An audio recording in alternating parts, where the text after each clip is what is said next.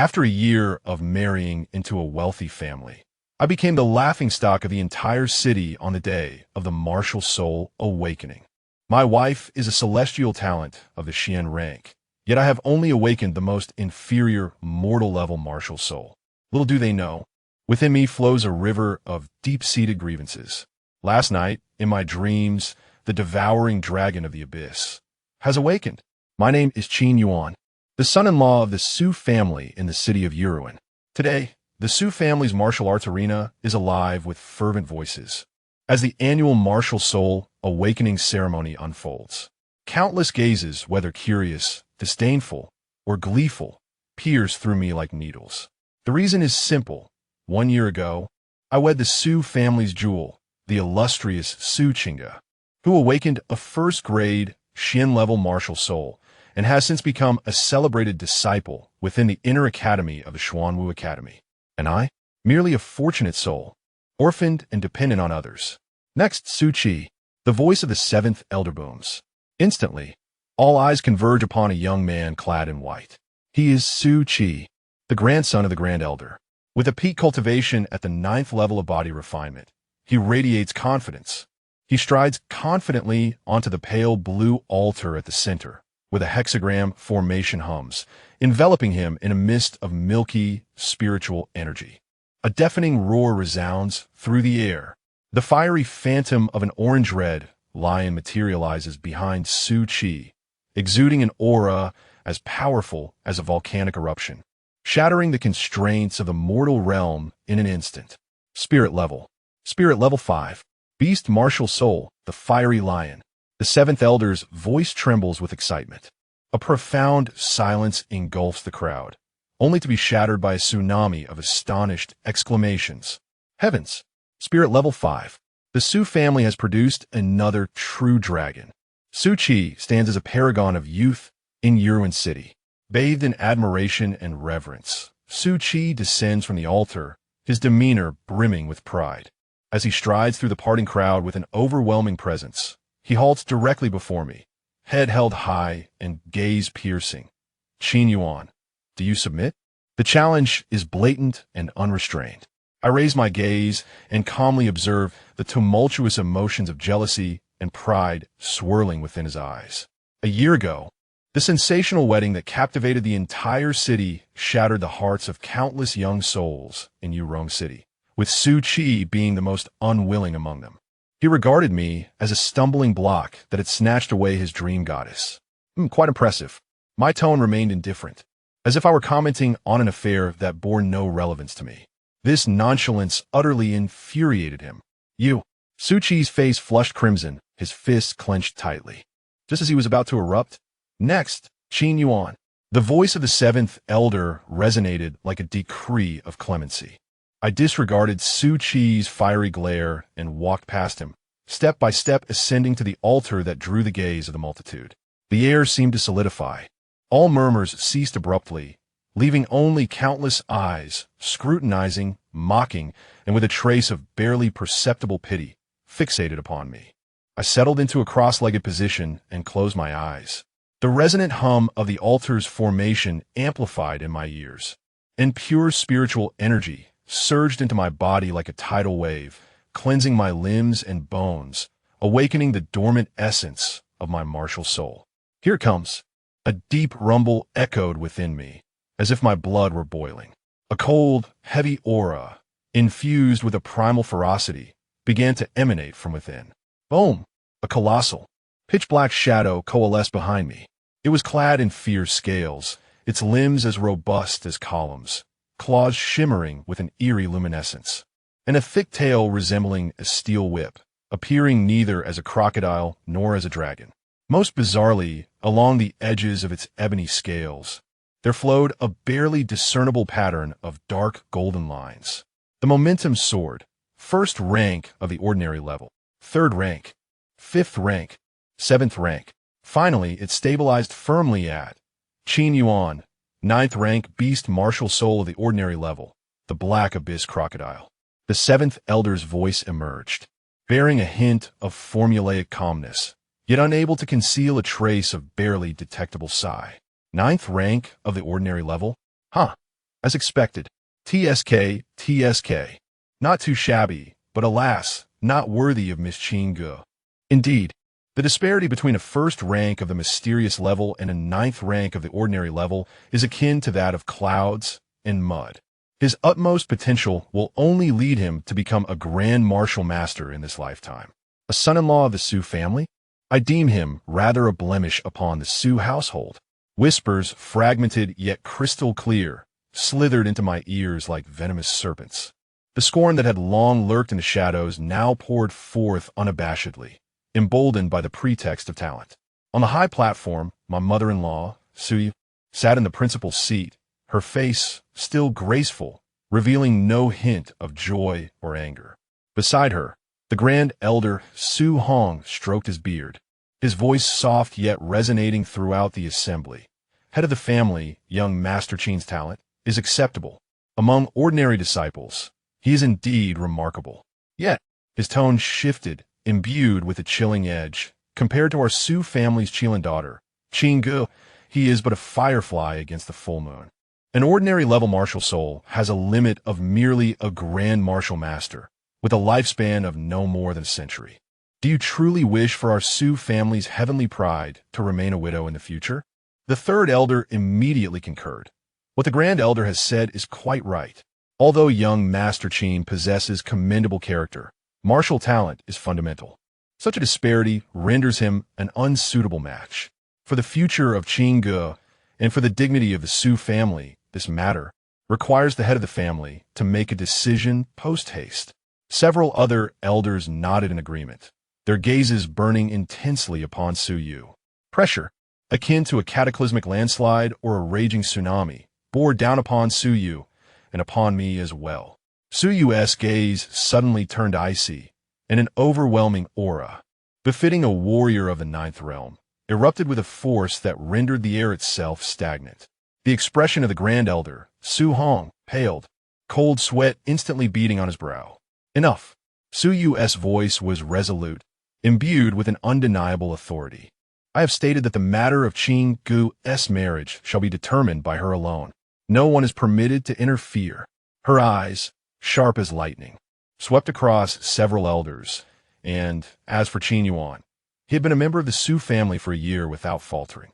When the Su family's marketplace was on the brink of collapse, who was it that rallied to its rescue? Establishing the Qing Yuan market and absorbing all the markets of Yurong City, ensuring that the Su family prospered? What you wear and what you use. Which of these does not bear his blood, sweat, and tears? Even if in the future he and Qingge's fates should sever, this Qing Yuan market is rightfully his inheritance. Should anyone dare to covet it again, do not blame me for turning merciless. The grand elder's face turned a shade of iron, his fists clenched within his sleeves, yet he dared not utter another word. To be so publicly chastised by the family head was a humiliation. His resentful gaze shot towards me, the malice palpable enough to be felt. Meanwhile, all the descendants of the Su family stood in hushed silence, their eyes cast towards me, filled with a myriad of complex emotions. As the ceremony concluded, the crowd dispersed, each person lost in their own thoughts. Su Qi shot me a venomous glare, evidently holding me accountable for the disgrace endured by our grandfather. I remained expressionless as I made my way out of the stifling martial arena. Traversing the cobbled path, I returned to the tranquil courtyard by the water's edge. Here lay the nominal home of both Su Qingge and myself. Her room was as cold and vacant as her demeanor, perpetually unoccupied. My own quarters, however, bore a whisper of classical elegance. I approached the pavilion by the water, seating myself upon the frigid stone bench. A simple tea set lay upon the stone table. I meticulously boiled water, washed the cups, and warmed the teapot, each movement deliberate, as though I sought to quell the molten turmoil roiling within my chest through this rigid ritual. As the tea poured into the cup, the verdant leaves unfurled and danced. 18 years have passed. I raised the cup to my lips, my fingertips icy, my voice a mere whisper only I could hear. The facade of calm finally shattered, revealing a profound hatred and a tumultuous thirst for vengeance in my eyes. 18 long years. I tread cautiously, as if upon thin ice. enduring disdain, ridicule, and humiliation, all in the name of survival. I ought to have had a blissful family. I am the scion of the Qin family, the future helmsman of one of the three great clans of Yurong City.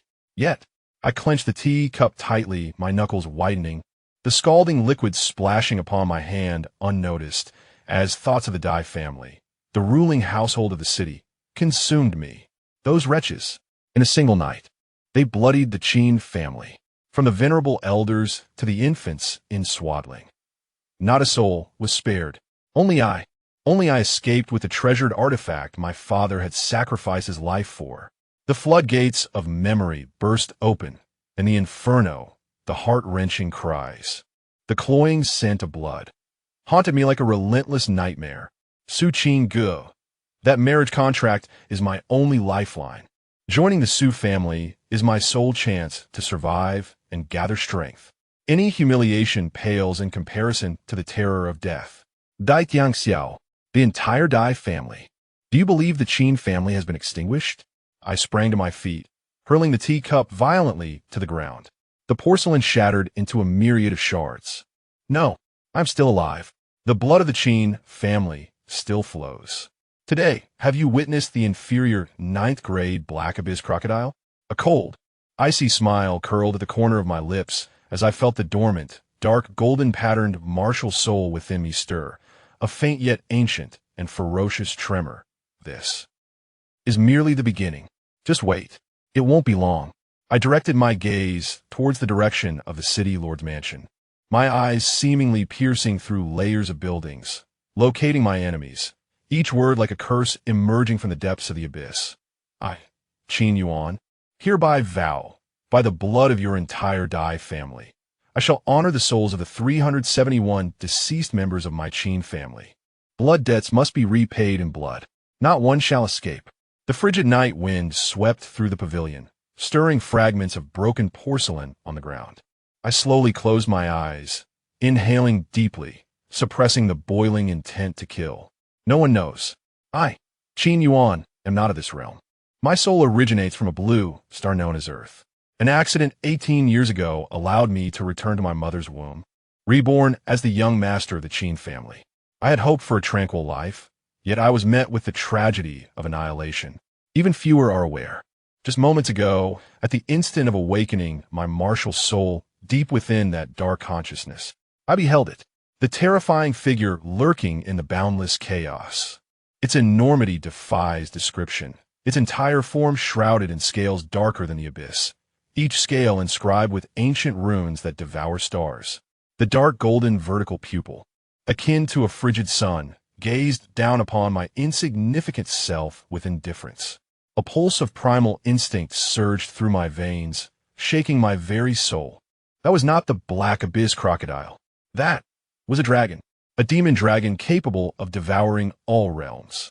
I lower my head, open my palm, and with a subtle thought, a faint, nearly invisible wisp of black gas began to coalesce above my palm. At the core of this black mist, a speck of dark golden light, smaller than dust, flickered defiantly. Inferior ninth grade? I chuckled softly, a mad and expectant gleam igniting in my eyes. The Dai family, the Su family, and all those waiting to see my downfall. The game has only just begun. Chapter 3. The devouring dragon. The Dai family believed their secret was well concealed. Little did they know, Qin Yuan's parents had seemingly foreseen the calamity that would befall the Qin family, and had taken precautions by hiding him underground. To further deceive the Dai family, they procured a corpse that bore a striking resemblance to Qin Yuan, successfully executing their ruse. Indeed, it proved effective, for Qin Yuan survived. When he emerged from the underground, he was greeted by the smoldering ashes of the Qin family estate, devoid of any trace. Shortly thereafter, the Su family, long-standing allies of the Qin family, arrived. Su Yu discovered Qin Yuan and took him back to the Su household, raising him for a year. It was during this time that he wed Su Qinga. It was then that the Dai family became aware of Qin Yuan's survival, yet they found themselves powerless to act. Qin Yuan was exceedingly cautious, only venturing out when Su Yu and several elders inspected the Su family's various enterprises. Over time, Su Yu sensed something amiss. She inquired if Qin Yuan knew the identity of the perpetrator behind the massacre of the Qin family, but Qin Yuan remained reticent. Although the Su family's overall strength surpassed that of the Qin family, the Dai family was no less formidable. In a true life-and-death struggle, both sides would undoubtedly suffer grievous losses. Furthermore, even if Su Yu were willing to avenge the Qin family, such sentiments would be rooted solely in her personal resolve, rather than that of the entire Su family. Additionally, Qin Yuan was reluctant to become overly indebted to the Su family. During that year, he utilized his previous life's knowledge and experience to design a fusion of medieval and contemporary fashion, completely transforming the Su family's marketplace, culminating in the emergence of Qingyuan Lane. This was his form of gratitude to the Su family. Sighing, Qin Yuan took a sip of tea, feeling a twinge of discontent. With a ninth-grade martial soul, was it truly hopeless for him to seek vengeance? Had the Qin family not been annihilated, he would have desired nothing more than a peaceful existence. However, the grim reality of the Qin family's downfall compelled a shift in his mindset. He must become powerful, for only then could he exact his revenge. Martial souls could evolve, yet such precious materials were rare and likely only found in Xuanwu City. As for Yiruan City, perhaps there was a slim chance in the Demon Wolf Mountains. Qin Yuan subtly shook his head. He lifted his teacup, poised to drink, when suddenly a surge emanated from his black, abyss, crocodile, martial soul. What? Qin Yuan was taken aback, hastily unleashing his martial soul. The ethereal form gradually solidified, revealing its true essence. The rectangular scales of the black abyss crocodile began to transform, their edges smoothing into arcs, forming fan-shaped scales. The coloration shifted from pitch black to a mysterious, regal black gold. At the tail's end was a tuft of unique black gold fur, its abdomen reminiscent of a mirage, with claws like an eagle and paws akin to a tiger. Its overall appearance mirrored that of a serpent, with antlers resembling those of a deer and a head akin to that of a camel. This is...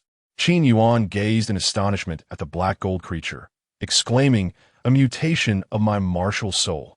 In the realm of Shenzhou, martial souls are primarily classified into 4 categories: weapon martial souls, beast martial souls, mutated martial souls, and original martial souls. The weapon and beast martial souls are the most common, while mutated martial souls are relatively rare, and original martial souls are exceedingly scarce. If one were to declare which martial soul holds the greatest power, it would undoubtedly be the mutated martial soul. Conversely, if one were to identify the weakest, it would also be the mutated martial soul. Thus, a saying circulates on the continent: a mutated martial soul may not be the strongest, yet the strongest martial soul is undoubtedly a mutation. Mutated martial souls can be classified as either benign or malignant. My martial soul, originally a mere 9th-grade black abyss crocodile, is now evolving towards the Dragon Clan martial soul. This is a benign mutation. Qin Yuan's face brightened with joy, unable to contain his excitement. Every benign mutation of a martial soul grants a unique, innate talent, akin to a bound spirit skill, though the two differ. A simple analogy would be that some individuals are born frail, while others are endowed with immense strength. Roar. As the black abyss crocodile martial soul continues to mutate, its roar begins to transform. After a brief moment, the mutation is complete. Within Qin Yuan's consciousness, the first soul skill of his new martial soul and its innate talent emerge. The first soul skill, Black Gold Dragon Claw. Upon activation, it allows one arm to transform into a black gold dragon claw, enhancing 1's power by 100, defense and speed by 50. With an additional 50 increase for every major breakthrough in Realm. This amplification type soul skill aligns perfectly with the characteristics of the Dragon Clan martial soul. Qin Yuan has always favored the visceral thrill of close combat. That sensation is exhilarating. Indeed, Qin Yuan smiled sincerely. In truth, typical amplification type soul skills do not exceed a 60 increase, with growth rates ranging from 10 to 20. However, Qin Yuan's Black Gold Dragon Claw has surpassed expectations. Moreover, there is the innate talent. Qin Yuan's thoughts flowed as he began to examine the innate talent of his new martial soul. He resolved to name his new martial soul based on the effects of this innate talent. Innate talent, Devour. It allows the consumption of all energy-bearing life forms, thereby enhancing one's realm and evolving the martial soul, with the most effective results achieved from energy and life forms related to dragons. Upon absorbing this information, Qin Yuan was momentarily stunned. No wonder my martial soul did not increase in rank after mutation. It was awaiting this. With such a divine skill, what worries could there be about becoming powerful or seeking revenge? Qin Yuan felt an overwhelming urge to laugh heartily, releasing years of pent-up frustration. Yet, he restrained himself. To laugh out loud would certainly disturb those around him, and explaining the situation would be cumbersome. It was better to treat everything as if it had never happened. With a deep breath, Qin Yuan exhaled slowly. However, even as he maintained his composure, the joy in his heart shone through, subtly transforming his demeanor into one of greater confidence and exuberance. After a considerable time, he pondered the naming of his martial soul. Stroking his smooth chin, he mused, devouring ability, Black Gold Dragon Scale. Should I call it the Dark Gold Devouring Dragon? That sounds rather unappealing. Devouring Dragon, Dark Gold Demon Dragon, Devouring Demon Dragon. After what felt like an eternity, Qin Yuan finally settled on a name for his new martial soul, the Sky-Devouring Demon Dragon. As for the inspiration, it surely stemmed from a character in a past life's online novel, a stunning empress who practiced the Sky-Devouring Demon technique. Let us explore the effects of this soul skill and devouring ability. Qin Yuan calmed his mind, establishing a connection with his martial soul. In an instant, his right arm began to transform, the black golden scales creeping up his neck, rendering his right arm somewhat more robust, adorned with a fan-shaped pattern of black golden dragon scales.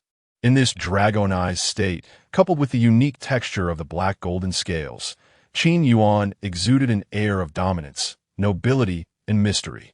With a swift motion, Qin Yuan opened his eyes, a glimmer of golden light flickering within. He felt an explosive power coursing through his entire being.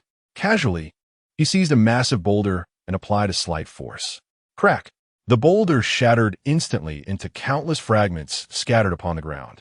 Elated, Qin Yuan summoned forth a black golden divine dragon from behind him, eager to test his devouring ability. He retrieved several herbs imbued with faint spiritual energy from a spatial ring and activated his devouring skill. Chapter 4. Devouring Upgrade with a resounding roar. The black gold divine dragon surged forth, swiftly engulfing the medicinal herbs in a vortex-like motion. Almost immediately, a faint surge of energy coursed through Qin Yuan, granting him a slight enhancement in both his cultivation and spirit. Eager to test the efficacy of the elixirs, Qin Yuan hastily retrieved all 20 inferior-grade gathering spirit pills from his storage ring, placing them upon the stone table. The rate at which a warrior refines elixirs is intricately linked to the quality of their martial soul and the elixirs themselves.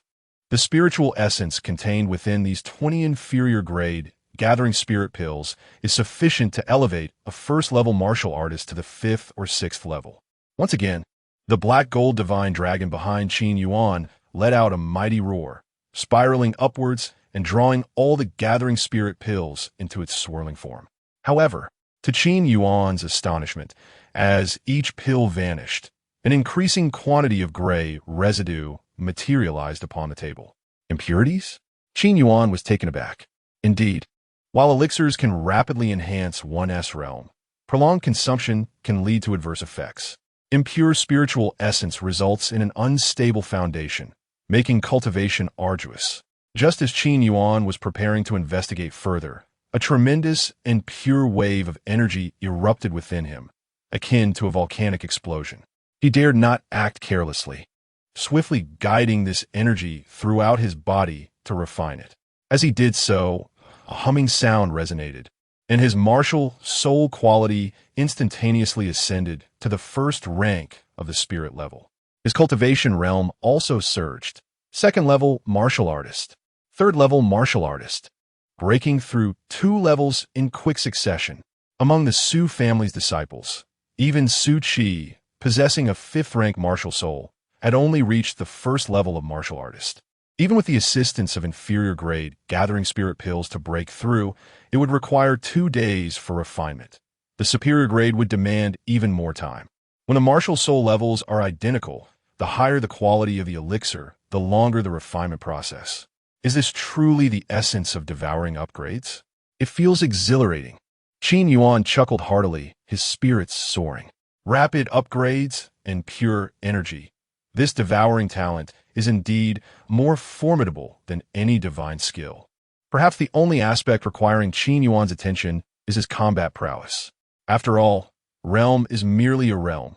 True strength is fundamental. It seems my forthcoming training regimen is rather straightforward, practical experience. Qin Yuan mused. The talent for devouring implies that he need not squander vast amounts of time absorbing and refining spiritual essence. He simply must continuously hone his combat abilities to ensure his strength keeps pace with his realm. Ordinary warriors must dedicate time to both refining spiritual essence and engaging in practical combat training. In contrast, Qin Yuan requires only practical combat experience. His rise to prominence is inevitable. But there is also the anomaly at the location of his dantian. A sudden realization struck Qin Yuan, prompting him to inspect the area of his dantian. Earlier, while guiding the spiritual essence, he had sensed an unusual energy fluctuation in addition to the presence of the devouring heavenly demon dragon martial soul. With his eyes gently closed, he turned his gaze inward. Upon focusing on his dantian, he observed not only the majestic black gold divine dragon coiling within, but also an inconspicuous pure white seed. The crux lies in the energy of the pure white seed, which bears a striking resemblance to the soul of the devouring dragon. A twin soul? Qin Yuan was initially taken aback, but then he scrutinized the pure white seed, a wave of familiarity washing over him. This seed is none other than the root cause of my transmigration.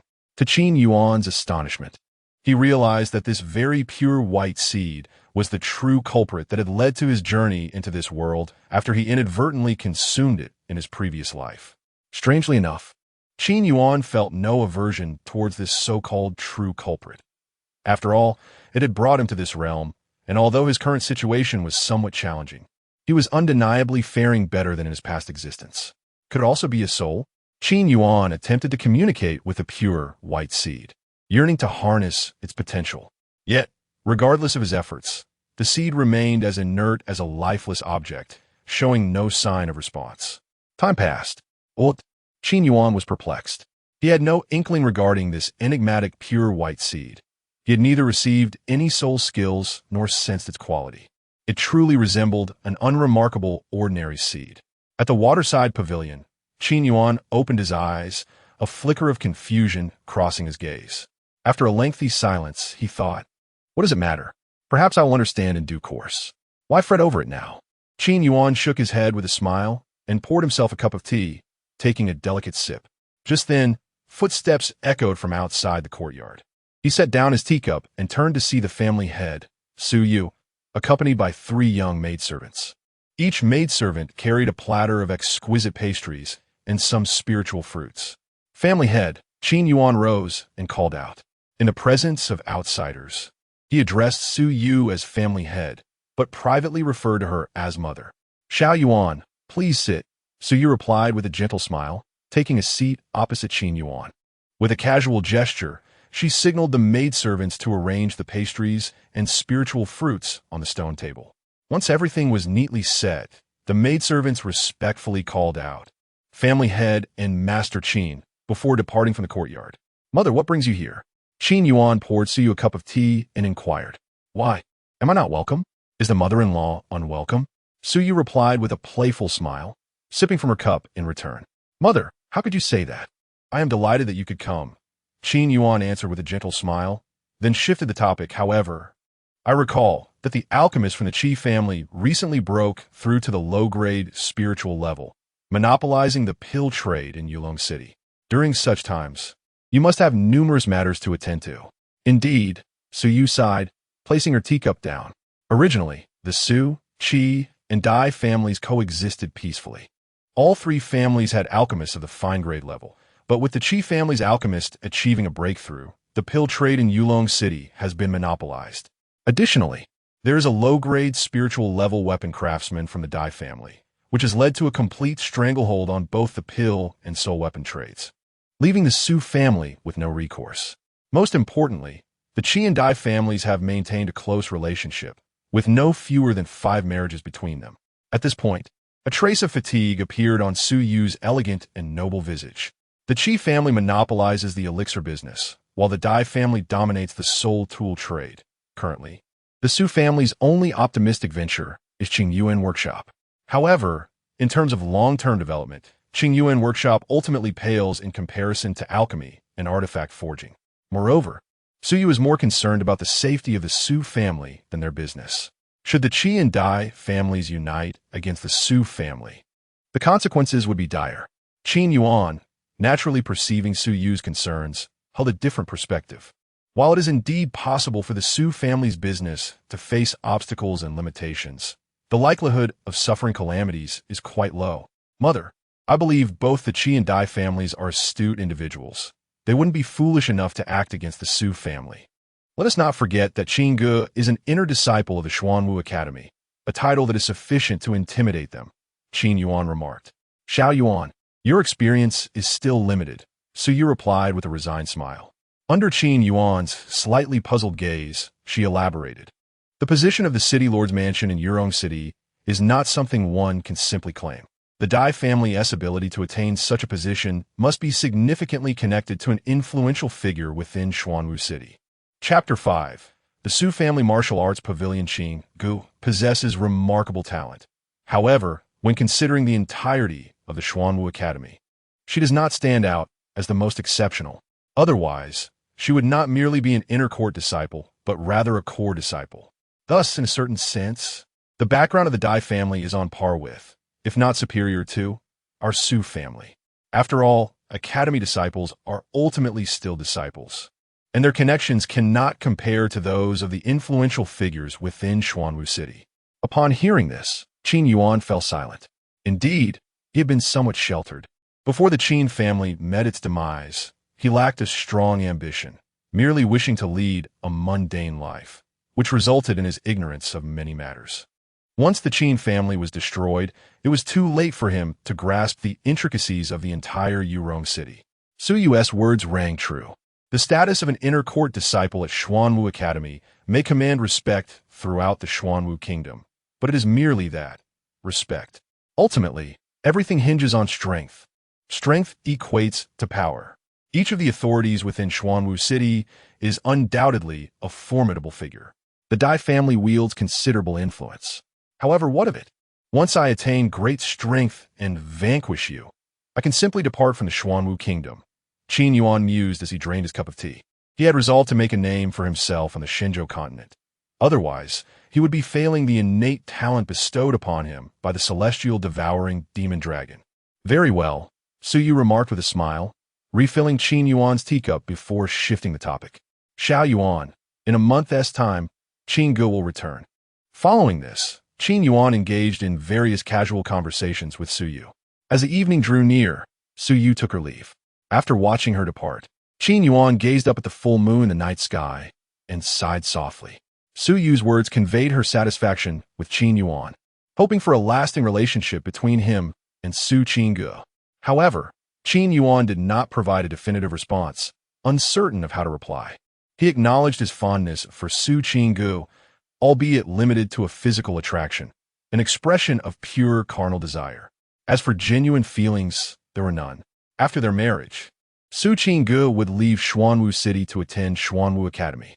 Setting aside whether they would cultivate feelings for one another, there would be no opportunity even if they wished to do so. Therefore, Qin Yuan did not impose any undue expectations regarding this marriage. Whether Su Qingge desired to continue or to sever their ties, he would not object. It was entirely her choice. Should she wish to persist, he would seek genuine affection. If she opted to part ways, he would not cling desperately. He would let things unfold naturally. Shaking his head with a smile, Qin Yuan clasped his hand behind his back and stepped into the classical style room. He extinguished the lights and surrendered to slumber. The following morning, Qin Yuan arose early. After refreshing himself, He donned a silver outfit adorned with golden accents, exuding an indescribable aura. Once prepared, he set off toward the Su family martial arts pavilion. The martial arts pavilion serves as the repository for the Su family's martial techniques, housing numerous techniques of both the mortal and spiritual levels, available for all disciples, attendants, and elders of the Su family to study. Entering this place poses no stringent requirements. One merely needs to awaken their martial soul.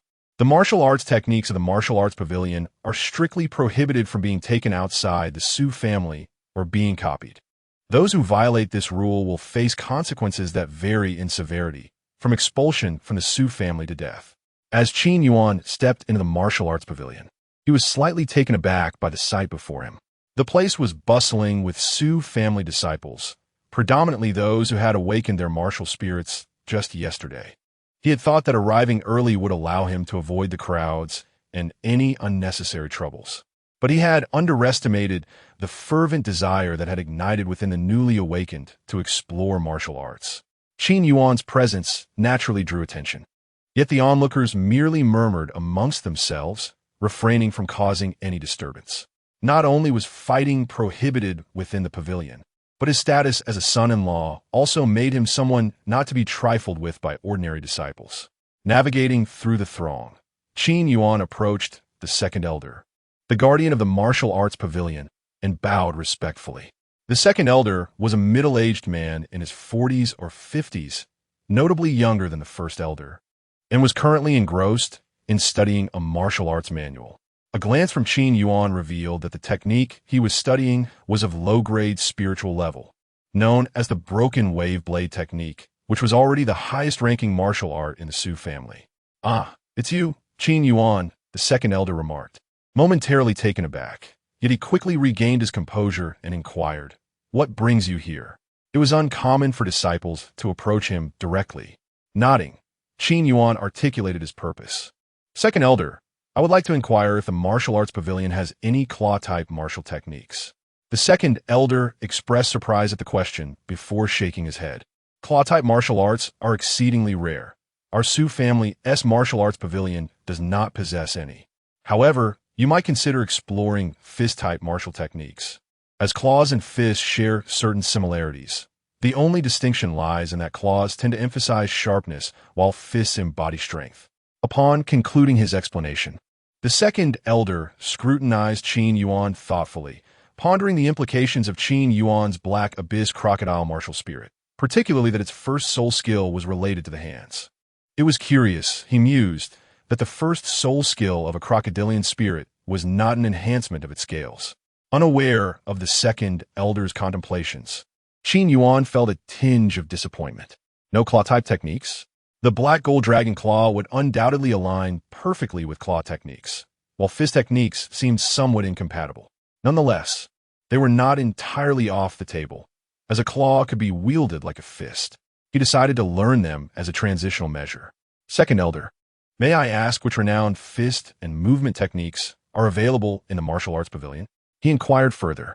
In response, the second elder did not hold back, smiling as he replied, "Currently, the only techniques suitable for you are of low-grade, ordinary level. There's a notable fist technique known as the mountain and sea fist, which is quite popular among the disciples. It has two primary attributes, speed and ferocity. When executed, it can amplify one's punching power, unleashing double the strength. As for movement techniques, there are numerous options, with two particularly favored ones: wind-grasping steps and ghostly shadow disappearance, where one is characterized by lightness and the other by cunning. "Thank you, second elder." Qin Yuan expressed his gratitude. Qin Yuan smiled and clasped his fists, saying, "It is of no concern. You may go. These 3 martial arts manuals are conveniently located in the same area, on the first and third bookshelves of Zone 2. The second elder waved his hand dismissively. Qin Yuan nodded, performed another bow, and took his leave. He traversed the corridor and soon arrived at Zone 2, where rows of antique redwood bookshelves adorned with various martial arts manuals came into view. Qin Yuan commenced his search for Shanghai Fist and Lawn Foam Step. Meanwhile, in Zone 2, an arrogant young man clad in white was also selecting martial arts techniques. Upon noticing Qin Yuan, he was taken aback. He set down a manual and approached, a playful smirk forming on his lips. Yet, before he could utter the name Yuan, he was left speechless as Qin Yuan picked up two manuals and walked away without a glance back. Seeing this, Su Qi recalled the incident from the previous day when he had sought to vent his frustrations, only to have Qin Yuan slip away. Now, Qin Yuan had the audacity to disregard him, the second heir of the Su family. Such insolence could not be tolerated. In a flash, Su Qi dashed off, colliding with several disciples who were also in search of martial arts techniques, nearly causing them to stumble. Angered, the disciples were about to unleash their wrath. But upon realizing it was Su Qi, they could only swallow their curses. Chapter 6. The Dominant Assertion. Not apologizing after hitting someone? They're on a roll. What madness is this fellow up to now? Several disciples felt a wave of discontent. Though they dared not voice their grievances in front of Su Qi, they nonetheless whispered amongst themselves. It seemed he was intent on provoking Qin Yuan, one disciple remarked. TSK, he truly enjoys stirring trouble for no reason. How imbibit, having a distinguished grandfather is indeed impressive.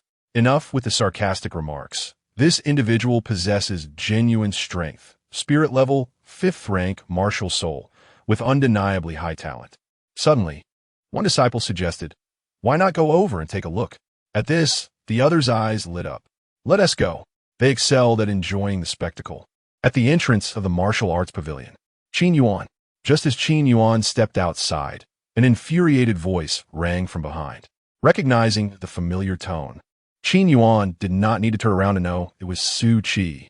He contemplated leaving quietly, but decided it would be wiser to assert some dominance now. Otherwise, future encounters would surely lead to endless trouble. With this thought, Qin Yuan halted and turned around. Qin Yuan, you certainly know how to play. Su Qi emerged from the martial arts pavilion, a smug expression gracing his fair visage. Yesterday, he left without a word, as if he held the elders in contempt. Su Qi immediately took the moral high ground, pointing accusatorily at Qin Yuan. The onlookers, expecting a thrilling spectacle, felt their anticipation wane. They had expected a riveting conflict. But this was the reality? Faced with Su Qi's finger-wagging, Qin Yuan chose silence, stepping forward to look down at Su Qi. A true superiority. Though they were of the same age, Qin Yuan, standing just over 6 feet tall, towered half a head above Su Qi. Under Qin Yuan's gaze, Su Qi felt a surge of displeasure. He was accustomed to wielding such looks against others. No one had ever dared to meet his gaze with such defiance. Undoubtedly, Qin Yuan had encroached upon his pride. Step aside. Enraged, Su Qi reached out to push Qin Yuan away. Yet with a mere glance, Qin Yuan deftly grasped Su Qi's hand, swiftly flipping him and pinning him to the ground. The crowd, the second elder, they had anticipated a grand display from Su Qi, but instead, it turned into a rather humiliating encounter. The searing pain coursing through his arm elicited a howl from Su Qi. His anguished cry was heart-wrenching, evoking sympathy from those who heard it. Such formidable strength. The secretly observing second elder was taken aback. Although Su Qi had only awakened yesterday, as a spirit-level 5th rank beast martial soul, the Blazing Lion, he naturally possessed a significant advantage in strength, one that should have put him beyond Qin Yuan's reach. Yet, the scene of Qin Yuan effortlessly overpowering Su Qi unfolded before their eyes. Little did they know, Qin Yuan's Black Abyss crocodile martial soul had long since mutated into a true dragon lineage martial soul. The physical prowess of a dragon was inherently superior, far beyond what the Blazing Lion could contend with. Sui, as the crowd marveled at Qin Yuan's formidable power, he spoke. At 18, your martial soul has awakened. You're no longer a child. Why do you continue to act like a reckless youth, incessantly seeking trouble instead of focusing on serious matters? Such behavior brings disgrace upon your esteemed grandfather. Listening to Qin Yuan's somewhat mature words, the onlookers couldn't help but roll their eyes. If memory served correctly, he was of the same age as Su Qi. Nevertheless, Qin Yuan's remarks held a grain of truth. Su Qi's daily display of arrogance and penchant for instigating conflict was indeed embarrassing, tarnishing the reputation of the elder. Su Qi's face flushed crimson, his composure cracking. "You insolent fool! I command you to release me at once or else." He was like a fireball, furious and desperate, especially with so many eyes upon him. Su Qi felt utterly humiliated, stripped of all dignity. "Qin Yuan, you shall pay for this." In a fit of rage, Su Qi summoned his martial soul, enveloped in flames, transforming into the fiery lion. The crowd gasped in astonishment. Was he truly invoking his martial soul over a mere disagreement? Su Qi's hair turned a vibrant orange, tufts of fur sprouting along his cheeks, and his hands morphed into blazing lion's claws. With his martial soul activated, flames danced across Su Qi's body, forcing Qin Yuan to release his grip to prevent igniting his clothes. Lion's fiery claw. Su Qi brandished his fiery claws, lunging at Qin Yuan's chest. "Stop!" The second elder began to intervene, but was cut short by a powerful, commanding dragon-esque roar that echoed through the air.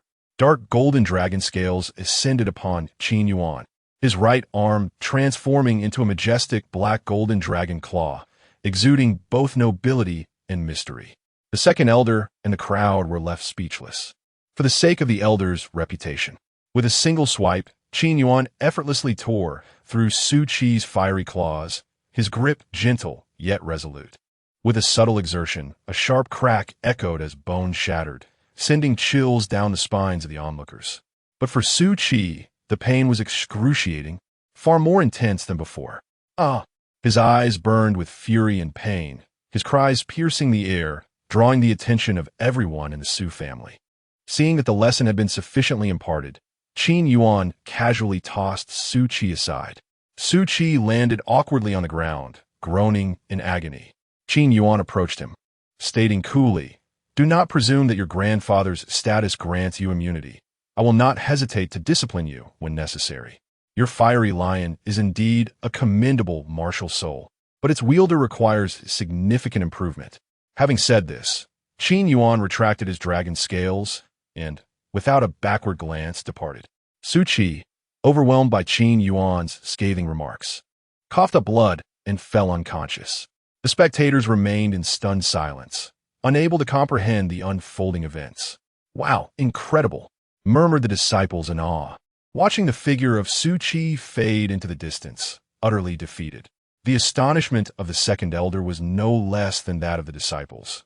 However, his shock stemmed from Qin Yuan's martial soul and cultivation level. A third-tier martial master. No, that cannot be right. How can it be a spirit-level martial soul? This is certainly not the Black Abyss crocodile martial soul. That roar. It is a Dragon Clan martial soul. Could it be a mutation of the martial soul? Initially taken aback by Qin Yuan's realm, the second elder soon recognized the spirit-level martial soul, prompting thoughts of mutation. Having lived for many years, he possessed a modicum of insight. This matter must be reported to the family head without delay. The second elder quickly reached a resolution. However, there was no need for him to make the report, for Su Yu and several elders had already arrived. In the distance, Su Yu was accompanied by 3 elders, all hurrying forward, their faces etched with concern. "Family head." The second elder bowed respectfully.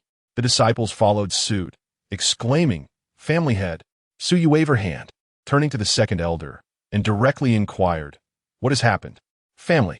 The second elder was about to respond when the heart-wrenching voice of the grand elder pierced through.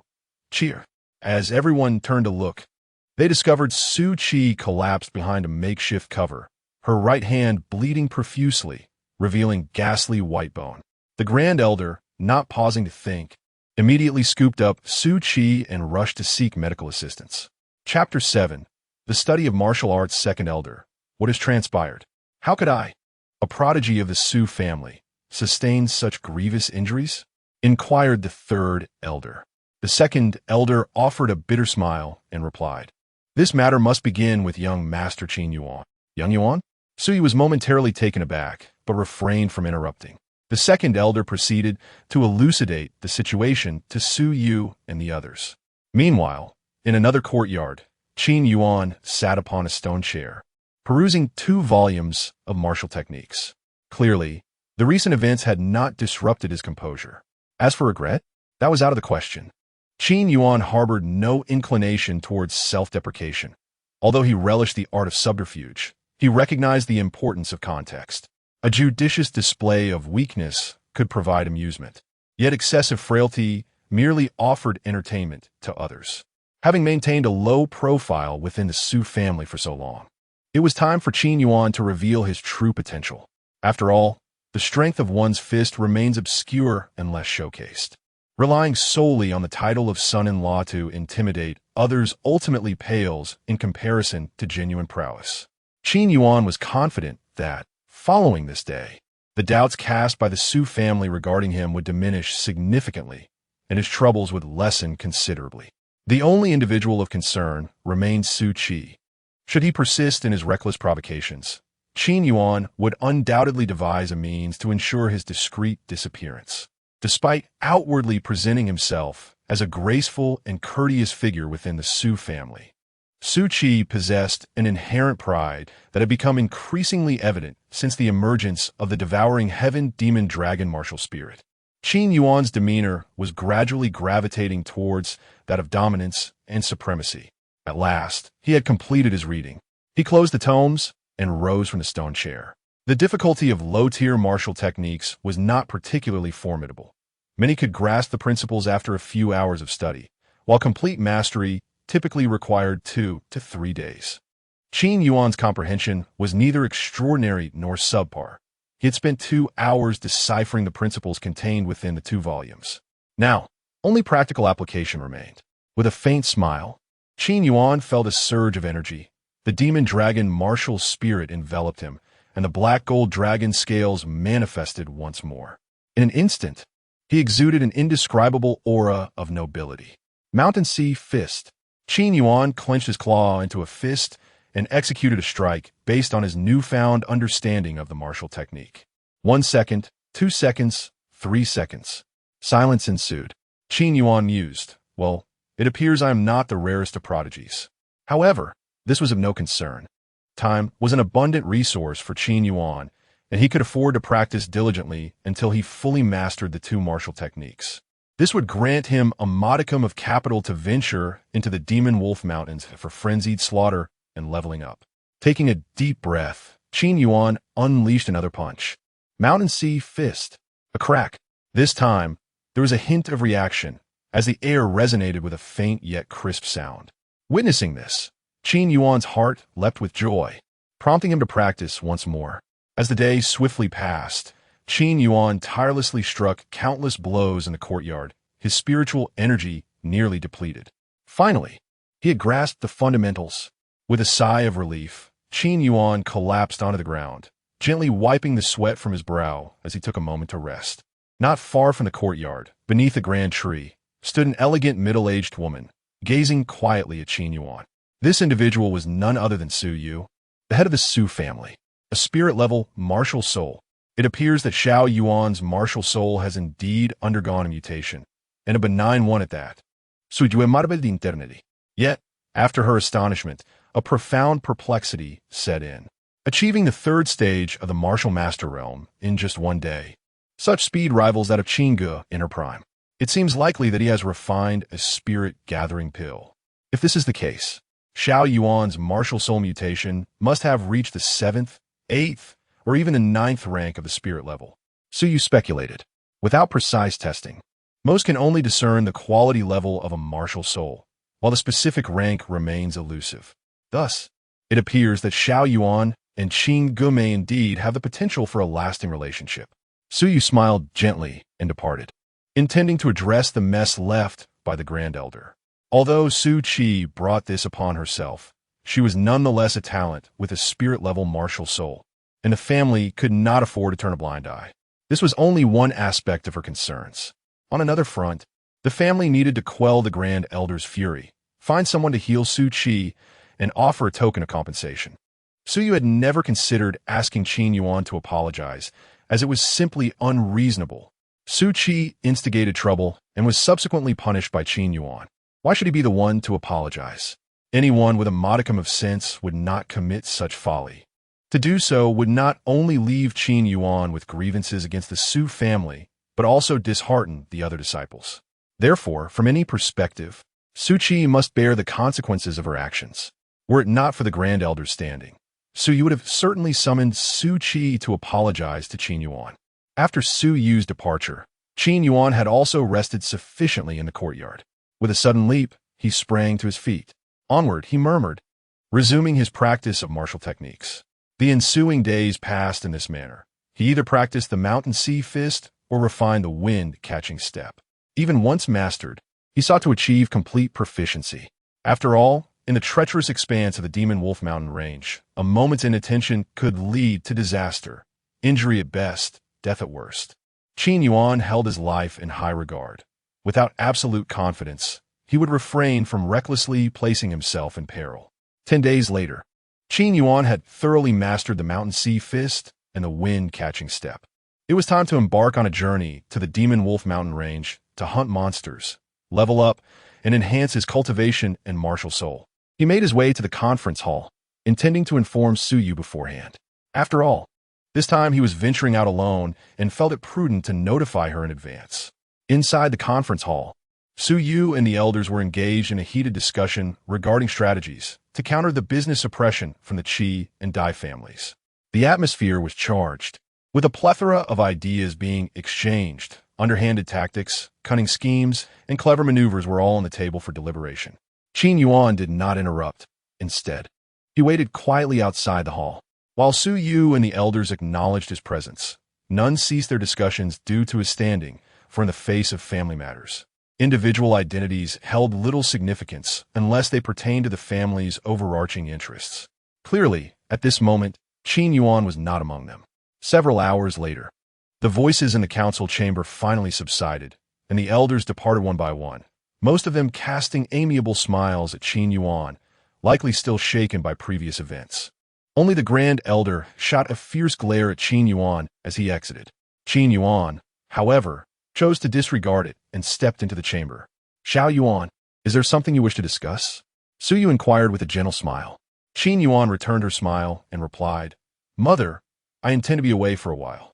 Oh, in that case, I shall arrange for the second elder and the third elder to accompany you. Su Yu responded without a moment's hesitation. She had gathered some understanding of the reasons behind Qin Yuan's infrequent outings over the past year, but knowing he would not divulge more, she refrained from pressing him. That won't be necessary. Mother, I plan to go alone this time. I merely came to inform you, Qin Yuan stated, shaking his head. Chapter 8. Trials in the Demon Wolf Mountain Range, venturing out alone? Su Yu furrowed her brows and inquired. You are only at the third tier of the martial master realm, and many dangers you cannot yet face alone. It would be prudent to have the second elder or the third elder accompany you. If you have matters to attend to, you may also ask others to assist. In the past, she would not have intervened, but now she had gleaned some understanding of the situation, rendering her unable to trust Qin Yuan to venture out alone. Mother, there shall be no issues. I have only confided in you about this outing. Surely, you would not wish me harm? Qin Yuan replied with a smile, half-jokingly.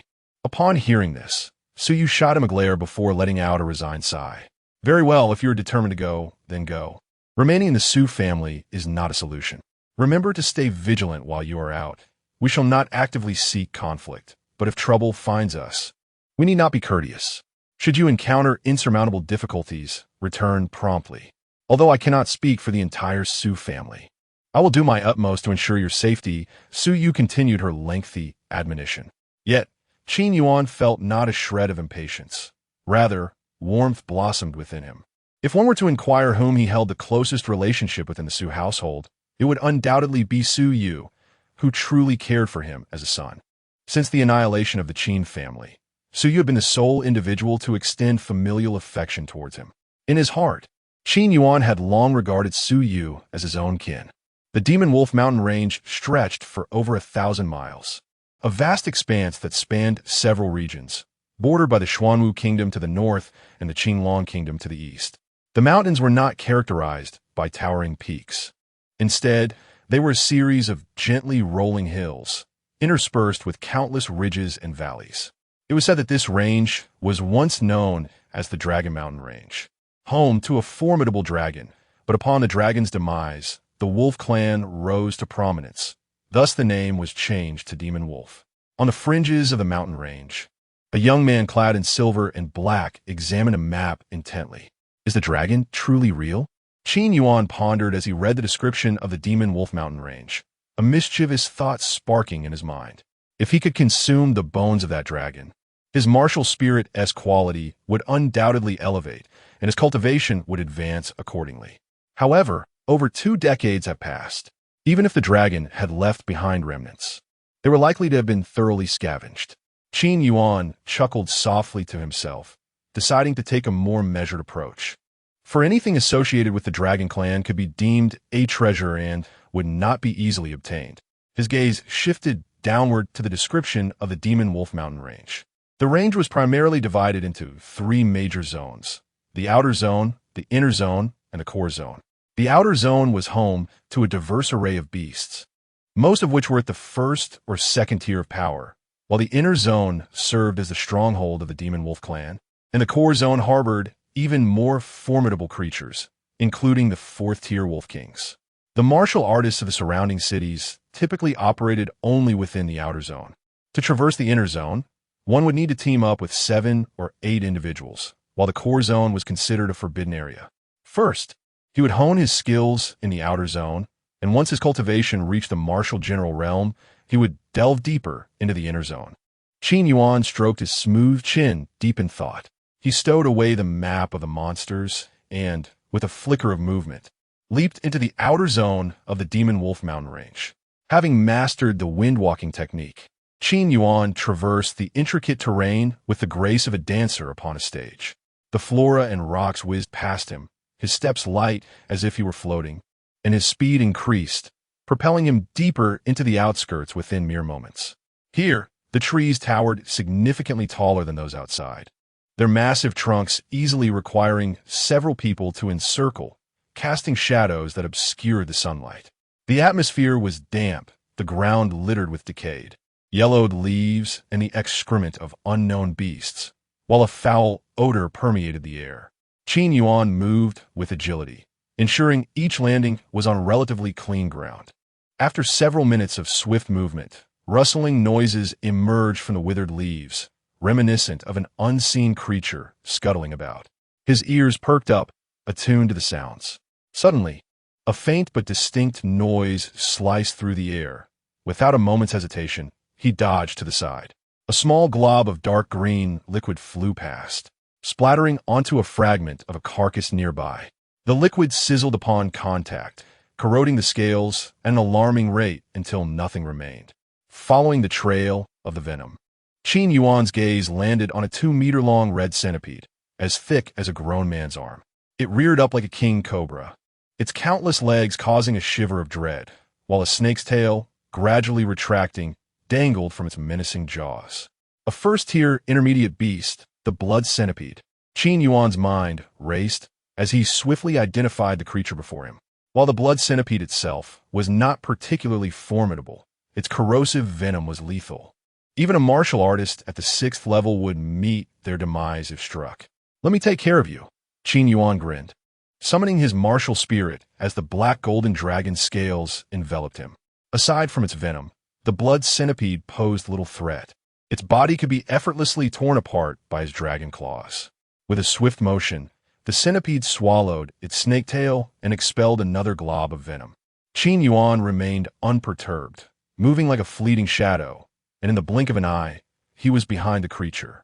The centipede barely had time to react before Qin Yuan's claw descended. With a swift slash, the centipede's 2-meter body was cleaved into 6 writhing segments, each convulsing violently. In its desperate state, it spewed venom in all directions. Anticipating this, Qin Yuan retreated to a nearby tree, biding his time.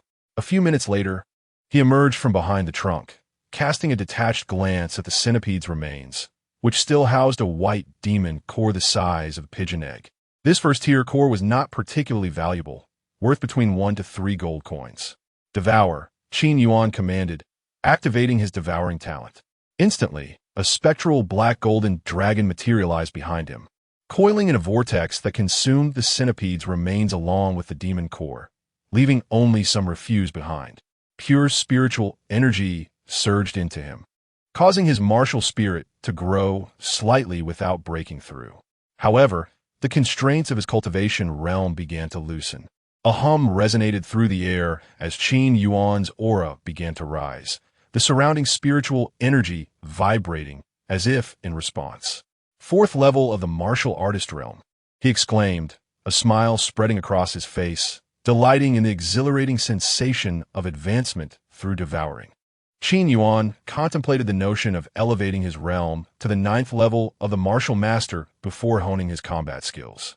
Rather than progressing incrementally through each level, he considered the prospect of directly devouring his way to the ninth level, subsequently refining his practical experience.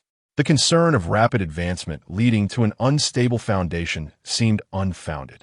The pure spiritual energy filtered through the process would not only fortify Qin Yuan's foundation, but also enhance its stability. What truly preoccupied Qin Yuan was the disparity between his combat prowess and his elevated realm. The levels of Martial Master, Grand Martial Master, and Martial General were manageable. Leveraging the advantage of his Dragon Clan martial soul, he could still manifest the corresponding combat strength. However, as he ascended to higher realms, his shortcomings became more pronounced. For instance, should an inadequately trained Qin Yuan reach the ninth level of martial sovereign, he would find himself capable of only exerting the strength of a seventh level martial sovereign. Chapter 9. Undercurrents practice is essential. Battle experience can only be cultivated through relentless training and accumulation. After murmuring this, Qin Yuan once again plunged into the depths of the forest. Thus commenced a brutal slaughter. 10 days later, in the city of Yuan, a structure reminiscent of a palace stood proudly, its dark blue tiles shimmering with a piercing white light under the sun. The palace exuded an air of ancient elegance, with its gilded roof and crimson doors imparting a sense of solemnity and reverence.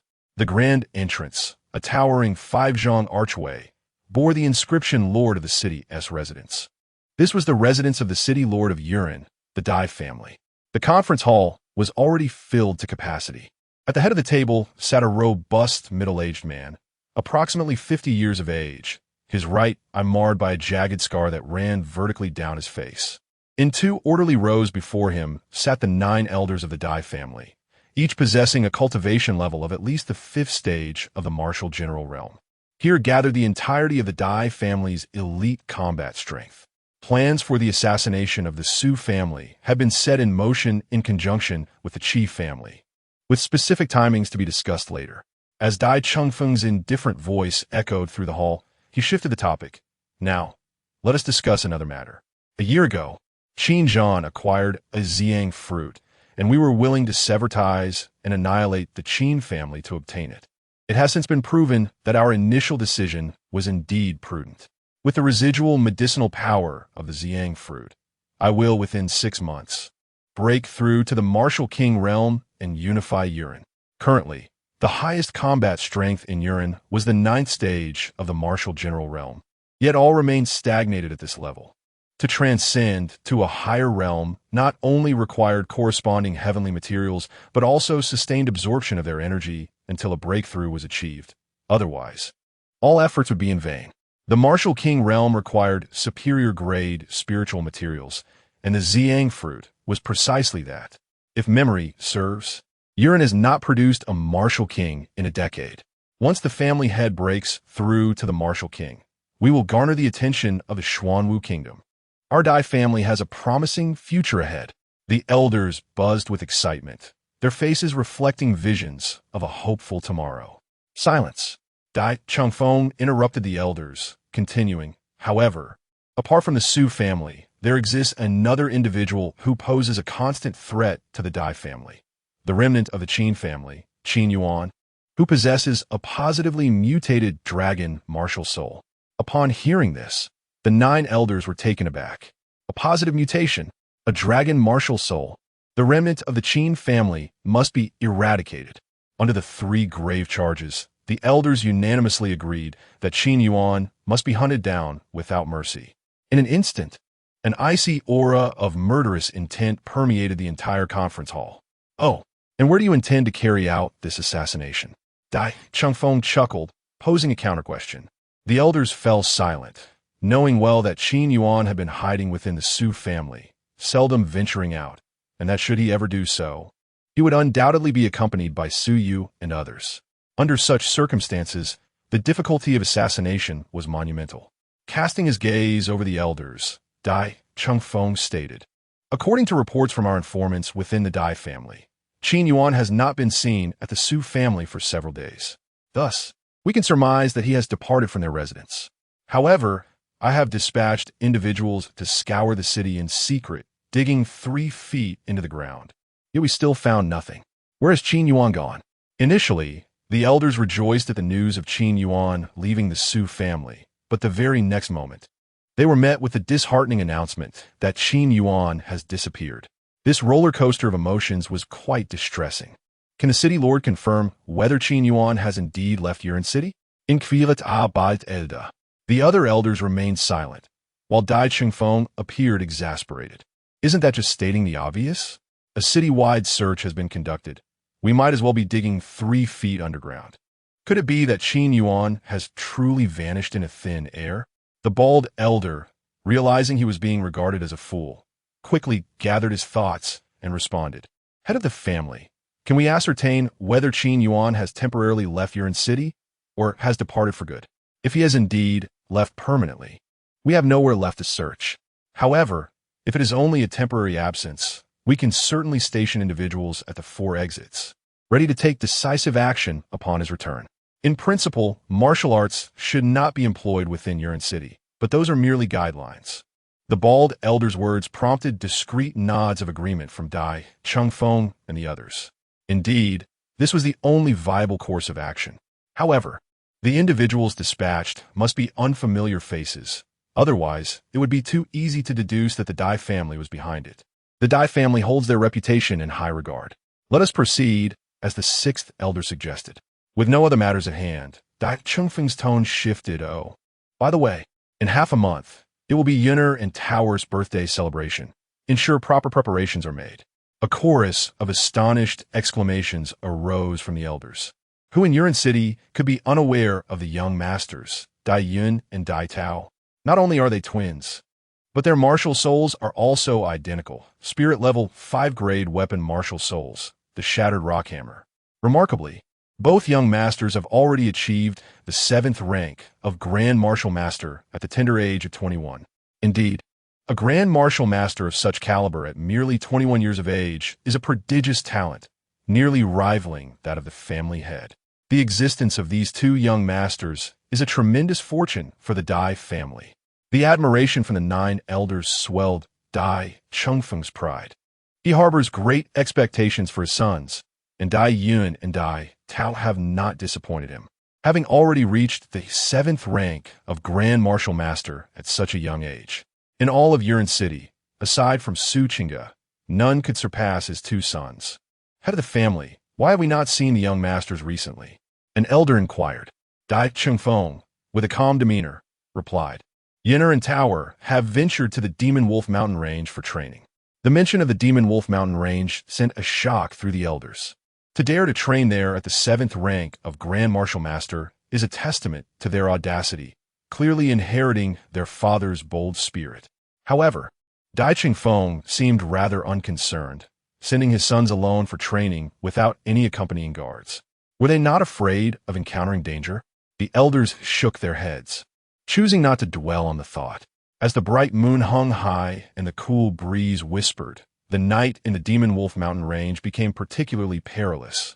For the Silver Moon Demon Wolves would emerge from the inner regions to hunt, preying on the beasts of the outer zones.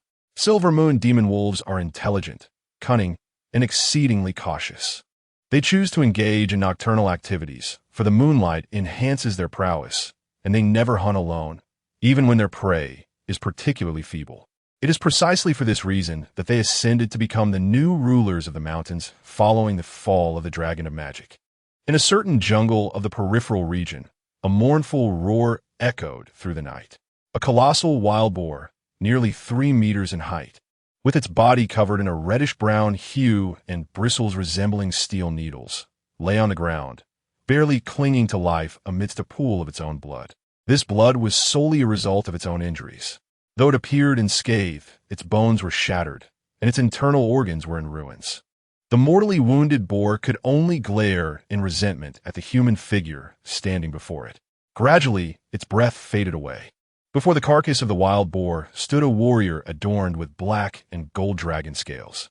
Although his aura was that of a mere fourth-tier grand martial artist, his presence was more terrifying than that of a peak grand martial artist. The force behind his punch was truly formidable. Qin Yuan's gaze was cold as he muttered to himself. With a 150 enhancement from the black gold dragon claws, combined with a 100 enhancement from the mountain and sea fist, his punch descended, instantly obliterating the pinnacle of a second-tier wild boar. Chapter 10. Surge of Power, swiftly devouring the opponent. As Qin Yuan listened to the distant howls of wolves, he pondered deeply. He promptly activated his innate talent, consuming the carcass of the red-haired wild boar and the demon core, leaving only a heap of gray remnants. A surge of immense, pure energy flooded in, which Qin Yuan divided equally into two portions, one to nourish his martial soul and the other to enhance his cultivation. Buzz, buzz. With two faint resonances, Qin Yuan's aura ascended once more.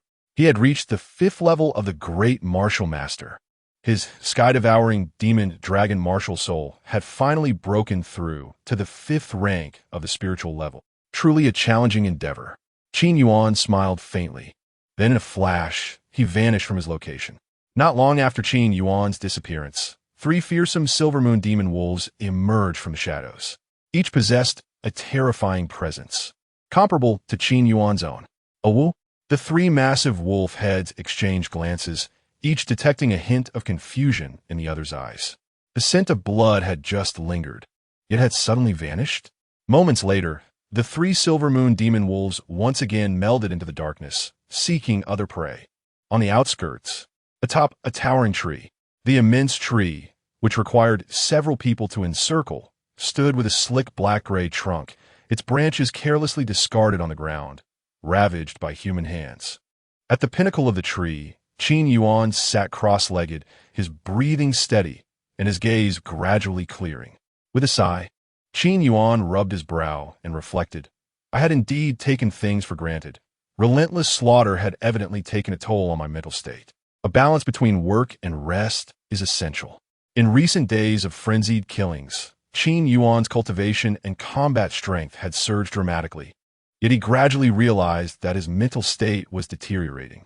At times, he found himself unable to perceive his own emotions, feeling like an emotionless machine of slaughter. This was clearly due to prolonged bloodshed, leading to a corruption of the spirit by malevolent energy. Such phenomena are profoundly enigmatic. Mildly, they render one cold and indifferent. Severely, they reduce one to a mere killing machine, a state known as demonization. Perhaps I should remain here for a few more days before returning, allowing my mental state to recover before choosing another day to venture forth. Qin Yuan contemplated silently. Having mapped out his next steps, Qin Yuan began to reflect on the gains of recent days. After breaking through to the great martial master, his pure white seed martial soul remained unchanged, while his sky-devouring demon dragon martial soul had acquired its second soul skill. The second soul skill, Black Gold Dragon Body. This enhancement type soul skill boosts his defense by 200, rendering him immune to all negative statuses, with an additional increase of 50 for each major breakthrough. A threefold defense, embodying the effect of a tyrant body. For Qin Yuan, this was perfect as a strong attack-type martial artist who favored close combat. His greatest fear was control-type warriors. With the Black Gold Dragon Body, he could now engage in battles with unrestrained ferocity. Notably, upon utilizing the Black Gold Dragon Body, his physique merely adorned itself with black gold dragon scales, resembling a suit of black and gold armor, without any exaggerated transformations. This aspect resonated well with Qin Yuan's aesthetic sensibilities. He has always pursued a lightweight and refined form of armor, rather than cumbersome heavy armor. To return to the main topic, aside from his breakthrough in cultivation and the acquisition of new soul techniques, Qin Yuan's combat experience has also been honed. Presently, Qin Yuan possesses combat prowess capable of easily overwhelming all low-tier third-level beasts, engaging the majority of mid-tier third-level beasts and contending with a select few high-tier third-level beasts. Thus, it can be said that Qin Yuan's strength is comparable to that of a 7th-tier martial general. Gulp. I'm hungry again. Qin Yuan chuckled softly and retrieved some pre-prepared food from his spatial ring. Although it may not be a culinary delight, it suffices to fill his stomach. Ever since he acquired the dragon demon martial soul, Qin Yuan discovered that his appetite had grown astonishingly large. The amount of food sufficient for an ordinary person for an entire week barely sustains him for a single meal. In this manner, Qin Yuan concealed himself atop a towering tree, munching on dried meat while resting. Howl! Howl! Howl! At that moment, a cacophony of excited howls from the Silver Moon demon wolves echoed from afar. Casting a glance towards the source of the howls, Qin Yuan mused. Another unfortunate soul has caught their attention. The incessant howling clearly indicated that there were no fewer than 3 Silver Moon demon wolves in the vicinity. Curiosity piqued. Qin Yuan smiled, finishing off the dried meat in a few bites before swiftly darting into the forest. He had been a keen observer of such spectacles in recent days, especially given that he was on the outskirts of the mountain range, where encounters with martial artists were quite common. Qin Yuan had discreetly witnessed numerous skirmishes, including battles between demon beasts, confrontations among martial artists, and various internal strifes. The conflicts among demon beasts often revolved around territory, sustenance, and status. In contrast, human martial artists were embroiled in far more intricate disputes, driven by power, profit, women, treasures, and a myriad of other motivations that could incite infighting. One encounter that left a profound impression on Qin Yuan involved a certain female martial artist who, with mere words, incited 2 male martial artists to risk their lives in hunting demon beasts. Ultimately, the 2 men fell, one dead and the other injured, while the female martial artist emerged as the greatest victor. Under the luminous moonlight, silver rays cascaded across the earth. At the periphery of the Demon Wolf mountain range, within a somewhat concealed temporary base of martial artists, chaos reigned as a tumultuous scene unfolded. 5 Silver Moon demon wolves had encircled 6 martial artists. Observing the attire of these 6 individuals, it was evident that the twin brothers and the woman they were protecting held a higher status, while the other 3 served as attendants. Damn it, where are Qi Ming and Qi Wei? How are they on night watch? Stop howling. The Silver Moon demon wolves have launched a surprise attack. They are already dead. Among the 5 Silver Moon demon wolves, 2 were mid-tier 2nd level, 2 were high-tier 2nd level, and 1 was low-tier 3rd level. The expressions of the 6 martial artists were grim, while they could grit their teeth and escape from the 2nd level Silver Moon demon wolves. The presence of the low-tier 3rd level Silver Moon demon wolf, which was comparable to a 3rd-tier martial artist, posed a dire threat. What shall we do now?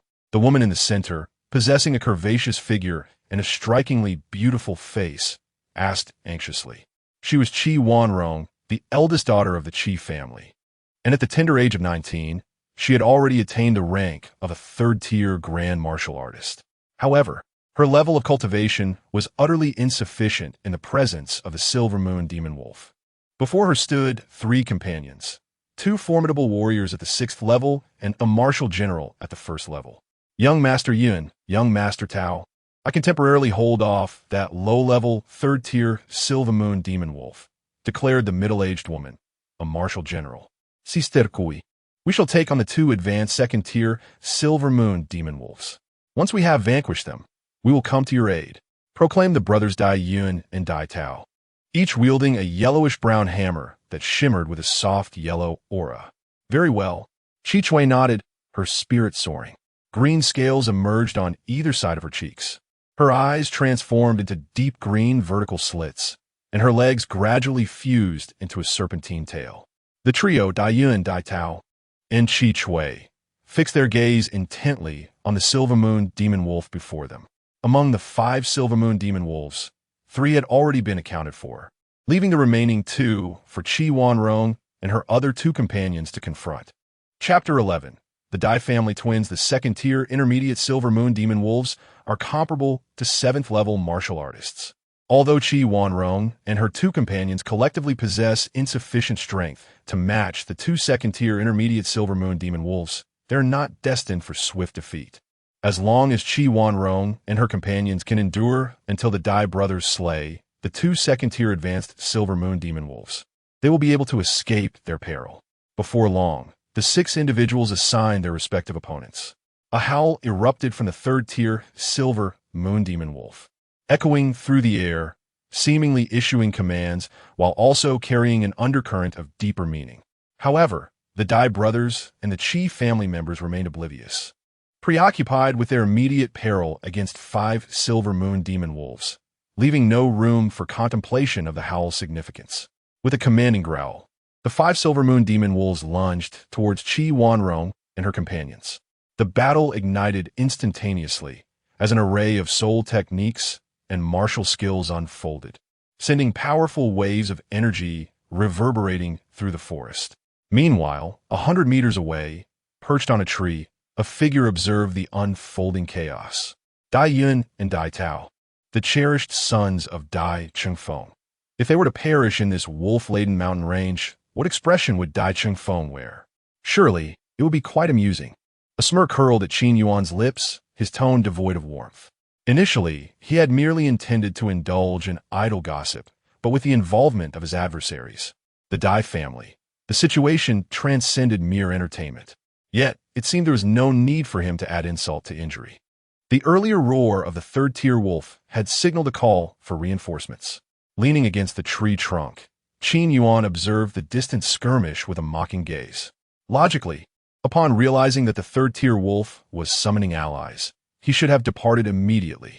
Yet, a sense of unease lingered. What if the Dai brothers, against all odds, survived the onslaught of the Silver Moon Demon Wolves? He could not afford to miss this opportunity.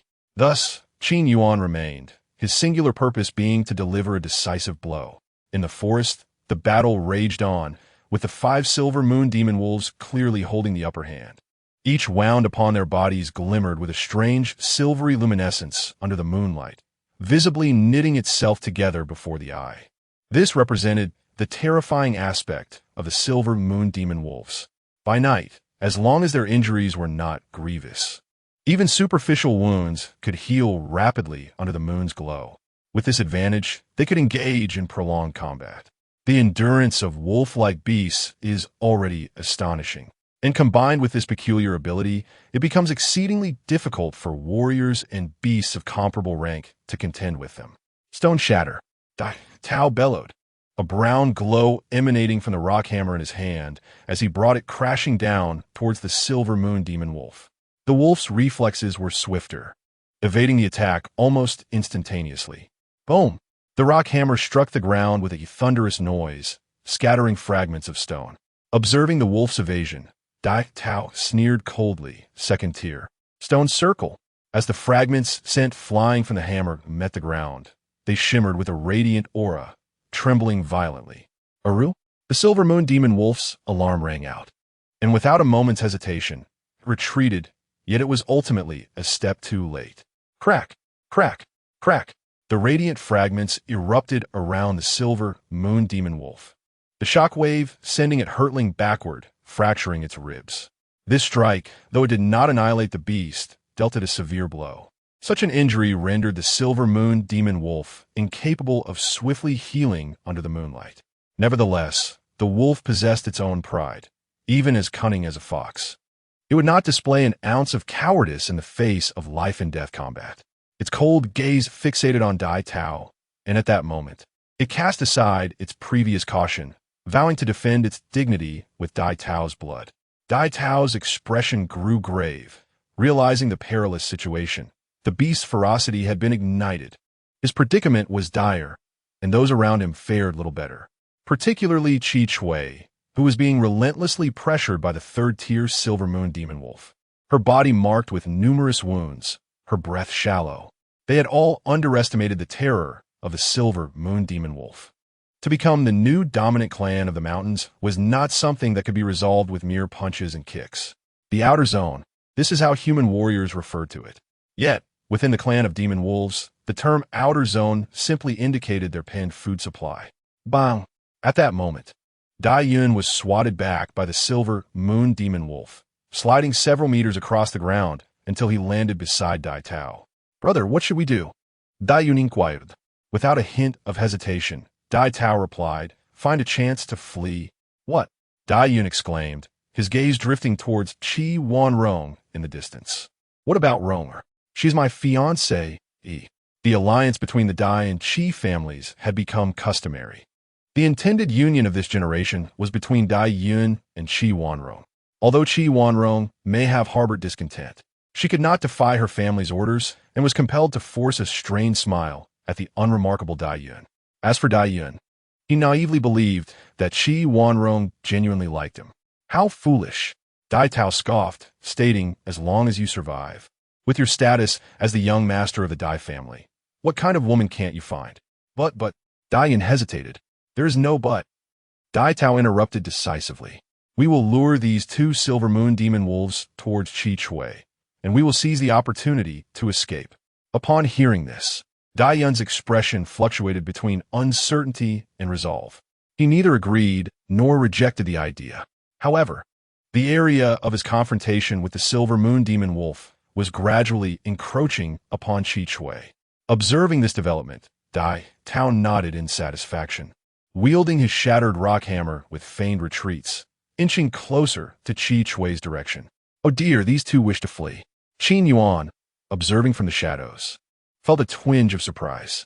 The actions of the Dai brothers might elude Qi Wanrong and the others, but they were not hidden from Qin Yuan's keen perception. After all, there exists a saying, when one is embroiled in the situation, clarity is lost, the observer sees the truth. Qin Yuan, having witnessed the entire battle, could discern this much. However, whether they could escape remained a question. Qin Yuan cast a glance at the distant forest, where unusual movement stirred, murmuring to himself, "The Silver Moon demon wolves have returned, and this time, it appears there are more than 5. Indeed, as Qin Yuan's words fell, 7 additional Silver Moon demon wolves sprang forth from various directions, each exuding a distinct aura. 3 of intermediate second rank, 3 of advanced second rank, and 1 of low third rank. "Ah, think you can escape?" Qin Yuan's expression was one of amusement, keenly observing the two brothers, Dai Yun and Dai Tao. He was intrigued to see how they would respond next. Should they possess no further strategy, Qin Yuan could conserve his strength, focusing solely on the eradication of these Silver Moon demon wolves. Indeed, he had set his sights on this pack. The strongest among them was merely of low third rank, posing no threat to him.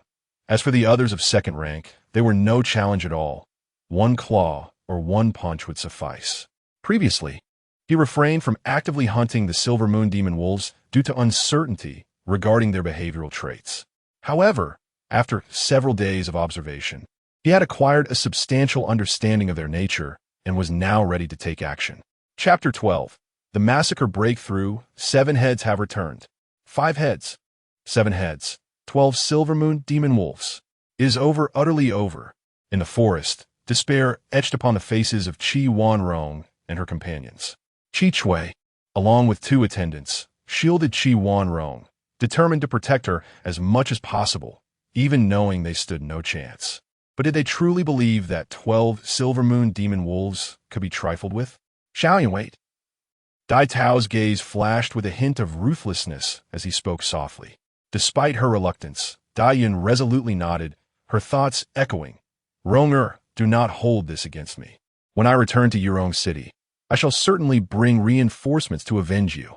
Meanwhile, Qi Wanrong and the others remained oblivious to the brothers' grim scheme, naively believing that the two families would face this calamity together. "Young Master Yun, young Master Tao, I will do my utmost to create an opening.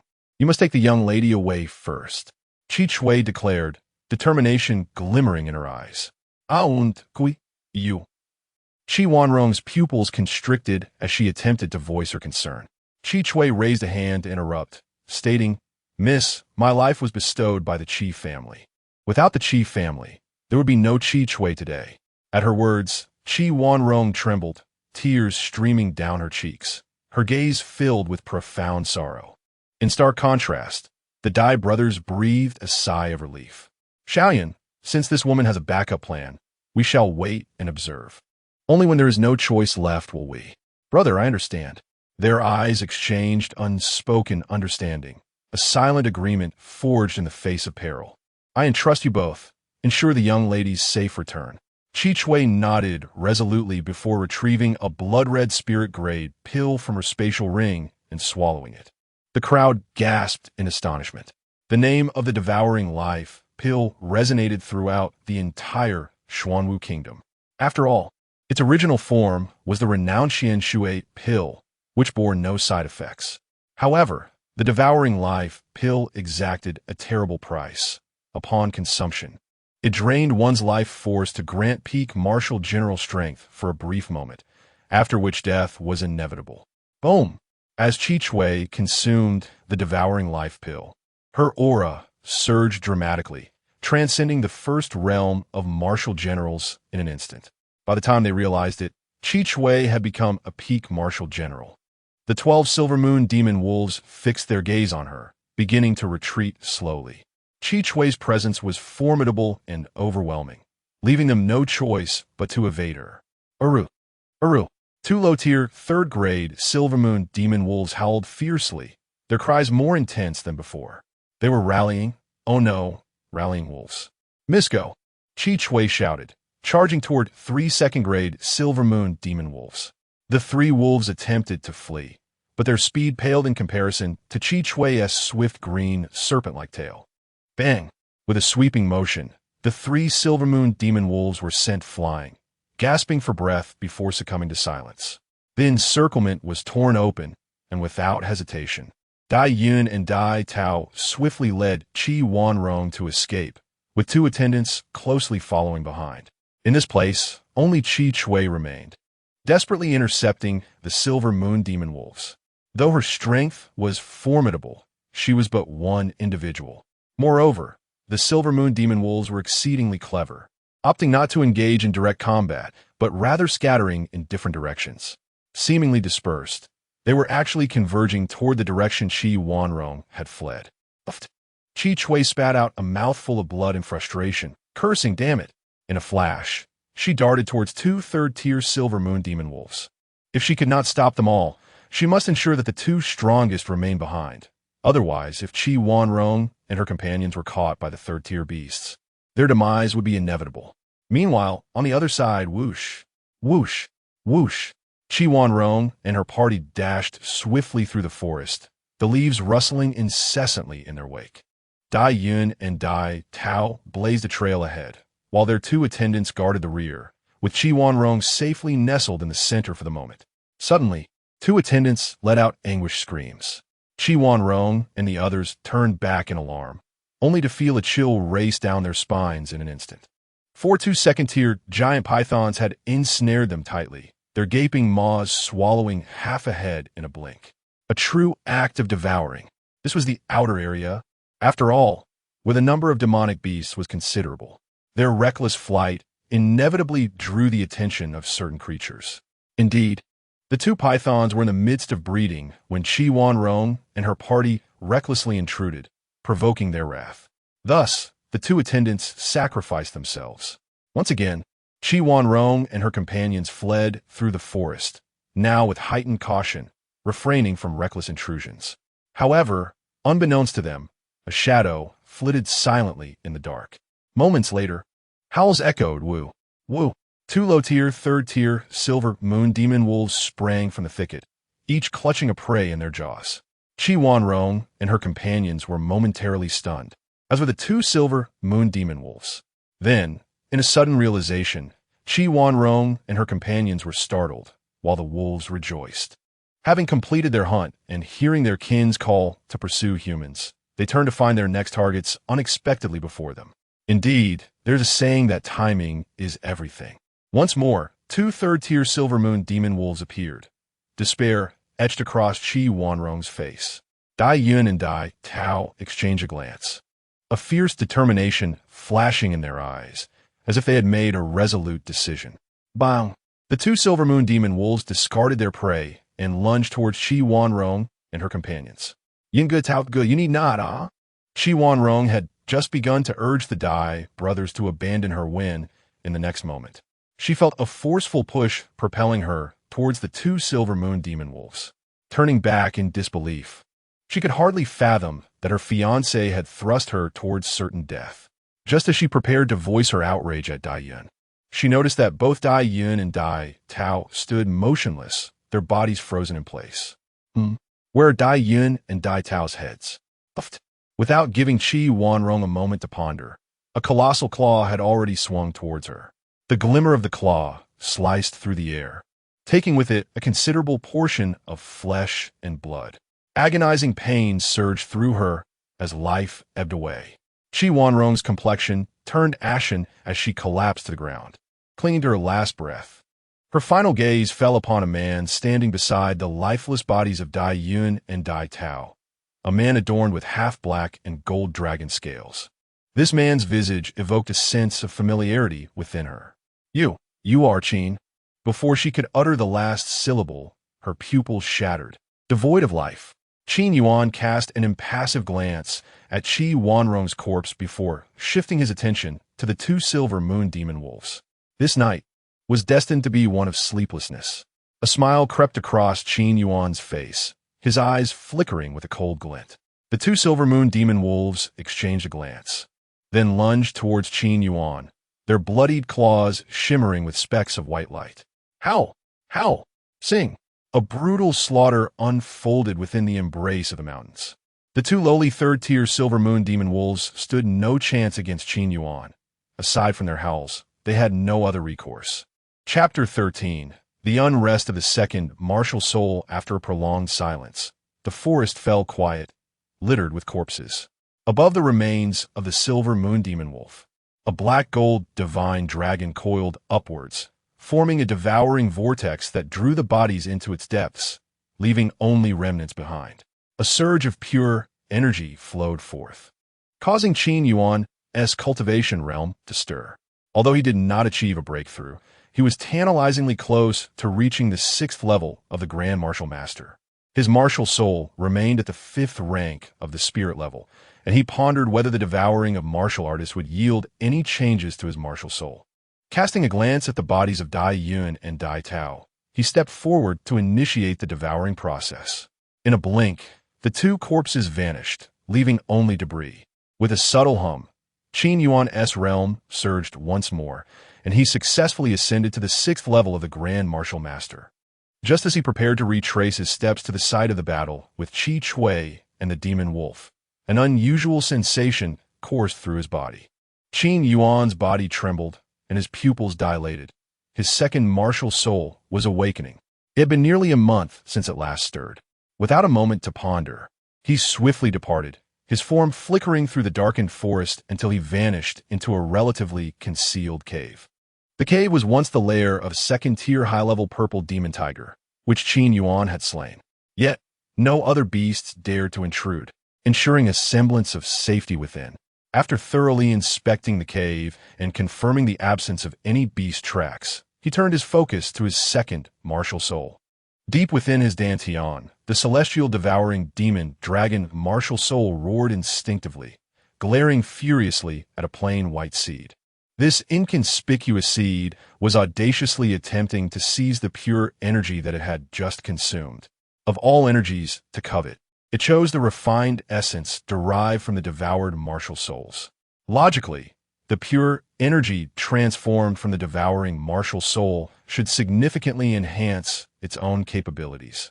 Yet it had not even enjoyed the benefit before it was snatched away. It was utterly ungrateful. Moreover, infuriatingly, despite the energy being rightfully its own, the seed managed to absorb the vast majority of it. If the energy generated from the devouring martial soul numbered 10, the pure white seed claimed 9. What manner of martial soul was this? Qin Yuan, as consciousness arrived belatedly, gazing in bewilderment at the pure white seed, which had chosen this moment to act. Had it awakened, or did this seed possess some peculiar devouring ability, limited to consuming martial soul energy? As Qin Yuan contemplated, the seed's appetite grew insatiable. Streams of milky white energy flowed toward it. Gradually, the seed morphed into a white vortex, voraciously consuming the martial soul energy without restraint. Despite the immense intake, there was no indication of any return. Frowning, Qin Yuan fixed his gaze on the pure white seed, murmuring, Perhaps I should allow the celestial devouring demon dragon to consume it. After all, they are both my martial souls. There may be unforeseen benefits from such an act. As soon as the thought crossed his mind, the demon dragon martial soul seemed to respond, roaring excitedly in acknowledgement. The pure white seed flickered with a few flashes of light, and then there was nothing more. So it shall be consumed. Crack! Before Qin Yuan could finish his sentence, a small crack suddenly appeared on the surface of the seed's martial soul, as if something was about to emerge. A thread of silver light leaked forth, revealing countless tiny, resplendent silver stars, twinkling like gems. Following this, a small silver sapling sprouted forth, bare and etched with intricate golden secret patterns that exuded an air of mystery. Apart from its main trunk, the silver sapling bore a delicate branch, at the tip of which something seemed to be gestating. Let it nurture for a while and observe.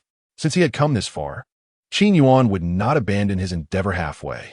Once it blossoms and bears fruit, if it proves to be of no use, he could still let the devouring dragon martial soul consume it later. The energy from the devoured martial soul had already been nearly exhausted by the silver sapling, and the fruit on the branch, yet to form, also ceased its gestation. To continue its growth, it would require the milky white martial soul energy produced by the devouring dragon after consuming martial souls. Martial soul energy? That would necessitate the large-scale hunting of human warriors. Qin Yuan furrowed his brows in contemplation. Within Yurong City, the only family that stood as a mortal enemy to him was the Dai family of the Lord's Mansion. Thus, any target he chose must certainly be from this faction. Of course, Qin Yuan could recklessly slaughter at will. However, he was ultimately not a person of the dark faction and abhorred the indiscriminate killing of innocents. After all, he was a person himself, and the thought of ruthlessly exterminating his own kin for personal gain was indeed difficult to reconcile. Nonetheless, the Dai family must be eradicated. Qin Yuan smiled faintly, his voice devoid of warmth. His aversion to senseless slaughter did not make him a do-gooder. The Dai family had nearly annihilated the Qin family. Thus, Qin Yuan was determined to ensure the complete extermination of the Dai family. The two sons of Dai, Changfeng, were merely the beginning. Considering that Dai Yun and Dai Tao perished in the Demon Wolf Mountain Range, it was certain that Dai Changfeng would go mad and send people into the mountains to search for them. They must be seen alive, or their bodies must be found. This presents an opportunity. A glint flashed in Qin Yuan's eyes, revealing a chilling intent. The news of Dai Yun and Dai Tao's deaths would likely take some time to spread through Yurong City. During this interval, he could return to the Su family to adjust his mindset, and once his mental state was thoroughly restored, he could return to the Demon Wolf Mountain Range and wait for his chance. While leveling up by hunting monsters, he would specifically target the members of the Dai family. The Dai family. After a cold chuckle, Qin Yuan melded into the darkness, retracing his steps. The battle between Qi Chui and the Silver Moon Demon Wolves had likely concluded by now, making it the perfect time to scavenge. Swish, swish. Swish. Qin Yuan's body moved like a wisp of wind, deftly weaving through the dense forest. In a mere moment, he had traversed nearly 1,000 meters. Soon, he arrived at the site of the recent battle, now a scene of utter devastation, the air thick with the stench of blood. Utilizing the moonlight, Qin Yuan followed the bloodstains on the ground, darting in a particular direction. Howl! At that moment, a wolf's howl echoed from the right ahead. Qin Yuan exerted himself, elevating his speed to a remarkable level as he traversed the dense thickets, arriving at a relatively flat and open woodland. At this moment, 3 low-level Silver Moon Demon Wolves howled towards the moon, seemingly proclaiming their victory. Beneath their feet lay only the fragmented remnants of clothing and the gruesome remains of flesh. A howl echoed through the air as one of the Silver Moon Demon Wolves spotted Qin Yuan. The other two turned their heads, baring their teeth and revealing a ferocious glint upon realizing he was human. With a resonant hum, an aura of noble mystery enveloped Qin Yuan, as if a black gold dragon spirit coiled around him. His presence had transcended the realm of a 9th-tier grand martial artist, rendering even the ordinary warriors of the 3rd and 4th tiers utterly insignificant in comparison. Come forth, Qin Yuan grinned, his form partially transformed into that of a dragon. as he charged toward the trio of Silver Moon demon wolves. Thus commenced an unambiguous slaughter, devoid of any suspense. Chapter 14. Suchinga, 3 days later. Yuruin City, Su family. Today marks a momentous occasion for the Su family, one that surpasses even last month's soul awakening ceremony in grandeur. The family head, elders, and stewards are all present. Most of the disciples have temporarily set aside their cultivation, hastening to gather here, their gazes fixed intently in a particular direction. The only person capable of summoning such a grand assembly from the entire Su family is none other than their foremost prodigy, the unrivaled talent of Yuruin City, Suchinga. Standing at the forefront are family head Su Yu and the esteemed elders. It has been a year since Chinga departed from the Su family. What level of cultivation might she have attained now? With a Xian-level first-grade martial soul, she must undoubtedly be at least a Grand Martial Master, perhaps even at the 5th level. However, in my humble opinion, Chinga must surely have reached a realm beyond the 7th level of Grand Martial Master. The 7 elders engage in animated discussions. Each face reflects an indescribable sense of pride.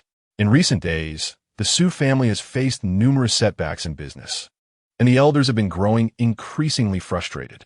The Dai and Qi families currently dominate Yuruin City, and the Su family has no choice but to remain in the shadows, gathering strength to weather future storms.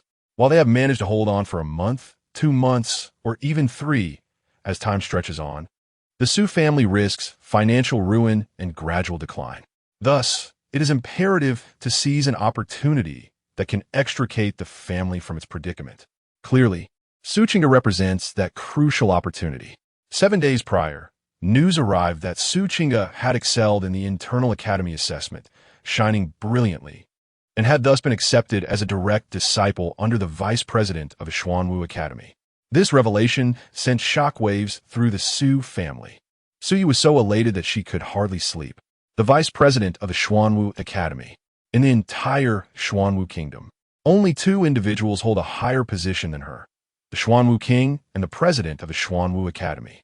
Even the influential Dai family cannot hope to rival such connections. Hence, the difficulties currently faced by the Su family have been alleviated significantly. Chinga mentioned that she would return with her senior sister. It remains uncertain where they might be. Suyu murmured to herself, recalling something with concern. Little Yuan, where could that child be? It's been so long without a word. I cannot send someone to search. Mrs. Back. At that moment, someone called out. In truth, it was unnecessary for anyone to announce it. Everyone had already spotted the approaching group in the distance, clad entirely in black, their shoulders adorned with an embroidered black beast resembling a turtle entwined by a dark serpent. This was the distinctive attire of the Xuanwu Academy. So many? Suyu gazed at the 10 or so disciples of the Xuanwu Academy from afar, a hint of surprise in her eyes.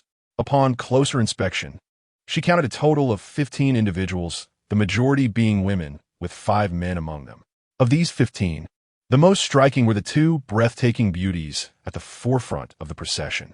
Their appearances were undeniably flawless, with no discernible flaws. The only distinction lay in the unique aura they exuded with every gesture. The woman on the left, dressed in black, possessed a graceful figure.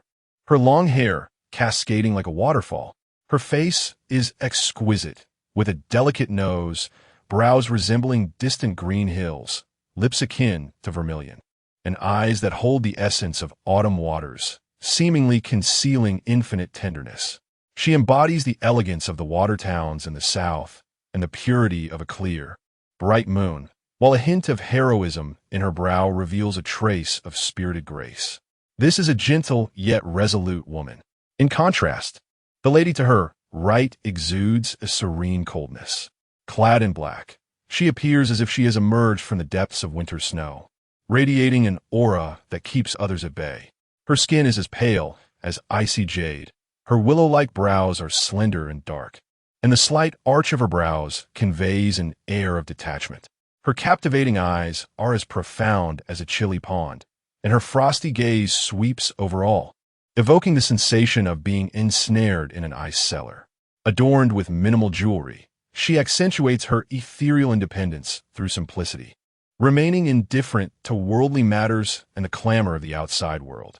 The two stunningly beautiful women possess entirely different temperaments. The former is gentle, while the latter is cold and distant. Chinga, Suyu lightly glided forward, calling out to the frigid woman. Up on seeing Su ingis isi diminusothant. And she gently replied, Mother, I am back. Only in the presence of her mother does Su Chinga lower her frosty facade and reveal her true feelings. Suyue, gazing upon her daughter, tenderly caressed her cheek, filled with concern. You must be exhausted from your travels. Look, you have lost quite a bit of weight. But now that you are home, I will take good care of you. Sununtai kinge riplid soptli. She had not suffered or gone hungry. On the contrary, her time at the Xuanwu Academy had been quite pleasant. The reason she said little was that a phrase, uttered by her nominal husband, involuntarily echoed in her mind. No matter how wonderful the outside world may be, it cannot compare to home. At that moment, she did not fully comprehend the sentiment, but now it resonated with clarity. Mother, where is Qin Yuan? Su Chinga inquired, glancing around. Suyu was momentarily taken aback, followed by a surge of joy. The fact that Su Chinga had actively asked about Qin Yuan indicated that he indeed held some significance in her heart, which was a positive sign. To be honest, I do not know either, Suyu replied with a hint of helplessness. Xiao Yuan mentioned he would be away for some time, and it has already been nearly a month. Her tone revealed deep concern, as a month without news was bound to stir anxieties. A month without any word? Su Chinga furrowed her brow, her expression revealing no trace of emotion. Hello, Auntie, I am Chinga Sr., Jiang Lingxian. At that moment, the gentlewoman stepped forward with a warm smile. Though Jiang Lingxian appeared tender and virtuous, she was, in fact, the most powerful among them. While no one could discern her level of cultivation, they were not foolish. They could sense the unfathomable and formidable aura emanating from her. Jiang Lingxian must be at the martial king level, and not merely at the first rank. Suyu smiled warmly, addressing her, Miss Jiang. Please, just call me Lingxian, Jiang Lingxian replied with a smile. Lingxian. Suyu greeted them with a warm smile, her voice imbued with gratitude. I truly appreciate your kindness. Having you as a senior is indeed a blessing for Qingge. Madam, you flatter me, Jiang Lingxian replied with a gentle smile. Our visit to Yurong City serves two purposes, accompanying my junior sister to handle matters entrusted by our master and representing the Xuanwu Academy. Initially, we intended to settle at an inn before visiting your esteemed family, but my junior sister graciously invited us to stay here. I wonder if it would be convenient for you, dear madam. Upon hearing this, Suyu was momentarily taken aback. However, having held the position of head of the family for over a decade, she quickly regained her composure. Of course, it is quite convenient, Suyu exclaimed with a smile, turning to the other talented disciples of Xuanwu Academy. It is an honor for my humble abode to host such esteemed guests from Xuanwu Academy. I extend my heartfelt thanks to all of you for escorting Qingge back. Madam Su, you are too kind. The disciples of Xuanwu Academy responded with respectful bows and smiles. Chapter 15. The Rage of Dai Chengfeng. They were disciples of the Xuanwu Academy, each imbued with an innate sense of pride. Yet, despite their arrogance, they understood the importance of decorum. Having arrived in Yuru City, they must temper their haughtiness, for they represented the esteemed reputation of Xuanwu Academy. They would never dare tarnish its illustrious name. This time, Xuanwu Academy dispatched numerous disciples to various cities to recruit new students, and the largest contingent came to Yuru City, driven by curiosity. They were eager to discover who could possibly be worthy of becoming Su Chinga's husband. Su Chinga was revered in Xuanwu Academy as the cold goddess, a paragon admired by countless male disciples. Yet, mere moments after she was crowned with this title, news of her marriage emerged. Upon hearing this, 80% of the male students from the academy were compelled to rush to Yuru City, eager to see the man named Qin Yuan and to understand what made him deserving of her. Regrettably, from Su Chinga's conversation with Su Yu, they learned that Qin Yuan was absent, having ventured out. Please follow me, Su Yu smiled, leading the entourage from Xuanwu Academy into the Su residence. As she turned, she discreetly signaled the 7 elders, seasoned as they were, to comprehend their roles.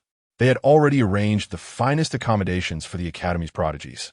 recognizing this as a golden opportunity to deepen their ties with Xuanwu Academy, allowing no room for delay. Enough with the chatter, Jiang Lingxian said with a gentle smile. With a graceful wave of her hand, she led her junior disciples to follow Su Yu into the Su family estate. Su Qingge had intended to seek information about Qin Yuan, but, given the circumstances, she could not depart and thus returned to the Su residence instead. However, she planned to arrange for her senior sister and the others before venturing out to find Qin Yuan. Meanwhile, within the city lord's manor, at the Dai family estate. Crack! Bang! A sharp sound was followed by Dai Changfeng's furious tirade. Scoundrel! The calm demeanor he once wore had vanished, replaced by a visage contorted with rage. The ferocity of his wrath was chilling. The 9 elders standing below exchanged glances, their expressions wavering, remaining silent. Well, what a fine Su family. The disciple of the vice president of Xuanwu Academy truly holds great power. Do they think I am afraid to act? Dai Changfeng seethed, grinding his teeth, even tearing off the lion's head from the armrest in his fury. While most elders remained reticent, one bold soul broke the silence, head of the family. When shall we make our move? The other elders. Dai Changfeng. No, I was merely speaking in jest. You actually took that to heart? Attack the Su family now? That would be akin to inviting death itself. After all, she is the vice president of Xuanwu Academy. In our current realm, with the king and the academy president absent, she is the highest authority. Our Dai family's connections are but trifles before her. We would be no more than a jester. Given such a vast disparity, what is your true intent in urging me to raise the blade against the Su family? The balding elder observed the solemn silence in the council chamber and inquired once more, Patriarch, when shall we discuss the timing of our actions against the Qi family? Upon the utterance of these words, a profound silence enveloped the room. After a considerable pause, Dai Changfeng, with an impassive expression, cast a sidelong glance at the balding elder and said, Elder Duan, come here. I wish to speak with you in detail. The other 8 elders directed their mournful gazes toward Elder Duan, however, oblivious to the peculiar looks from his peers. Elder Duan approached Dai Changfeng with an earnest demeanor and bowed respectfully. Suddenly, with a resounding thud, Dai Changfeng kicked Elder Duan away, exclaiming angrily, Ask. What do you know? Does the current situation of the Su family permit us to act at will? Do you truly believe that the Xuanwu Academy is a mere paper tiger? If you are so eager for action, very well, I hereby expel you from the Dai family. You now represent only yourself. Dai Changfeng's tirade continued unabated. His frustration, already heightened by the Su family's connection to the Xuanwu Academy, surged further as he recalled the incessant prattle from those lacking foresight. As the patriarch, what was wrong with him expressing a few opinions? Yet this insignificant elder displayed such a lack of discernment, simply intolerable. In a fit of rage, Dai Changfeng unleashed a barrage of blows upon Elder Duan. Aiming to reinforce his foundations, the 8 elders discreetly turned their heads away, their gazes wandering. A sharp mind is indeed a precious asset. Regrettably, Elder Duan seemed to lack this quality. They muttered silently amongst themselves, choosing to disregard the pitiful cries that ensued. After a lengthy interval, Dai Changfeng ceased his assault, returning to his previous demeanor of nonchalance. It must be said, releasing pent-up emotions was indeed a relief. He lifted his teacup and drained it in one go before pondering aloud. What is the current situation at the 4 city gates? Has Qin Yuan made an appearance? Has he been dealt with? Upon hearing this, the elders stiffened, their expressions betraying their unease as they hesitated to respond. Speak. Dai Changfeng furrowed his brow and reprimanded them. Eventually, it was the still-dazed Elder Duan who stepped forward. Steeling himself to deliver the grim news, Patriarch, that fellow Qin Yuan appeared at the southern gate, but those we dispatched have disappeared. Furthermore, there are reports of him being seen in Qingyuan Square. Crack! Dai Changfeng's countenance darkened as he crushed the teacup in his hand. After a brief moment of silence, an outburst of fury erupted once again. Incompetence. Utterly useless. The cold light in Dai Changfeng's eyes was palpable as he surveyed the room, his voice dripping with menace. Who proposed this course of action? Which imbeciles were sent forth? The chamber fell into a suffocating silence, no one daring to respond. Speak, Dai Changfeng's voice thundered. In the next instant, a timid hand was raised. It was Elder Duan, his face bruised and battered, trembling as he stammered, Patriarch, it was me. Dai Changfeng remained composed, uttering not a word as he approached Elder Duan and placed a hand gently on his shoulder. Patriarch? Elder Duan called out cautiously. Dai Changfeng remained silent, while the other elders turned their backs. Moments later, the air was filled with anguished cries. Within the Lord's mansion, a heart-wrenching wail pierced the air, sending shivers down the spines of those nearby. Time passed indistinctly. 8 elders stood with utmost respect, while Dai Changfeng sat serenely in the main seat, savoring his tea. Not far from them lay a mysterious creature, its body marred with bruises of blue and purple, each mark a testament to the inhumane treatment it had just endured. Have Yinner and Tao not returned yet? Dai Changfeng inquired. One of the younger elders replied respectfully, Master, the 2 young masters have yet to come back. However, news from the Qi family indicates that Miss Qi Wanrong happened to encounter them recently. Therefore, the young masters are likely preparing to return with Miss Qi and her companions. Indeed, Dai Changfeng nodded, a smile finally gracing his face. Amidst a day fraught with misfortune, he had finally received some pleasant news. Informed the Qi family that the hunting operation against the Su family is temporarily suspended, yet our business monopoly shall remain unabated. The elders nodded in agreement, responding with a resolute yes. As Dai Changfeng stood to depart, he paused by Elder Duan and imparted a final instruction. Take Elder Duan down to tend his injuries. Chapter 16. Qingyuan Square. Qingyuan Square, as the most bustling marketplace in Yurong City, attracts the largest flow of visitors, catering to all ages from the elderly to infants. Offer garments suitable for everyone. The prices for clothing in Qingyuan Square are quite reasonable, with ordinary grade materials priced at 10 gold coins each and spirit grade materials at 100. Should one desire additional embellishments or custom tailoring, extra fees will apply. Xiao Xia, please escort Miss Li. Xiao Qiao, this young lady you wishes to order a long-sleeved robe. Xiao Cheng, Miss Wang has come to collect her custom-made skirt. The entrance of Qingyuan Square stood wide open, bustling with an endless stream of customers. The 3 attendants scurried about, panting from their exertions. At that moment, Lu Steward, who had just returned from the Su family, surveyed his surroundings and noticed someone was missing. Furrowing his brow, he inquired, Where's Xiao Chun? Steward Lu, young Master Qin has arrived and is currently in the bathing hall, refreshing himself. Sister Xiao Chun is waiting outside. Xiao Chun explained softly. Upon hearing the name young Master Qin, Lu Steward's serious demeanor relaxed instantly, and he smiled, saying, Let Xiao Chun focus on attending to young Master Qin. I will temporarily take over the shop's affairs. Also, remember to inform young Master Qin that the young lady has returned. Understood.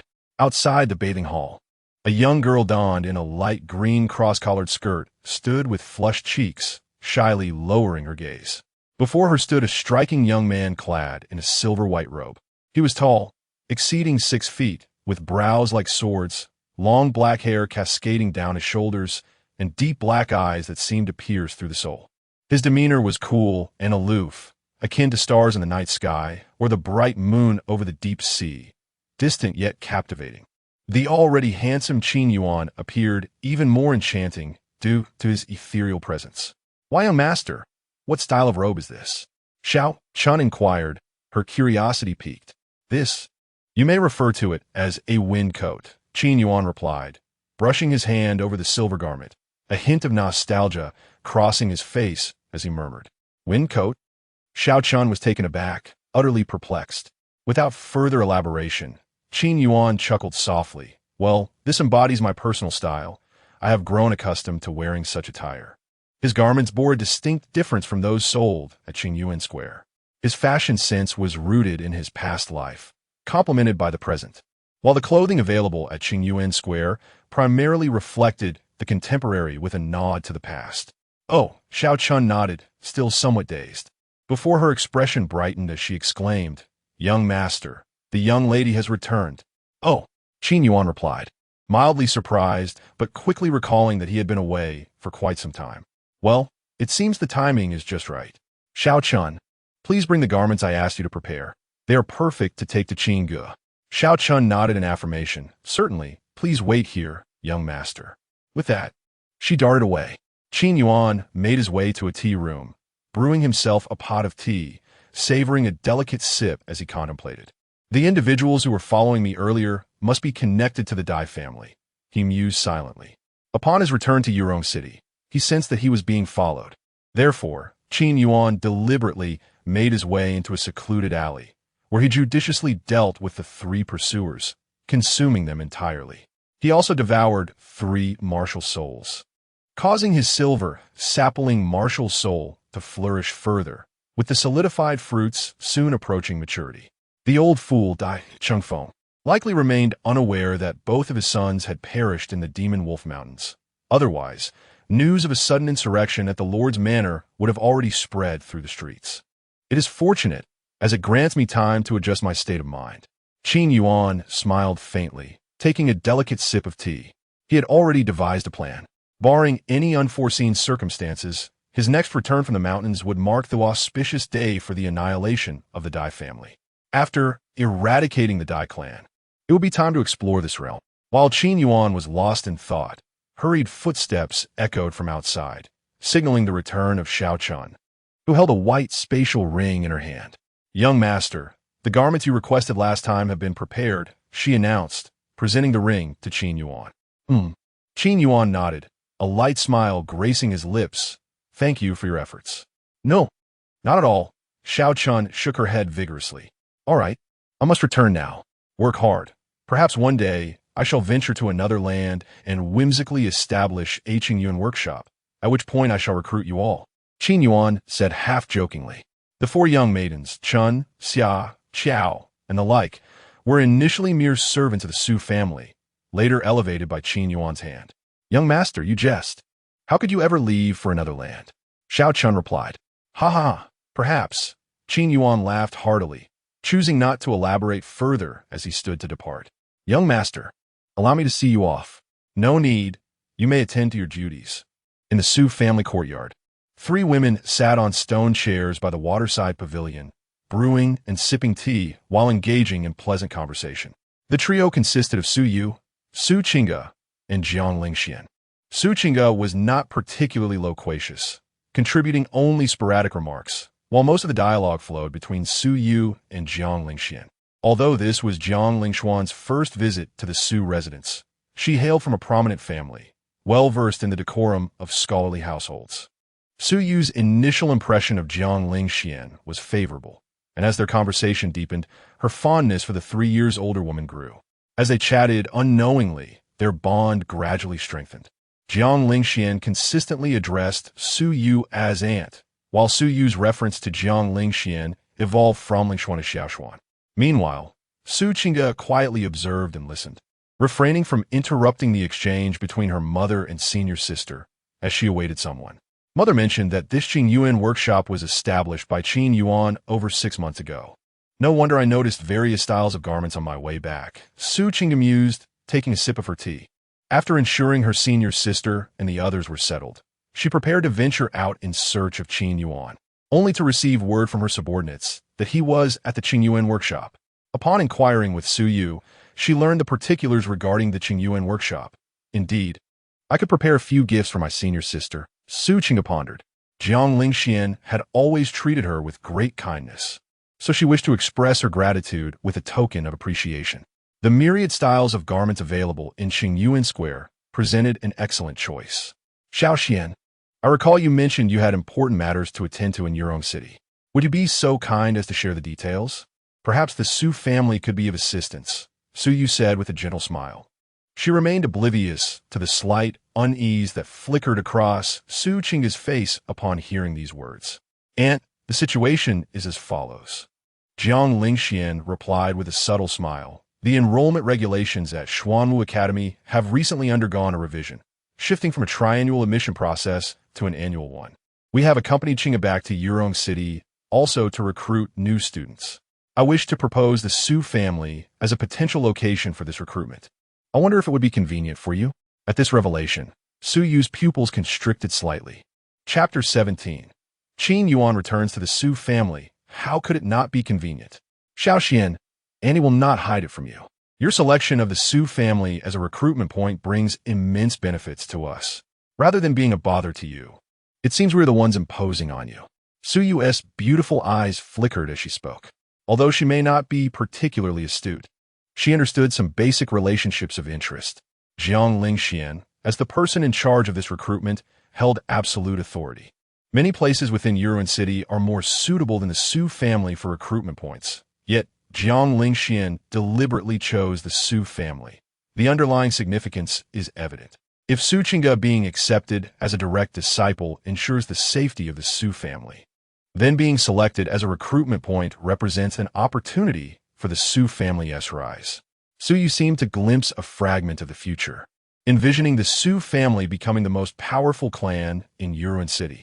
Annie, there are countless places to choose from for a recruitment point. Rather than benefiting outsiders, it is better to benefit our own. This way, my junior sister can focus on her cultivation. Jiang Lingxian smiled. Xiao Xian with such words. Auntie is at a loss for how to respond. Su Yu smiled gently and said, since you have chosen the Su family as the recruitment point, I will wholeheartedly support you. Feel free to express any needs. Seeing Su Yu in good spirits, Jiang Lingxian contemplated for a moment and decided to resolve the matter entirely. Auntie, there is indeed one more thing.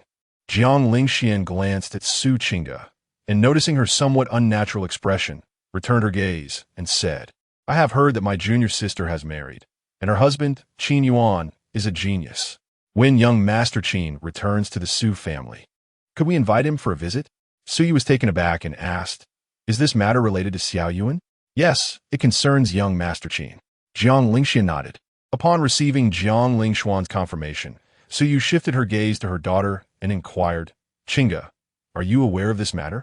Su Qingge hesitated for a moment, did not deny it, and nodded in agreement. Can you tell me what this matter is? Su Yu asked. Just as Su Qingge was about to speak, Jiang Lingxian interjected. Annie, it is not an overly significant issue. This time, I have come to Yuan City to recruit new students, and my master has entrusted me with handling my junior sister's marriage. Considering there seems to be no genuine affection between them, it would be best to dissolve the engagement. Upon hearing this, Su Yu fell silent instantly. Meanwhile, Su Qingge took a sip of her tea. The fragrant yet slightly astringent liquid felt like chewing wax in her mouth. She was aware of the situation, but did not know how to address it, or perhaps she simply lacked her own opinion. Her master had once asked if she wished to dissolve the engagement, and after much contemplation, she ultimately replied with 2 words, either way. Regarding Qin Yuan, she neither held disdain nor affection. Qingge, what are your thoughts? Su Yu remained silent for a long while before turning to Su Qingge and asking, I. Su Qingge opened her mouth, genuinely unsure how to respond. Dissolving her marital relationship with Qin Yuan was something she could accept. Continuing the relationship was also acceptable to her. Observing Su Yingge's prolonged silence, Su Yu sighed helplessly. She is acutely aware of her daughter's temperament, seemingly aloof, yet it is merely a form of alternative introversion. Profoundly introverted, encouraging Su Qingge to actively cultivate a relationship with Qin Yuan? Difficult, exceedingly difficult. Even when Su Qingge initially consented to honor the marriage contract and marry Qin Yuan, it was primarily to avoid bringing shame upon her mother. Qingge, to speak frankly, from a mother's perspective, I truly hope you can endeavor to walk alongside Xiao Yuan, gradually nurturing your feelings.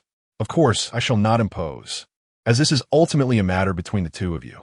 Su Yu offered a bitter smile, self-deprecatingly remarking, it is indeed my fault, in a moment of impulsiveness. I arranged this marriage, but it is you who will bear the burden. Indeed, how could the ideologies of our generation be imposed upon yours? It is I who have been selfish. Mother, you are not selfish in the slightest. Su Qingge shook her head resolutely. In her eyes, Su Yu embodied perfection. All right, Qingge, this matter ultimately lies with our generation. Before Su Yu could finish her sentence, the voice of the maid came from outside, head of the family. Young Master Qin has returned. He asked me to inquire if it is a convenient time. Upon hearing the maid's announcement, Su Qingge's beautiful eyes flickered with a hint of emotion, while Jiang Lingxian displayed a touch of curiosity. Invite Xiao Yuan in. Su Yu sighed inwardly and replied, Yes. The petite maid nodded respectfully and withdrew. After a short while, footsteps echoed from outside once more, this time heavier than before. The three women turned to look. A tall, handsome young man with a profound aura slowly approached. Clad in a silver-white long robe, his attire starkly contrasted with theirs, resembling a dialogue across epochs. Head of the family, Qin Yuan greeted Su Yu before turning to Su Qingge, smiling gently. Returned? MHM. Su Qingge offered a polite smile in return. Subsequently, she fell silent. Xiao Yuan, please come and sit, Su Yu said with affectionate warmth, gesturing. Qin Yuan nodded and took a seat at the empty spot at the small round table. Opposite him sat Su Yu. To his right was Su Qingge, and to his left was Jiang Lingxian. Miss Jiang. Qin Yuan smiled and nodded. Jiang Lingxian reciprocated with a smile, then, quite astonished, remarked, Young Master Qin, I heard from my junior sister that you are a year younger than her. Pouring himself a cup of tea, Qin Yuan casually replied, Yes. At just 18, possessing such prowess. Young Master Qin, you are remarkably gifted. Jiang Lingxian expressed her genuine admiration. Although she could not discern Qin Yuan's realm, she could still make estimations. Generally speaking, to see through a martial artist's cultivation before the martial emperor realm, one must be two major realms higher than the opponent. Jiang Lingxian, being at the first level of the martial king realm, should be able to easily perceive the cultivation of a first-level great martial master and below. However, she could not fathom Qin Yuan. This indicated that Qin Yuan was at least at the second level of great martial master. According to the information she had heard, Qin Yuan had only awakened his martial soul a little over a month ago, and it was merely a spirit-level martial soul. The prospect of advancing from the martial master realm to the great martial master second level within such a short span of time was nothing short of extraordinary, even with the continuous use of spirit-gathering pills. Furthermore, excessive consumption of such elixirs could easily lead to an unstable foundation due to the ethereal nature of the spiritual energy. Yet at this moment, Qin Yuan exhibited none of those symptoms. Miss Jiang, you flatter me. My modest talent is hardly noteworthy at the Xuanwu Academy, Qin Yuan remarked politely, taking a delicate sip of tea, to discern his cultivation level at the great martial master 9th stage. One would need to be a martial artist at the martial king 9th stage. Su Yu remained unfazed, as she was unaware that Jiang Lingxian was a martial king. However, Su Qingge sensed something amiss. Her pupils constricted as she gazed at Qin Yuan in disbelief. Noticing her astonishment, Qin Yuan turned slightly and chose not to offer any explanations. Instead, he retrieved a spatial ring and handed it to Su Qingge with a smile, saying, I have designed a few garments based on your aura. Do try them on when you have the chance. If they do not fit well, you may go to Qingyuan workshop for alterations. Chapter 18. Confession. Su Qingge gazed at the spatial ring in her hand, remaining silent for a moment before speaking. Thank you. I will pay you. Su Yu. Jiang Lingxian. Qin Yuan. Though there were no genuine feelings involved, they were still bound by the title of husband and wife, making her excessive politeness rather unnecessary. No need. Qin Yuan waved his hand and replied, Qingyuan workshop is part of the Su family's assets. Upon hearing this, Su Qingge was momentarily taken aback. She looked at Su Yu in confusion, as if to inquire, wasn't Qingyuan workshop solely Qin Yuan's? Su Yu could only smile helplessly and shook her head at Su Qingge. Understanding dawned upon Su Qingge. She seemed to grasp the situation. After the items were delivered, an uncomfortable silence enveloped the group. Su Qingge was unsure of how to broach the topic, while Su Yu was reluctant to speak. Jiang Lingxian found herself in an even more difficult position.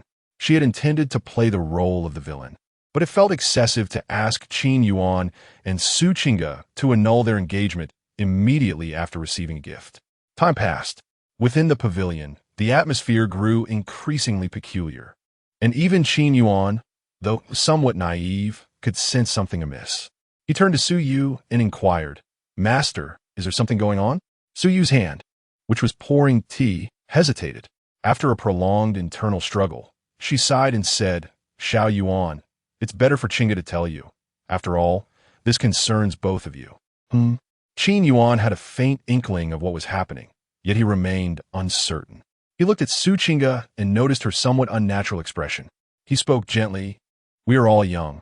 If there is something to discuss, please do so openly. There is no need for hesitation. Compared to subtlety, Qin Yuan preferred directness. Although this demeanor might not be particularly endearing, he was not always so straightforward. He could gauge the appropriateness of a situation. Feeling Qin Yuan's gaze upon her, Su Qingge's heart raced, and she grew anxious. The others could not perceive her tension, as her cool demeanor effectively masked her unease.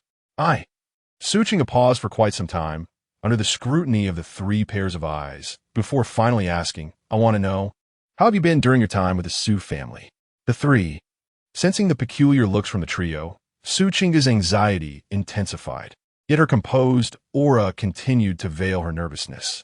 Had it not been for Su Yu's deep understanding of her, she would have easily been deceived. Alas, Jiang Lingxian silently sighed, thinking, it appears I must assume the role of the villain. It is often said that it is better to dismantle a temple than to break a marriage. Who would have thought that I, the esteemed chief disciple of Xuanwu Academy, would find myself in the position of a villain? After coming to this realization, Jiang Lingxian took a deep breath and took the initiative to speak.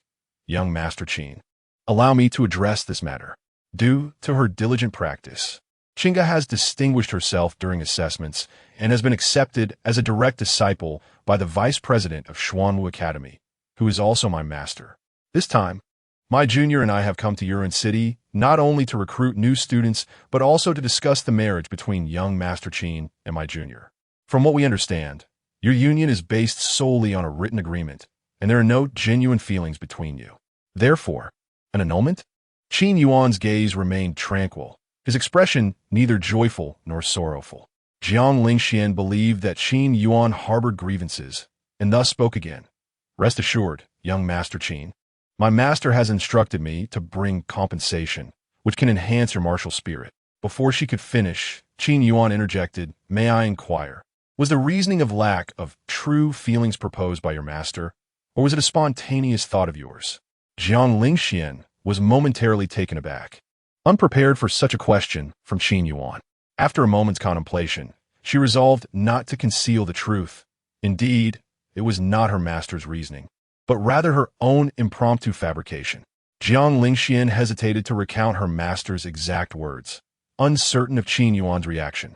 Therefore, she opted for a different justification, unaware that Qin Yuan would see through it. Your master seems to have quite the expansive oversight, Qin Yuan remarked half-jokingly, then turned his attention to Su Qingge, asking, What are your thoughts?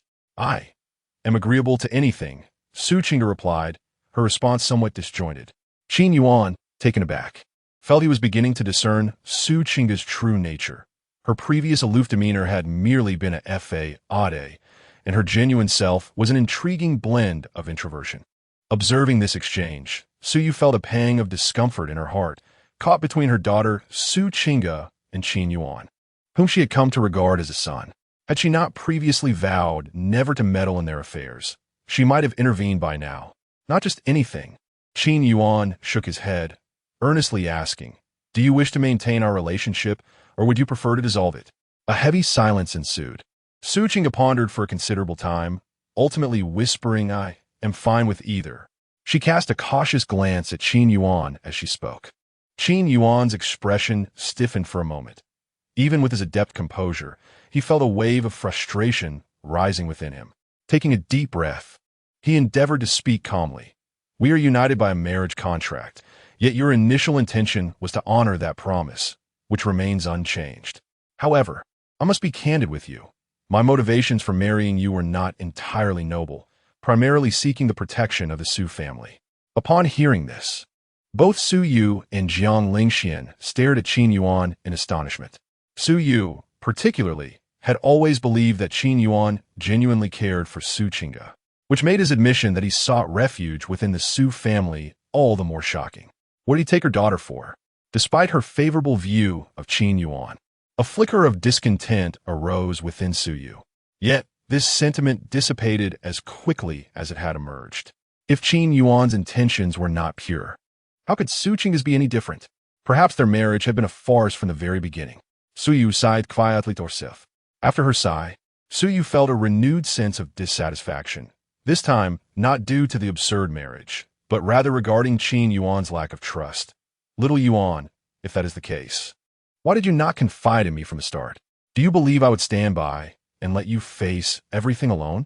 I share a profound bond with your mother, one that transcends life and death. Even without the identity of Qin Ji's husband, I would still protect you. Su Yu's tone grew more intense, marking the first time in a year that she expressed anger towards Qin Yuan. Onsu, I sincerely apologize. This situation is indeed my fault, Qin Yuan said, filled with regret. Initially, his mindset was limited to that of a traveler, believing that the deep emotions and loyalties in the fantastical realm were mere illusions. It was only after spending a year with the Su family that he realized Su Yu was different. She valued emotions deeply. Su Yu had fundamentally altered his previously fixed mindset, yet it was ultimately too late, as he had already wed Su Qingge by that time. After casting an apologetic glance at Su Yu, Qin Yuan's gaze met Su Qingji's cold, clear eyes, and he inquired, "So, what are your thoughts now?" Chapter 19, The Final Outcome. I do not know. Su Qingge shook her head and spoke candidly. She truly lacked a definitive answer regarding this matter. Even though she was aware that Qin Yuan's initial intentions were not pure, her mindset remained unchanged. Qin Yuan replied, "It is quite challenging for me when you provide no clear answer. I have placed the choice in your hands. Is it so difficult to merely nod or shake your head?" Seeing this, so you could not refrain from intervening. She earnestly inquired, "Please tell me, do you harbor any unique feelings for Xiao Yuan, even if it is but a trace?" Upon hearing this, Su Qingge meticulously scrutinized Qin Yuan's expression for a moment. "It seems there are none," she concluded. Since their marriage, the time they had spent together had not surpassed a day as encounter. The only sentiment she felt was gratitude when Qin Yuan presented her with gifts. Su Yu sighed with regret, fully aware of the answer that had manifested. "Well, I understand now." Qin Yuan, however, exhibited no considerable emotional upheaval. His demeanor remained tranquil. He had entrusted the decision to Su Qingge, recognizing her status as his nominal wife entitled to certain privileges. Had he chosen unilaterally, he would undoubtedly opt to maintain their marital bond. For who would not desire a beautiful and charming young wife? Qin Yuan was confident that given sufficient time together, he could capture Su Qingge's heart. Meanwhile, Jiang Lingxian discerned the outcome of the situation. She retrieved a green spirit herb with 5 round leaves from her spatial ring. Upon seeing the herb, both Qin Yuan and Su Yu were overtaken by a profound yearning. It felt as though their martial souls were whispering, "Consume it, consume it, consume it." This was the 5-element soul leaf. When ingested by those with mortal-level martial souls, it could evolve into a spirit-level martial soul. And if consumed by those with spirit-level martial souls, there was a chance it could transform into a 9th-grade spirit-level martial soul, or even into a profound-level martial soul. Young Master Qin, ultimately, this matter was our misstep. This is a compensation entrusted to me by my master for you, Jiang Lingxian stated. There's no need for that. Qin Yuan suppressed the yearning of his martial soul and replied, "This marriage is one that Su Qingge and I shall mutually dissolve. No one has wronged the other." Since they were to sever their bond, accepting this compensation would imply that he had been cast aside. Qin Yuan, by nature, was an exceedingly proud individual, and he would never permit such a scenario to unfold. Although he often recited the phrase, "A man's knees are as precious as gold. It is time to redeem them," when the moment arrived, he would still refuse to kneel. Even if kneeling could lead to an immediate elevation, he would remain resolute. This was not merely a matter of pride.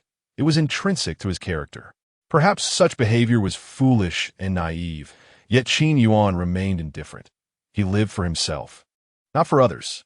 Jiang Lingxian had intended to persuade him once more, but upon reflection, she recognized that her approach was indeed somewhat flawed. She retrieved the 5 yuan soul leaves, a subtle smile gracing her lips as she remarked with significance, "I shall bestow these 5 yuan soul leaves as a prize to the most outstanding newcomer in 3 days." With Qin Yuan's prowess, he would undoubtedly be the finest among them. The 5 yuan soul leaves were merely a different means of offering them to him. It must be said that Jiang Lingxuan's ingenious idea indeed held merit. However, she overlooked one crucial point. Who said Qin Yuan intended to attend the Xuanwu Academy? Suit yourself. Qin Yuan remarked, taking a delicate sip of tea, his tone nonchalant. Jiang Lingxian paused momentarily, as if struck by a thought, and inquired, "What does young Master Qin think of the Xuanwu Academy?" "Excellent. It is a gathering place for geniuses." "Then does young Master Qin have an interest in joining?" "None whatsoever." "Why not?" Jiang Lingxian asked, perplexed, as were Su Yu and Su Qingge, both wearing expressions of confusion. Given Qin Yuan's remarkable talent, why would he not seek to advance further at the Xuanwu Academy? Qin Yuan glanced at Jiang Lingxian and replied, "Because I am not a genius." Young Master Qin jests. "If you do not," Jiang Lingxian began, momentarily believing Qin Yuan was merely being humble, only to be taken aback by his next statement, which left her, along with Su Yu and Su Qingge, utterly stunned. "I am the genius among geniuses, a veritable prodigy," Qin Yuan proclaimed, his demeanor unwavering. "The three of them." "Ha, ha, young Master Qin is indeed humorous." Jiang Lingxian managed a strained smile. "Believe it or not." Qin Yuan chuckled softly, offering no further explanation. Observing Qin Yuan's demeanor, Jiang Lingxian mused inwardly. This man is more arrogant than A.O. Gu in the academy and more self-absorbed than Yiwu Shuang. Yet, paradoxically, his strength and talent do not surpass either of them. Even though Qin Yuan had broken through to the great martial master level in just over a month, she believed that without the extraordinary 5 Yuan soul leaves to aid his martial soul's evolution, he would still struggle to become a formidable force. After all, the upper limit for a spiritual grade martial soul is the martial king level, while the upper limit for a profound grade martial soul can reach the martial sovereign level. Generally speaking, martial souls are tiered. For instance, the upper limit of a spiritual grade, 5th tier martial soul is the 5th level of martial king, while a 9th tier spiritual grade martial soul corresponds to the 9th level of martial king. Of course, some individuals, due to their innate understanding, can grasp a certain intent and thus transcend these boundaries. Su Qingge was one such individual. Although she possessed merely a 1st-tier profound-grade weapon martial soul, the Tianya sword, her exceptional comprehension allowed her to perceive the essence of swordsmanship. Therefore, Su Qingge's future potential would extend beyond the 1st level of the martial king realm. "Miss Jiang, may I pose a question?" "Of course, if it is inconvenient to answer, consider it as if I never asked," Qin Yuan stated. Jiang Lingxian nodded in assent. "You may ask. What were your master's exact words when he dissolved the engagement?" Qin Yuan inquired, his curiosity piqued.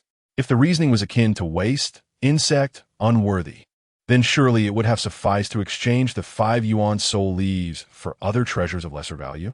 Upon hearing Qin Yuan's question, Su Qingge and Jiang Lingxian could not help but recall their master's expression of disdain from that time. "Qingge, you cannot go wrong listening to your master. All men in this world are no good." The mere recollection of that phrase left both Su Qingge and Jiang Lingxian with peculiar expressions.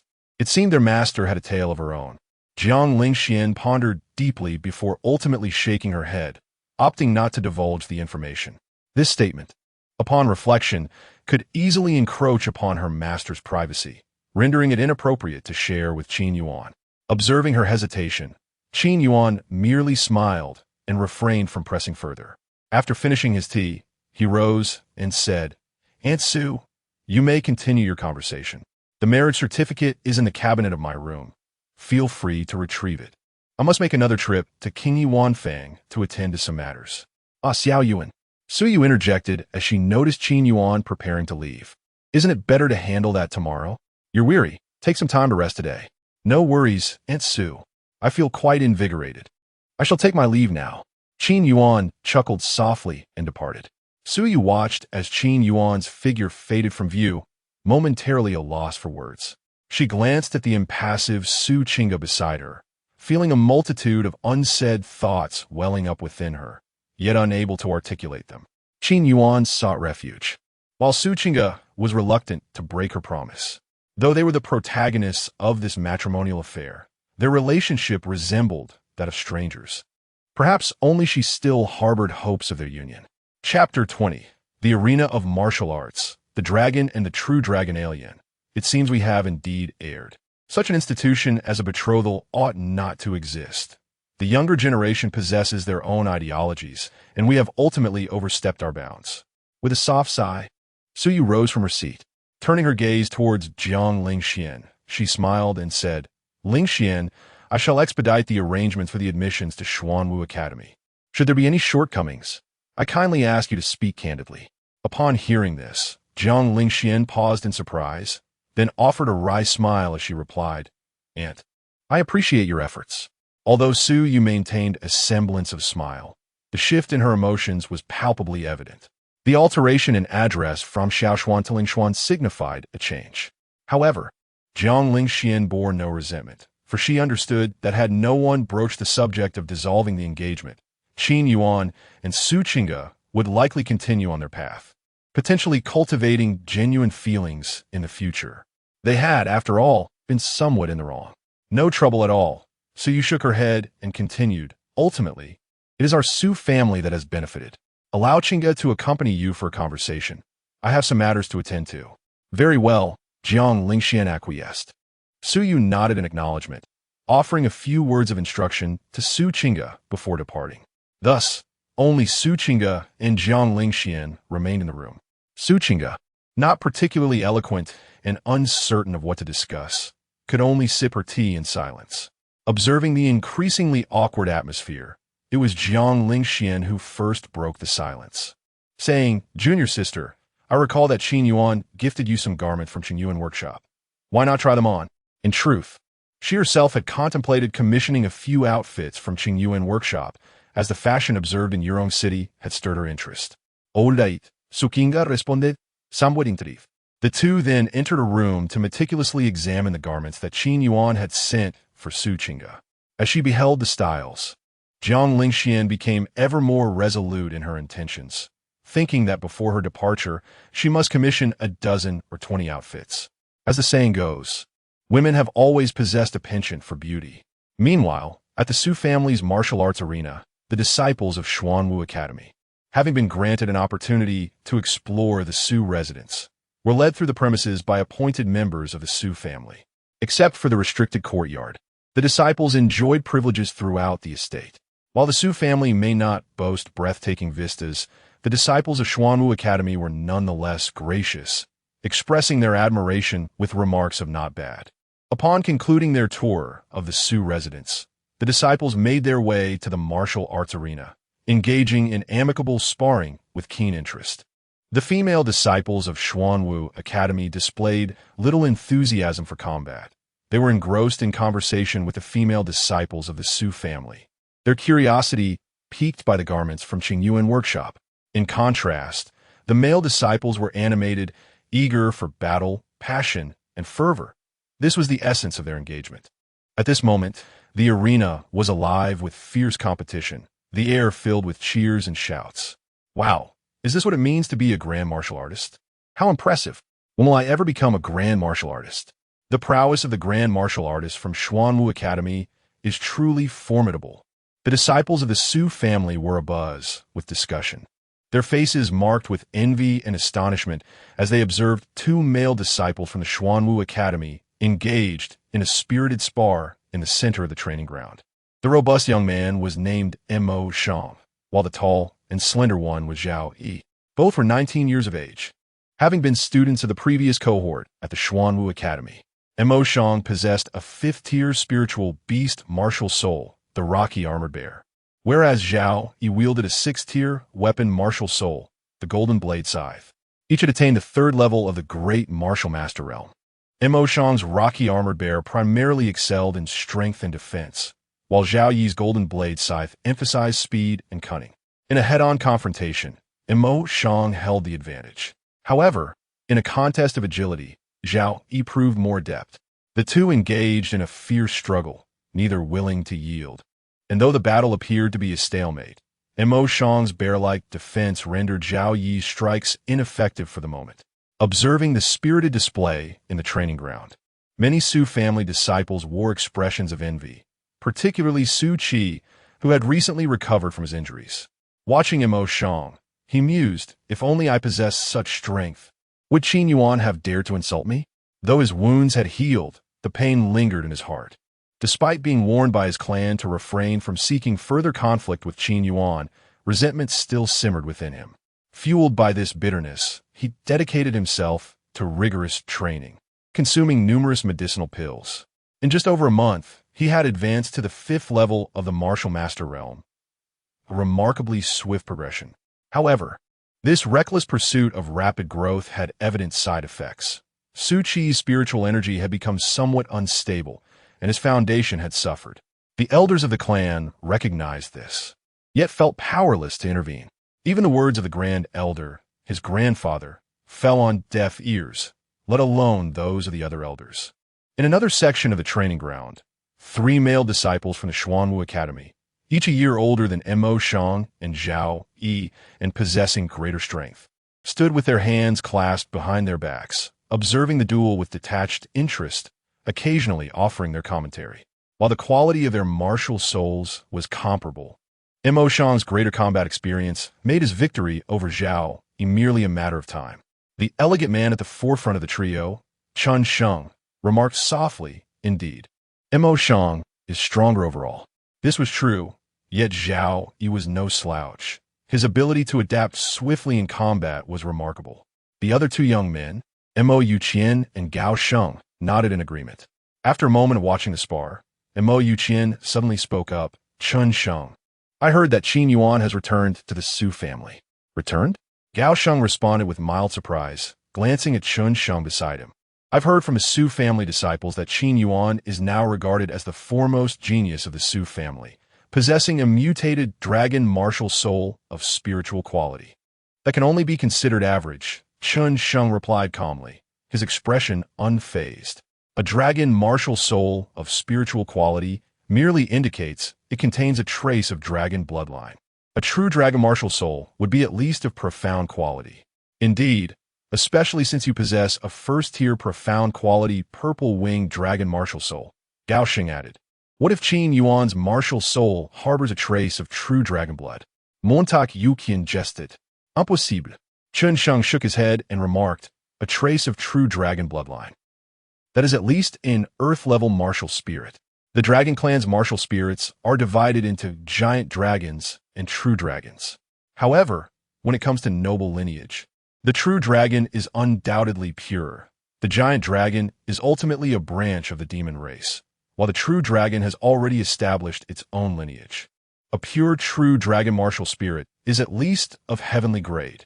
In the divine continent, giant dragon martial spirits are not uncommon. Yet true dragon martial spirits have already reached the realm of legend. Throughout the entire 5 Holy Dynasty, there is but one individual who possesses a true dragon martial spirit. And even that is merely a hint of true dragon bloodline. This person is none other than the Dragon King of the Azure Dragon Kingdom. It is a pity that Qin Yuan is not present. Otherwise, we could engage in a friendly spar, as both of us possess giant dragon martial spirits. I am quite curious to see who is stronger or weaker, Chun Sheng said meaningfully, his tone laced with a hint of rivalry. Chapter 21. Sparring. Upon hearing Chun Sheng's words, Mo Yuqian and Gao Sheng exchanged a glance, their eyes filled with unspoken understanding. The entire Xuanwu Outer Academy was aware of Chun Sheng's admiration for Su Qingge. Yet, before he could even begin his pursuit, the news of Su Qingge's marriage broke. A blow that was undoubtedly devastating. At this moment, Chun Sheng's mention of sparring was likely far from amicable. A trace of dragon blood, a martial soul of the Dragon Clan, a pure lineage of the Dragon Clan. The superiority of one over the other was evident without the need for sparring. However, they refrained from voicing their thoughts, as witnessing Qin Yuan's missteps would still provide them with a measure of amusement. Senior brothers. Suddenly, a voice drew the attention of Chun Sheng and his companions. They were taken aback, following the direction of Su Qi's finger, where they beheld the female disciples of Xuanwu Academy encircling a strikingly handsome man clad in silver-white robes. His appearance was exceedingly captivating, the brilliance of his attire making him the undeniable focal point. Is that Qin Yuan? Mo Yuqian exclaimed in surprise, taken aback. Gao Sheng, beside him, couldn't help but marvel inwardly at the man's good looks, noting the stylishness of his attire. Let us approach and take a closer look. Chun Sheng's gaze shifted slightly as he walked over, hands clasped behind his back, adopting an air of a recluse. Mo Yuqian and Gao Sheng followed closely behind. Observing this from behind, Su Qi's expression brightened with delight, relishing the prospect of Qin Yuan experiencing the humiliation of being the center of attention. Heh, Qin Yuan, it seems you too shall taste the bitterness of embarrassment in a crowd. Su Qi's eyes darkened with resentment. Though he dared not confront Qin Yuan directly, he could still secretly undermine him, relishing the thought. In high spirits, Su Qi imagined the spectacle of Qin Yuan's discomfiture, a smirk involuntarily playing at the corners of his mouth. In the training arena, a throng of beautiful maidens had gathered, surrounding the dashing young man in silver-white robes. Young Master Qin, what style do you think would suit me? Young Master Qin, I wish to have the same style as this sister. Young Master Qin, I want one too. The female disciples of Xuanwu Academy sparkled with excitement, chattering incessantly. They all desired to customize garments that suited their individual styles and temperaments. Although they could visit Qinyuan workshop, they were well aware of who had established it. It was far more reassuring to have Qin Yuan himself design their outfits. A waft of fragrance tickled Qin Yuan's senses, causing him a slight discomfort. Yet he remained composed, striving to maintain a smile. Dear ladies, for those wishing to customize, please register with Qingqing. She will inform you of the necessary requirements. Turning to a demure young woman, he continued, Qingqing, you are familiar with the conditions for bespoke tailoring. Kindly assist the esteemed ladies of Xuanwu Academy with their registrations. Afterwards, please visit Qingyuan Workshop to have Xiaochun create a garment of spirit-level materials for you and charge it to my account. Su Qingqing's cheeks flushed a rosy hue, taken aback by the unexpected request. She quickly nodded, Thank you, young Master Qin. Although she could afford the exquisite custom garments from King Yuan Fang, who would choose to spend money when it could be obtained for free? No worries. Qin Yuan waved his hand dismissively. Wow, young Master Qin is so generous to Sister Qingqing. Free gifts, how enviable. The ladies chattered among themselves. Young Master Qin, will there be any discounts if we purchase? Noticing their excitement, Qin Yuan's gaze flickered with a hint of thought, and he smiled, saying, Ladies, feel free to register. Each of you may have 3 custom garments made from spiritual-grade materials, and I shall cover the expenses. However, should you pass through Yurong City in the future, I would appreciate your assistance with the Su family.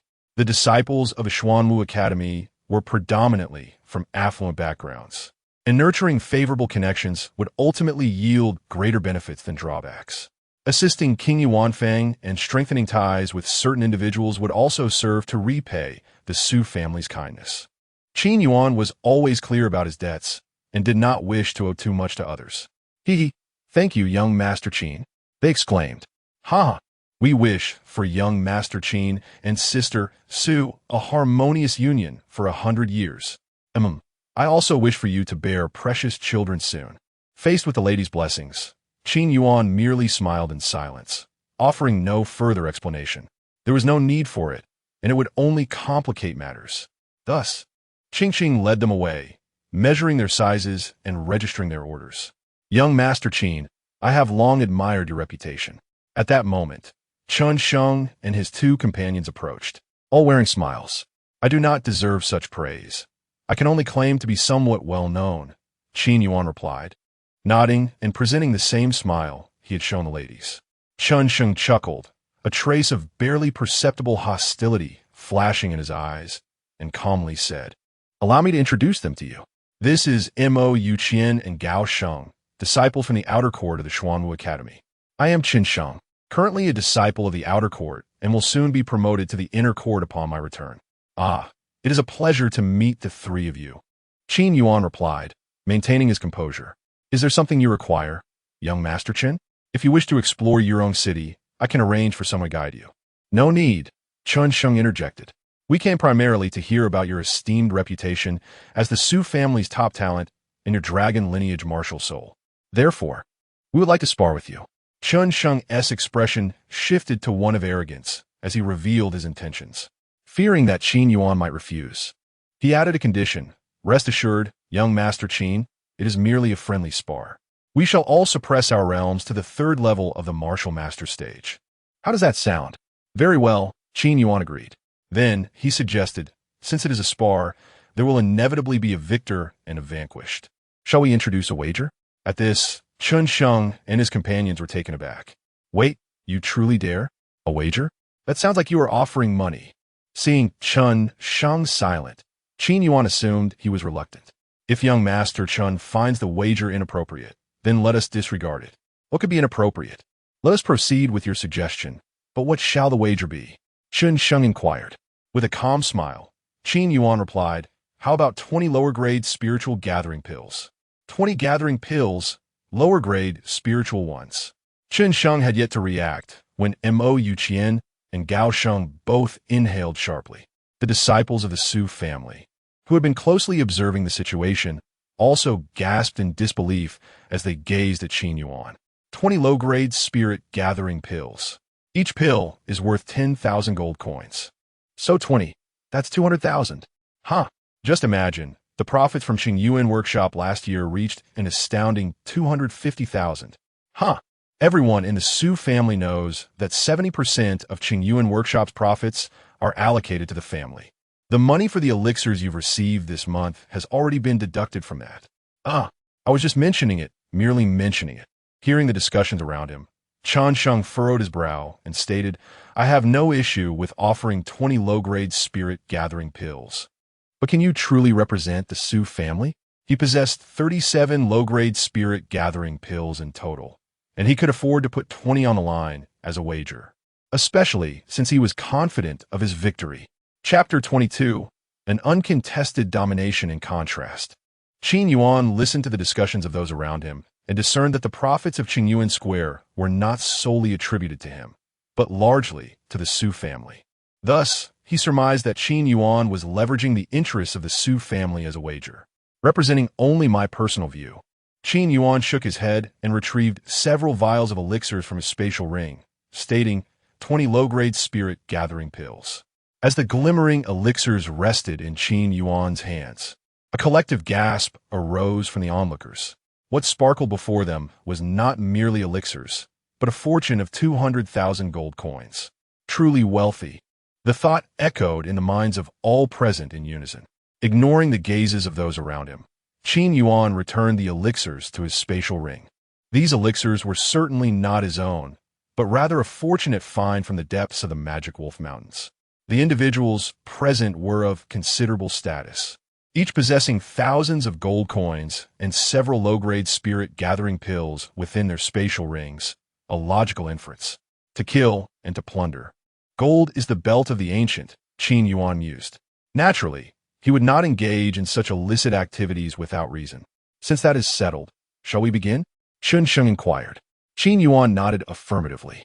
Under the gaze of all present, the two advanced to the center of the martial arts arena.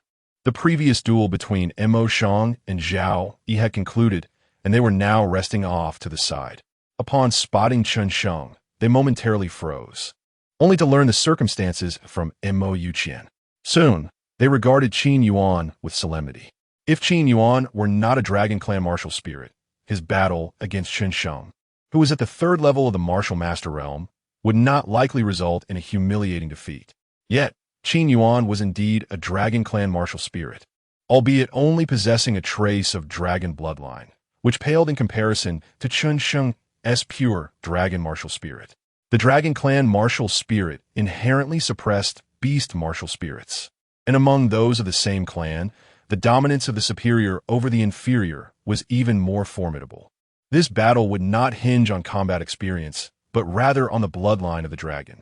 In the center of the arena, Chun Sheng stood with his hands clasped behind him, exuding an air of superiority.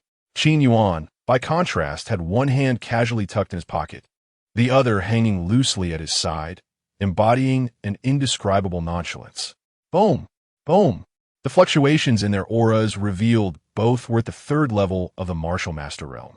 Young Master Qin, please, Chun Sheng smiled lightly, gesturing elegantly. I insist you go first, Qin Yuan replied softly. Upon hearing this, Chun Sheng did not refuse. Instead, he lowered his hands, allowing his aura to surge forth. Purple winged dragon, manifest. With those words, Chun Sheng's body began to exhibit draconic traits. Shimmering, fan-shaped scales appeared along his neck, his hands transformed into fearsome dragon claws, and his eyes flashed with a violet brilliance. Roar! A resounding roar erupted from Chun Sheng's core as a pair of purple, fleshy wings sprouted from his back, propelling him skyward. In an instant, his demeanor underwent a dramatic transformation. The refined gentleman was replaced by a figure radiating ferocity and dominance. In the crowd, Su Qi beamed with delight at this spectacle, internally exclaiming, "Excellent!" Remarkably, he too possesses a dragon clan martial spirit. Qin Yuan, kneel, cower, tremble. Ha ha ha! Su Qi was overwhelmed with excitement, laughter echoing in his heart. The other members of the Su family watching were equally astonished. His martial soul was also of the profound level, and it was a dragon type. To their surprise, it even had wings.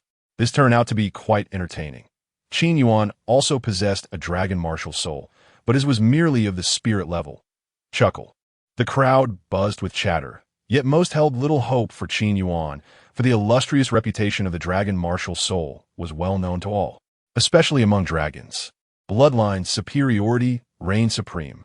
In the arena, Chun Sheng soared with an air of utmost pride. Looking down at Qin Yuan, he proclaimed, "Qin Yuan, unleash your martial soul. I grant you the opportunity of 3 moves."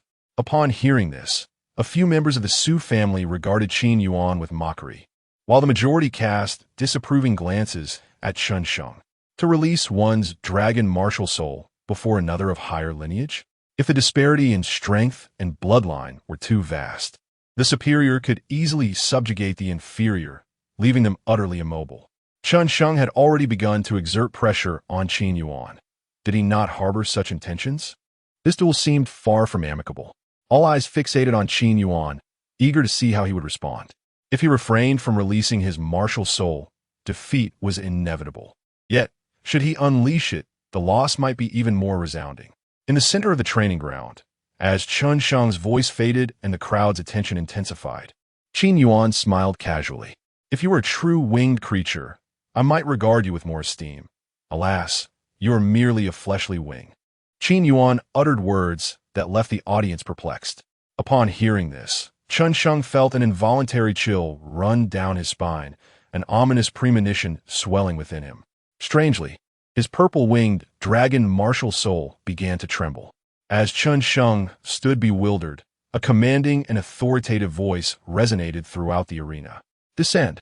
With a flicker of his gaze, an overwhelming and domineering aura enveloped the space. Black and gold fan-shaped scales surged upwards, swiftly adorning half of Qin Yuan's figure, shimmering with golden light, exuding an air of nobility, dominance, and mystery. The spectators outside were left in shock. This aura? How terrifying! So powerful, even stronger than when he had effortlessly defeated Su Qi last time.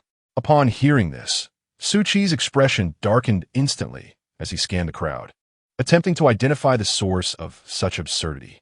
Meanwhile, in the arena, the absolute pressure belonging to a true dragon bore down mercilessly upon Chun Sheng. Chun Sheng's body trembled violently, his heart seemingly halting in fear. His pupils constricted sharply as he attempted to speak, only to find himself utterly immobilized beneath this oppressive force.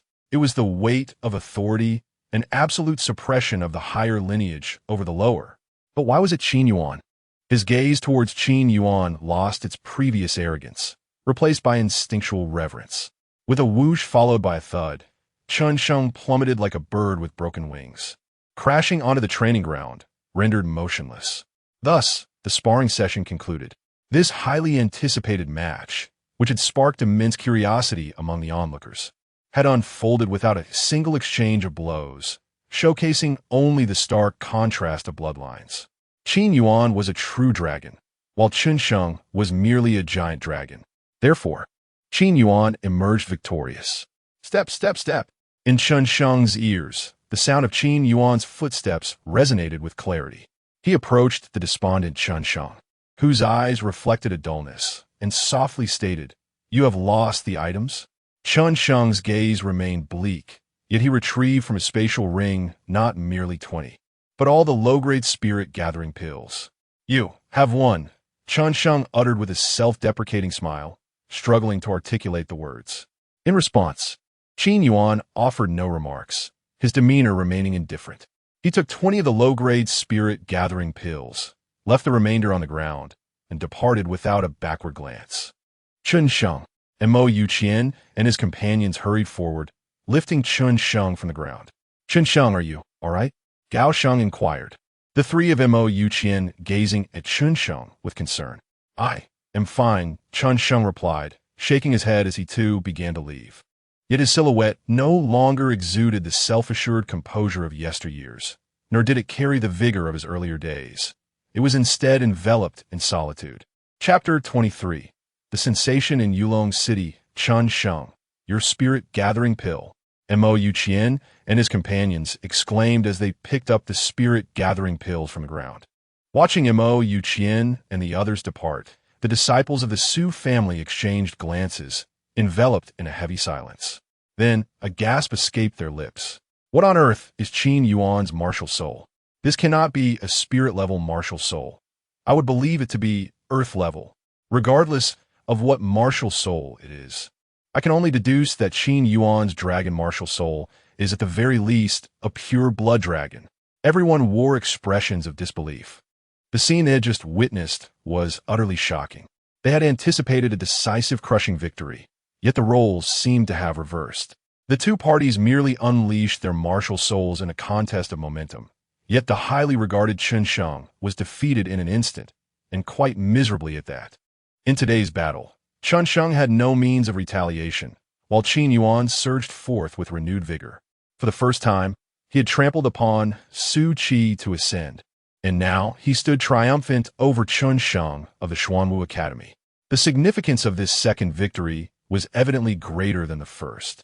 Among the crowd, the inconspicuous Su Qi stood frozen, as if turned to stone.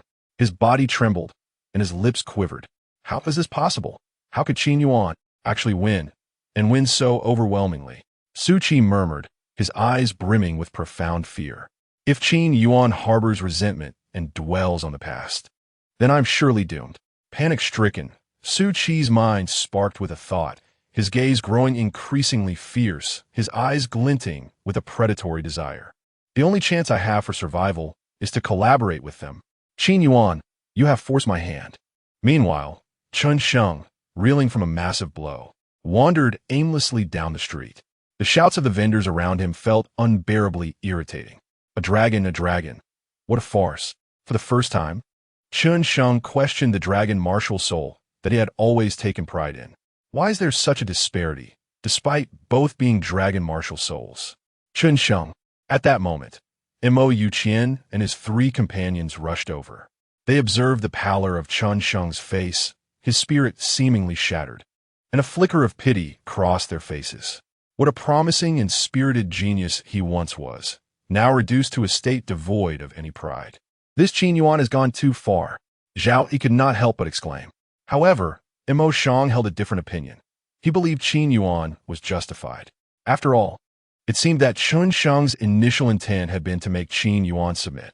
Ultimately, his lack of skill was a consequence of his own actions. Nevertheless, he dared not voice these thoughts. As a friend of Chun Sheng, Mo Yuqian also sought to console him. Chun Sheng, it was merely one battle lost. Does it warrant such despair?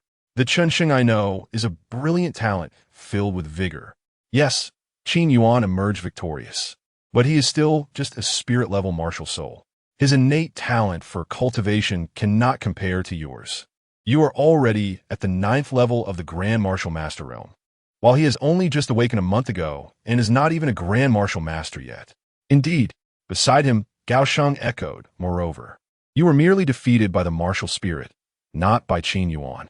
Without the suppression of bloodlines, Qin Yuan is no match for you. Indeed, in terms of raw strength, Brother Chun can easily overpower Qin Yuan. Zhao Yi added. The others chimed in to offer their consolation. Listening to their words, Chun Sheng paused and turned around. Mo Yuqian and the others believed that Chun Sheng had emerged from his gloom, but little did they know that the blow he had suffered was far beyond their imagination. It's futile, Chun Sheng shook his head, a melancholic expression crossing his face as he forced a bitter smile. You are not dragon bloodline martial spirits. Hence, you cannot comprehend that deep-seated feeling of surrender, that sense of helplessness. Qin Yuan, he is not merely a dragon martial spirit. He possesses the true dragon martial spirit. Upon hearing this, Mo Yu Qian and the others' pupils widened in shock as they exclaimed, "What? A true dragon martial spirit? Wasn't his martial spirit only a spirit level?" Chun Sheng's expression fell once more, his bitter smile vanishing entirely. In the face of Mo Yoqian's astonishment and confusion, he spoke slowly, his voice laden with despair. He is undoubtedly a true dragon martial spirit. As for why he remains at the spirit level, perhaps it is due to his true dragon bloodline being a mutation. But that is no longer of consequence. Once Qin Yuan reveals his true dragon martial spirit, the Five Holy Dynasty will undoubtedly invest all their efforts into nurturing him. 5 days later, the battle between Qin Yuan and Chun Sheng swiftly spread throughout the entire Yurong city, leaving all who heard it in disbelief. After all, it was the Xuanwu Academy. Moreover, rumors circulated that Chun Sheng was the foremost genius of the Xuanwu Outer Academy, soon to enter the Inner Academy. Such a prodigy had been defeated in an instant by Qin Yuan. Even if the two were of equal standing, the crowd only focused on the outcome. Winning was winning, and losing was losing. This Qin Yuan was terrifying indeed. Wasn't his martial spirit of spirit level? How could he so effortlessly subdue one of the profound level? Foolish. Though Qin Yuan's martial spirit is of spirit level, it is a pure dragon bloodline that has mutated, making it exceptionally formidable. Moreover, in terms of strength, it is not inferior to a profound level martial spirit. Qin Yuan has already risen to fame alongside Su Qingge. What a tale of two prodigies in marriage. Who could argue otherwise? Both spouses are exceptional talents. With Qin Yuan's gifts, he is all but guaranteed a place in the Xuanwu Academy recruitment 7 days hence. The entire Yurong city buzzed with discussions about Qin Yuan, enviously regarding the Su family, a household blessed with two prodigies, each more extraordinary than the other. The once derisive rumors about Qin Yuan had nearly vanished, replaced by admiration and awe. However, just as Qin Yuan basked in his glory, a jaw-dropping piece of news emerged from the Su family, sending shockwaves throughout Yurong City. The young lady, Su Qingge, and Master Qin Yuan, after careful consideration, had decided to divorce, effective immediately. They would no longer share a marital bond. As this news broke, it swept through Yurong City like wildfire. Everyone was left in a state of shock, rendered speechless for several seconds. After a prolonged silence, the crowd erupted. What? A divorce? What on earth is happening? Is it truly the case that the Su family has so easily cast aside a prodigy? How amusing it is. Perhaps it is Qin Yuan who has risen to prominence and now looks down upon the Su family. In Yuan City, people buzz with speculation. Some express curiosity, others lament, and some even revel in schadenfreude. In Qingyuan Alley, the female disciples of Xuanwu Academy, having just received their custom garments, were momentarily taken aback by the news. Sister Su, has Master Qin ended his engagement? Why would they part ways? Master Qin possesses both remarkable looks and exceptional talent. One of them recalled hearing the senior sister mention that there was no genuine affection between Sister Su and Master Qin. As the group of female disciples continued their discourse, most wore expressions of regret and disappointment. So, should we still keep these outfits? One disciple inquired. The others exchanged glances, suddenly finding that the allure of their free garments had diminished. Behind them, the four sisters of Chunya stood in stunned silence for a considerable time. Chapter 24. A renewed breakthrough. Young Master Qin's previous jest. Could it possibly become a prophecy? Xiao Chuan murmured, still somewhat incredulous. She glanced back at the top floor of Qingyuan Square, seemingly understanding why Qin Yuan had not returned to the Su family these past few days, but had instead taken residence here.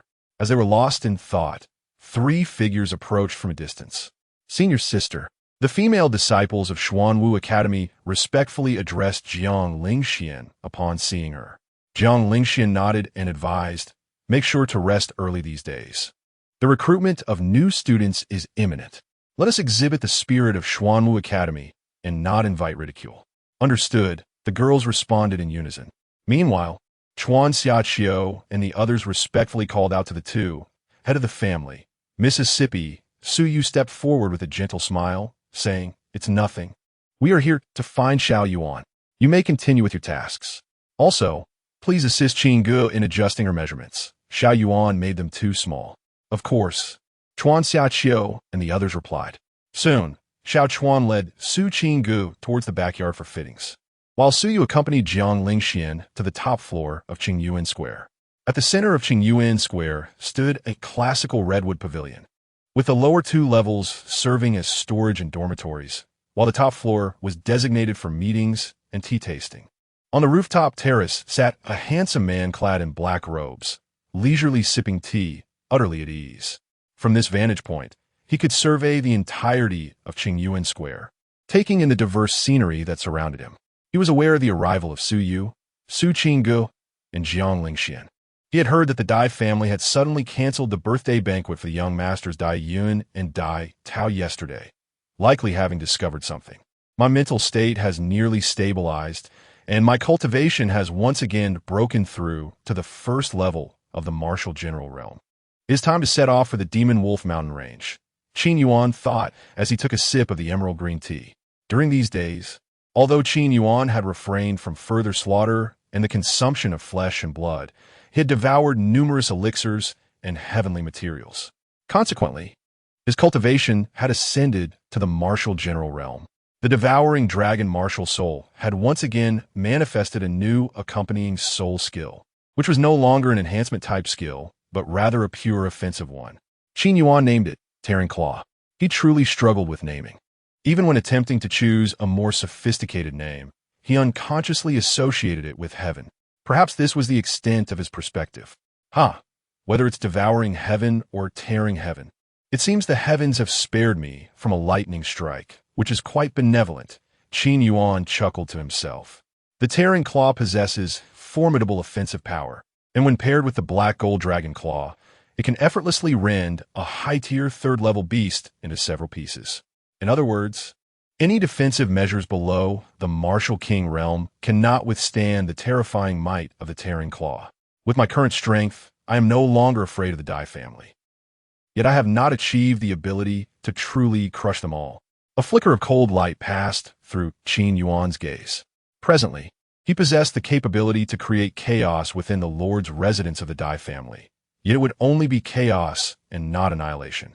After all, he was but one person, and if the Dai family were to scatter, he would find it difficult to pursue them all. In pursuit of the complete eradication of the Dai family, Qin Yuan found it necessary to enhance his strength. The sound of footsteps echoed from the staircase. Without turning around, Qin Yuan arranged 2 cups and poured in some fragrant emerald green tea. A fragrant breeze wafted through as 2 figures approached him, Su Yu and Jiang Lingxian. "Xiao Yuan," a gentle voice called out. "Aunt Su." Qin Yuan replied with a smile, rising to gesture invitingly. "Do come and savor the tea I recently acquired. It possesses a delightful flavor. You certainly know how to indulge," Su Yu remarked with a resigned smile, gracefully taking a seat. Qin Yuan then turned his gaze toward Jiang Lingxian, his lips curling into a professional smile. "Miss Jiang, do join us and taste this tea." "Thank you, young Master Qin. However, please refer to me simply as Lingxian." Jiang Lingxian responded with a warm smile. Qin Yuan nodded. "You may call me Qin Yuan." After Jiang Lingxian settled down, Qin Yuan also took his seat. The trio sat together on the pavilion terrace, observing the guests coming and going below, occasionally sipping their tea. After a considerable while refilling their cups, Su Yu broke the silence. "Having stayed here for so long, are you not planning to return home?" At her words, Qin Yuan's hand faltered slightly, but quickly regained its composure. "Aunt Su, how can you say that?" he replied with a faint smile, his gaze momentarily drifting. Qingyuan Square is also part of the Su family's estate. Residing here is akin to living at the Su family home. Do you think your thoughts can elude me?" Su Yu shot him a knowing glance before continuing. "Xiao Yuan, Aunt Su understands what weighs on your mind. However, I hope you realize that regardless of your relationship with Qin Gu, your identity as my Su Yu's kin will always take precedence over all others." I understand." Since you do, then return home tomorrow. As you wish. Upon hearing this, Suyu was both amused and exasperated. As you wish. Xiao Yuan. Do you believe you are as simple-minded as Qingge? Those words hold no weight for me. I shall ask you directly. When will you return home? Qin Yuan. At the staircase, Su Qinggu stood in bewilderment.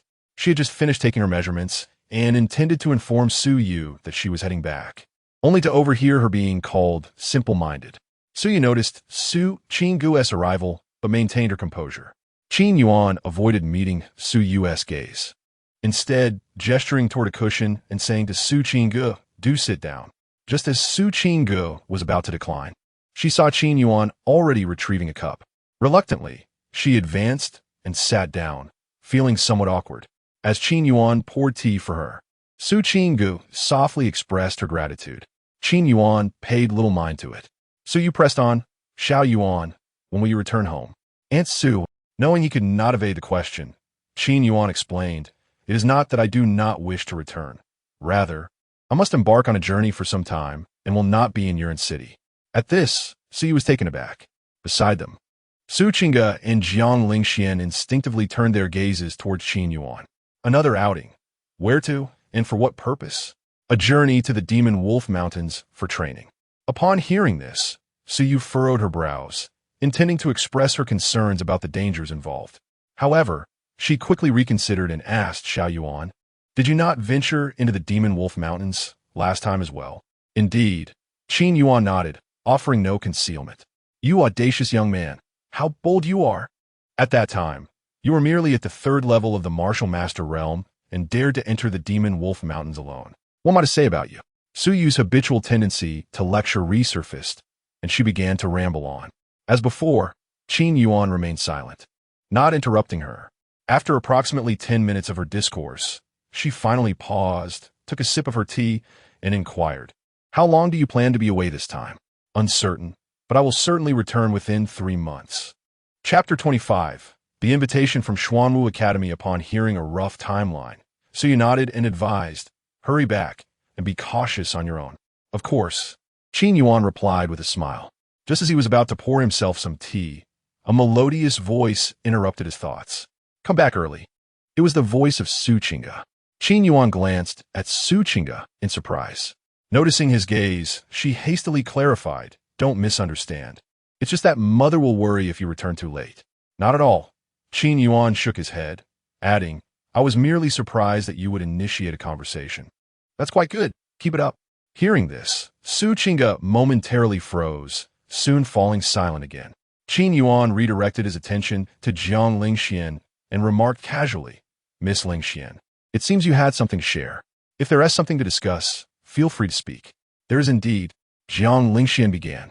But Qin Yuan's voice interjected once more, "If it's a significant matter, I can't engage. If it's trivial, I have no desire to." Jiang Lingxian. Despite her commendable composure, Qin Yuan's words irked her. For a fleeting moment, she genuinely contemplated summoning her martial spirit to turn Qin Yuan into a pincushion. Young Master Qin really knows how to provoke. Jiang Lingxian gritted her teeth. This was the first time Su Qingge witnessed her usually gentle senior sister in such a flustered state. Although it was inappropriate to think so, it was rather amusing. "All right, Xiao Yuan," Su Yu sighed in exasperation. "Lingxian is here for a serious matter. You should listen attentively. This is beneficial for you." "Understood," Qin Yuan nodded. He could dismiss anyone or anything without concern, but Su Yu was different. She was family. Jiang Lingxian was somewhat taken aback by Qin Yuan's sudden compliance, realizing she had underestimated Su Yu's importance in his eyes. However, this was a positive development, as it reflected that Qin Yuan was a person of deep loyalty and affection. Taking a moment to steady her breathing, Jiang Lingxian continued, "Recently, I learned about your match with Chen Sheng. To be honest, I was astonished that you won, especially by utilizing the bloodline of the Dragon Clan. Chen Sheng possesses a pure dragon martial spirit. Even an advanced dragon martial spirit of the 9th rank would not render him defenseless. Achieving such a feat can only be done by one with a true dragon martial spirit. Thus, Qin Yuan, I have come to extend an invitation on behalf of the entire Xuanwu Academy. hoping you will join us. I refuse. Without a moment's hesitation, Qin Yuan declined. It wasn't that he was averse to joining a faction, but rather that he could not join blindly, for such matters demand reciprocity. The premise of joining a faction is the ability to acquire ample resources for rapid growth. However, therein lies the dilemma. With his devouring talent, does he truly require those so-called resources? What he sought was the authentic experience of life and death combat, and there was no better place to accumulate such experience than in the wilderness. Within the hallowed halls of Xuanwu Academy, although numerous prodigies abound, they are ultimately confined to sparring rather than engaging in life and death struggles, thus limiting the enhancement of their practical experience. Allow me to finish my thoughts. Jiang Lingxian, perceiving Qin Yuan's refusal as a sign of dissatisfaction with the Academy's sincerity, continued, should you choose to join Xuanwu Academy, you would immediately ascend to the status of a core disciple, with the institution allocating its resources to you to the fullest extent. Furthermore, if you express interest, you may select any individual to be your mentor, including the esteemed headmaster of Xuanwu Academy. After articulating these conditions, Jiang Lingxian felt certain that Qin Yuan would acquiesce. Each of the three stipulations, if divulged, would undoubtedly incite a considerable uproar, particularly the final condition, which would make others green with envy. To be the personal disciple of the headmaster of Xuanwu Academy. Such a title places one, in the entirety of Xuanwu, in a position of immense prestige, second only to a select few. With a soft chuckle, Qin Yuan's gaze remained unwavering as he replied in a calm tone. The conditions are indeed commendable and sincere. Yet my answer remains unchanged. I shall not go. With that, he took a delicate sip of tea. Why? Jiang Lingxian was momentarily taken aback, her emotions getting the better of her. However, she quickly regained her composure, exhaling deeply, and asked in a tranquil voice, could you share your reasoning with me? Little Yuan, if your reluctance stems from feeling awkward about being in the same academy as Qingge, there is no need to refuse. After all, Yurong City is merely a small locale. You should aspire to a grander stage, lest your talents go to waste. Su Yu earnestly implored. Even the usually silent and passive Su Qingge could not help but interject. Mother is correct. You require a larger platform to showcase your gifts. Faced with the inquiries and entreaties of the three, Qin Yuan smiled and shook his head, stating, Xuanwu Academy is exceptional, yet it is not suitable for me. I have my own plans. Certainly, it is not due to my relationship with Qingge. After all, we are merely divorced, not embroiled in a bitter feud. Despite their separation, his rapport with Su Qingge remained as unremarkable as before, as their mutual friend, Su Yu, kept the atmosphere amicable. This arrangement was rather pleasant, allowing them all to thrive without the tension of awkward encounters. Not suitable? Do you already have an academy in mind? Jiang Lingxian inquired. No, Qin Yuan replied with a light chuckle, choosing not to elaborate further. For the ordinary individual, joining a faction serves as a shortcut to strength. However, for Qin Yuan, it is not a pathway of expedience, but rather a burden. The world is vast, and the avenues to attain strength are manifold. Dependence on a faction is not the sole route available. Observing Qin Yuan's resolute stance, Jiang Lingxian sighed softly. Qin Yuan, you are indeed unlike many others. However, do you know that aside from these three conditions, Xuanwu Academy has also issued a directive that contradicts my wishes? Pray, do share. Qin Yuan chuckled lightly. Seize. Jiang Lingxian uttered the word with a calm demeanor, fixing her gaze upon Qin Yuan's eyes as she continued. The headmaster has commanded me to forcibly bring you back. Cough. Cough. Upon hearing these words, not only was Qin Yuan taken aback, but both Su Yu and Su Qingge were equally startled. The notion of forcibly seizing Qin Yuan? It sounded as if it were akin to the abduction of a common maiden. As the foremost entity of Xuanwu Nation, it was truly astonishing that the Xuanwu Academy would engage in such brazen behavior. Indeed, your principal is rather tyrannical, Qin Yuan remarked with a faint smile. It is not tyranny. Rather, the true dragon martial soul is exceedingly formidable. You have yet to leave Yurong City. Thus you remain unaware of the significance of the term true dragon, Jiang Lingxian responded.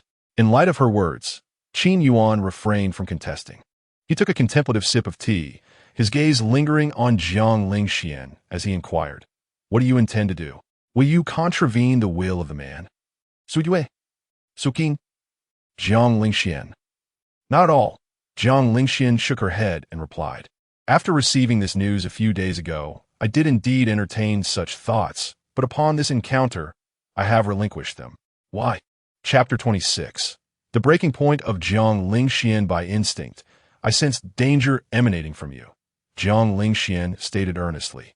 Upon hearing her words, Su Yu and Su Qingge were once again taken aback, their eyes wide with incredulity. Could it be that Jiang Lingxian could perceive danger? This would imply that Qin Yuan's strength had surpassed both of theirs.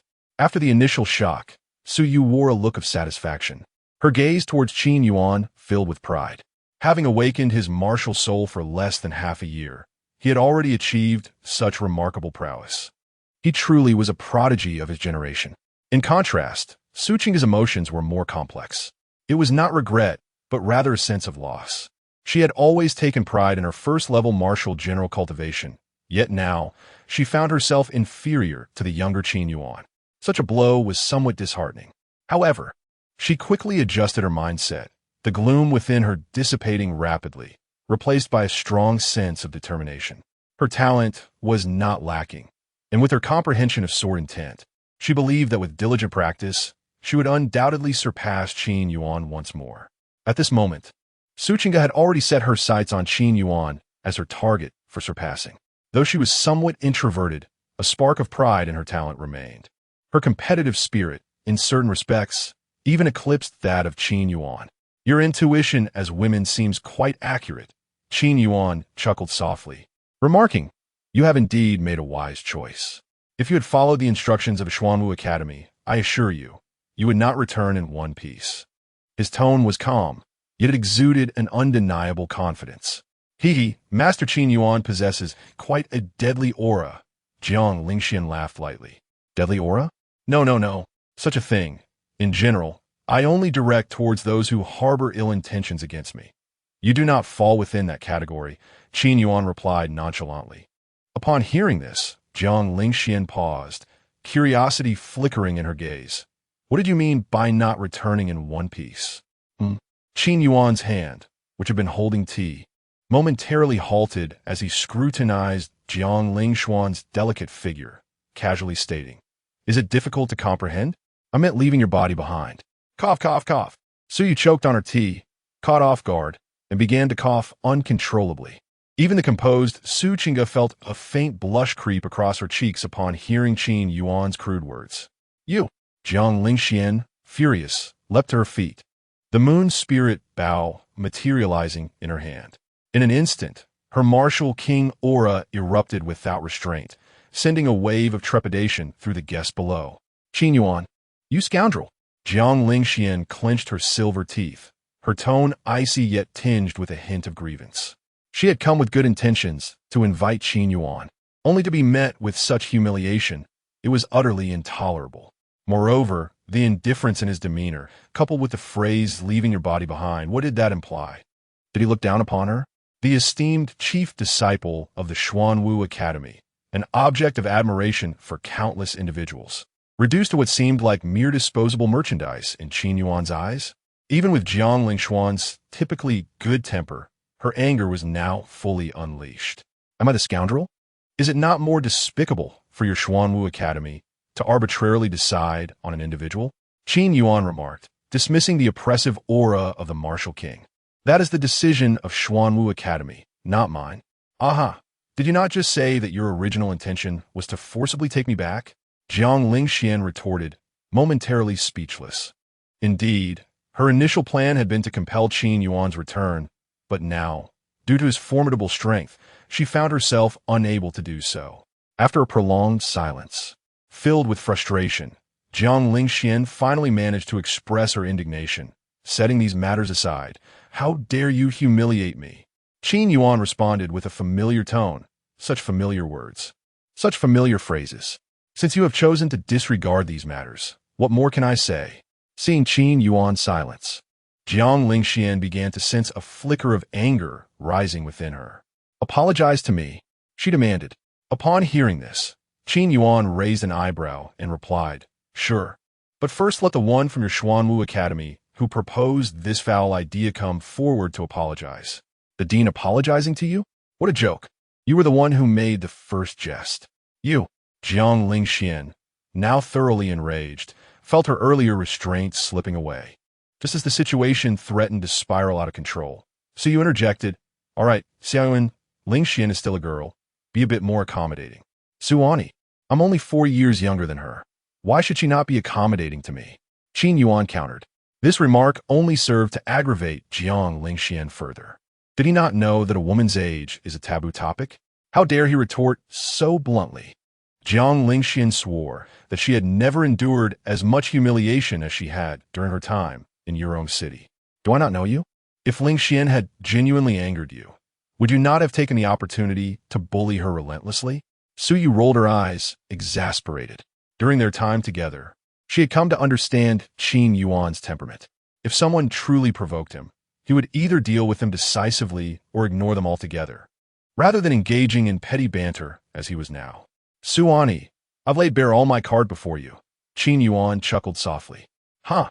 After taking a sip of tea, Suyu turned to Jiang Lingxian. "Lingxian, do not take it to heart. Xiaoyuan is simply like that, always prone to idle chatter. How about this? Let him prepare a few outfits that match your temperament as an apology."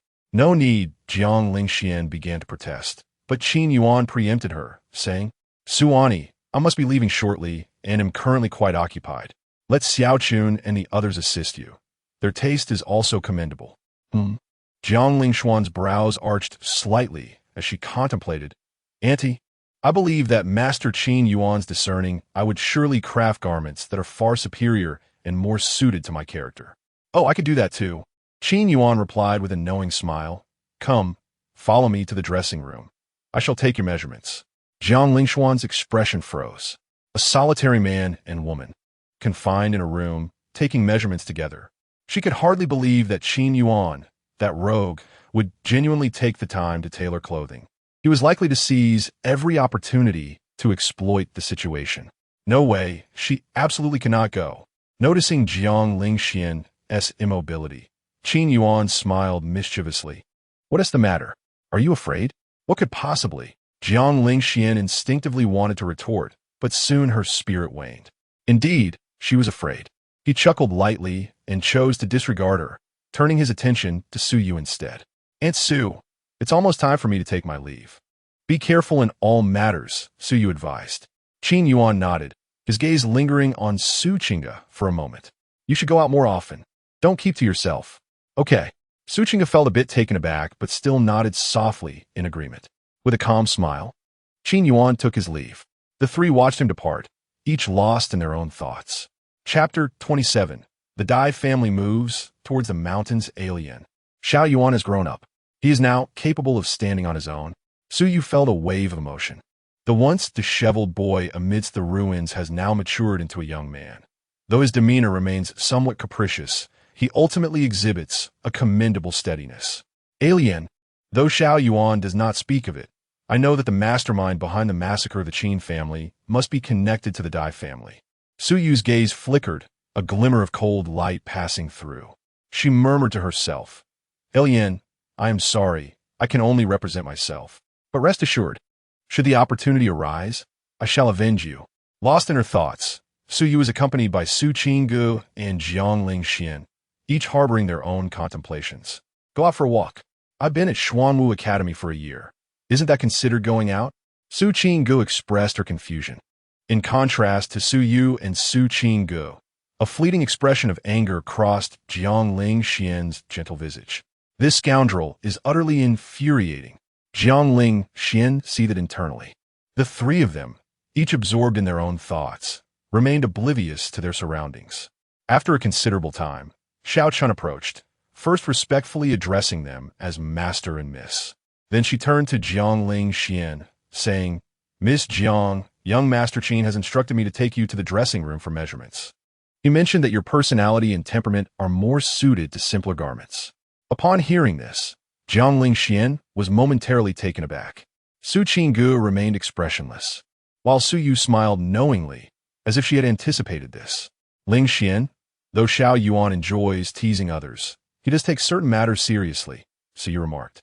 In response, Jiang Ling Xian huffed softly, muttering, "Little rascal, I suppose you have some conscience after all." With that thought, she followed Xiao Chun downstairs towards the dressing room, eager to don the attire from Qing Yuanfang and admire her own beauty. On the streets of Yuan City. Oh, isn't that the son-in-law of the Su family? I wonder if he knows they have divorced. Indeed, one must admit, Qin Yuan is truly remarkable, both in appearance and talent. How could the Su family bear to let him go? Who knows? Qin Yuan has long been a notable figure in Yuan City, especially with recent events unfolding. His visage is now familiar to nearly everyone. However, unlike previous discussions, the current sentiments surrounding Qin Yuan are largely positive. As Qin Yuan passed several vendors, he made his way towards the fruit market, intending to purchase some fresh produce before heading to the Magic Wolf Mountains. After all, in such desolate places as the Magic Wolf Mountains, edible provisions are scarce. Just as Qin Yuan entered the fruit market, several shadows flitted through the corners, one of which revealed a young man clad in white. His gaze was sinister, a flicker of grayish malice gleaming in his eyes as he coldly declared, "Qin Yuan, this is all you're doing. I wonder how much my strength will increase after consuming you." Ha. With that chilling proclamation, the young man in white vanished into the shadows. In the city lord's mansion, Dai family. Crack!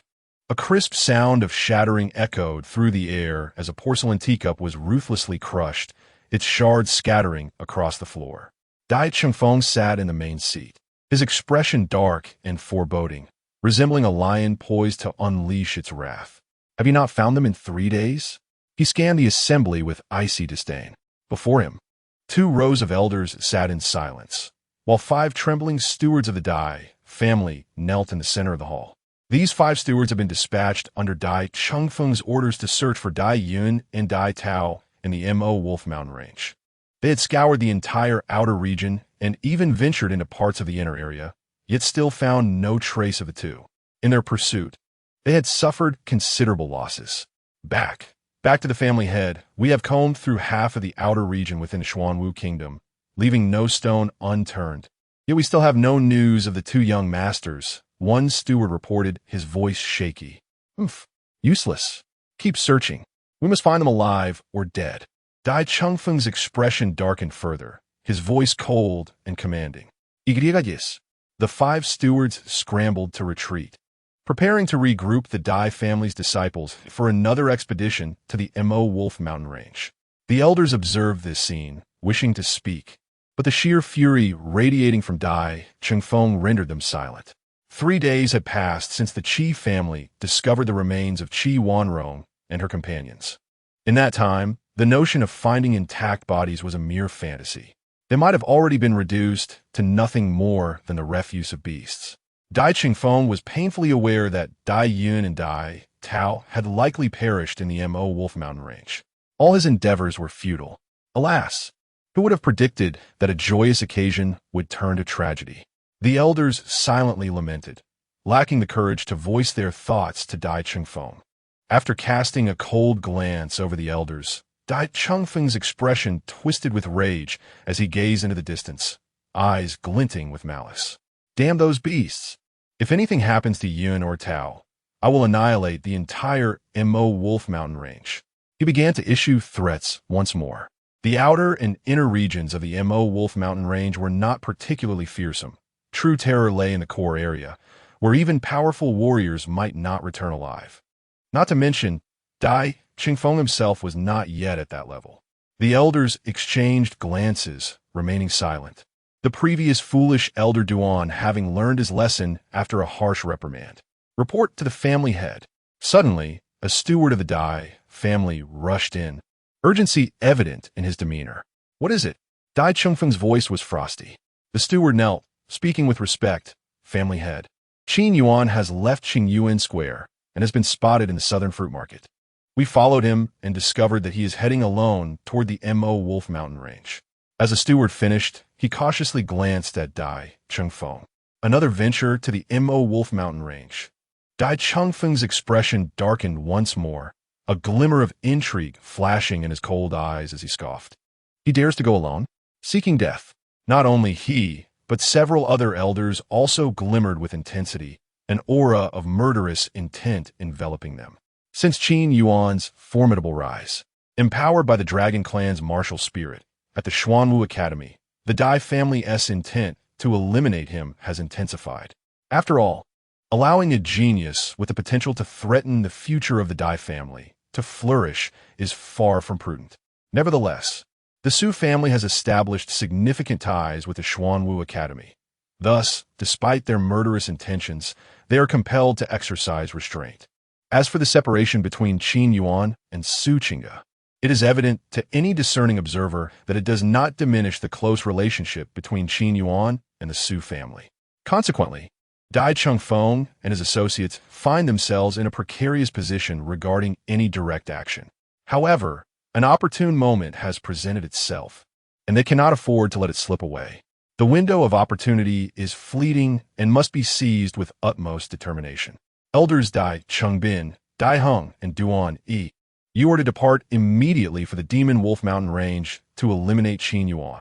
It is imperative that we confirm it is indeed him, to avoid repeating past mistakes.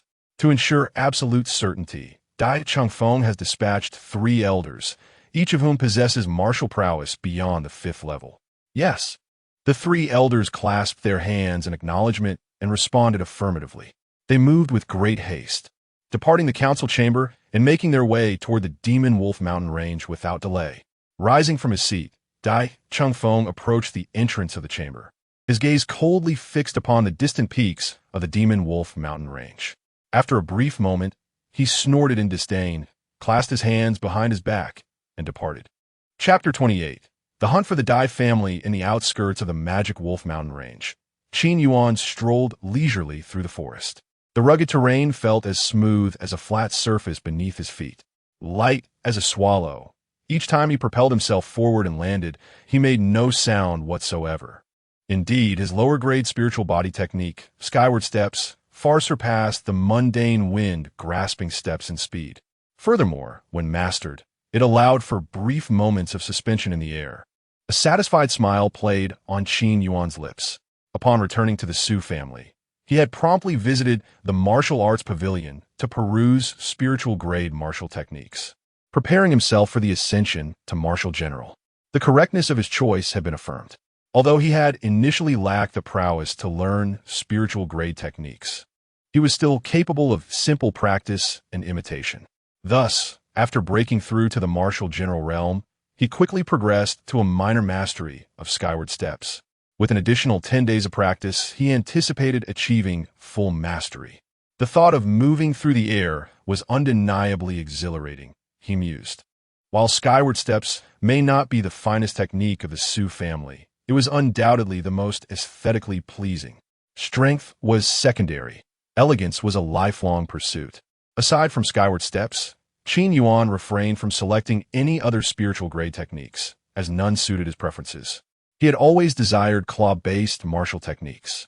Unfortunately, such techniques were exceedingly rare, with even low-grade ones being scarce in Yuru City, let alone spiritual-grade variants. Perhaps only prosperous cities like Xuanwu Kingdom would boast claw techniques of a higher caliber. Just as Qin Yuan pondered where to procure a spiritual-grade claw technique, a series of shouts and the roars of magical beasts echoed from ahead. In a series of swift movements, he darted toward the source of the commotion. In a certain section of the forest, 6 martial artists clad in matching brown robes engaged in combat with 10 magical beasts ranging from low to high second tier. The martial artists exhibited impressive strength. Among them were 3 at the 5th level of martial master, 2 at the 7th, and 1 at the 9th. Gao Chao, that high-tier lightning leopard is yours. We will handle the rest, declared a slender martial artist of the 7th level, wielding a pale yellow staff, the spiritual grade, 1st-tier weapon spirit. Dustbreaker staff. Understood, replied Gao Chao, the bald martial artist. His muscles began to swell, his face sprouted thick brown fur, and his jaw jutted forward slightly, giving him an appearance reminiscent of a gorilla. His weapon spirit was the 2nd-tier B spirit, Mighty Gorilla. The other martial artists similarly revealed their weapon spirits, selected their targets, and commenced their assault. Boom! Roar! Bang! In an instant, a plethora of martial skills and soul techniques erupted forth, and the 6 martial artists coordinated fairly well, driving the 10 magical beasts into retreat. This was also due to the disparity in overall strength, as the 6 martial artists were all above the 5th level of martial master, while the magical beasts predominantly ranged in strength within the low 2nd tier, placing them at a disadvantage. The skirmish persisted for over half an hour, leaving only 3 of the original 10 magical beasts, the strongest among them, remaining. Although none of the 6 warriors met their demise, each bore numerous wounds of varying severity. Among them, 2 5th-level grand martial artists sustained grave injuries, one with a concave chest and the other with a severed arm. The bloodied lightning leopard let out a roar, retreating cautiously. Its eyes filled with reluctance as it vanished into the thicket. The remaining 2 2nd-tier intermediate-scaled wild boars fled without a backward glance. As the 3 ferocious beasts departed, the 6 warriors collectively exhaled in relief, with Gao Chao stumbling and collapsing to the ground. Gasping for breath, he appeared far from at ease. Damn, that creature's speed is astonishing. I couldn't even lay a finger on it, Gao Chao cursed. A wiry warrior stepped forward to assist Gao Chao, advising, "Let us return to the clan to recuperate. Both Ah Bao and Old Dog are severely injured. If they do not receive timely treatment, their lives may be at stake." Indeed, Gao Chao nodded, but then shifted the subject, lamenting, "The clan leader truly is something else. Dai Yun and Dai Tao have been missing for days. Any discerning person can tell they have likely perished in the Demon Wolf Mountains. Given the circumstances, how can we search for them? We must see the living or the dead. I suspect they have already become fodder for the beasts." Gao Chao's words conveyed his dissatisfaction with Dai Chengfeng. "After all, does your son's life hold more value than that of our brothers? Enough. Let us merely discuss this among ourselves. It must not reach others." "I am well aware," Gao Chao replied. The wiry warrior nodded and turned to call out, "Let us return the way we came and seek healing at the clan." Agreed. The 4 men supported each other, trailing behind Gao Chao and the wiry warrior. Just as they prepared to step forward, a chilling voice resonated from the forest. "Now that you are here, do not turn back." "Who goes there?" Gao Chao and his companions instantly tensed, scanning the surroundings with steely gazes. The wiry warrior furrowed his brow, stepping forward to proclaim, "Friend, we are from the Dai family of the Lord's Manor in Yulong City. If you seek to take advantage, you have chosen the wrong target." He instinctively presumed the hidden figure was a scavenger attempting to seize an opportunity and thus reveal their identity in hopes of dissuasion. The wiry warrior's words went unanswered. Yet, they understood that the presence lurking in the shadows remained, watching them intently from some concealed location. "Friend," as the wiry warrior began to speak again, the cold voice from the shadows interrupted, "I am waiting to gather strength." "What are you waiting for?"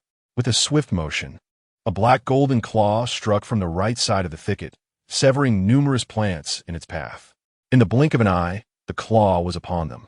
Witnessing this scene, the warrior's pupils dilated in shock. "Dodge!" Gao Chao shouted as he immediately fell to the ground. The wiry warrior reacted swiftly, leaping onto a branch of a towering tree. However, the remaining 4 warriors were not so fortunate. They supported one another, yet even with a moment of reaction time, their bodies could not keep pace. With a swift motion, the obsidian golden claws pierced through the bodies of the 4, tearing apart a grand tree behind them into 6 fragments, the energy gradually dissipating thereafter. The 4, now punctured, stood rigid, their dilated pupils slowly collapsing. A gentle breeze swept through. In the horrified gaze of the tall and slender warrior, 5 crimson streaks appeared on the bodies of the 4, their flesh beginning to disintegrate progressively. Moments later, the 4 were no more, leaving behind a nauseating array of fragmented remains. Silence enveloped the scene, a profound stillness prevailing. The tall and slender warriors stared in disbelief at this spectacle, their expressions a portrait of incredulity. "Flee!" Suddenly, with a swift thrust, a black golden claw pierced through the chest of the slender warrior, revealing in his grasp an unknown object that was gradually losing its vitality. Chapter 29. The hunt resumes. "This is my heart," the diminutive warrior murmured, his gaze losing focus as his head drooped, falling silent. Ah. Qin Yuan observed the object in his hand, astonished. The heart of the Dai family is surprisingly not black. With that, he crushed it in his claw. With a resounding pop, the vibrant heart instantly transformed into a gory pulp. Qin Yuan flicked his hand and leaped down from the tree, landing before Gao Chao. You are Qin Yuan, Gao Chao exclaimed, his shock quickly morphing into a furious roar. Qin Yuan, how dare you slay Wu Yong and the others? Does your Su family seek war with the Dai family? War? Qin Yuan chuckled coldly. I act solely on my own accord. Do you truly believe Dai Changfeng possesses the audacity to provoke the Su family? With a mocking grin, Qin Yuan seized Gao Chao's head, lifting him into the air. The sharpness of his 5 dragon claws gradually pierced into Gao Chao's skull. As the excruciating pain coursed through his head, Gao Chao thrashed wildly. Yet his struggles were nothing but desperate flailing. It was then he noticed Qin Yuan's formidable cultivation and imposing aura, disbelief flashing in his eyes. Why, you are a martial general. Gao Chao's voice trembled with astonishment and dread. Why? Gao Chao was bewildered. Did Qin Yuan harbor resentment simply because of the gossip surrounding his marriage to Su Qingda? If that were the case, would Yuruan City not face utter devastation? Do you wish to know the reason? Patience, for Dai Changfeng shall soon join you in the afterlife. You may inquire with him then. Qin Yuan replied with a chilling smile, exerting force with his claws. With a sickening squelch, the scene turned grotesque. Thus, all 6 members of the Dai family met their demise. Qin Yuan observed the spectacle with indifference, then activated his devouring talent. A black gold divine dragon spiraled upward, its form resembling an abyssal void, consuming the remnants of the warriors and the blood of the beasts. Pure energy surged forth, which Qin Yuan eagerly absorbed. Aside from the martial soul energy nourishing the silver sapling, all other energies were devoured by the devouring celestial dragon martial soul. A low hum resonated as the long stagnant shackles of his martial soul were finally shattered. Spirit level 6 rank, martial soul. The fruit of the silver sapling martial soul was on the brink of fruition, igniting a flicker of anticipation. However, the energy available for consumption was dwindling. Qin Yuan murmured. As his cultivation soared, the energy provided by lower-tier warriors and beasts diminished correspondingly. It is often said that the higher the realm, the more arduous the ascension, a truth that proved itself. Yet, even with the diminishing energy, it could not rival the sheer quantity, the entirety of the Dai family. He chuckled softly, a chill emanating from him. In a flash, he vanished into the forest, once more seeking out the remnants of the Dai family. Within the outer regions of the magic Wolf Mountain Range, near Yuruan City, locating the Dai family was not a daunting task. Perhaps due to Dai Changfeng's unwillingness to accept the loss of his son's corpse, he had mobilized a considerable force to scour the magic Wolf Mountain Range. However, the vast expanse of the mountain range meant that even if the entire Dai family was deployed, it would take over 2 months of relentless searching to thoroughly comb through the outer regions. Moreover, it is worth mentioning that a significant portion of the outer area lies within the borders of the Qinglong Kingdom. Although both nations belong to the 5 holy empires, their respective factions are far from amicable, with minor skirmishes occurring frequently, though major conflicts are absent. In essence, the Dai family dares only to search the outer regions of the Magic Wolf Mountains within the boundaries of the Xuanwu Kingdom, occasionally venturing into the inner areas. Search as much as you can, and send more people, Qin Yuan chuckled to himself. The more the Dai family dispatched individuals to the Magic Wolf Mountains, the more pleased Qin Yuan became. To him, the members of the Dai family resembled seasoned monsters ripe for experience points. The thought of vanquishing the monsters sent by the Dai family and subsequently annihilating them was a source of great delight. Ah, found them. Qin Yuan gazed into the distance and spotted a group of martial artists, among whom were 3 clad in brown uniforms, adorned with the character Dai stitched upon their chests. Besides the 3 Dai family warriors, 6 others appeared to be loose cultivators from Yuruan City, identifiable by their attire. As a most formidable force on the Shenzhou continent, loose cultivators are, indeed, ubiquitous. It's best if they are unconnected. If not, then we shall slay them together. Qin Yuan murmured softly, propelling himself toward the distant group. This time, He did not conceal himself in the shadows, but approached openly, unabashedly revealing his presence as he advanced toward the assembly of martial artists. Along the way, any inconspicuous beasts that dared to arise were swiftly dispatched and consumed by Qin Yuan. Dai Hao, what is the meaning of this from your Dai family? The three loose cultivators glared furiously at the trio of Dai warriors. The leader among the three, a rotund and portly warrior, licked his lips and sneered. Xiao Hong, hand over the wolf-kiss fruit. Such a precious spiritual fruit is not something a mere loose cultivator can covet. Ah, Xiaohong. Heed Brother Huey's words and swiftly surrender the wolf-kiss fruit. Rest assured, once you relinquish it, we shall not trouble you further, the other two. Both at the 9th level of martial arts mastery, echoed in agreement. At that moment, all three gazed greedily at the warrior named Xiaohong. Deluded fools, your greed knows no bounds, members of the Dai family. Xiaohong's mood was far from favorable. After much effort in uniting with several loose cultivators to venture into a silver moon magic wolf lair, he had finally acquired a low-grade spiritual wolf-kiss fruit, only to encounter the trio led by Dai Hui upon his exit. Dai Hui, a descendant of the previous generation's alliance between the Dai and Qi families, was known for his bullying of the weak and tyrannical behavior in Yuan City. Were the Su family present today, they might have shown some restraint. However, facing loose cultivators, they felt no trepidation. Indeed, one must rely on their connections to navigate this world. Xiao Hong, do not waste words with them.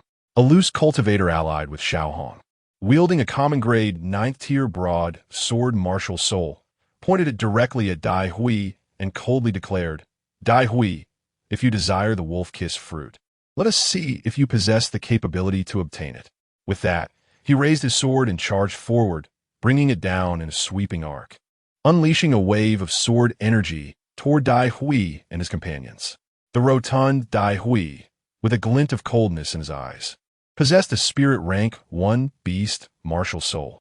The moment the uniquely horned mad boar manifested, it boldly withstood the blade's aura. With their explosive clash, the two combatants engaged fiercely. However, the 6 scattered cultivators ultimately only possessed the strength of great martial masters at the 6th or 7th level, and their martial techniques were notably lacking. Thus, Dai Hui and his companions fought valiantly against 2 adversaries each, swiftly pushing Xiao Hong and his group into a retreat. Just as the battle was poised to reach a fever pitch, a chilling presence emanated from a certain direction, causing both sides to halt abruptly, warily gazing into the distance. A 3rd-tier beast? This thought echoed in the minds of all present. After a lengthy pause, the oppressive aura descended upon the scene, revealing an unexpected figure who strode forth. He was strikingly handsome, clad in a long black robe, adorned with half-dragon scale armor. His black and gold dragon transformation shimmered with radiant light, exuding an air of nobility. It was not a beast.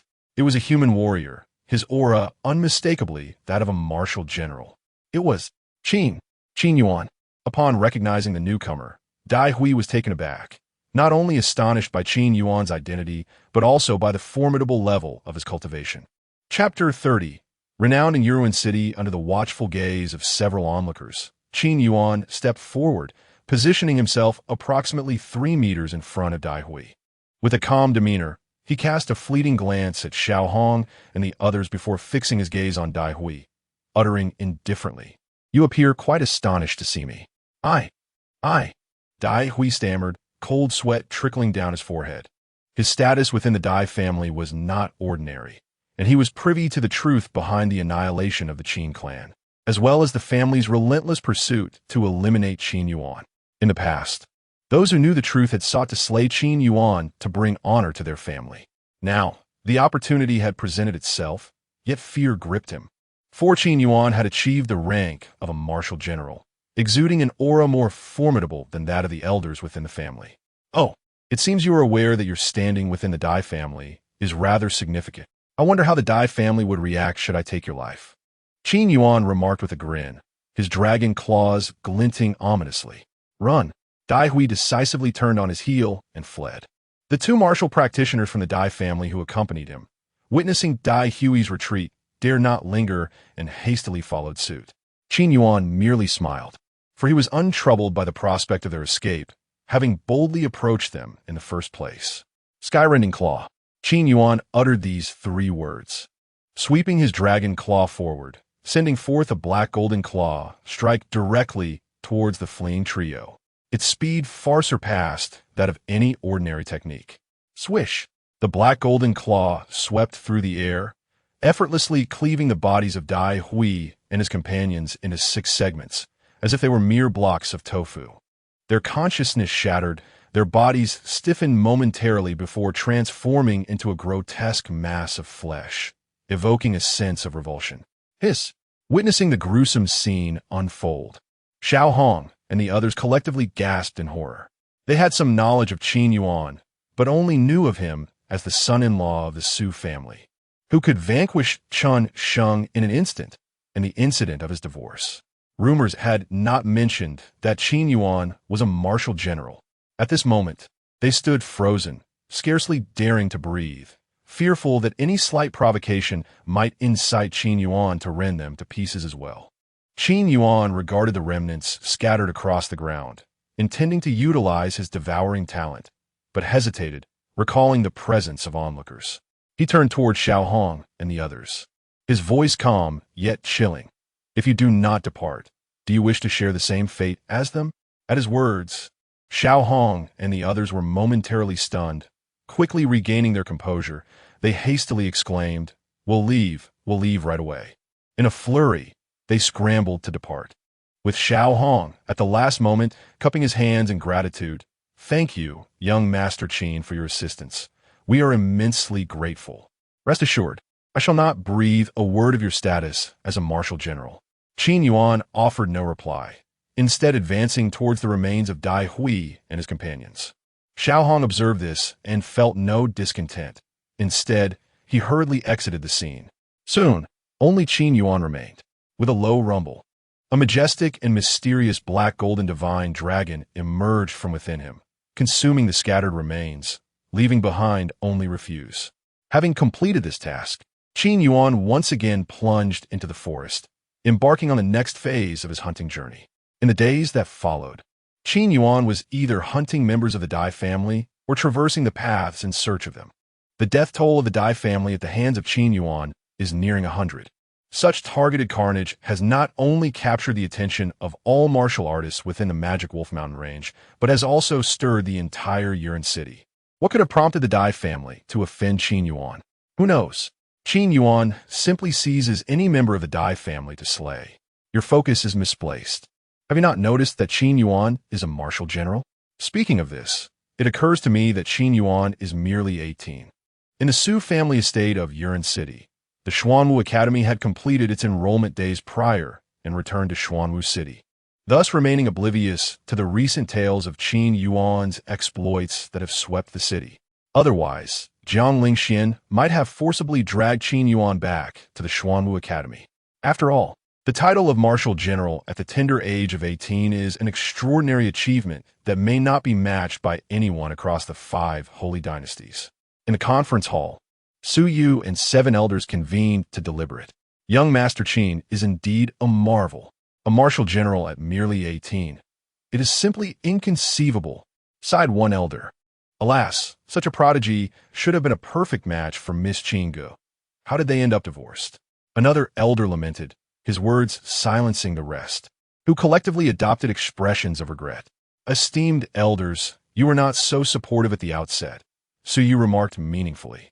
Upon hearing this, the 7 elders' faces turned crimson with embarrassment. Indeed, it was true.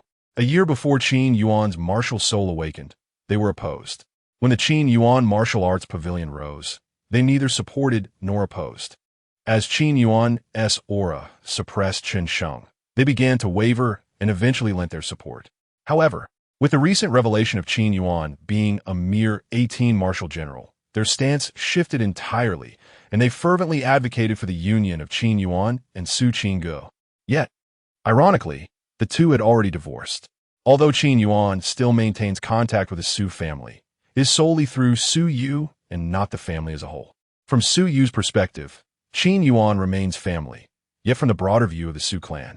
He was once a member of the Su family and now is merely a friend of the Su family, a distinction of considerable significance. Contemplating this, the 7 elders sighed once more, lamenting their misjudgment. Noticing the regretful expressions on the faces of the 7 elders, Su Yu's gaze flickered with a thought. She waved her hand and said, "Enough of your lamentations. One might think the Su family has fallen into decline." Cough, cough. The 7 elders cleared their throats awkwardly. The Su family in decline? How could that be? Today, the Su family stands as the most illustrious clan in Yuan City. Although the businesses of alchemy and artifact forging have been monopolized, they can still exert effort in other areas. Yuan City is not solely defined by alchemy and artifact forging. There are numerous ventures in daily life, such as Qingyuan Workshop, among others. While the profits may be modest, the sheer volume compensates. Moreover, once the Su family's alchemists and artifact craftsmen break through to the spirit level, they will once again claim their share of the market. Their sighs reflect not a present despair, but a wistful lament for the future. Having lost a talent whose gifts could only be described as monstrous, a true prodigy of the Su family. If such a genius exists, the Su family need not fear decline, nor worry about failing to thrive in the future. Presently, there lies an opportunity, one that could deepen the bond between Xiaoyuan and the Su family. Suddenly, Su Yu spoke up. Upon hearing her words, the eyes of the 7 elders brightened. Since it was impossible to make Qin Yuan a member of the Su family, they must devise every means to cultivate a favorable relationship. Head of the family, what opportunity do you speak of? The 7th elder inquired. This question echoed among the other elders as well. Su Yu cast a glance at the 7 elders and asked, "Do you know why Xiao Yuan exclusively hunts members of the Dai family?" Hearing this, the elders furrowed their brows. They were not foolish and quickly deduced the reason. The 2nd elder asked, "Head of the family, is it true that the massacre of the Qin family was connected to the Dai family?"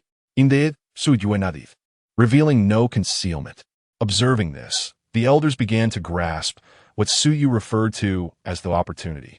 They fell silent, deep in contemplation, weighing their thoughts. Chapter 31 Reactions from all sides. After a considerable time, the family head spoke, "I will heed your commands." The elder, the first to express his stance, despite his conflicts with Qin Yuan, would never allow personal grievances to interfere with the greater interests of the Su family. Seeing the elder's declaration, Su Yu felt no surprise. Having appointed 7 individuals to the esteemed positions of elder, her trust in their loyalty was unequivocal. Should one of those prone to incessant internal strife be appointed an elder, the Su family's vast connections and resources would ultimately prove futile, leading to inevitable decline. The role of an elder is not solely about capability. Intellect is paramount. I shall follow the family head's directive. Another elder, the venerable 5th elder, affirmed, his age and prestige unmatched within the clan. Soon, all elders voiced their unanimous agreement to await Su Yu's arrangements. Seated at the head, Su Yu nodded in satisfaction. This unexpected display of strength and talent from Xiao Yuan inadvertently provided her with a rationale to utilize the Su family to exact vengeance upon the Qin family. All yen, mark my words, the Dai family shall pay a heavy price. Su Yu contemplated. Family head, how should we proceed with the arrangements? The elder inquired. The other elders turned their gaze toward Su Yu. After a moment of contemplation, she responded, "This matter must remain confidential for now. It is sufficient for the 8 of us to be aware. We shall devise a concrete plan once Xiao Yuan returns." Understood. The 7 elders replied in unison. Very well, if there is nothing else. Oh wait.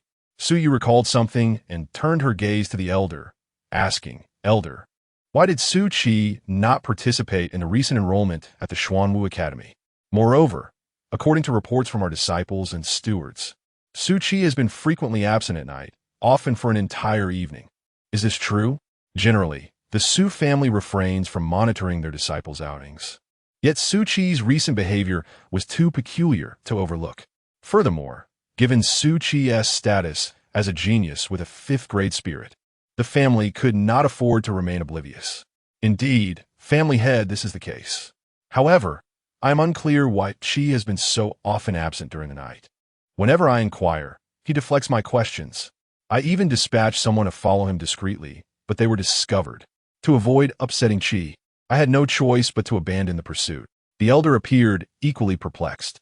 Upon hearing this, Su Yu contemplated deeply, stating, "Summon Su Chi to the conference hall." The elder hesitated for a moment before awkwardly responding, "Family head. Chi left the Su family a few days ago and has yet to return. Do you know his whereabouts?" Su Yu pressed. The elder shook his head in response, stating, "I do not know. Chi did not inform me." At this revelation, the conference hall fell into silence. After a lengthy pause, Su Yu's gaze sharpened, and she remarked, "Elder, you may not take this well, but I must express this.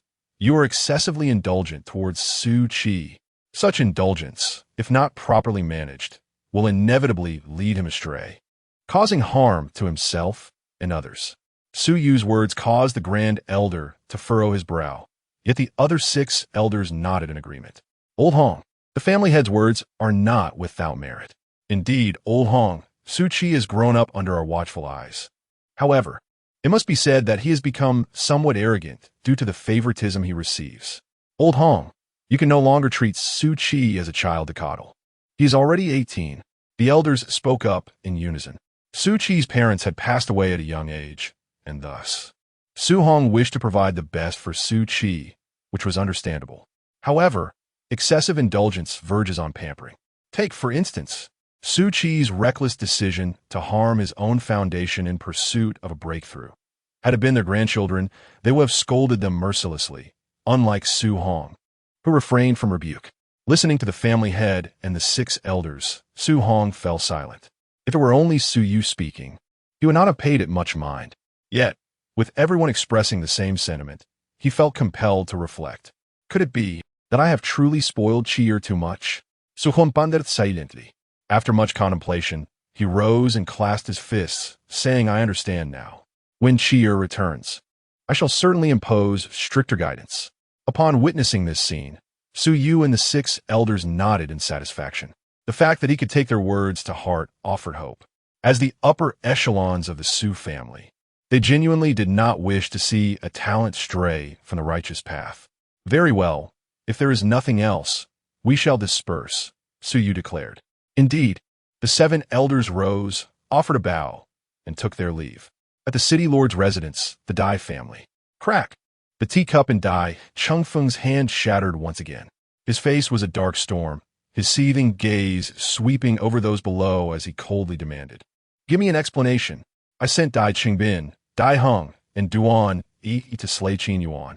How could it be that a member of the Dai family was slain by Qin Yuan? Is it possible that 2 8th-tier martial generals and 1 7th-tier martial general could not handle a mere 1st-tier martial general?" Having just endured the pain of losing a son, he now faced the grief of losing a disciple. What sins had Dai Changfeng committed? Damn it, a mere 18-year-old martial general. Such talent is astonishingly rare. Yet, this prodigy harbors an irreconcilable vendetta against the Dai family. As long as Qin Yuan lives, he will find no peace. What, are you all mute? Dai Changfeng's fury intensified. What kind of useless subordinates had he raised? No strategy, no courage. At this juncture, they dare not utter a single word? Would he dare to strike out at someone who stood out? That was simply out of the question. Observing Dai Changfeng's wrathful countenance, the elders exchanged glances, hardly daring to breathe. They too were filled with a mix of anger and fear. In recent days, over 80 members of the Dai family had perished at Qin Yuan's hands, including 3 second-tier martial general attendants. If Qin Yuan could slay second-tier martial generals at such a young age, what would happen in a few years? At that point, the entire Dai family would be exterminated. Therefore, Qin Yuan must die. A red-haired elder took a moment to compose himself and stepped forward, saying, "Master, according to the 3 elders, the terrain of the Demon Wolf mountain range is exceedingly intricate, and the abundance of beasts makes it exceedingly difficult to encircle and eliminate Qin Yuan." At this point, noticing the deepening frown on Dai Changfeng's face, the red-haired elder hastily continued, "However, the 3 elders sent word yesterday that they have devised a solution. Since Qin Yuan wishes to hunt our esteemed talents of the Dai family, we shall temporarily gather our forces as bait and set a trap for him. What will be the outcome? Dai Chengfeng inquired, raising an eyebrow with a cold demeanor. Hearing this, the red-haired elder's expression stiffened.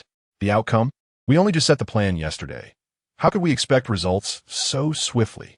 He forced himself to respond cautiously. Master, it will require a bit more time. Oomph. Dai Chengfeng snorted coldly, stating, inform the three elders that regardless of the cost, they must ensure the execution of Qin Yuan. His formidable talent poses a grave threat to the safety of the Dai family and must be dealt with promptly to avert future calamities. Chapter 32. The outcome of the second martial soul, indeed. The elder with crimson hair sighed in relief, responding affirmatively. Dai Chengfeng cast a cold glance at the assembled elders before departing the conference hall, his mood distinctly sour and in need of adjustment. Once Dai Chengfeng's figure disappeared from sight, the elders finally dared to discuss matters openly. Alas, it is only natural for the family head to be in such a foul temper of late. Indeed, the grief of losing a child still lingers. And now we are beset by further ill tidings within the clan. Let us hope that the three elders' plan to encircle and eliminate Qin Yuan proceeds smoothly. It must succeed. As their discussions concluded, the elders dispersed from the hall, attending to their respective duties. Outside the periphery of the Demon Wolf Mountain Range, beneath a great tree, a man clad in black robes sat cross-legged upon a branch, a shimmering aura of spiritual energy enveloping him, the milky white light swirling incessantly. The man possessed an exceptionally handsome visage, exuding an air of nobility. Surrounding him coiled an ethereal black-gold divine dragon, its movements accompanied by a resonant, imposing dragon's roar. After a considerable time, a low hum resonated from within the man, his aura surging as his momentum escalated. Third stage of the martial general realm. Qin Yuan opened his eyes, which glimmered with an indescribable, unique intensity that made it difficult for others to gaze directly at him. The hunts of recent days, fueled by the energies provided by the Dai family and various beasts, had yielded substantial power. Yet, it was insufficient for him to break through several small realms consecutively, as he had in the past. This shortfall was primarily due to the dwindling energies available from martial general-level beings and third-tier beasts, which no longer satisfied his needs. To achieve successive breakthroughs, he would need to consume energies from martial king-level beings, fourth-tier beasts, or superior-grade spiritual treasures. While breaking through realms seemed feasible, elevating the quality of his martial soul remained a challenge. It had languished at the sixth tier of spiritual quality for far too long. The devouring dragon, after all, was merely a spiritual martial soul, constrained by the laws of heaven and earth, its potential capped at the martial general realm. Qin Yuan pondered quietly, recognizing another drawback of his devouring talent. His cultivation was shackled by the quality of his martial soul. Unless he could comprehend an essence akin to the principles of sword, blade, or spear, progress would remain elusive. Lacking clarity on the matter of essence, he resolved to seek alternative avenues. With a glimmer of thought, he considered how many rare treasures associated with dragonkind might exist in the Azure Dragon Kingdom. His future aspirations were firmly set on the Azure Dragon Kingdom. Firstly, it was one of the renowned great nations of the five Saint Emperors, rich in resources. Secondly, the very name Azure Dragon Kingdom suggested a potential connection to dragonkind. With a soft exhale, Qin Yuan dispelled the lingering dew from his garments and stretched lazily. The silver saplings were nearing fruition. He was eager to discover whether they would yield delight or dismay. If they proved to be treasures, he would retain them. If they were worthless, he would consume them. Across the vast expanse of the divine continent, dual martial souls were indeed a rarity, regarded as unparalleled prodigies and prized possessions by countless individuals. However, Qin Yuan held a starkly different perspective. Whether a martial soul was singular or manifold, only those that enhanced the martial artist's inherent strength could be deemed truly valuable.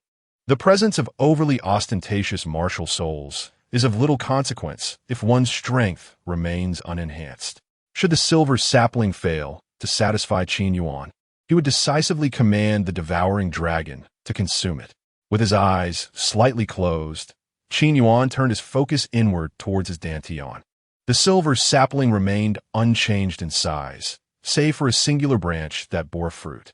This fruit, smooth and lustrous, was translucent, exhibiting hues of gold and silver reminiscent of the yin-yang symbol, with a milky white glow swirling upon its surface. This fruit possesses a remarkably profound energy. Qin Yuan mused in astonishment. Though the gold-silver fruit lacked a dense purity of energy, the aura it exuded was exceptionally unique. Just as Qin Yuan grappled with the decision to pluck it, a fragment of memory materialized unexpectedly in his mind. The Ishan fruit, Qin Yuan murmured. This memory detailed the silver sapling and the gold-silver fruit, brief yet thoroughly informative. The silver sapling, originally named the Tao tree, could absorb the forces of the heavenly and earthly laws, transforming them into a tangible entity, the Ishan fruit. The Ishan fruit possesses the extraordinary abilities to cleanse the marrow, undergo rebirth, and transcend the mundane to achieve sanctity. Upon consumption by a martial artist, their martial soul would instantaneously ascend to the 9th tier, simultaneously acquiring the heavenly law of martial soul cultivation evolution. Gasp! A martial soul elevated to the 9th tier, bestowing the heavenly law of martial soul cultivation evolution. Qin Yuan's pupils constricted in shock. Within the divine continent, while there are indeed numerous precious materials capable of enhancing martial souls, none possess the terrifying efficacy of the Ishan fruit. Ascending from the 1st to the 9th tier of the mortal class, from the 1st to the 9th tier of the spiritual class, and from the 1st to the 9th tier of the mysterious class. Furthermore, it grants the qualification for the evolution of martial soul cultivation, enabling future training to simultaneously elevate the martial soul. Were such a divine object to be revealed, it would undoubtedly send tremors throughout the divine continent, rendering Qin Yuan a target of envy. Secrecy must be maintained. It is imperative. If the astonishing effects of the Ishan fruit were to leak, I would assuredly meet a fate worse than death. Qin Yuan inhaled deeply, contemplating. While he considered his cultivation skills to be commendable, the realization of the Ishan fruit's terrifying potential left him trembling slightly. Indeed, it was overwhelmingly extraordinary. Just as Qin Yuan attempted to consume the Ishan fruit, another memory surfaced. There are limitations. The Ishan fruit is ineffective for those who possess the Tao tree. For others, consuming it subtly alters their thoughts, instilling loyalty to the bearer of the Tao tree, referred to as Ishan. Currently, it is only effective for martial artists below the 9th rank of Great Martial Master. Qin Yuan absorbed the information from the Tao tree, falling into deep silence. Yet beneath his seemingly calm exterior lay shockwaves of astonishment. The Ishan ability of the Ishan fruit was far more terrifying than he had ever imagined. It was neither soul enslavement nor memory alteration, but rather an intrusion into the very essence of a person's mind. Those affected would develop an unwavering faith, viewing Qin Yuan as a deity. Truly, this was frightening. Qin Yuan could not help but exclaim. Upon learning that the Ishan fruit possesses transformative effects, Qin Yuan's first thought was of Su Yu, whom he regarded as his own. However, upon discovering the side effects of the Ishan fruit, he resolutely dismissed this notion. Qin Yuan did not aspire to be a virtuous savior nor a nefarious villain. He simply wished to be a principled and ordinary individual. The thought of harming a loved one was utterly unthinkable to him. This fruit represented both fortune and a binding contract. To be used for the Dai family? No, they were not worthy. After a moment of contemplation, Qin Yuan decided, for the time being, there were no formidable adversaries in Yulong City, nor were there any extraordinary talents worth noting. It would be wise to set the Ishan fruit aside for now.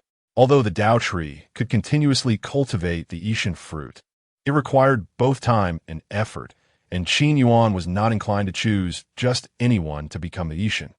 After all, selecting a genius as the Ishan target is fundamentally different from choosing an ordinary person. One path leads from mediocrity to brilliance, while the other ascends from brilliance to monstrosity. The superiority of the former is abundantly clear. Chapter 33, The Dai Family Design, the second martial soul, the Tao tree. This martial soul is indeed peculiar. It possesses no soul skills, no embodiment, but solely functions to cultivate the divine fruit of ease. The Tao tree has completely transcended the four classifications of martial souls in the continent of Shenzhou. Truly, the world is vast and full of wonders. Qin Yuan reflected. Although the Tao tree may not augment his personal strength, it can bestow upon him a formidable foundation. With the divine fruit of ease provided by the Tao tree, Qin Yuan can now commence the realization of many ideas. He intends to embark on a unique path to power. Rather than toiling for others, he would prefer to be the master of his own fate. His subsequent training regimen remained unchanged. The energy from the devoured martial souls would be utilized to cultivate the divine fruit of ease, while the remainder would belong to the devouring heavenly demon dragon. Qin Yuan stroked his smooth chin, contemplating. Having acquired such an extraordinary martial soul as the Tao tree, he naturally must nurture it well. However, he could not neglect the devouring heavenly demon dragon. That martial soul holds equal importance, and he must consistently pay heed to the rare treasures associated with the dragon lineage. Before proceeding to the Azure Dragon Kingdom, he must first settle the grievances with the Dai family. Qin Yuan's expression was impassive as he darted into the forest, racing towards a specific direction. As before, he did not shy away from other martial artists within the Magic Wolf mountain range. Instead, he boldly searched for members of the Dai family. Who is so audacious as to roam the Magic Wolf mountain range so recklessly?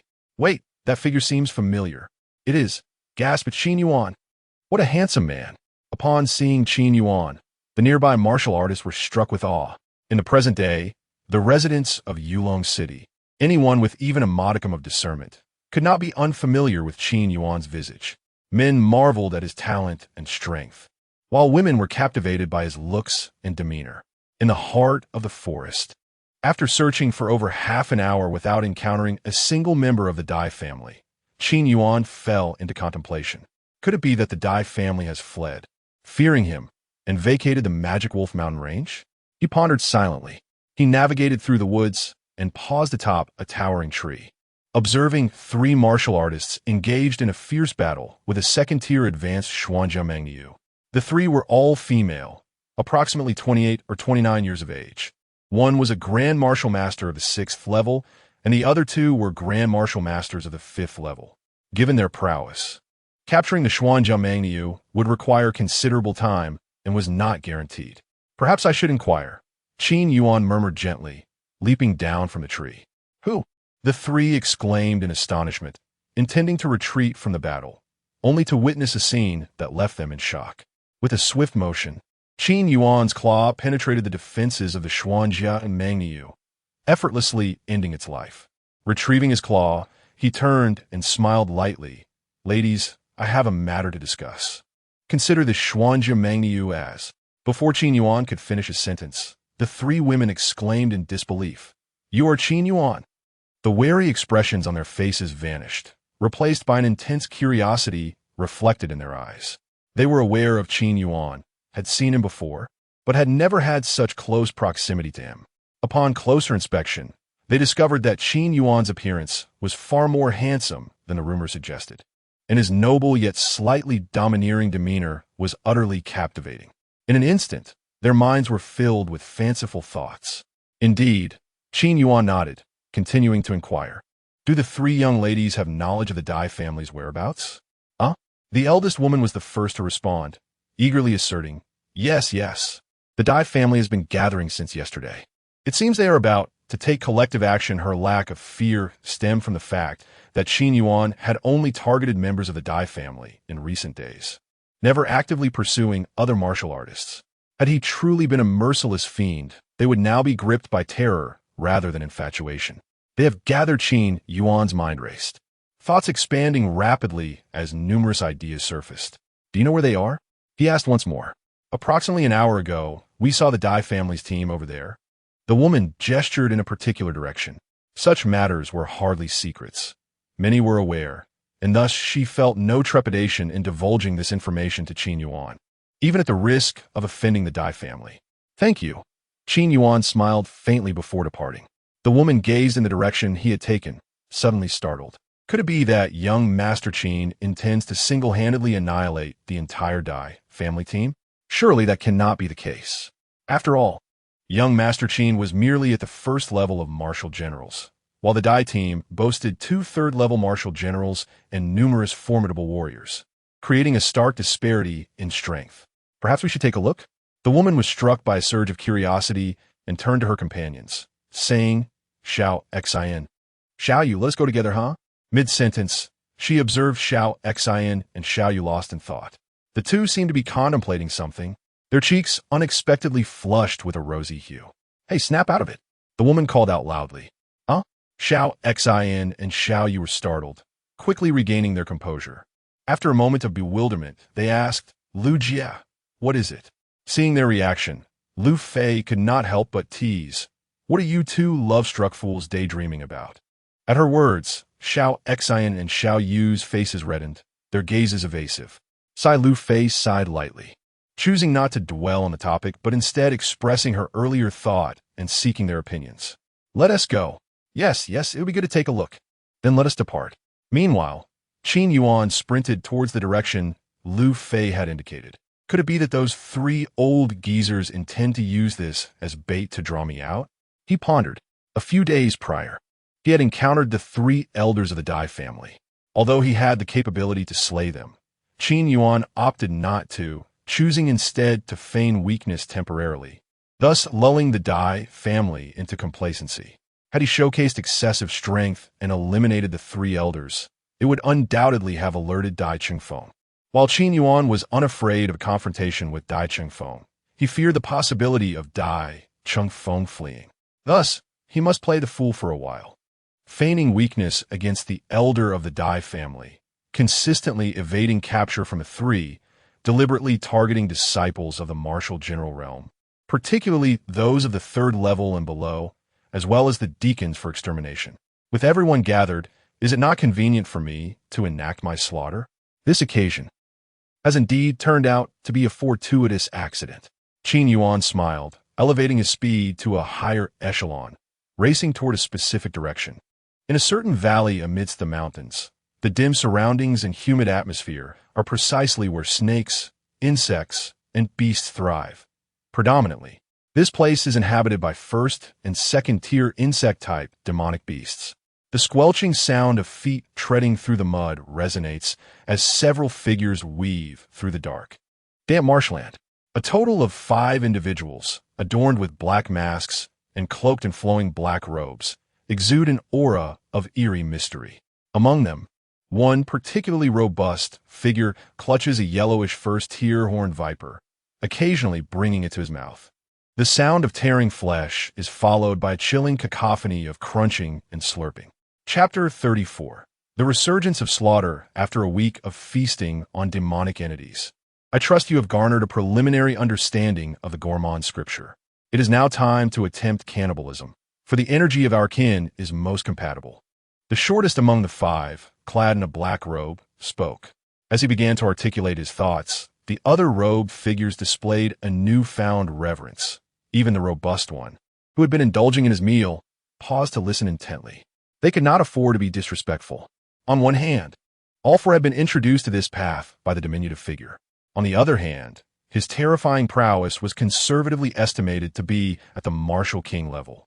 At last, we could begin to consume humans. I'm almost beside myself with anticipation, exclaimed one of the black-robed individuals. The burly figure echoed his sentiment. Indeed, feasting on demonic entities daily had grown tiresome. Tiresome, yet still gnawing on spicy strips. I revel in it. Who are you to judge? You. Silence. The short figure reprimanded sharply, his eyes glimmering with an eerie green light. The 2 immediately recoiled, their hearts racing as they lowered their heads, refraining from further provocation. Oomph. After a disdainful snort, the short figure turned to the silent, black-robed individual, addressing him in a calm voice. Su Qi, this is an order from above, and neither of us can alter it. The loss of an 18-year-old martial general would be a tremendous blow to our sect. Su Qi remained silent, his expression obscured beneath the robe, but his hands clenched into fists, turning pale. Enduring humiliation and associating with these grotesque beings was solely for the purpose of avenging Qin Yuan. Now, he was being told that due to Qin Yuan's exceptional talent, he ought to be captured alive for the sect. His plans for revenge were utterly dashed. All is to comply with the arrangements of Protector Ma. Su Qi took a deep breath, responding with as much calmness as he could muster. Indeed, Protector Ma nodded in satisfaction. He was well aware of Su Qi's grievances. Yet such resentment paled in comparison to the merit of capturing Qin Yuan alive. Should this endeavor succeed, he would not only secure a reward from the sect, but might also catch the attention of a certain esteemed elder, thereby enhancing his standing. I understand you have a history with Qin Yuan, so once I capture him, I will ensure he apologizes to you, Protector Ma stated. Recognizing Su Qi's potential, he sought to avoid completely disheartening him. Thank you, Protector Ma, Su Qi replied, his face betraying no emotion, neither joy nor sorrow. Meanwhile, on the outskirts of the Demon Wolf Mountains, in a relatively flat and open area, lay the temporary base of the Dai family, which also served as a trap meticulously devised by the three elders to ensnare Qin Yuan. However, the Dai family disciples, acting as bait, were oblivious to this scheme. Perhaps some astute individuals sensed the underlying truth, yet they were powerless to defy orders. To the east, west, and south of the Dai family's base, the mountains stretched endlessly, with several martial artists stationed atop each peak, observing attentively. The Dai family is truly unfortunate. Provoking a talented martial general. Future days look grim. It may not necessarily be so. The Dai family in Xuanwu City shares some connections. As you mentioned, these connections are tenuous. Can such a slight association provoke animosity from a mere 18-year-old martial general? The ongoing conflict between Qin Yuan and the Dai family has led most to hold a pessimistic view of the dais. The news of Qin Yuan, a martial general at the tender age of 18, has spread not only throughout Yurong City, but has also reached several surrounding small towns. In time, it is inevitable that the entire Xuanwu kingdom will be aware of it. The Dai family's base comprises 65 individuals, including disciples and stewards. The disciples are all above the level of Grand Martial Master, while the three stewards are at the first and second stages of Martial General. What grievance could the cursed Qin Yuan possibly have against my Dai family to act with such malice? I inquired indirectly and learned that it is related to the tragic incident of the Qin family. Could the Qin family massacre be linked to us? Even if it is, we were unaware. Seeking vengeance on the innocent is unjust. How could Qin Yuan have the audacity? A group of Dai disciples gathered, engaging in heated discussions. They have been dispatched to search for the whereabouts of Dai Yun and Dai Tao. Yet, despite the passage of time, they found no leads and suffered considerable losses. On one hand, they harbored resentment towards Qin Yuan, the so-called murderer, while on the other, they expressed dissatisfaction with the orders of their patriarch, Dai Chengfeng. One disciple remarked, "Perhaps Dai Yun and Dai Tao have already fallen victim to Qin Yuan. Their remains discarded to feed the monstrous beasts." The others nodded in agreement, convinced that it was quite possible. Otherwise, with so many of them searching for so long, it would be implausible to uncover no clues at all. Indeed, Qin Yuan is ruthlessly callous. Why implicate the innocent while seeking the true culprit behind the Qin family massacre? Exactly, dragging the innocent into this. What do you mean by that? Suddenly, a cold voice resonated from behind the Dai disciple. The group turned in confusion, only to have their pupils constrict and their breath catch, as if their hearts had ceased to beat. Only the Dai disciple remained oblivious, instinctively responding, "Of course. It is too inhumane to strike at the innocent, utterly despicable." With a swift motion, a dragon claw pierced through his chest, within which lay a heart that was gradually ceasing to beat. The Dai disciple, impaled, stood rigidly, staring blankly at his heart, yearning to speak, yet utterly devoid of strength. His consciousness dissipating. His head fell, and thus he ceased to exist. With a crisp sound, Qin Yuan crushed the object in his grasp and flung the lifeless body from his arm, coldly stating, "Did you ever consider the innocent when your Dai family wielded their blades against the Qin family? The souls of my Qin family can only be avenged by the complete sacrifice of your Dai clan." He then turned his gaze to the Dai disciples who were now retreating. Seeing Qin Yuan stare, fear gripped the disciples, causing one weak individual to collapse to the ground. scrambling backward on all fours. Qin Yuan has arrived. A heart-wrenching roar echoed, startling not only the entire Dai family stronghold, but also captivating the surrounding martial artists. In an instant, the entire mountain forest was abuzz. Oh, Qin Yuan has arrived. Is the Dai family doomed? Fortunately, I stayed. Otherwise, I would have missed the unfolding spectacle. Yet, a sense of cunning lingers, with so many gathered. It feels as though they are fishing. The martial artists atop the mountain, filled with curiosity, gazed at the resplendent young man. Dressed in a flowing dark robe adorned with golden embroidered patterns that shimmered with hidden brilliance, he exuded an air of nobility. His broad belt, embedded with crystals, harmonized with his accessories, while his sleek boots were elegantly crafted. His long hair, tied high and crowned with a delicate ornament, allowed a few strands to fall, adding a touch of carefree charm. His right arm, cloaked in black and gold dragon scales, glimmered with a cold light, presenting him as a regal figure, exuding an aura of chilling mystery, every movement radiating a captivating presence. Chapter 35. Concerns from all sides upon witnessing Qin Yuan's appearance and demeanor. Everyone could not help but exclaim in admiration.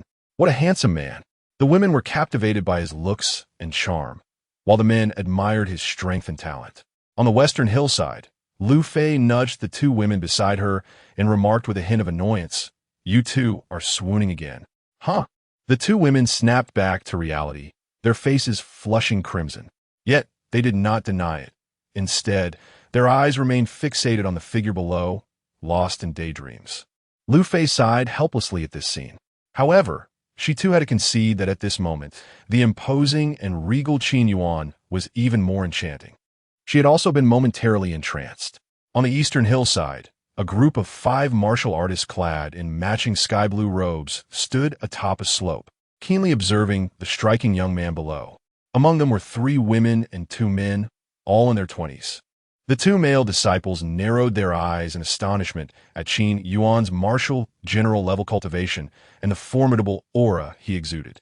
Such terrifying talent. To be at the 3rd level of martial general at such a young age, exclaimed a man with short black hair. The other, with flowing hair, nodded in agreement, adding, "His aura shows no signs of weakness or instability, indicating a remarkably solid foundation. Moreover, this presence seems to surpass even that of a 9th-level martial general." In contrast to the male disciples' focus on his prowess, the female disciples were clearly more intrigued by Qin Yuan's looks and charisma. What a handsome younger brother. He is even more striking than the most handsome man in our academy, Feng Shuren. I think their appearances are on par. But this Qin Yuan's demeanor is undeniably more alluring. He exudes masculinity.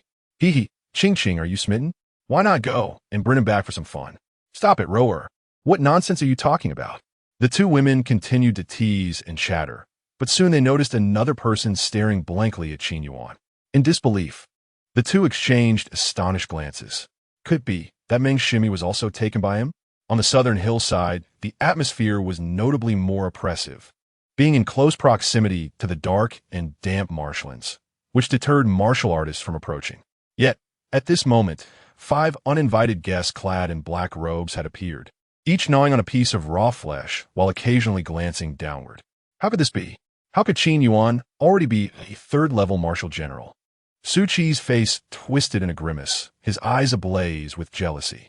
Having learned of Qin Yuan's martial general status days prior, his envy had consumed him, and now witnessing Qin Yuan's breakthrough to the 3rd level filled him with despair.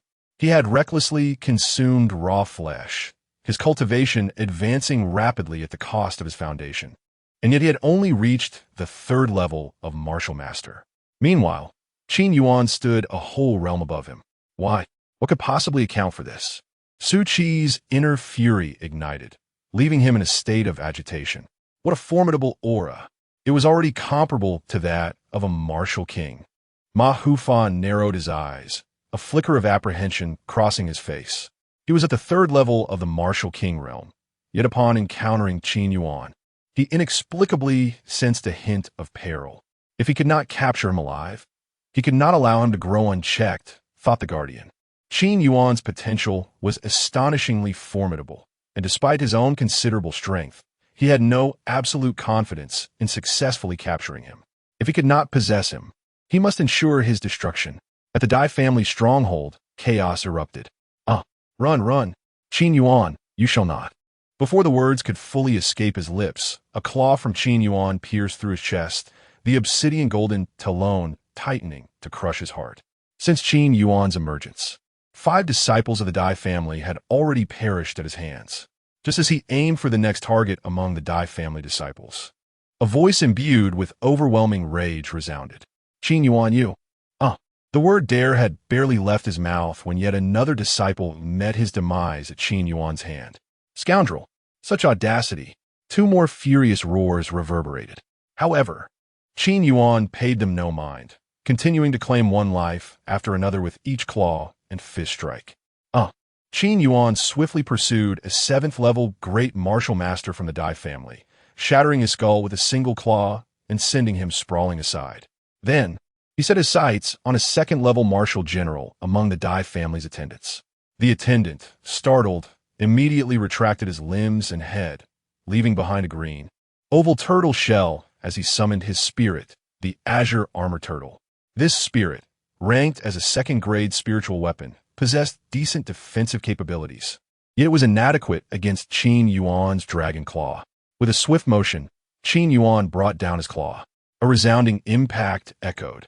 But rather than the sound of a shattered shell, a diamond-shaped deep blue shield spirit emerged to block the lethal strike. A 5th-grade spiritual weapon, the water screen shield. You insolent wretch! Elder Dai Eng admonished. As a 7th-level martial general, he wielded the water entanglement soul technique, capable not only of dissipating the force of an attack, but also ensnaring his opponent. Qin Yuan, meet your demise. It is your honor to perish beneath my hammer. 2 explosive shouts rang out as a blade radiating white light and a hammer wreathed in purple lightning surged towards Qin Yuan from either side. The 4th-grade spiritual weapon, the golden luo blade, and the 5th-grade spiritual weapon, the purple thunderhammer. One was sharp and swift, the other heavy and explosive. Duan Yi and Dai Chongbin, both wielders of powerful offensive spirits, possessed considerable lethality. Qin Yuan raised an eyebrow, his expression remaining unperturbed. Qin Yuan, Dai Hung laughed heartily as his water screen shield suddenly unleashed several ropes formed of condensed water. These water ropes coiled towards Qin Yuan's obsidian golden dragon claw, binding it tightly. Witnessing this scene, the 3 elders and the Dai family disciples rejoiced. Dai. Ha ha ha. Bound by Elder Dai Heng's water entanglement, Qin Yuan cannot escape. How dare he offend our Dai family? Oblivious to his impending doom, the Dai family members, who moments ago were filled with fear, now wore expressions of glee and schadenfreude. They seemed to envision the scene of Qin Yuan's dismemberment, each reveling in delight with a sinister smile. You thought this was a game? Qin Yuan's indifferent voice resonated in the ears of the 3 elders. Dai Hung furrowed his brow, an inexplicable sense of unease swelling within him. Suddenly, an overwhelming aura emanated from Qin Yuan, enveloping him in a layer of dark radiance. The accompanying soul skill, black gold dragon body. At this moment, Qin Yuan not only experienced a significant enhancement in defense, but also gained immunity to all control skills, embodying the dominance body. In an instant, the water ropes ensnaring Qin Yuan's dragon claws disintegrated. Dai Heng's pupils contracted as he instinctively exclaimed, "This is bad," quickly. With a sudden surge of power, Qin Yuan struck Dai Hung away with a single claw. Then, under the astonished gazes of Dai, Chongbin, and Duan Yi, he unleashed a claw and a fist, both aimed at the shimmering blade and hammering shadow. Chapter 36. The eerie laughter with a thunderous roar and a sharp crack, 2 figures were sent hurtling backward. Upon closer inspection, it was revealed that they were the elders Dai, Chongbin, and Duan Yi. Before the onlookers could fully register their astonishment, Qin Yuan had already leapt into action, charging towards Dai Chongbin and Duan Yi with lethal intent. Swish! Bang! The formidable martial souls of Dai, Chongbin, and Duan Yi proved utterly inadequate against Qin Yuan's defenses. Qin Yuan unleashed his full might, focusing solely on offense. In no time, He had battered the two elders into a state of disarray, leaving them bruised and retreating. Regaining his composure, Dai Hung rushed to their aid. However, by the time he arrived at the battlefield, an arm had already been severed and lay among the Dai clan disciples and attendants. Almost immediately, a heart-wrenching scream pierced the air. Ah! Dai Qingbin, his face contorted in agony, collapsed to the ground. Had it not been for the timely intervention of Dai Hung and Duan Yi, his head would have surely rolled away. Yet, even with their assistance, Dai Hung and Duan Yi found themselves unable to thwart Qin Yuan. They were merely swept along by his relentless assault, suffering blow after blow. New wounds continuously adorned their bodies, blood flowing freely. Outside the battlefield, the Dai clan disciples and attendants fell into a stunned silence as they witnessed the unfolding carnage. The earlier delight in the misfortune of others had vanished. An overwhelming dread enveloped their hearts. They began to retreat, contemplating escape. Another agonizing scream erupted. This time, it was not merely a severed limb. It was the head of Elder Duan Yi, eyes wide open in disbelief, that flew through the air. Thud! The head landed before the Dai clan disciples and attendants. Elder Duan is dead? One of the disciples uttered in disbelief. Yet, no one responded. Turning in confusion, he saw that the others had already scattered, fleeing in haste. Realizing the gravity of the situation, he too began to run.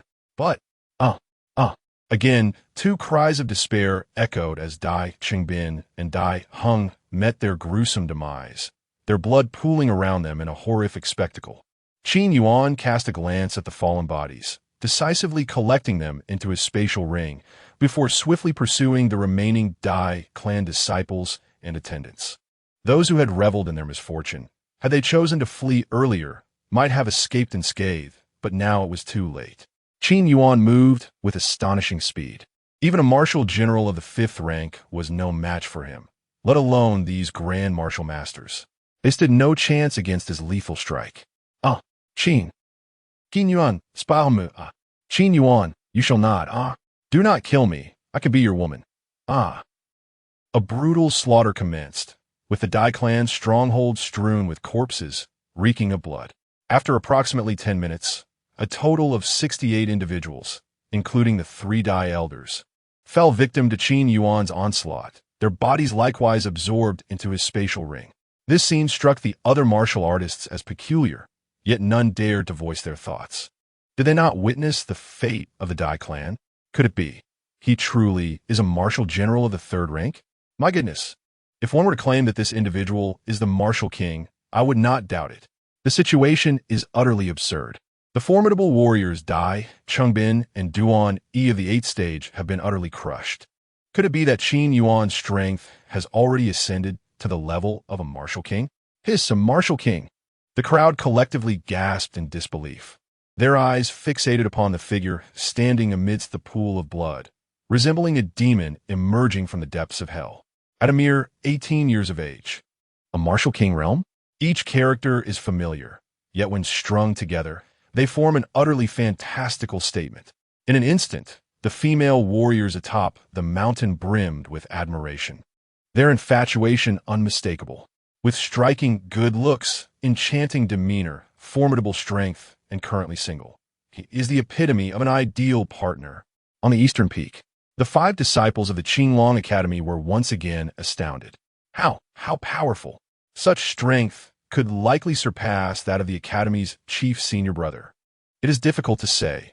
After all, Brother Chu is indeed of the martial king realm, and martial kings and martial generals are 2 distinct concepts. The group engaged in fervent discussion. During their mission, they had not anticipated encountering such a genius, a prodigy capable of shaking the very foundations of the 5 holy dynasties. Qin Yuan is merely 18 years old. At such a tender age, possessing strength that hints at the martial king realm. One cannot recall hearing of anyone else within the entirety of the 5 holy dynasties with such innate talent. He surpasses Chu Jingtian. Suddenly, the usually reticent Meng Xian spoke up. Clad in azure, her beauty was captivating. Her willow-like brows arched gracefully, her skin as flawless as jade, and her bright, Azure eyes sparkled with vitality. She possessed a delicate yet poignant figure, embodying both youthful innocence and a hint of alluring mystery, moving with a grace reminiscent of a fragile willow swaying in the breeze. "Junior Sister Meng, you seem rather certain," remarked the petite Lin Ro. "Indeed, Brother Chu is not an ordinary martial king at the first stage, when he exerts his full strength. Even those at the third stage of the martial king realm may not stand a chance against him," added the robust Wei Mingxian. "I do not underestimate Brother Chu. It is simply that Qin Yuan, he is different," Meng Xian said, her eyes shimmering with implication. "Different?" The four exchanged glances, their expressions filled with confusion. To this, Meng Xian offered no explanation. Instead, smiling playfully, "I wish to make his acquaintance. Will you join me?" "I shall go as well," chimed in Lin Ro and another female disciple, Zhong Wanqing, their eyes alight with excitement. This might not be appropriate. Wei Mingxian and Lei Chen hesitated. They shared a close bond with Chu Jingtian, and their presence on this mission was to ensure Meng Xian's safety, especially since it had been specifically entrusted to them by Chu Jingtian. Now, with Meng Xian so ardently focused on Qin Yuan, they sensed something amiss. "Junior Sister Meng, perhaps we should—" "Wait, where did they go?" Lei Chen suddenly realized that Meng Xian and the other two had vanished without a trace.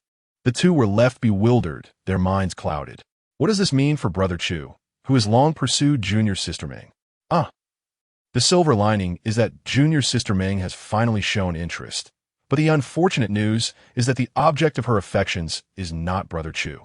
Wei Mingxian and Lei Chun fell into a prolonged silence. In the esteemed Qinglong Academy, few are unaware of the pursuit that Chu Jingtian has for Meng Xian. However, Meng Xian remains indifferent to his advances, having privately rejected him on multiple occasions. "We should go as well," Wei Mingxian pondered aloud. Lei Chen nodded in agreement, suggesting, "Let us observe. Perhaps Meng Shimi is merely intrigued by that Qin Yuan." Just as they were about to set off, a sudden, jarring, and eerie laughter echoed throughout the mountain forest. Upon hearing this unsettling sound, a chill surged from the soles of their feet to the crown of their heads, rendering them all cold and their skin prickled with unease. "What is that noise? Who is laughing?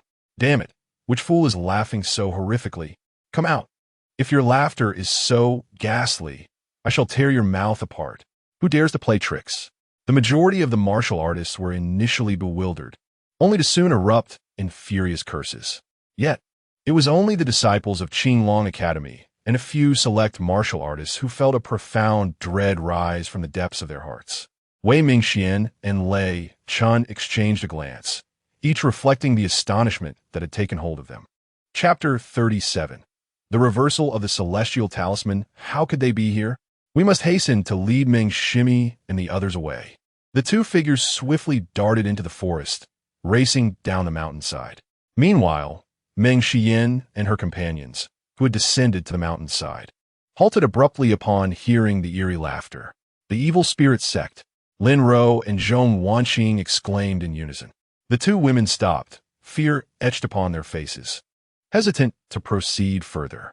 The mention of the evil spirit sect sent a chill through Meng Xian, her complexion paling as instinct urged her to retreat. Yet, upon catching sight of the distant dark figure, she resolutely suppressed her trepidation.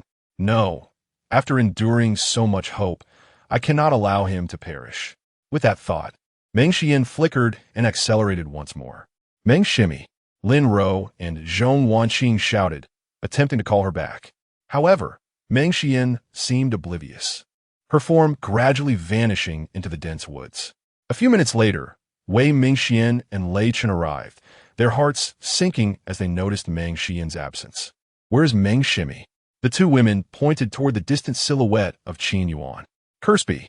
Wei Mingxian and Lei Chen swore under their breath before dashing towards the figure.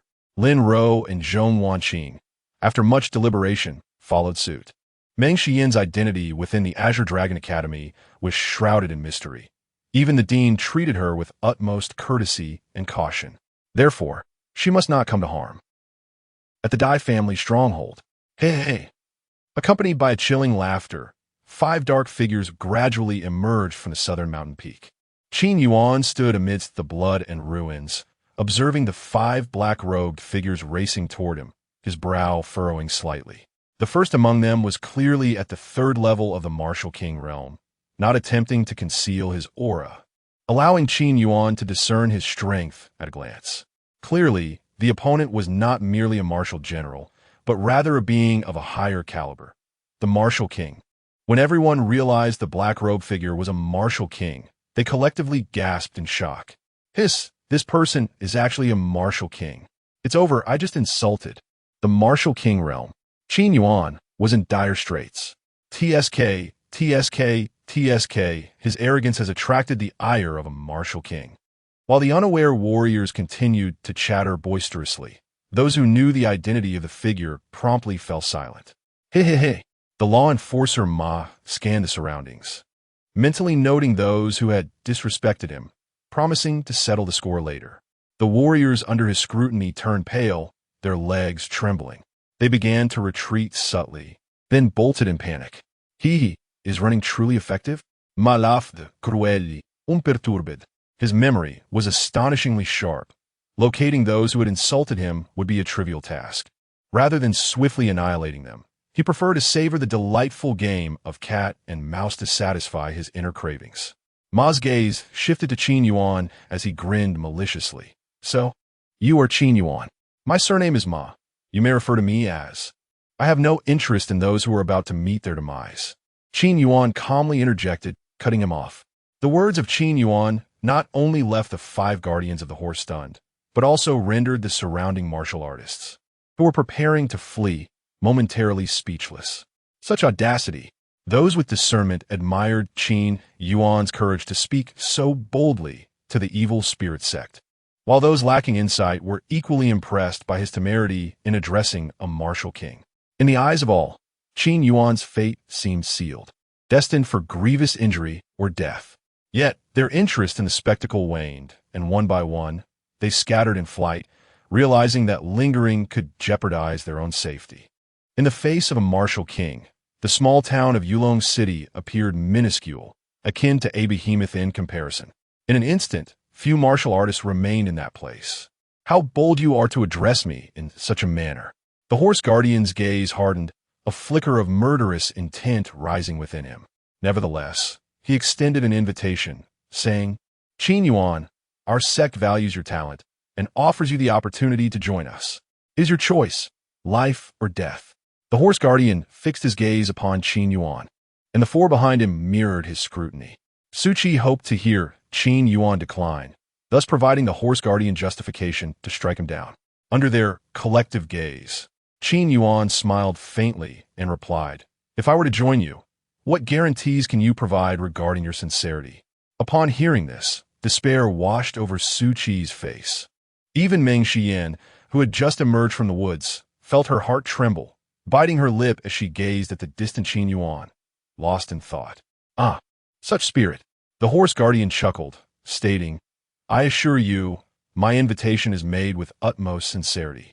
Should you join us, I shall bestow upon you unparalleled secret techniques that will elevate your cultivation significantly, and I can introduce you to the esteemed elders of our sect.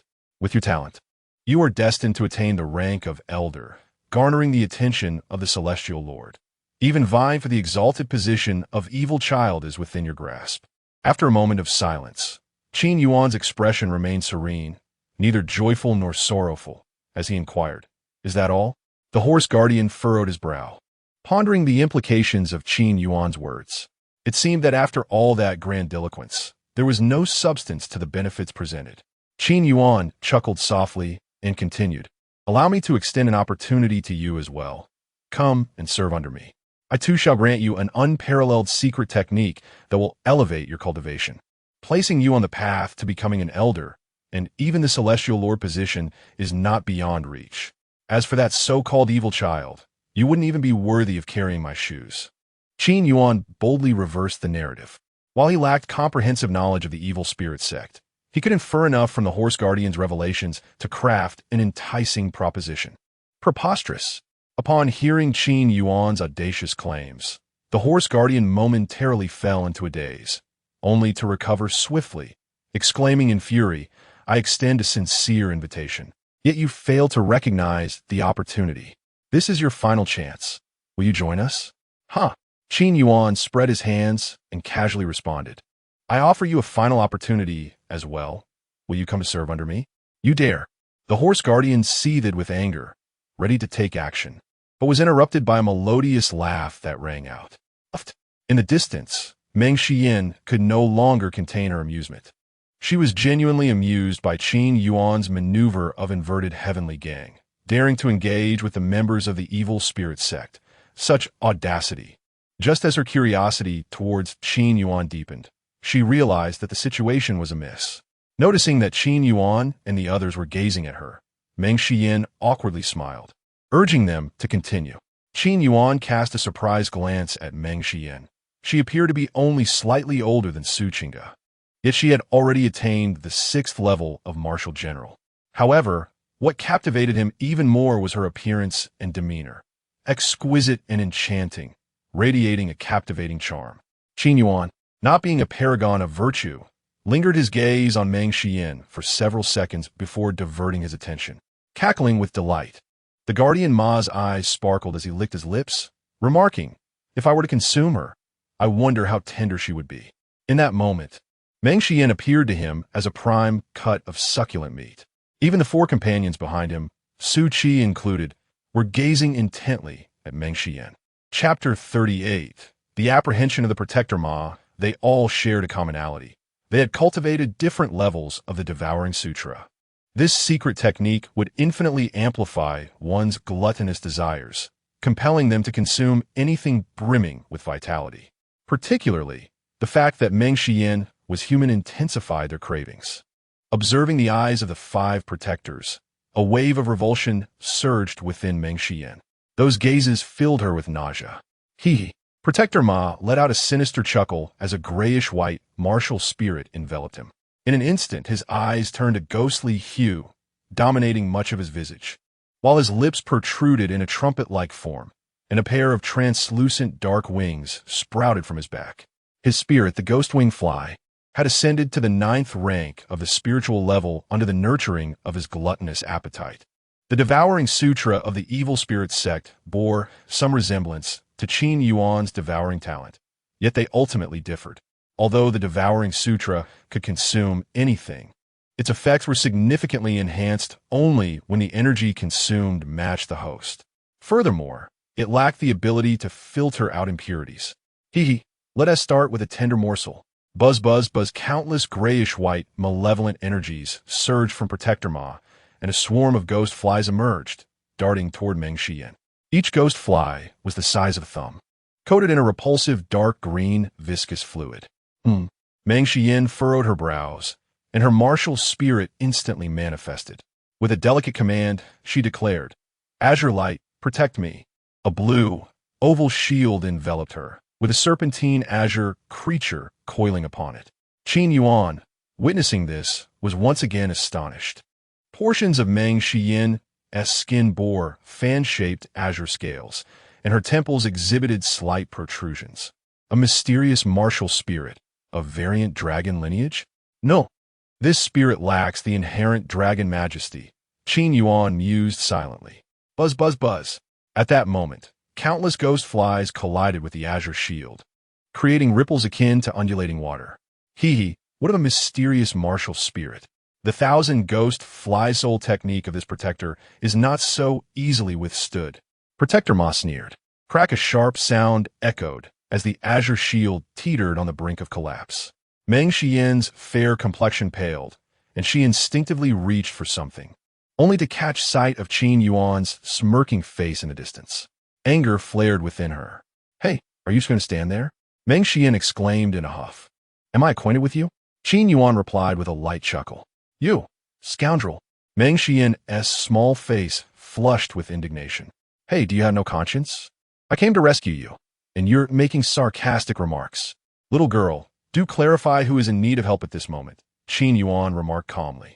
Meng Xian, calling me little girl, haven't you noticed that I'm older than you? Before she could retort, Qin Yuan lightly added, and I am engaged in a duel with this diminutive fly. What business do you have meddling? Upon hearing these words, Meng Xian was momentarily rendered speechless. Her initial intention was to wait until Qin Yuan was overwhelmed by the law protector Ma before intervening to save him, thus ensuring that Qin Yuan would owe her a favor, which would facilitate her various plans. However, now, she had yet to rescue Qin Yuan and had instead placed herself in peril. Although she possessed hidden cards, she was reluctant to expend them on a mere, trifling opponent at the third level of the Martial King realm. Meng Xian was caught in a dilemma regarding whether to use her trump card. The law protector Ma, seething with rage, bellowed, "What did you call me?" Qin Yuan chose to ignore him. "You scoundrel! I will tear you to shreds." The law protector's fury was palpable, and his chilling murderous intent was unmistakable. Behind him, the veiled Su Qi was overjoyed, inwardly exclaiming, "Kill Qin Yuan! Kill Qin Yuan!" Qin Yuan had already become his inner demon. The relentless assault of countless ghostly flies intensified. The law protector intended to devour Meng Xian first before thoroughly tormenting Qin Yuan. Crack! Crack! The azure protective barrier released by Meng Xian was on the verge of collapse.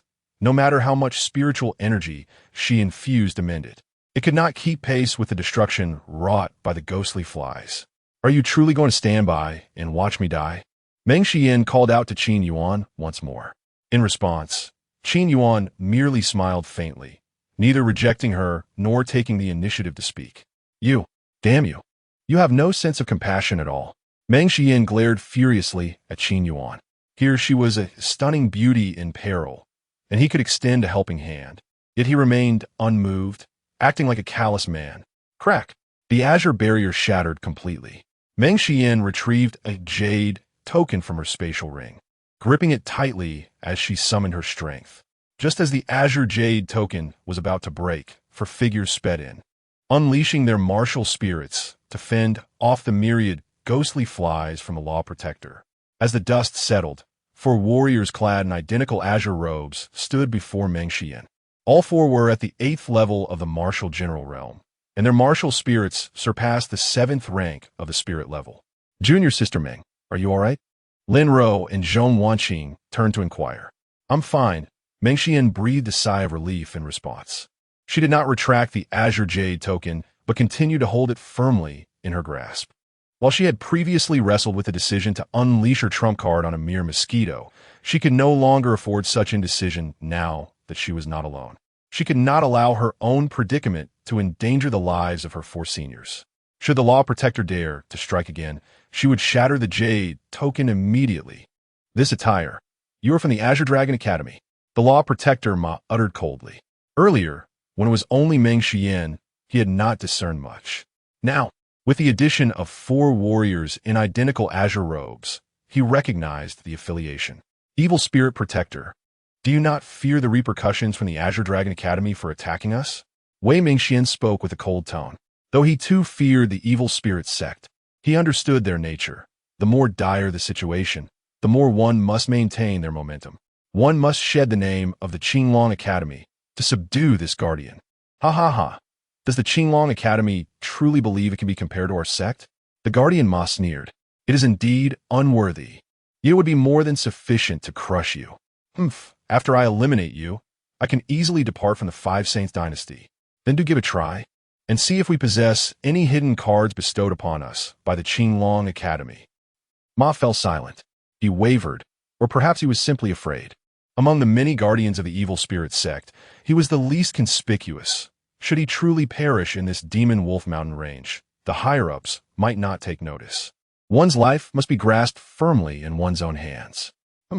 Ma let out a cold snort, disregarding the five from the Qinglong Academy, and shifted his gaze toward Qin Yuan. "Boy, it is your turn. How dare a mere martial general insult a true powerful being?" Hee. Qin Yuan's expression remained unchanged as he retorted mockingly. "A mere martial king, and yet it dares to claim the title of a powerful being?" Chapter 39. Ruthless Tactics. Death approaches. The guardian Ma was furious, and a grayish-white malevolence surged from his body, sending a swarm of spectral flies darting towards Qin Yuan. Once again, he unleashed this technique, the myriad of ghostly flies. In the distance, Meng Xian observed this scene, her lively eyes glinting as she conveyed a thought to Qin Yuan. Do you require assistance? If so, hasten to call me sister, and I may show mercy to rescue you, my odious little brother. She was deeply vexed by Qin Yuan's earlier reference to her as little girl. Now, the opportunity for him to submit and call her sister was one she could not let slip away. On the other hand, upon hearing her voice, Qin Yuan cast a peculiar glance at Meng Xian. She assumed he was about to relent and plead, "Sister, save me." However, to her utter mortification, Qin Yuan uttered a statement that incited both shame and fury within her. Calling you sister or little brother is rather dull. Instead, why not call me husband? I shall take you home and present you with a chubby little child. Qin Yuan laughed heartily as he communicated this. You, shameless. Meng Xian was consumed by embarrassment and wrath, nearly shattering the jade pendant in her grasp, ready to take action against Qin Yuan. Men, after all, could afford to be a little unscrupulous and thick-skinned. After his flippant remark, Qin Yuan disregarded Meng Xian's indignant expression and turned his focus back to the approaching spectral flies. Dark light flickered around him as black gold dragon scales enveloped his form, exuding an aura of nobility and mystery. With a roar, a phantom dragon seemed to swirl around Qin Yuan, letting out a piercing cry towards the heavens. Futilas trulas. Ma, with his hands clasped behind his back, assumed an air of superiority, envisioning Qin Yuan reduced to mere bones by the ravenous flies. A mere swarm of flies, how grand they seem. One move, and I shall end you. Qin Yuan produced the spatial ring containing the remains of the Dai family. A tiny black gold dragon phantom emerged from his arm, stealthily enveloping the ring and activating its devouring talent. With a resounding crack, the spatial ring shattered, yet the bodies inside did not fall. Instead, they transformed into pure energy, flowing into Qin Yuan's body. This immense energy not only replenished the spiritual essence he had recently expended, but also elevated his cultivation level. Boom, boom, boom. Echoes resonated, and in the next moment, under the astonished gazes of all present, Qin Yuan's aura surged, his realm ascending. Martial General Level 3. Martial General Level 4. Martial General Level 5. Ultimately, Qin Yuan reached Martial General Level 6. The most astonishing aspect of this breakthrough was the solid stability of his aura, devoid of any signs of a shaky foundation. Ma and his companions were struck as if by lightning, left in a state of shock. The 5 members of the Qinglong Academy were equally bewildered. Silence engulfed the scene, an oppressive stillness. No, it's impossible. Suddenly, Su-yi, standing behind Ma, let out a thunderous roar, his emotions boiling over, causing his hood to fall and reveal his true visage.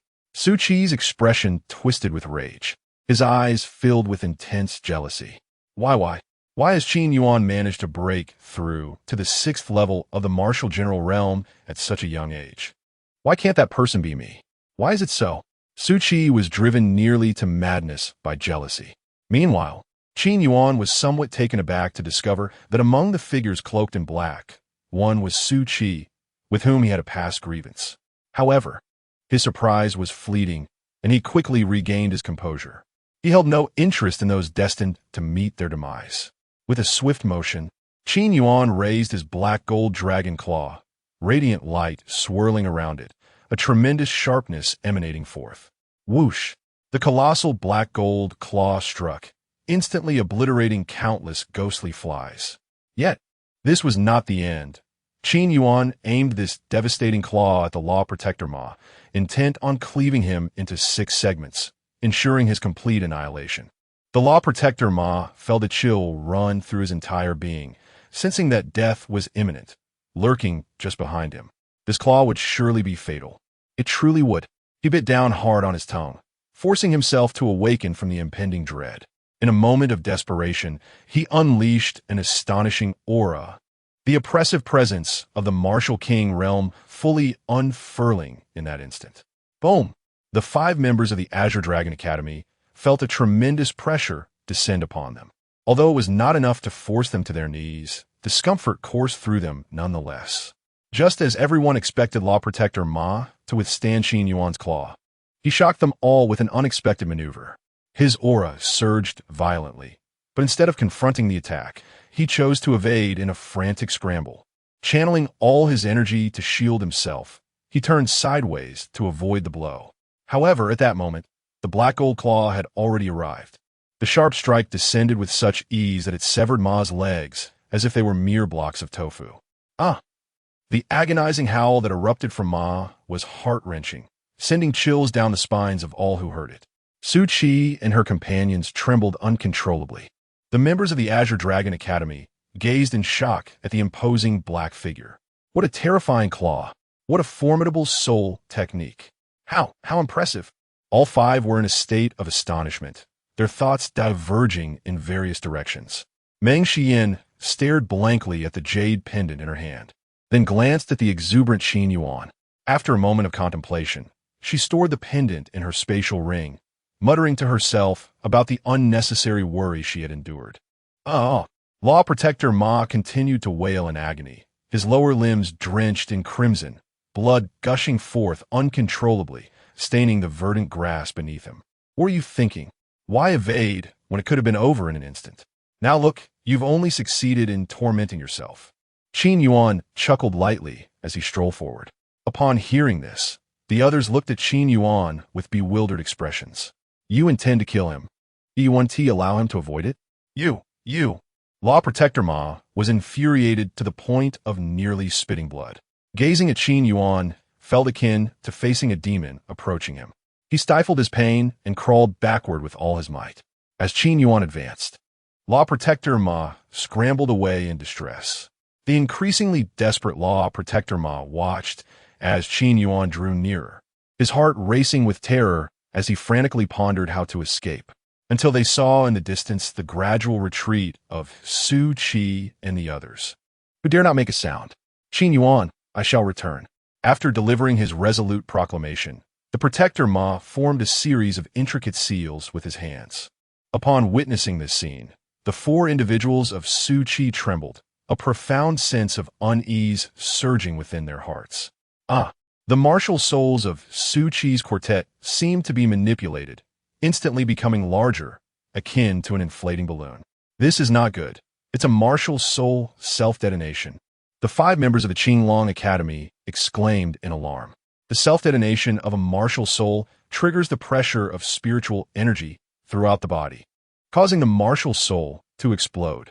The explosive power of a martial soul at the common level corresponds to that of a great martial master, while a spiritual level equates to a martial king. The martial souls of Su Chi's group were all above the 5th rank of the spiritual level, making their self-detonation equivalent to a full force strike from a martial king of the 7th rank or higher. The members of Qinglong Academy immediately retreated to a safe distance, with Meng Xian urgently calling out to Qin Yuan, that's a martial soul self-detonation. You must leave at once. However, it was already too late. Chapter 40. The overzealous Meng Xian cackling ominously died. The fierce Law Protector Ma ascended into the sky, frantically flapping his wings to distance himself from Su Chi and his companions. The four felt an uncontrollable surge of energy within their martial souls. Spare me. Law Protector, please have mercy. I am truly loyal to the holy sect. They cried in agony, desperately attempting to suppress the erratic movements of their martial souls. But their efforts proved futile. Damn it! Su Chi roared, his face twisted in resentment as he glared at Law Protector Ma, shouting, You shall meet a terrible fate. Boom! Boom! Boom! The earth shook with a resounding explosion as a blinding white light enveloped the vast forest. A torrent of wild, spiritual energy sweeping through. Do you truly believe I am powerless against you? Qin Yuan coldly interrupted, shattering Law Protector Ma's arrogance. Ma's pupils constricted as he trembled, pointing a shaking finger at the advancing Qin Yuan. You seek death? Whether I live or die is uncertain, but you will certainly perish, Qin Yuan declared, channeling spiritual energy into his black gold dragon claw. The tearing claw re-emerged and lunged towards Law Protector Ma with ferocity. Swish! The black gold claw pierced through the remnants of Ma's body, severing it into several pieces. After executing this deed, Qin Yuan turned and summoned all his spiritual energy, pushing the black gold dragon, Clawian black gold dragon body to their limits. His defensive power surged instantaneously, a layer of hard black gold radiance shimmering around him. Boom! A blinding explosion of white light engulfed Qin Yuan. He felt the immense pressure of the explosive energy bearing down on him, letting out a muffled groan as blood trickled from the corner of his mouth. Since the awakening of his martial soul, this was his first injury, and a rather troublesome internal one at that. Yet, Qin Yuan had no regrets.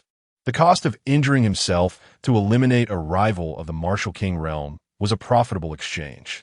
Moreover, this battle had revealed the limits of his combat prowess. Although his cultivation was at the 6th level of the Martial General realm, even ordinary 7th, 8th, or 9th level Martial Kings might struggle against him. After a long while, the blinding white light dissipated. The once vibrant forest lay barren, leaving behind a scorched crater nearly 100 meters in diameter. Standing within this desolate pit, Qin Yuan's dragon scales shimmered with black gold light. His black attire bore signs of damage, yet he remained relatively unscathed.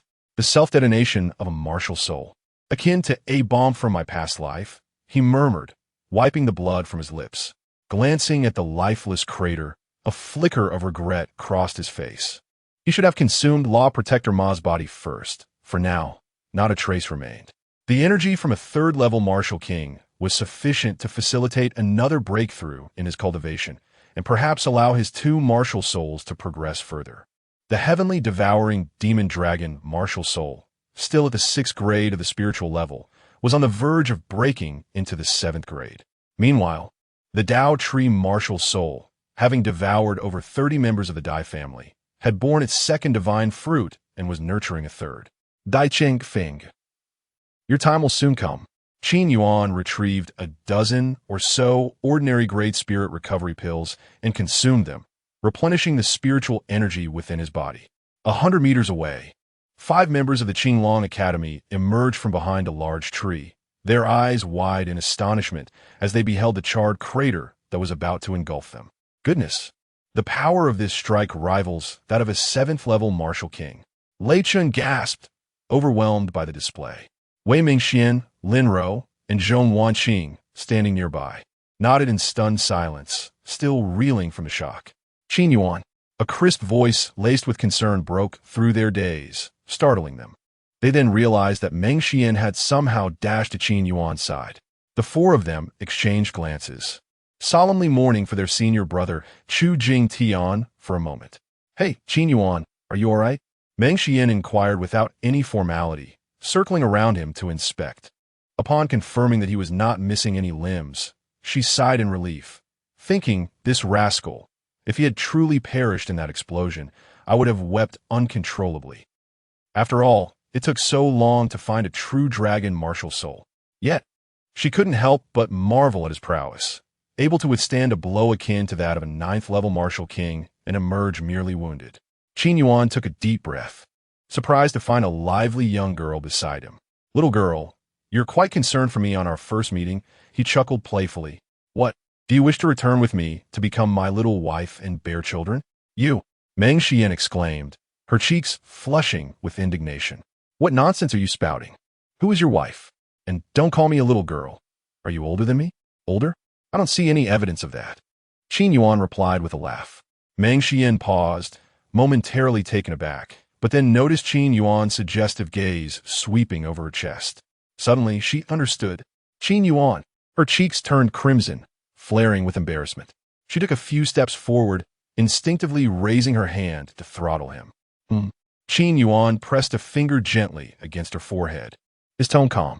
Let us keep the playful banter light. Physical altercations are unnecessary. Though Meng Xian was undeniably beautiful, he remained cautious of those who approached him without cause. While some might fall for beauty and strength at first sight, it was evident that Meng Xian was not that type. Meng Xian's raised hand faltered. Realizing the inappropriateness of their sudden physicality, she acknowledged that they had only just met.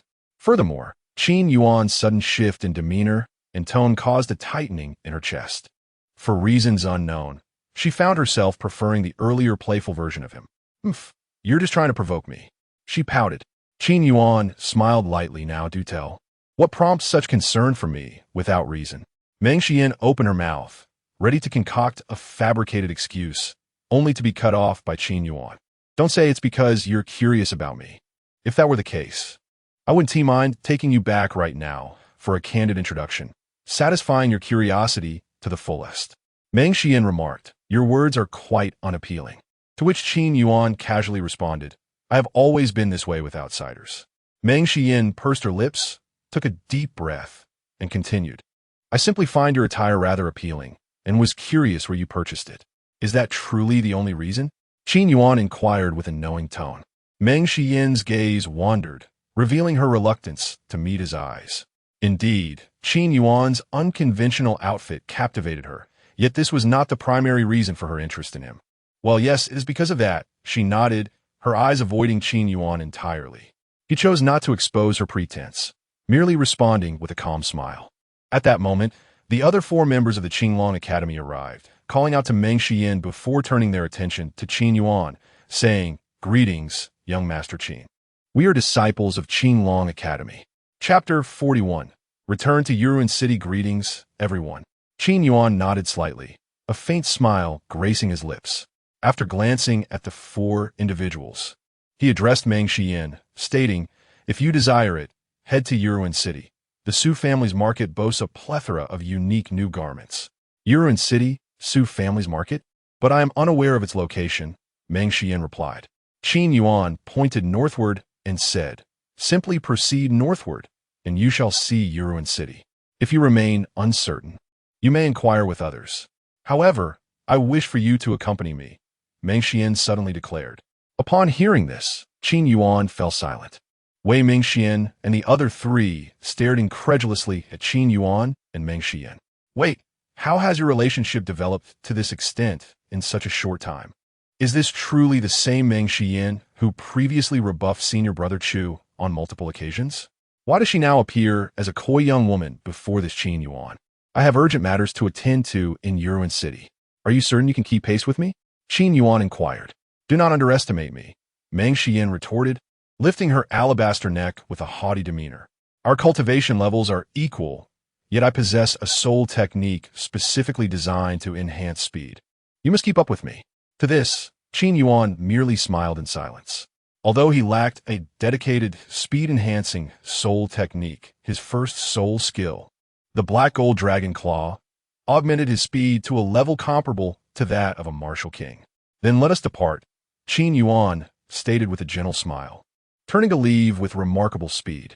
Meng Xian huffed, activating her martial spirit and employing the Qingyan Luiying soul technique to hastily follow him. Hey, Meng Xian, we should return, Wei Mingxian urged. Yes, Meng Xian, the deadline for our mission is approaching. We must hurry back, Lei Chen shouted. In response to their calls, Meng Xian merely tossed over her shoulder. You may return first. I wish to enjoy myself a while longer. Her voice faded, and her figure gradually vanished. Wei Mingxian and Lei Chen exchanged glances. What shall we do? Lei Chen asked. Wei Mingxian grimaced, exclaiming, Let us depart. The deadline for our mission is imminent. Perhaps Wan Xing and I can follow Meng Xian to ensure she returns to the academy. This, Wei Mingxian pondered for a moment before nodding. Very well. You two will accompany Meng Xian and urge her to return promptly. Understood, the 2 women affirmed, and with a flash, they raced toward the direction in which Qin Yuan and Meng Xian had departed. As Wei Mingxian and Lei Chen watched the 2 women vanish from sight, they both sighed. Alas, senior brother Chu entrusted us with watching over Meng Xian. But how shall we explain our return? What can we say? We shall inform him of the truth. Wei Mingxian replied. It's easy for you to say. Have you considered that upon hearing this, senior brother Chu might come charging over from Qinglong Academy? If he comes, then so be it. To be frank, given Qin Yuan's capabilities, senior brother Chu may not necessarily gain the upper hand. On the road back to Yuan City, 2 figures raced like the wind, pursued closely by 2 others, yet the distance between them showed no signs of diminishing. Meng Xian took note of the 2 senior sisters trailing behind her. She glanced at Qin Yuan beside her and said, Slow down a bit. Wait for my 2 senior sisters. You can pause for a moment. Qin Yuan replied. Will you wait for us? No. You. Meng Xian puffed up her cheeks, glaring at Qin Yuan in indignation. Yet, Qin Yuan remained oblivious to her ire. This only fueled Meng Xian's frustration, prompting her to mutter, "How can someone be so insufferable? If you find me annoying, then don't follow me," Qin Yuan retorted coolly. "If I won't." Meng Xian huffed defiantly, having finally glimpsed a glimmer of hope. She resolved to stay closely by Qin Yuan's side, determined not to let him slip away. After running for a while longer, Meng Xian seemed to recall something and exclaimed, "Oh right, I haven't told you my name. I am Meng, and my name is Xian." "Meng Xian?" Qin Yuan murmured. Meng Xian chuckled and said, "Isn't it lovely?" "Not all," Qin Yuan replied casually. "You." Meng Xian felt her anger rising once more. She vowed that today was the most infuriating day of her life. Were it not for Qin Yuan's relatively pleasing appearance, she would have certainly crushed her jade pendant and forcibly abducted him back to Qinglong City. Taking a deep breath, she thought to herself, "Calm down, don't be angry. Once this is resolved, I will give him a good beating. Yes, right on that smug face."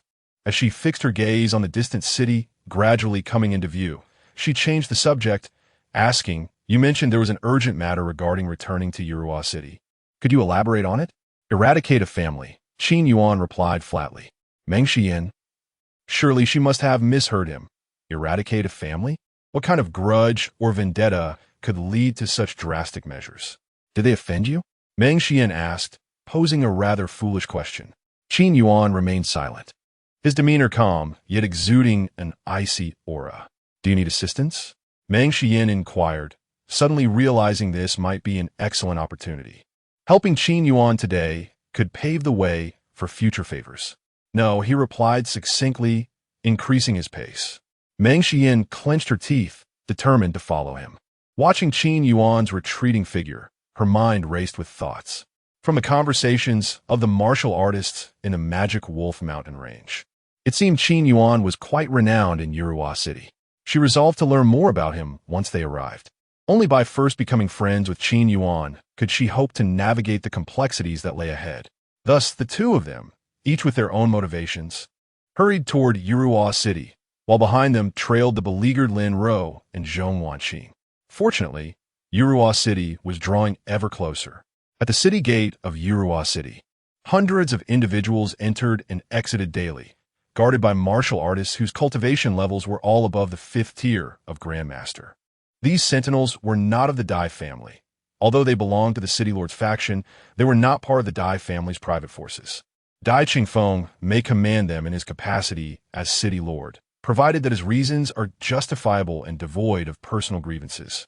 Matters such as the extermination of the Qin family, search for Qin Yuan, and encirclement of Qin Yuan are private affairs that Dai Qingfeng cannot and would not dare to dictate to them. After all, these individuals are subjects of the Xuanwu Kingdom, which in turn is under the dominion of the Five Saint Dynasty. Dai Qingfeng lacks the audacity to exploit his official position for personal vendetta. When Qin Yuan and Meng Xian arrived at this location, they instantly attracted considerable attention. Qin Yuan is still alive? He actually survived the clutches of a martial king. Ah, Qin Yuan has returned. The Dai family is in for a calamity. Some martial artists who had just returned from the Magic Wolf Mountains felt a jolt in their hearts, only to quickly don expressions of schadenfreude. The Dai family? Could it be that Qin Yuan had long planned to hunt the Dai family in the Magic Wolf Mountains, rather than it being a spontaneous conflict? Meng Xian pondered.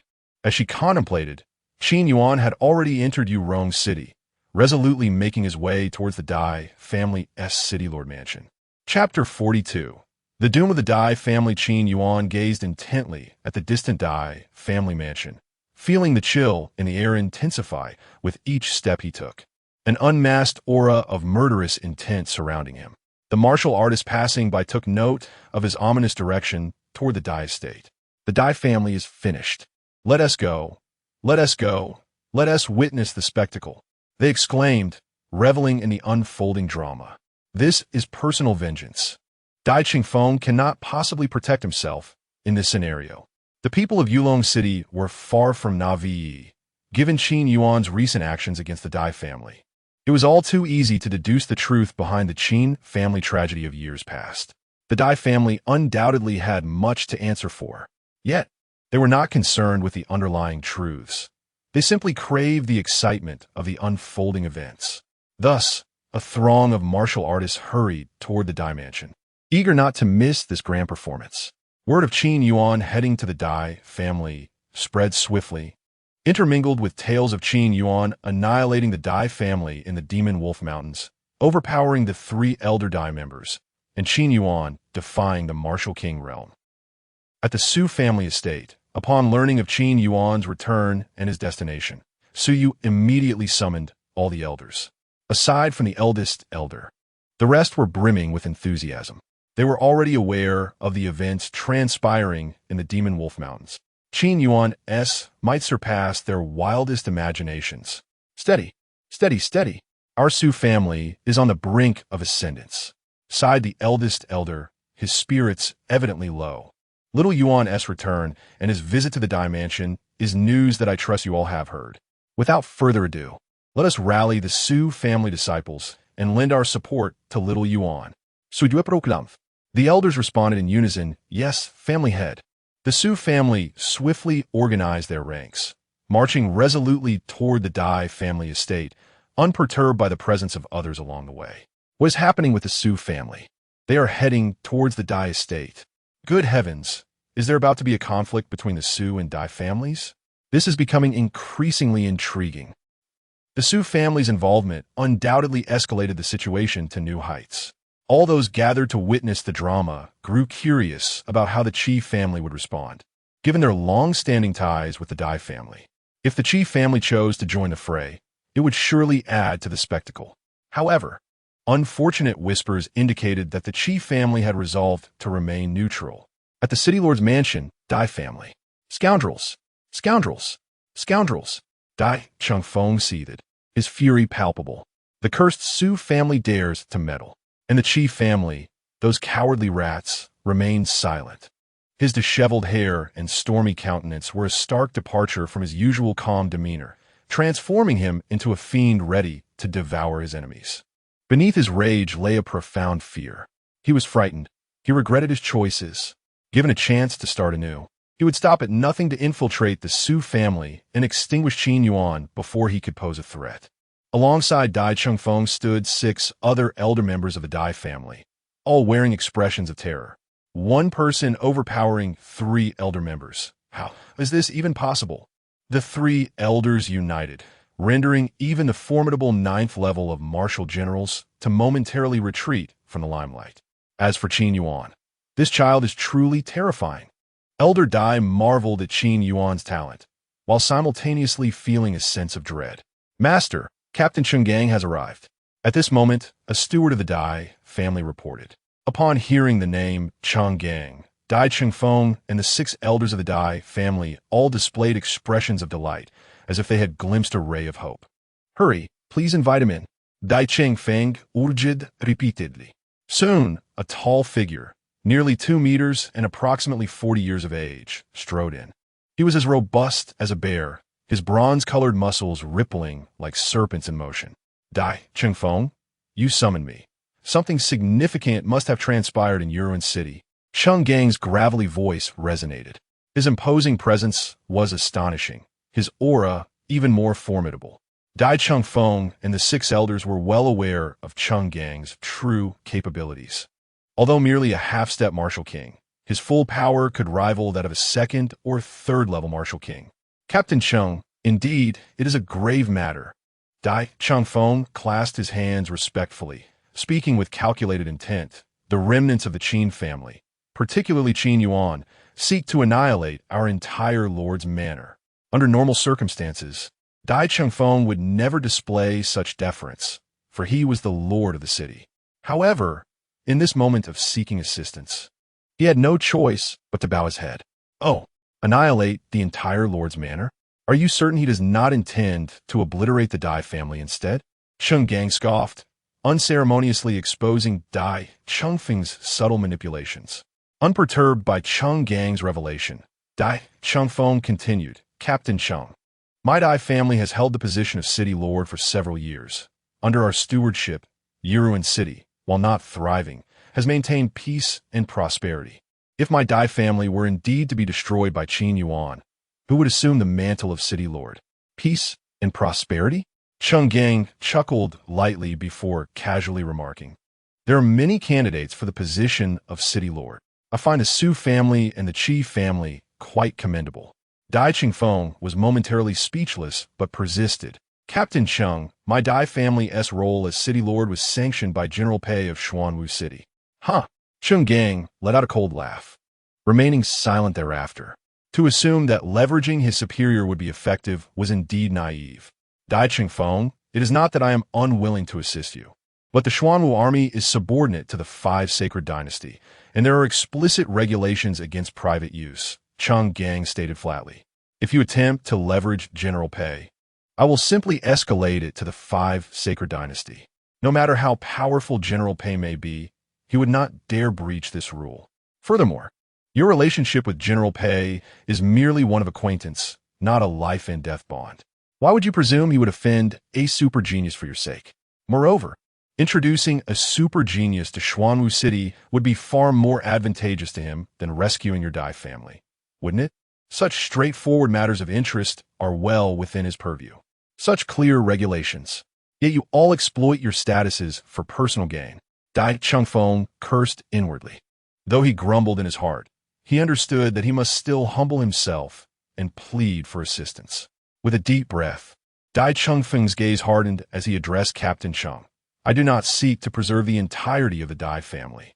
I merely wish to safeguard our lives and ensure the continuity of our lineage, allowing the flame of the Dai family to endure."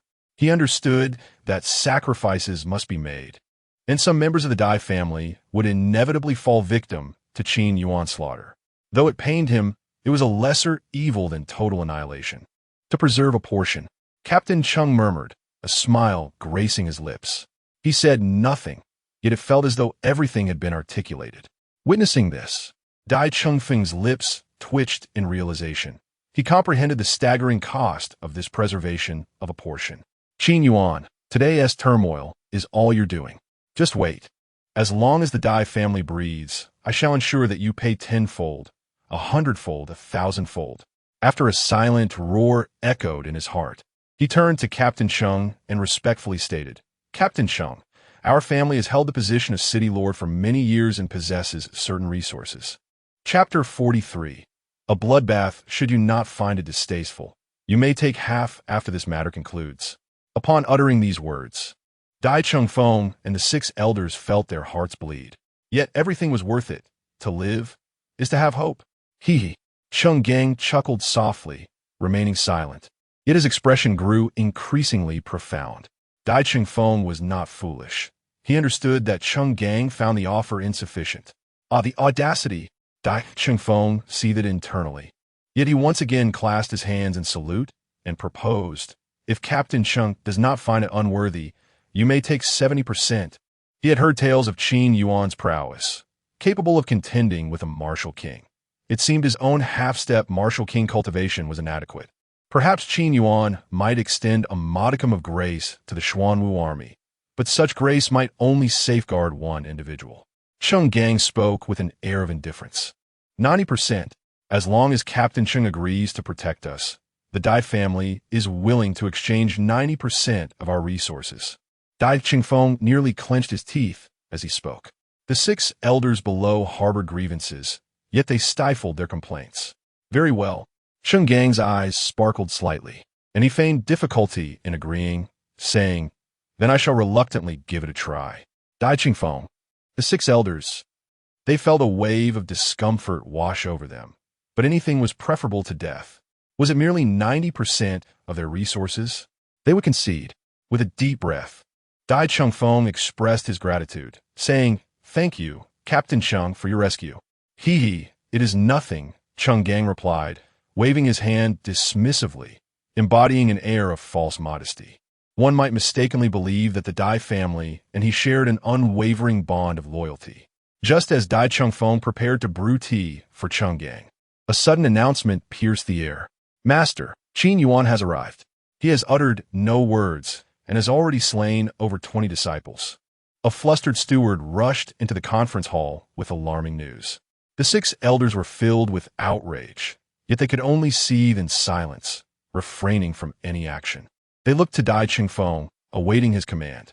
Dai Chingfeng exchanged a glance with Chang Gang. No words were spoken, no orders were issued. The steward, bewildered, stood in confusion. The 6 elders were momentarily taken aback, but soon regained their composure. One elder stepped forth and declared, "Summon all stewards and any disciples residing alone to the conference hall." "Yes," the steward instinctively replied, but soon realized something was amiss and hesitantly inquired, "Elder 7, what about the other disciples?" "Do as you are told and refrain from asking questions." Elder 2 rebuked sharply. "Understood." The steward, startled, dared not question further and hurriedly exited to gather the individuals. Witnessing this scene, the remaining elders exchanged glances, each understanding the silent message conveyed. Dai Chingfeng intended to allow Qin Yuan to unleash his wrath in a slaughter before intervening. They all felt a chill at Dai Chingfeng's indifference. Yet, upon reflection, such a strategy was somewhat rational, given the current predicament. It was impossible to preserve the entire Dai family. One could only sacrifice the minor for the greater good. Long. Elder, save me. Where is the head of the family? Qin Yuan has already breached our defenses. Qin Yuan, you despicable demon. The individuals in the conference hall possessed remarkably keen hearing, capable of perceiving the anguished cries of the Dai family from over 100 meters away. Dai Chingfeng and the elders felt a profound pain in their hearts upon hearing this. Yet they understood that this was the only course of action available to them. In the Dai family courtyard, the martial arts arena was stained with blood, the walls splattered with crimson, and various instruments lay scattered across the ground, some broken, some shattered, creating a scene of utter devastation. The air was thick with the stench of blood. Countless disciples of the Dai family fled in all directions, too terrified to glance back at the god of death to see who would be his next target. They could only pray for their own fortune. Tearing sounds echoed. Another disciple of the Dai family met a tragic end. After ripping apart a disciple with his claw, Qin Yuan stored the body within a spatial ring for later consumption. To date, he had slaughtered over 300 members of the Dai family. He encountered fierce resistance. Yet each time, he dispatched his foes with a single claw or punch, showing no mercy whatsoever. At this moment, the members of the Dai family were not just his objects of revenge. They were mere creatures of experience points. With a swift motion, Qin Yuan's dragon claw pierced the chest of another fleeing disciple, tearing him to shreds. The death toll among the Dai family was still rising. 3 beautiful female disciples of the Dai family found themselves cornered against a wall, their expressions filled with terror and their bodies trembling. "Please, do not kill me. Young Master Qin Yuan, I have nothing to do with this. I can serve you, whatever you desire." The 3 stunningly beautiful women displayed a pitiful demeanor that evoked sympathy. Their words, laced with temptation, stirred the hearts of many men. A man who thought only with his lower instincts might have succumbed, but Qin Yuan was different. He was rather discerning. With a cold smile, Qin Yuan lifted one woman's chin with his claw and remarked, "You have a pleasing appearance." At this, the women's eyes sparkled with hope. Serving Qin Yuan seemed a viable option, for such a handsome and exceptionally talented young man was a rare find. Just as they were about to speak, he coldly interrupted, "Unfortunately, I find you repugnant." Disgusted, he flicked his dragon claw dismissively. The words left the 3 women stunned, and after their shock came a wave of intense anger. "Qin Yuan, you bastard! How dare you say that about us? We are clean. How could you say such things?" In a frenzied rage, they lunged at Qin Yuan.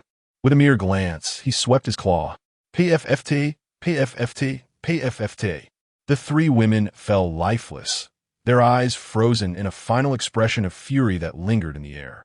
"You truly are heartless," came the voice of Meng Xian. Qin Yuan turned to see her and her 2 companions standing not far away, gazing at him in astonishment. The reason the 3 women did not harbor any resentment towards Qin Yuan for his brutal actions was that they had learned the sequence of events from the onlookers among the martial artists outside. The Qin family had narrowly escaped annihilation at the hands of the Dai family. This enmity is one that cannot coexist. Qin Yuan's current actions are entirely justified. There is nothing amiss. Innocent? To utter innocent in a world governed by the law of the jungle is indeed laughable. This place is unfit for you women. You should wait outside. Qin Yuan remarked. Do not underestimate us. Meng Xian retorted, striding to stand before Qin Yuan. Gazing at the lifeless bodies of the Dai family's 3 daughters at her feet, she questioned, killing them is one thing. But why the need to humiliate them before their demise? Humiliate? What did I ever insult them? Qin Yuan raised an eyebrow, his tone calm. Meng Xian pouted, continuing, Did you not just say I find them filthy? Is that not an insult? They are of a similar age to you, and their demeanor bears no trace of womanly disposition, making your characterization of them as filthy utterly unfounded. Chapter 44. Confrontation in the council chamber. I did not mean filthy in a lascivious sense, Qin Yuan remarked casually. What do you mean then? Meng Xian asked, momentarily taken aback. Qin Yuan glanced at the corpse beneath his feet, storing it within his spatial ring, and replied calmly. The Dai family has deep-seated enmity with me. To me, the entire Dai family is filthy. Meng Xian was momentarily speechless. Can it be understood that way? Wait, if we follow Qin Yuan's implication, does that mean, hypothetically, if these 3 women were not from the Dai family, he would indeed accept them? Meng Xian voiced her thoughts aloud. If what you say holds true, then why should I refrain? Qin Yuan countered with unrepentant logic. The stronger the power, the greater the ambition. Since I possess such strength and aptitude, what harm is there in being a bit greedy? You. Meng Xian, in a fit of anger, pointed an accusatory finger at Qin Yuan, exclaiming, You heartless rogue, an insatiable stallion, a lecherous fiend, a scoundrel. In response to Meng Xian's tirade, Qin Yuan shrugged and nonchalantly replied, Call me what you will. As long as I am content, that is enough. You cannot behave this way, she retorted, her indignation palpable. Are you meddling too much? I am not interfering with you. I merely think it a pity to waste such a beautiful face. You just called me beautiful, so should I not take advantage of it? Qin Yuan quipped. You. Meng Xian was fuming, ready to retort, but Qin Yuan silenced her with a piercing gaze. Utter another word, and I shall carry you back to the bridal chamber. No jesting, he said, his eyes glinting ominously. Meng Xian's face paled, and her body stiffened, genuinely intimidated by Qin Yuan's imposing presence, leaving her speechless. She could only glare at him in frustration. Ahem. Suddenly, a familiar cough interrupted, causing Qin Yuan to freeze momentarily. Following that, an oddly toned voice emerged. Little Yuan, I hope I am not intruding.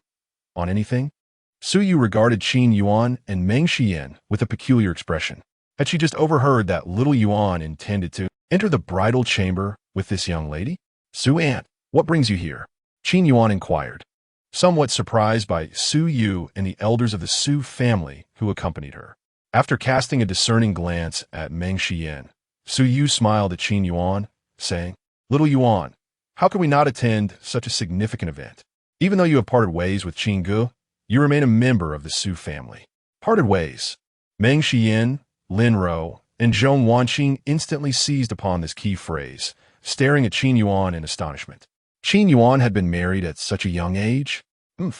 Perhaps the reason for the separation is precisely his roguish nature. Meng Xian thought to herself, disregarding the astonished expressions of Meng Xian and the others. Qin Yuan smiled gently and said, Su Aunt, I will not forget my identity as a member of the Su family, but allow me to handle this matter myself. When it comes to vengeance, it is most satisfying to enact it personally. Relying on others to eliminate one's enemies inevitably leaves some lingering regrets. Upon hearing Qin Yuan's words, Su Yu fell silent for a moment before nodding in agreement and responding softly, Very well, take care of yourself. We shall encircle the entire Dai residence, ensuring that not a single individual escapes. Qin Yuan nodded and proceeded deeper into the Dai estate. Meng Xian initially intended to follow, but Su Yu called her back. The 3 young ladies bore somewhat unfamiliar faces, likely not hailing from the vicinity of Yulong City, Su Yu remarked. Indeed, Annie, we are disciples of the Azure Dragon Academy. Meng Xian replied. The Azure Dragon Academy. Su Yu's eyes gleamed with surprise as she exclaimed. I did not expect that young Yuan would be acquainted with the three remarkable women of the Azure Dragon Academy. Auntie, you flatter us. Lin Ro and Zhong Wanqing quickly interjected.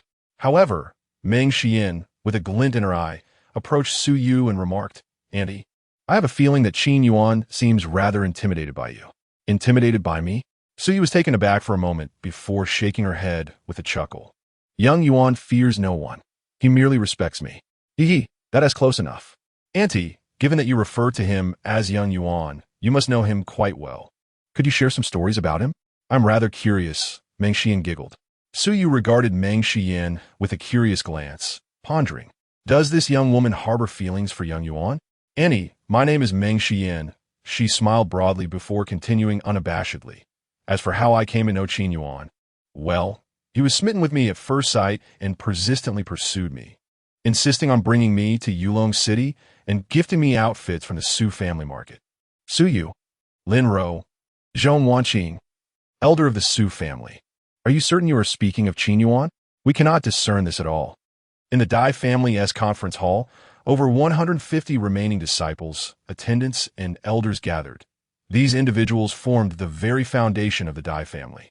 They had received news of the impending severe blow to their clan, leaving them all in a state of trepidation, fearful of impending calamity. Suddenly, a blood-curdling scream echoed as an unknown object hurtled into the conference hall, rolling uncontrollably across the floor. This object left a trail of blood in its wake, finally coming to rest at Dai Qingfeng's feet. Aqiang, a Dai disciple, cried out in anguish, heartbroken.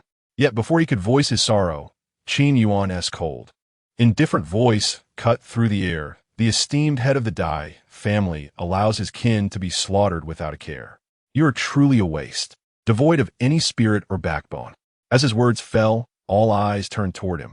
They beheld Qin Yuan, a sardonic smile playing on his lips, as he brandished a headless corpse with his black gold dragon claws. His opulent black attire was stained with the blood of the Dai family, and with each step he took in his armored boots, he left a crimson imprint upon the ground. He appeared as a deity of death, slowly advancing. The Dai disciples and attendants trembled, their heads bowed, unwilling to meet Qin Yuan's gaze. Elder Dai was drenched in cold sweat, his gaze filled with trepidation as he looked at Qin Yuan. The resentment he harbored against Qin Yuan for the massacre of the Dai family members diminished in an instant. All they could hope for now was that Qin Yuan would show mercy. Dai Qingfeng took a deep breath, striving to calm himself, and said, Now, there are less than 200 of us left in the Dai family. You should cease your actions. Confronting Qin Yuan, he realized that the deaths of elders Dai, Changbin, and the others were not in vain. Although Qin Yuan's cultivation was merely at the 6th level of the martial general realm, his presence far surpassed that of a 9th level martial general, even eclipsing that of Cheng Gang, who was on the brink of becoming a martial king. Dai Changfeng could sense this disparity. How could Cheng Gang not perceive it as well? What he observed was far beyond what Dai Changfeng could fathom. The aura emanating from Qin Yuan was akin to that of a 5th level martial king. No, it was more comparable to an 8th level martial king, perhaps even at the pinnacle of martial kings. Was he truly a spirit-level martial soul? That seemed exceedingly exaggerated. Cheng Gang was profoundly shaken. At this moment, he suddenly felt that it was unwise to seek immediate gains by offending a terrifyingly talented individual like Qin Yuan. Chapter 45. A single swipe dismantles Dai Changfeng. Shall we cease? Qin Yuan approached an elder, a grin spreading across his face as he inquired, What say you, esteemed elder? Qin, young Master Qin. The 5th elder of the Dai family found himself under Qin Yuan's gaze, akin to a prey ensnared by a ferocious beast, his blood seemingly frozen, rendering him immobile. Yet he mustered the courage to stammer, Young Master Qin, this matter is indeed our fault. The Dai family is willing to. Suddenly, before the 5th elder could complete his sentence, Qin Yuan's claw crushed his skull with a sickening crunch. When I pose a question, respond honestly. Spare me your ramblings, he remarked coolly, casting the elder's lifeless body to the ground. Witnessing this scene, all present could do naught but tremble in fear. At that moment, Qin Yuan embodied a judge capable of extinguishing their lives at will. They were gripped by an overwhelming dread, profound and paralyzing. Dao Shengfeng glanced at Shenggong, silently urging him to intervene and broker peace. However, Cheng Gang feigned ignorance. Unable to contain himself, Dai Chengfeng transmitted a message. Captain Cheng, I implore you to mediate. Cheng Gang remained silent for a moment before responding. Dai Chengfeng, it is evident that Qin Yuan has yet to vent his wrath. Allow him to release his fury for a while longer. Once his anger has subsided, I shall step in to negotiate. Boom! At these words, Dai Chengfeng's fury ignited. Just as he was about to retort, Qin Yuan's sinister voice echoed once more. He approached another elder, a smile dancing on his lips. What do you think, esteemed elder? Qin, young Master Qin. Having gleaned the fate of his predecessor, the fourth elder dared not utter nonsense, and promptly replied, I believe it is time to cease. With a swift motion, Qin Yuan crushed the fourth elder's skull, just as he had done before, tossing the body aside to join that of the fifth elder. I do not wish to know your thoughts. I seek my own, Qin Yuan stated flatly. He then advanced towards the next elder of the Dai family, a smile still gracing his face as he queried, Esteemed elder, what is it that you perceive? The crowd gasped a demon. A demon. Qin Yuan is nothing short of a fiend. He seeks not only to take lives, but to dismantle our very psyche. At merely 18 years of age, his methods are ruthlessly cruel. You monster, perish!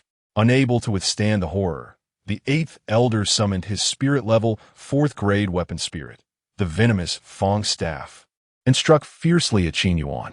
The eighth elder, a seventh-tier martial general, unleashed his full power, reaching the strength of an eighth-tier martial general. Alas, such might was insufficient against Qin Yuan. With his own cultivation at the sixth tier of martial general, Qin Yuan was more than capable of reigning supreme in this arena. His expression remained unperturbed as he summoned the sharpness of his claws, the tier of heaven, lunging at the eighth elder. The clash of claws and staff echoed. Swish!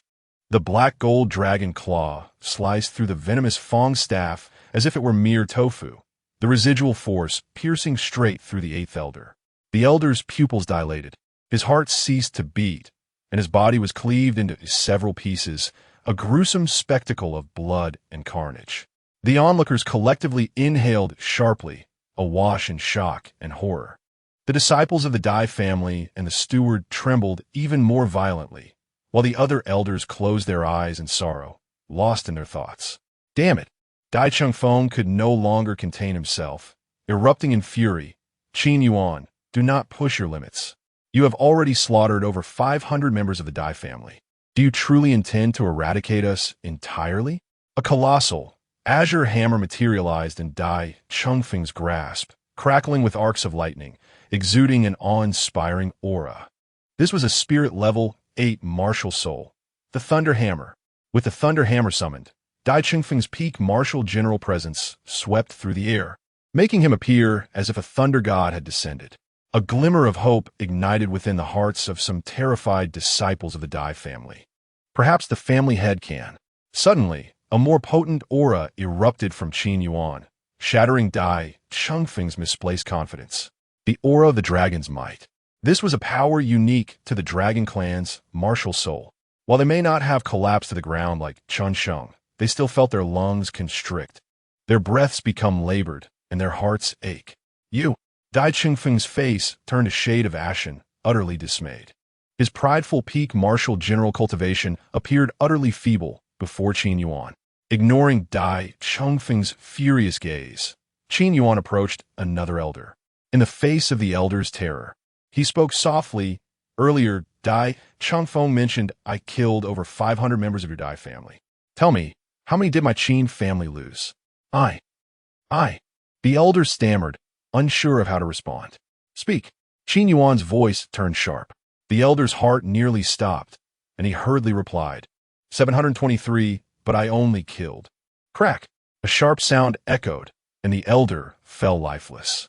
As the elders fell one by one, Dai Chengfeng could no longer restrain his rage, shouting, Qin Yuan, you have gone too far. With a crackle, he swung the thunder hammer, electric arcs coiling around it like serpents, emitting a loud crackle. Dai Chengfeng's eyes blazed red as he swung the hammer down upon Qin Yuan, unleashing a tempest of thunder. His attack was the third soul skill, the power of which corresponded to high-grade spirit-level martial techniques, combining the force of the hammer with the ferocity of lightning. Beneath this soul skill, none present, save for Qin Yuan and Cheng Gang, could withstand it. No need to rush. Your turn hasn't come yet. Just wait. Qin Yuan remarked indifferently, as he struck down with a claw, the razor-sharp sky-rending claw aiming for Dai Chengfeng's thunder hammer. Whoosh! The clash of weight against edge ensued. Typically, weight would hold the upper hand. Yet, how could Qin Yuan's sky-rending claw be considered an ordinary soul skill? Bolstered by the attributes of his first martial soul, the Black Gold Dragon Claw, the power exerted by a martial general wielding the sky-rending claw had already surpassed high-grade spirit-level martial techniques, even outclassing some low-tier, profound-level techniques. Boom! The sky-rending claw collided with the thunder dance, causing the entire assembly hall to tremble. However, the anticipated stalemate did not transpire. Instead, the thunder dance soul skill was effortlessly torn apart by the sky-rending claw. The remaining claw light lunged toward Dai Chengfeng's imposing figure. Dai Chengfeng's pupils constricted, his face displaying profound shock as he immediately positioned the thunder hammer before him in a desperate attempt to defend himself. The clawed assault descended. Bang! Dai Chengfeng, along with his hammer, was violently propelled backward, crashing into the chair at the head of the family, shattering the specially crafted mahogany furniture, which echoed with a resounding noise. The onlookers were left in a state of astonishment. They beheld Dai Chengfeng sprawled on the ground, his chest marred by several ghastly claw marks, blood oozing uncontrollably. Had it not been for the faint rise and fall of his chest, one might have presumed he had been obliterated by a single strike. Nonetheless, the current predicament was hardly different. Qin Yuan had rendered Dai Chengfeng incapacitated with a mere swipe. This even the half-step martial king, Cheng Gang, may not possess such prowess. Dai Chengfeng struggled to draw breath, feeling a viscous substance lodged in his throat. Unable to contain himself, he coughed violently. Cough, cough, cough. Spit. He expelled a mouthful of old blood, his attire in tatters. Utterly disheveled. Chapter 46. The Annihilation of the Dai Family. Dai Chengfeng looked at Qin Yuan with terror. It was only after engaging in combat with him that he truly comprehended the extent of Qin Yuan's terrifying prowess. Qin Yuan, Captain Cheng of the Xuanwu Army, stands before you. Do not act recklessly. Dai Chengfeng was left with no choice but to invoke Cheng Gang's name. Upon hearing this, Cheng Gang cursed silently, feeling betrayed. Dai Chengfeng, you scoundrel, wish to bring about my demise? After witnessing Qin Yuan's formidable might, he had already harbored thoughts of retreat and resolved not to participate any longer. Yet, Dai Chengfeng insisted on dragging him into this predicament, which was utterly detestable. In an instant, all eyes were fixed upon Cheng Gang. As he met Qin Yuan's profound gaze, a tremor ran through his heart, yet he steeled himself to step forward, stating, "Young friend Qin Yuan, your talent is indeed astonishing. Even the three great commanders under the Xuanwu King have never exhibited such strength at the martial general realm." He first offered a flattering remark, then continued, "The Dai family has already suffered a significant blow. They pose no threat to you." He dared not utter another word, knowing it could seal his fate. Qin Yuan cast a fleeting glance, his tone indifferent. Shen Gong, affiliated with the Xuanwu army under the Xuanwu kingdom, was not considered part of the Dai family's private forces. Thus, Qin Yuan had no desire to make the situation overly dire. However, should Cheng Gang dare to utter another word, Qin Yuan would undoubtedly act with lethal intent, eliminating Cheng Gang without hesitation. As for whether this would provoke the Xuanwu army, it was highly unlikely. Cheng Gang's actions had already violated the Five Saint Dynasty's decree against involvement in private disputes. If matters were to be pursued, Cheng Gang would bear the brunt of the consequences. Furthermore, Qin Yuan harbored no fear of the Xuanwu army. His martial spirit provided him with unparalleled confidence. Qin Yuan's arrogant words sent a shiver through the members of the Dai family. They anticipated Cheng Gang would respond with fury. However, His reaction was unexpected. He clasped his hands and said, "Young Master Qin Yuan, please proceed as you see fit." With that, he turned and strode toward the door of the conference hall, disregarding the Dai family's treasure trove. After all, one must have life to claim riches. He had come merely to assess whether Qin Yuan would extend him courtesy. If he did, it would be splendid, but if not, it was of little consequence. After all, losing face was preferable to losing life. Captain Cheng! Captain Cheng! Dai Ching Feng shouted in frustration. Yet, Cheng Gang remained unmoved, as if he had not heard, disappearing from sight. "Cease your wailing. He pays you no heed. Instead, observe how your Dai family members fall one by one before you." Qin Yuan grinned, an air of murderous intent enveloping him. His words instilled a sense of foreboding among all the Dai family disciples, attendants, and elders gathered in the conference hall. "Hurry! Flee! Scatter! Save yourselves! You must go! We will hold them off!" shouted the remaining elders of the Dai family. They summoned their martial spirits and charged at Qin Yuan, attempting to buy time for the disciples and attendants to escape. Qin Yuan remained unhurried, meeting the onslaught of the elders head-on. At this juncture, his physical form was impervious to any attacks from martial generals.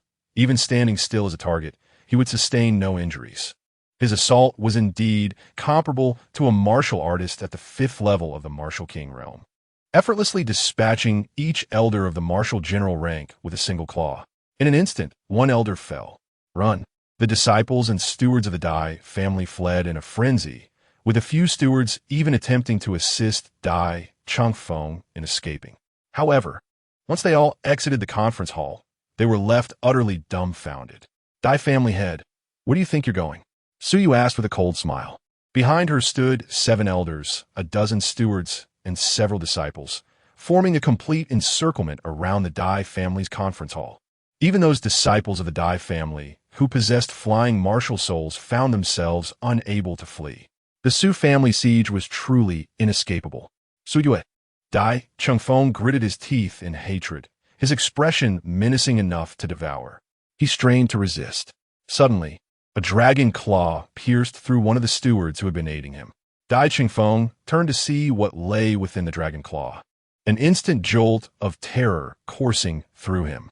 With a crack, the still beating heart within was crushed in a single grip. Fragments of gore splattered across the scarred half of Dai Changfeng's face, a horrifying sight. Without anyone to support him, Dai Changfeng collapsed to the ground, utterly disheveled. "Xiao Yuan, these individuals are yours to deal with," Suyu instructed. Since Qin Yuan sought vengeance for himself, she would conveniently restrain these people to prevent them from running amok, allowing Qin Yuan to expend his energy in pursuit. "No, no, no. You cannot do this. My Dai family shares a close relationship with Commander Pei of Xuanwu City. If you slay my entire clan, Commander Pei will surely be enraged." Dai Changfeng roared, attempting to intimidate Qin Yuan and the others with the name of Commander Pei. Remarkably, his words did indeed instill fear in some of the Su family's disciples and stewards, but the 7 elders and Suyu remained expressionless. They once held reservations, but not anymore. Qin Yuan approached a Dai family steward, grasping his shoulder and smiling. "A close relationship, you say?" In an instant, the Dai family steward fell. Qin Yuan proceeded to another steward, repeating the same action, continuing, "Yet that does not imply a profound connection." Commander Pei was among the 3 chief commanders under the Xuanwu king, holding a status akin to that of the vice president of the Xuanwu Academy. If the Dai family truly had an extensive connection with Commander Pei, why then did they develop in Yulong City and not in Xuanwu City? The resources of Xuanwu City far surpassed those of Yulong City. Another member of the Dai family fell.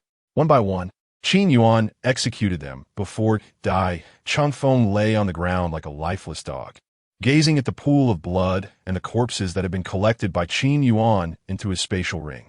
His heart felt extinguished, utterly desolate. The once mighty Dai family now had only him left, and he too was on the brink of death. The Dai family had been annihilated. With measured steps, Qin Yuan approached Dai Changfeng, uttering not a single word, and with a swift motion, ended his life decisively. Thus, the Dai family was extinguished. After consigning Dai Changfeng's body to the spatial ring, Qin Yuan could not help but exhale deeply, sensing an invisible weight lift from his shoulders. The members of the Su family observed Qin Yuan in silence, their expressions shifting from somberness to a profound sense of reflection. They recalled a time when Qin Yuan was merely an inconspicuous son-in-law of the Su family, his talent and strength deemed negligible. Yet, in less than a year, he had ascended to the realm of a martial king, wielding a mutated spirit-level martial soul. Chapter 47. The Dai family's martial arts pavilion. How did he accomplish this? This is the question that piqued the curiosity of all the members of the Su family. They speculated that Qin Yuan possessed an extraordinary opportunity. Otherwise, it would be inconceivable for him to grow at such an astonishing pace in such a short span of time. With this thought, a wave of envy swept over everyone. However, despite their envy, no one dared to covet his power. After all, within the entirety of Yulong City, Qin Yuan's strength was undoubtedly paramount. The Dai family has been eradicated, and the Qi family poses no threat. The murmurs of the second elder suddenly broke the silence. Upon hearing this, the members of the Su family were overwhelmed with excitement. They understood that from this day forth, the Su family would ascend to become the foremost family in Yulong City, and Su Yu might even rise to become the next city lord. Xiao Yuan, are you all right? Su Yu stepped forward and gently inquired. Qin Yuan shook his head and smiled. Aunt Su, I am fine. That is a relief. Su Yu sighed in relief and continued. Let us proceed to the martial arts pavilion and the treasury. The Dai family undoubtedly possessed treasures from the Qin family. Indeed. Qin Yuan nodded and walked in a particular direction. Hey, wait for me. Meng Xian darted out, eagerly following Qin Yuan. Witnessing this scene, the members of the Su family exchanged peculiar glances. It seemed that Miss Meng from the Qinglong Academy had taken quite a liking to young Master Qin. Miss Meng is so beautiful, on par with Our Lady. Well, I still believe Our Lady and young Master Qin are more suited for each other. No, the lady is too cold. It is Miss Meng's charming personality that is more appealing. If I had to choose. Hey, buddy, do you really think you could choose? The disciples of the Su family whispered among themselves, gossiping excitedly. They were particularly fond of such youthful romances and were filled with curiosity. All right, enough of your curiosity. Su Yu shot a glare at the gossiping disciples, exclaiming impatiently, we must prioritize our duties. Help Xiao Yuan find everything hidden by the Dai family and bring it back to the Su family. At this declaration, everyone's eyes brightened. Responding in unison, understood. In the outside world. What? The Dai family has been wiped out? According to rumors, the annihilation of the Dai family was solely the doing of Qin Yuan, with the Su family remaining uninvolved. Is that true? This is what my uncle's mother, husband, son, brother, child said. The news of the Dai family's demise spread with alarming speed, and everyone realized that Yulong City had undergone a transformation. From this day forward, the Dai family was no more, and the Su family would rise to prominence. As for the remaining Qi family, they were left with two choices: one, to gradually decline, or two, to proactively seek an alliance with the Su family. The Dai family's martial arts pavilion housed nearly 1,000 martial arts techniques. Although it lacked profound level techniques, it contained 3 superior spiritual level techniques, one of which was originally possessed by the Qin family. Superior spiritual level, claw technique. Dragon capture skill, superior spiritual level, hammer technique. Whirlwind cloak, superior spiritual level. Movement technique. Phantom step. The dragon capture skill indeed compensated for the deficiencies of claw techniques.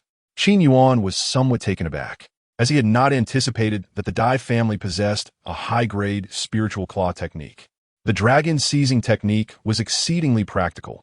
Upon mastering it, one could generate a pulling force with their palm, achieving minor control over objects from a distance, and, at its pinnacle, it could harmonize with claw techniques. The ability to integrate it with other claw techniques made it compatible with the Tearing Sky Claw. With the assistance of the dragon seizing technique, the accuracy of the Tearing Sky Claw would significantly increase, truly allowing for a lethal strike. Qin Yuan's eyes brightened at the thought. While the Tearing Sky Claw had a fearsome attack power, it bore a notable weakness: During long-range confrontations, if the target reacted swiftly, they could easily evade. Thus, Qin Yuan predominantly employed the tearing sky claw in ambushes and close-quarter battles. Then there was the phantom step, an exquisite skill of the Qin family. Once perfected, the body would move like a phantom, indistinguishable between reality and illusion. A look of reminiscence crossed Qin Yuan's face as countless thoughts swirled in his mind. This dragon-seizing technique was rather impressive. Although it was merely a high-grade spiritual technique, its practicality likely surpassed that of even profound-grade techniques. Meng Xian, with her large eyes, scrutinized the technique and remarked aloud.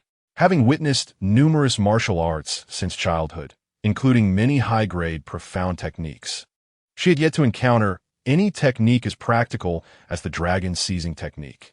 The two techniques before them appeared rather unremarkable, quite ordinary. As Meng Xian leaned in closer, she remained oblivious to the fact that her entire body was nearly pressed against Qin Yuan's. A fragrant breeze wafted by, tantalizingly alluring. Unlike the heavy scents often associated with many women, Meng Xian exuded a fresh and elegant aroma, reminiscent of tea fragrance.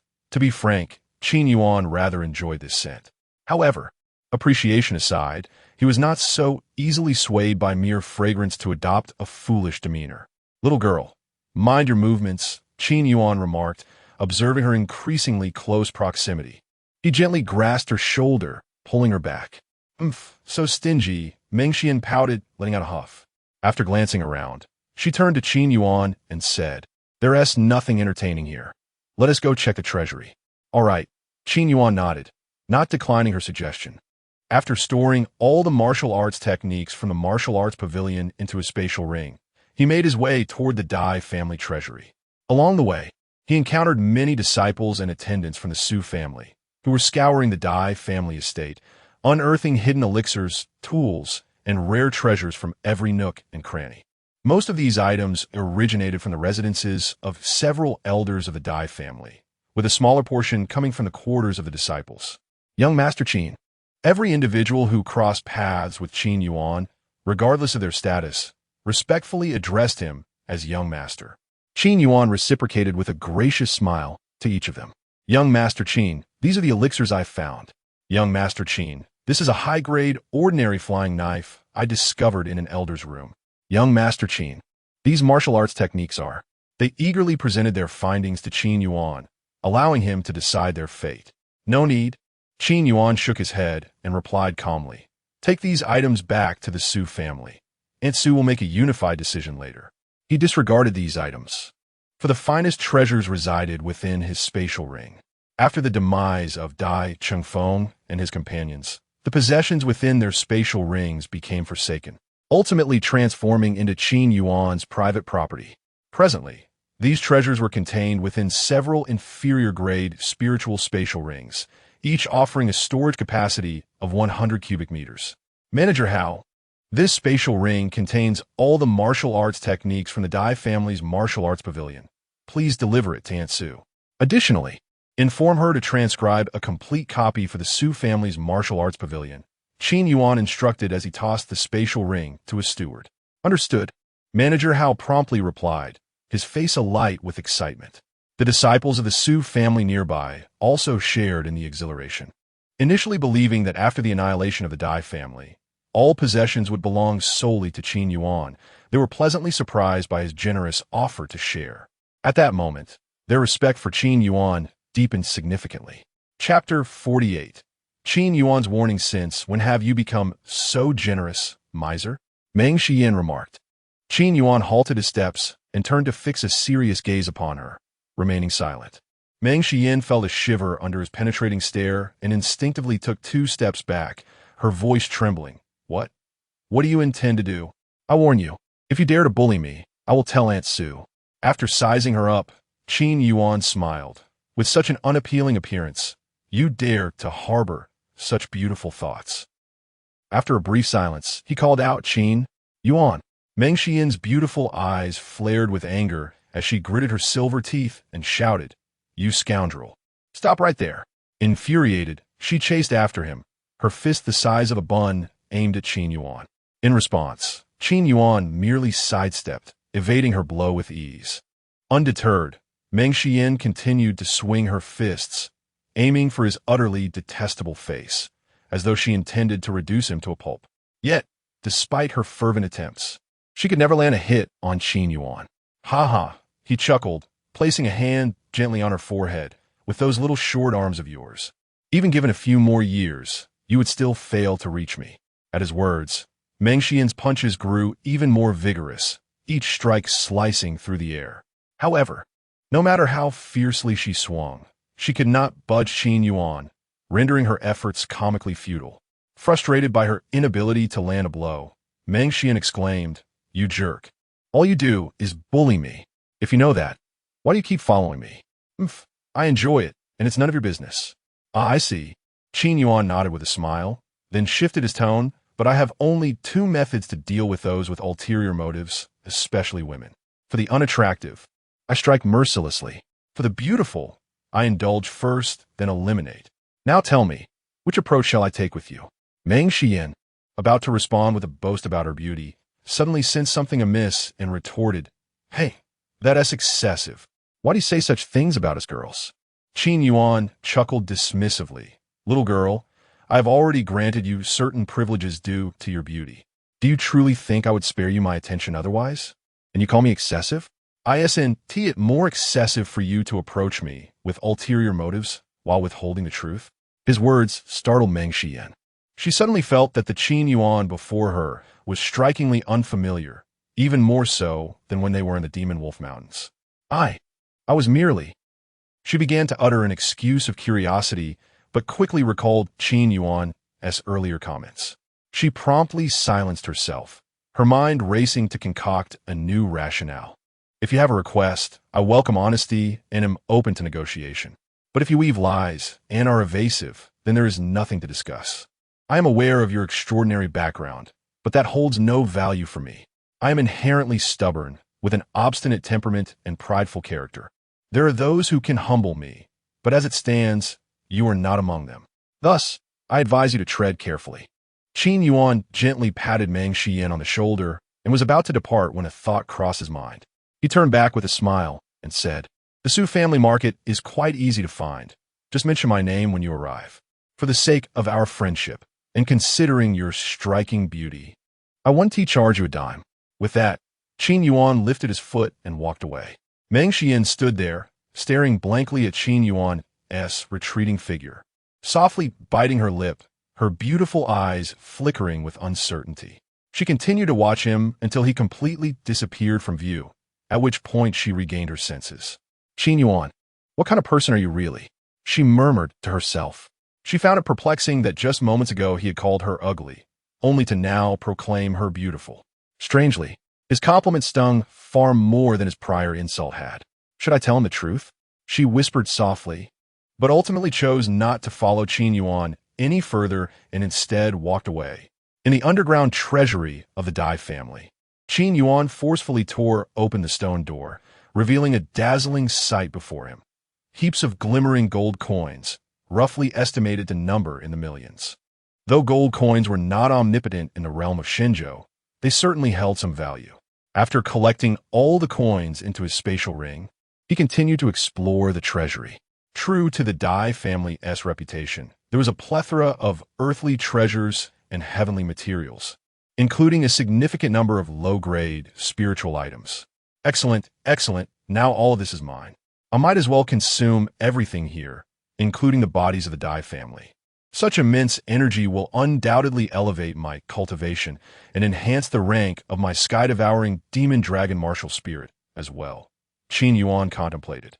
With that thought, Qin Yuan summoned all the Dai family corpses he had stored in his spatial ring and laid them out on a large expanse of ground. In an instant, a potent stench of blood permeated the treasury, and a small mountain of corpses materialized before him. These bodies were still warm, having perished less than a day ago, and their martial spirits had yet to dissipate into the ether. Thus, he could devour them. Additionally, he retrieved an array of heavenly materials and medicinal pills from his spatial ring. These treasures have been extracted from the bodies of the Dai family members, the most remarkable being a high-grade spiritual Xiang fruit. A martial general at the 9th level could completely refine it and surely break through to the martial king realm. However, much of its energy had already been absorbed by Dai Changfeng, leaving approximately the energy equivalent to 3 low-grade spiritual materials. Devour. Qin Yuan's gaze shimmered, a flicker of golden light passing through his eyes. With a resounding roar, a majestic and ethereal dragon spiraled forth from within Qin Yuan, towering over the mountain of corpses and the heavenly treasures, its form gradually expanding.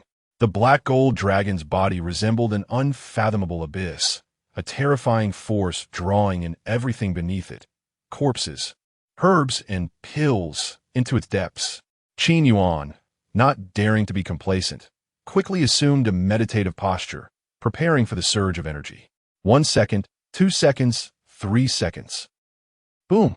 A surge of intensely pure energy flooded into him, instantly filling his entire being and continuing to expand. His cultivation swiftly escalated to the 9th level of the martial general realm, and it continued to rise. Gurgle, gurgle within Qin Yuan's body, a peculiar sound resonated, as tiny protrusions writhed beneath the surface of his skin. Delicate, milky white fissures began to manifest across his body, signaling the impending eruption of spiritual energy from within, commonly referred to as body explosion.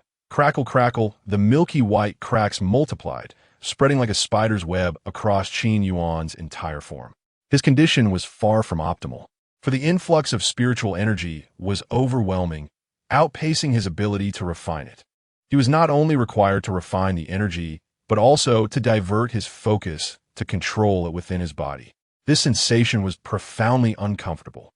In his moment of distraction, blinded by the abundance of heavenly materials and earthly treasures, Qin Yuan gritted his teeth, lost in thought.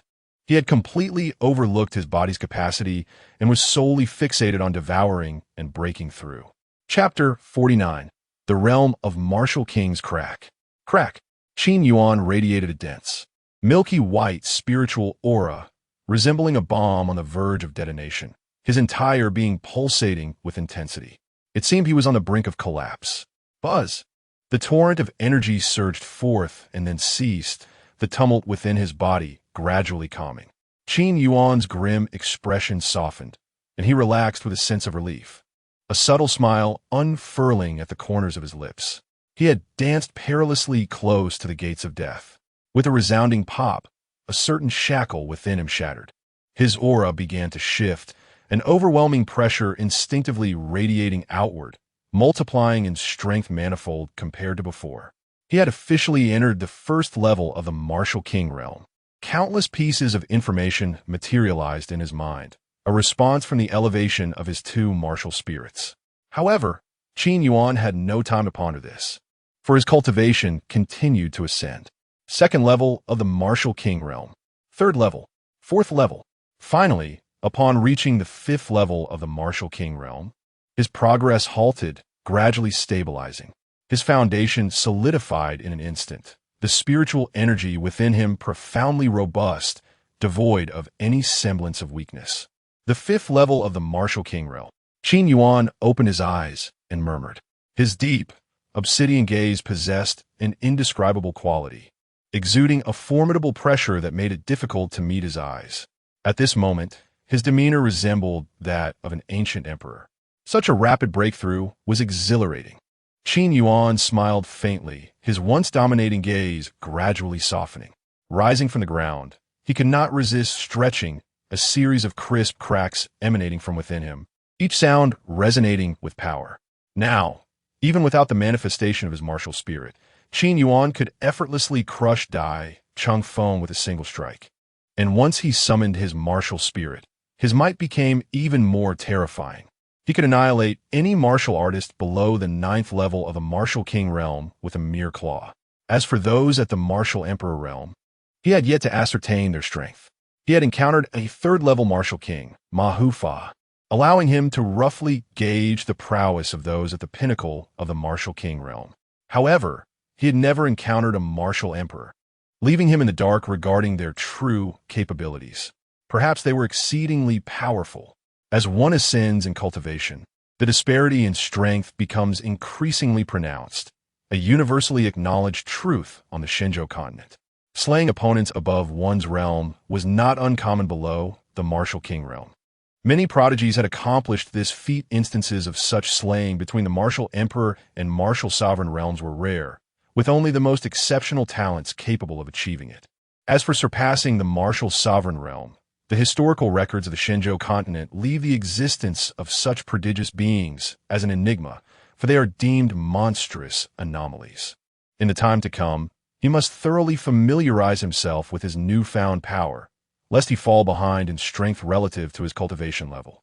To lack the title of monstrous anomaly would be a disservice to the illustrious name of the true dragon martial spirit. Qin Yuan muttered, his tone imbued with profound confidence and a palpable sense of pride. Within his heart, his pride rivaled that of any other genius, and indeed, it was even more pronounced. Yet, he seldom displayed this arrogance ostentatiously. Instead, he preferred to conceal it deep within, demonstrating a blend of restrained haughtiness and an innate noble spirit. Qin Yuan was acutely aware that his excessive pride was a flaw, but he did not place great weight on it. After all, perfection is a myth that eludes all. Each individual's standard of perfection varies. Furthermore, Qin Yuan had no fondness for perfection, as he believed that an excess of it could also be a significant flaw, a rather perilous one at that. With a deep breath, Qin Yuan refocused his thoughts and began to reflect on his recent breakthroughs in the martial king realm. Aside from the uncertainty surrounding his strength, he had made considerable gains in other areas. His sky-devouring demon dragon martial spirit had evolved to the 9th rank of the spiritual tier, just a step away from the mysterious level. Additionally, his 4th innate soul skill had compensated for his inability to fly, allowing him to face aerial martial spirits without needing to strategize excessively. With a light chuckle, he mused, the 4th soul skill, Dragon's Flight.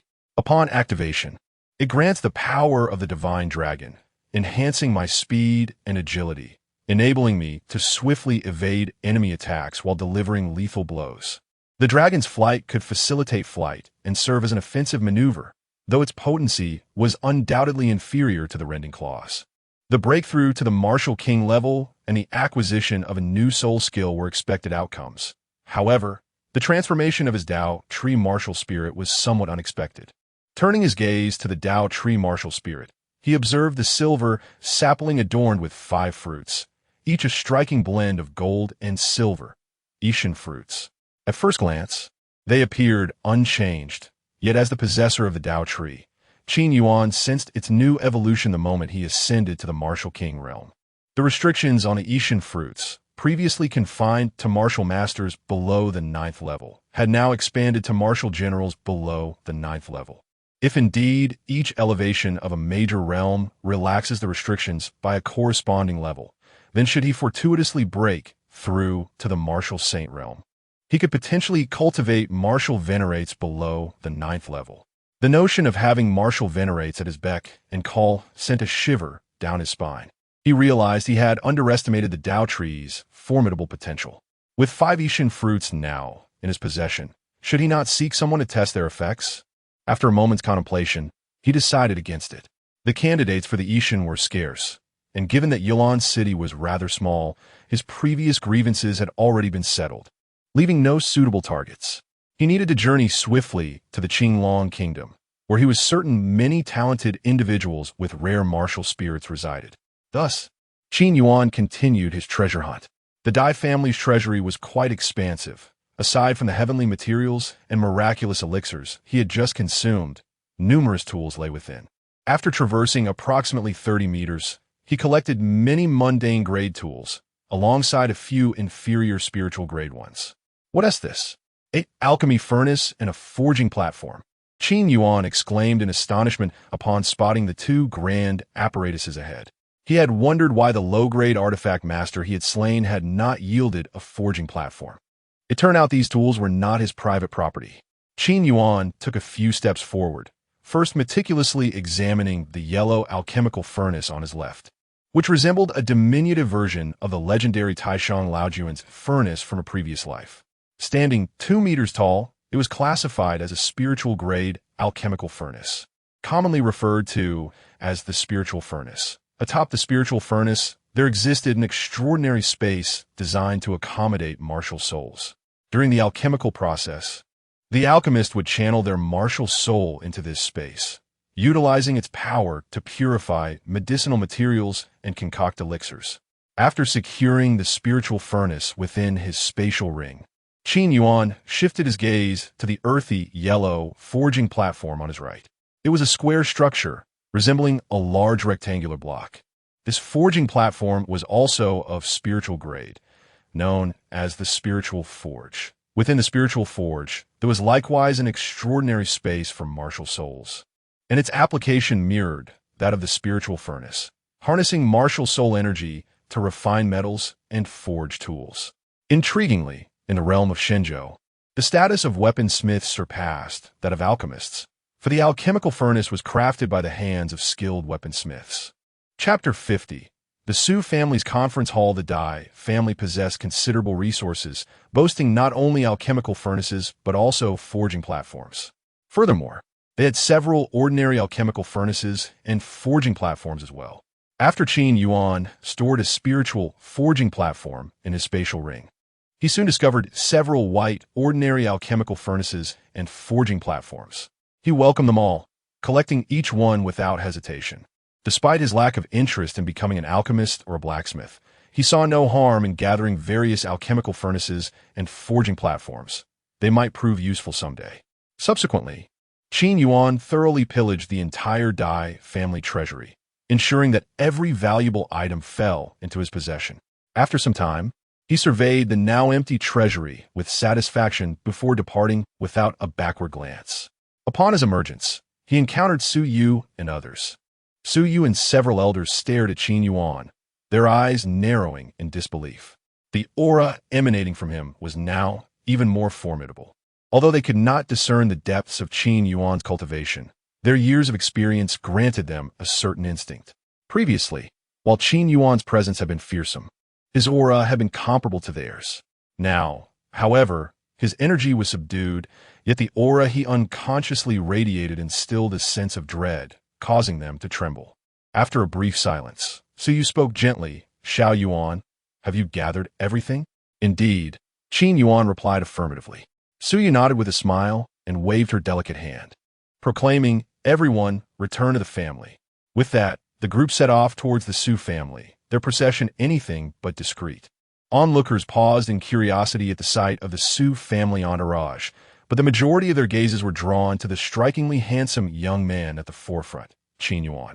Goodness, he is truly terrifying. I dare not meet his gaze. Can you discern his realm?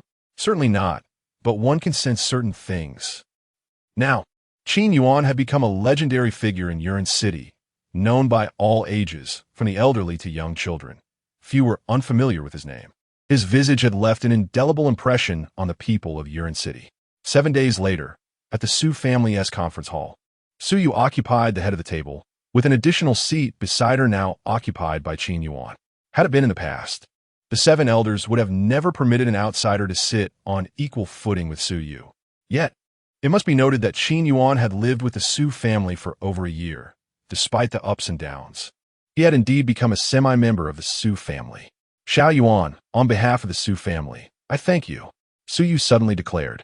In recent days, the Su family had reaped immense benefits from Qin Yuan. The quantity of martial techniques in the martial arts pavilion had more than doubled, and they had also acquired 3 high-grade spiritual martial techniques. Additionally, Qin Yuan had gifted the Su family half of the treasury's resources. They had done nothing but encircle the Dai family, yet had garnered such substantial rewards. It would not be an exaggeration to say they had received a windfall. Aunt Su, you flatter me. These external possessions hold little value for me, Qin Yuan replied modestly. Qin Yuan waved his hand with a smile. Apart from leaving behind the alchemy furnace, the forging platform, and a handful of gold coins, he had gifted all other possessions to the Su family, since those items were of no use or interest to him. Retaining them would serve no purpose. Moreover, with a broader perspective, in a world rife with wrongdoing, pursuing a few miscreants could easily yield a fortune. Young Master Qin is truly a benefactor to our Su family, they exclaimed. Young Master Qin, We are grateful for your generosity. You are indeed the foremost figure in Yulong City. Your vision is admirable. The elders showered him with flattery, nearly elevating him to the heavens. However, the Grand Elder sat in discontent, appearing to have aged several years, with sorrow evident in his eyes. Ever since Qin Yuan had informed him of Su Qi's fate a few days prior, he had felt as if struck by lightning, lost in thought, nearly gasping for breath. "Master of the house, I have a request," the Grand Elder said as he rose and clasped his hands. "Su Juanadith," gesturing for him to continue. "I wish to resign from my position as Grand Elder." "What?" The other 6 elders were taken aback, staring incredulously at Su Hong. As the Su family thrived, how could they, as the family's vanguard, abandon their posts? "Old Hong, what nonsense are you speaking?" "Indeed, Old Hong. There are many matters to handle within the Su family. Your old MO is correct. Old Hong, you cannot flee at such a critical moment." The 6 elders, exasperated, voiced their objections in unison. Yet Su Hong remained resolute in his decision. "I am of advanced age and weary. It is time for me to step back and rest. Let the more promising youth take on the mantle. Now is an opportune moment for the Su family to undergo adjustments, a valuable chance for them to hone their skills. Master of the house, I hope for your approval." Su Hong bowed again as he spoke. The other 6 elders wished to protest, but Su Yu nodded, saying, "Then, as the Grand Elder wishes, you may resign from your position and take on the role of steward in the pension hall." The steward in the pension hall differs from the Su family's attendants. In essence, it signifies retirement. Though lacking substantial authority, the benefits are quite favorable. Throughout generations, retired elders of the Su family have typically served as stewards in the pension hall, enjoying their later years in comfort. "Thank you, Master of the house," Su Hong replied. He intended to leave immediately, but turned to pay his respects to Qin Yuan before departing. The 6 elders sighed inwardly at the sight.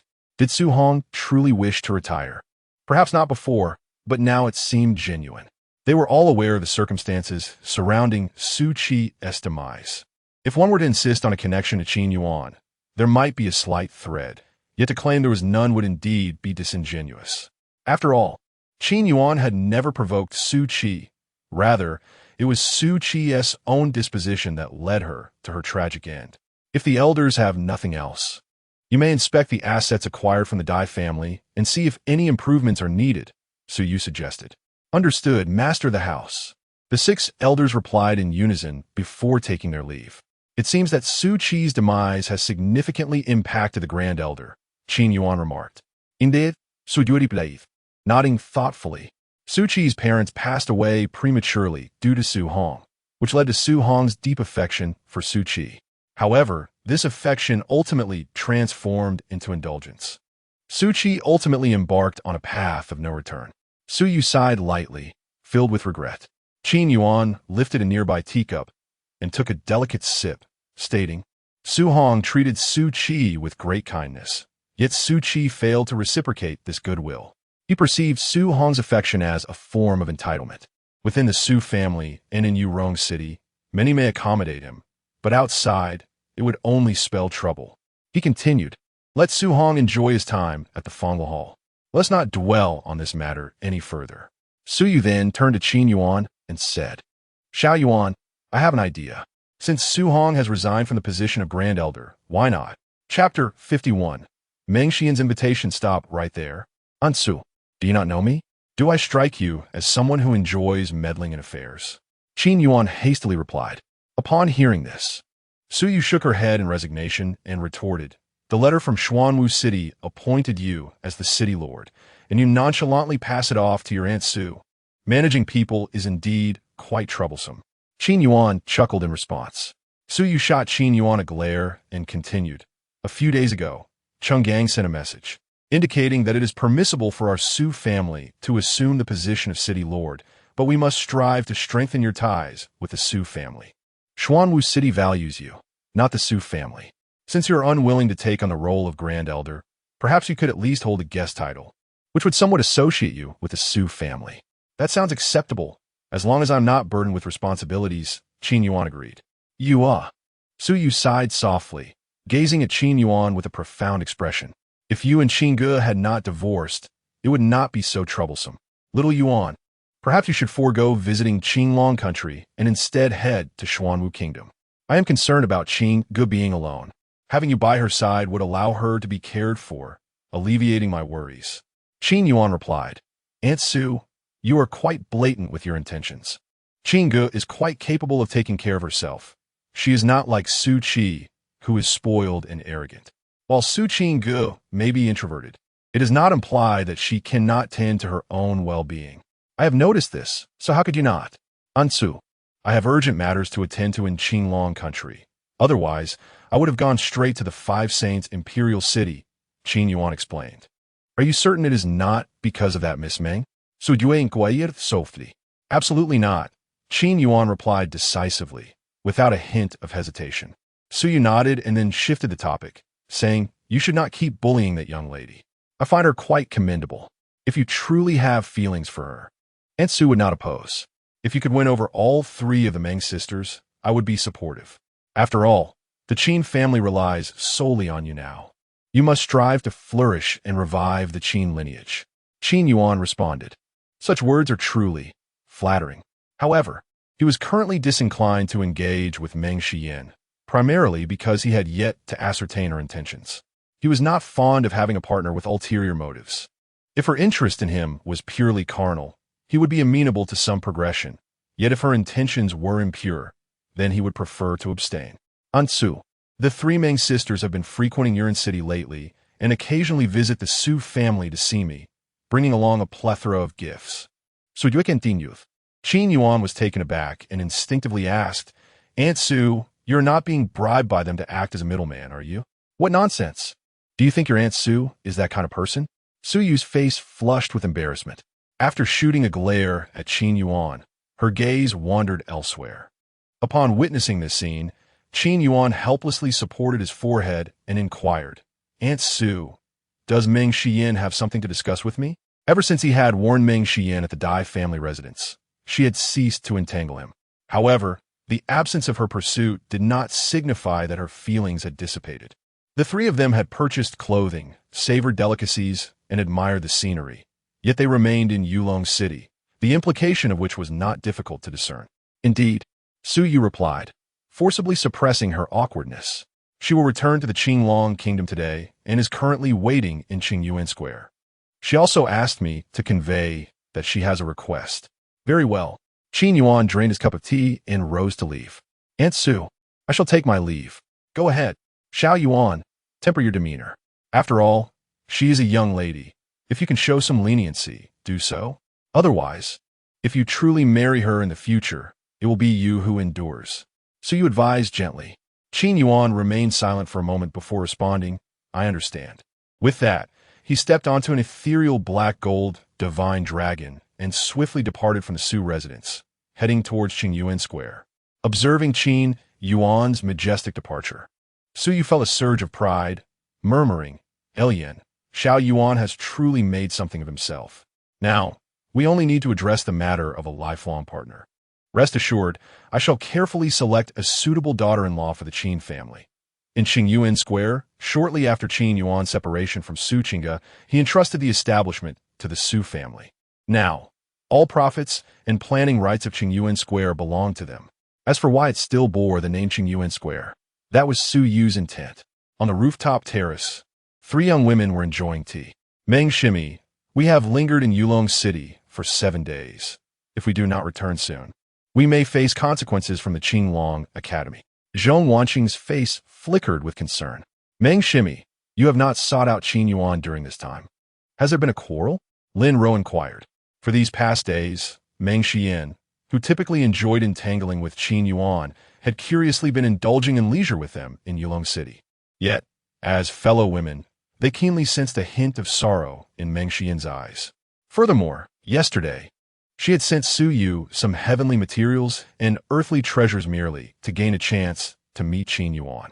All these signs indicated that an unpleasant dispute had occurred between Qin Yuan and Meng Xian. Senior sisters, after I meet with Qin Yuan today, I will set off back to Qinglong Academy. Do not worry. I will explain the situation to the dean and ensure you are not penalized. Meng Xian replied with a smile, evading Lin Ro's question. Her quiet demeanor already exuded a certain melancholy, and combined with the faint, bitter smile at the corner of her lips, it evoked a sense of heartache. Alas, Lin Rose sighed lightly, asking Meng Shimi, "Do you have a matter to discuss with Qin Yuan, or is there something he possesses that you require?" Zhong Wanqing, too, fixed her gaze on Meng Xian. Even if they were not particularly astute, they had begun to piece together the clues. Meng Xian paused for a moment before softly saying, "Indeed, Qin Yuan possesses what I seek." Upon hearing this, Lin Ro and Zhong Wanqing instinctively wanted to inquire further, but their curiosity was interrupted by a deep, resonant voice. "Are the three young ladies satisfied with the garments from King Yuan Feng?" Qin Yuan descended the staircase, clad in luxurious black attire adorned with golden embroidery. A fur mantle draped over his shoulders, a jeweled belt cinching his waist, and boots embellished with armor. His visage was strikingly handsome, with long hair elegantly tied back, a few strands cascading to accentuate his noble and aloof demeanor. As they beheld Qin Yuan approaching, the three women were momentarily entranced. They had encountered many handsome men before, yet Qin Yuan's appearance and presence were unparalleled in their experience. At merely 19 years of age, he embodied the essence of a sovereign, his dark eyes exuding authority and an almost oppressive intensity that made it difficult to gaze directly at him. Yet paradoxically, this very quality rendered him irresistibly alluring. Chapter 52. The True Dragon Bloodline of Meng Xian. It appeared to be quite splendid. Qin Yuan paid no heed to the gazes of the three women. Instead, he scrutinized their attire and remarked, "You look exquisite in your garments. They truly highlight your elegance." It was precisely Qin Yuan's words that roused the three women from their stupor. The trio, feeling a touch of embarrassment, raised their teacups and took a delicate sip, though the taste was as bland as chewing wax. After pouring himself a cup of tea, Qin Yuan turned his attention to Meng Xian, saying, "Aunt Su mentioned you needed to speak with me." "Ah, yes." Meng Xian nodded her small head earnestly. She dared not exhibit her usual playful demeanor, for Qin Yuan's earlier remarks had instilled a sense of trepidation within her, fearing that any misstep might offend him and hinder his willingness to assist her. "Do share," Qin Yuan encouraged, replenishing Meng Xian's cup with tea. Meanwhile, Zhong Wanqing and Lin Ro, sensing the shift in focus, gracefully rose and said, "Young Master Qin, we shall leave you to your conversation." With that, they departed the rooftop terrace, returning to their pursuit of garments. Seeing that only she and Qin Yuan remained, Meng Xian slowly stood. "I have something to show you." She approached Qin Yuan, her aura as a 6th-level martial general fully manifesting, her profound martial soul beginning to envelop her. As before, green, fan-shaped scales ascended to her neck, with small protrusions appearing on either side of her forehead. Hiss! A serpentine roar emanated from Meng Xian, yet the tone gradually transformed from sharp to resounding. The fan-shaped scales on her alabaster skin shifted from green to a deeper azure, shimmering with golden radiance, exuding an air of majesty and sanctity. The two protrusions on her forehead sprouted into diminutive antler-like horns resembling those of a deer. As her form transformed, the aura of her martial soul surged, swiftly shattering the constraints of the profound level and reaching another echelon. Earth-level martial soul. Roar! A blue divine dragon phantasm erupted from within Meng Xian, radiating an aura exclusive to the true dragon. True dragon martial soul. Azure dragon. Qin Yuan rose in astonishment, captivated by the spectacle before him. Roar! From his own being, a black-gold divine dragon phantasm surged forth, intertwining with the azure dragon, their energies melding. In that fleeting moment, Qin Yuan's gaze towards Meng Xian softened considerably, an instinctive response to the familiarity of a kindred spirit. If Qin Yuan felt this way, Meng Xian's reaction was even more pronounced. Her azure-hued eyes were fixed intently on him, a faint shimmer of reverence flickering within their depths. How could this be? Meng Xian's pupils constricted in disbelief as she regarded Qin Yuan. She had anticipated that by awakening her azure dragon bloodline, her martial soul would match his caliber. Yet the reality revealed no such parity. The black gold divine dragon phantasm emanating from Qin Yuan continued to exude an irresistible force, compelling her to submit. Qin Yuan's true dragon martial soul still surpassed hers. Could it be a pure true dragon martial soul? An epiphany struck Meng Xian, leaving her utterly astonished and momentarily lost in thought. Across the vast expanse of the divine continent, the presence of a true dragon bloodline and its corresponding dragon martial soul is not but a legendary phenomenon.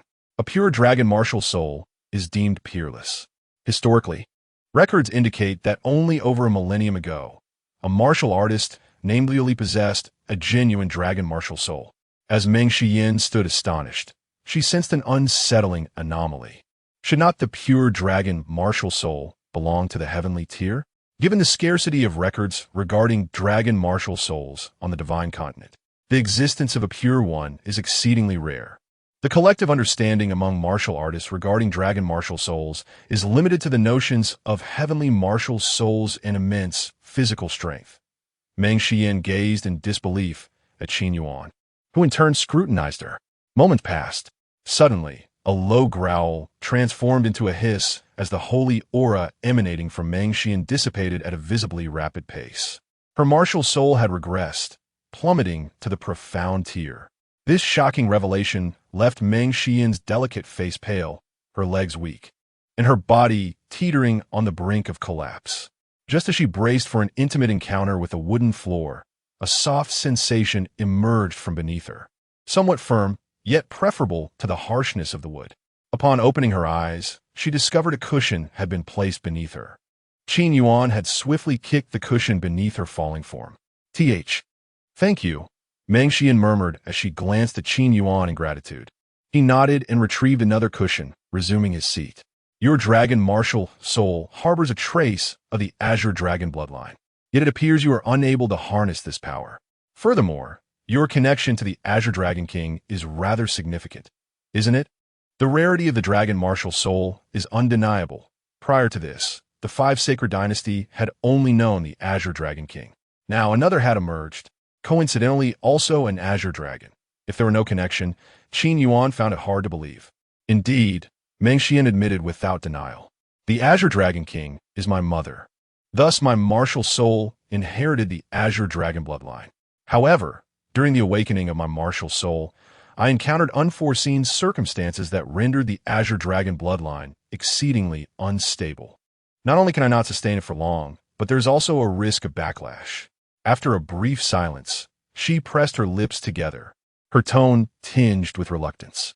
As I grow older, the backlash from the Azure Dragon bloodline will become increasingly terrifying. Currently, when I invoke its power, I might merely feel weakened if fortunate, or fall into a slumber if not. Qin Yuan was left speechless, exclaiming, "Then why did you dare to wield the power of your bloodline just now?" Meng Xian instinctively retorted, her voice slightly elevated. "Who told you to say such things back then? If I didn't act this way, what if you doubted me?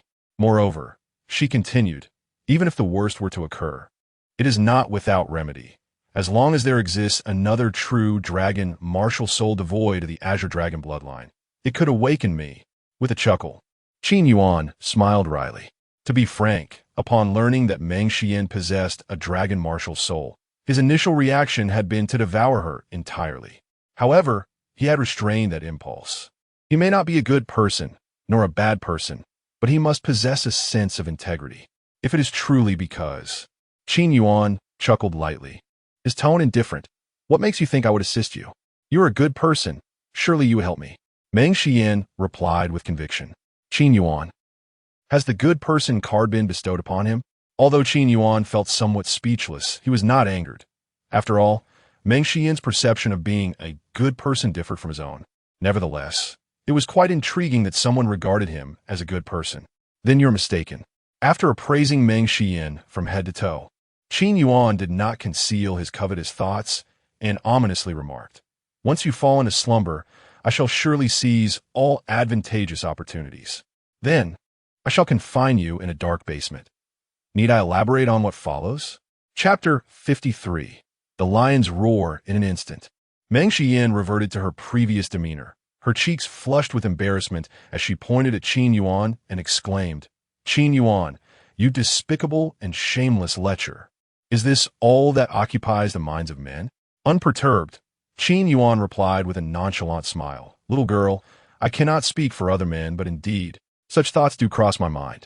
Therefore, it would be wise to maintain your distance from a man as handsome as I, lest one day you find yourself bereft of both wealth and virtue." "Bah, I would never swoon over your looks," she retorted defiantly. "Just wait. When I am stronger than you, I shall confine you to the basement and make you experience." However, midway through her proclamation, Meng Xian sensed the impropriety of her words and abruptly ceased speaking. Her fair face, which was already tinged with crimson, now blazed with an intensity that approached legendary levels of embarrassment. Silently, she lowered her head, sipping her tea, her mind a whirlpool of thoughts. How could I utter such words? That scoundrel Qin Yuan, it must be his deliberate provocation. She fumed internally. "You shameless rogue, you wretched lecher. One day, I shall subdue you and unleash my pent-up frustration."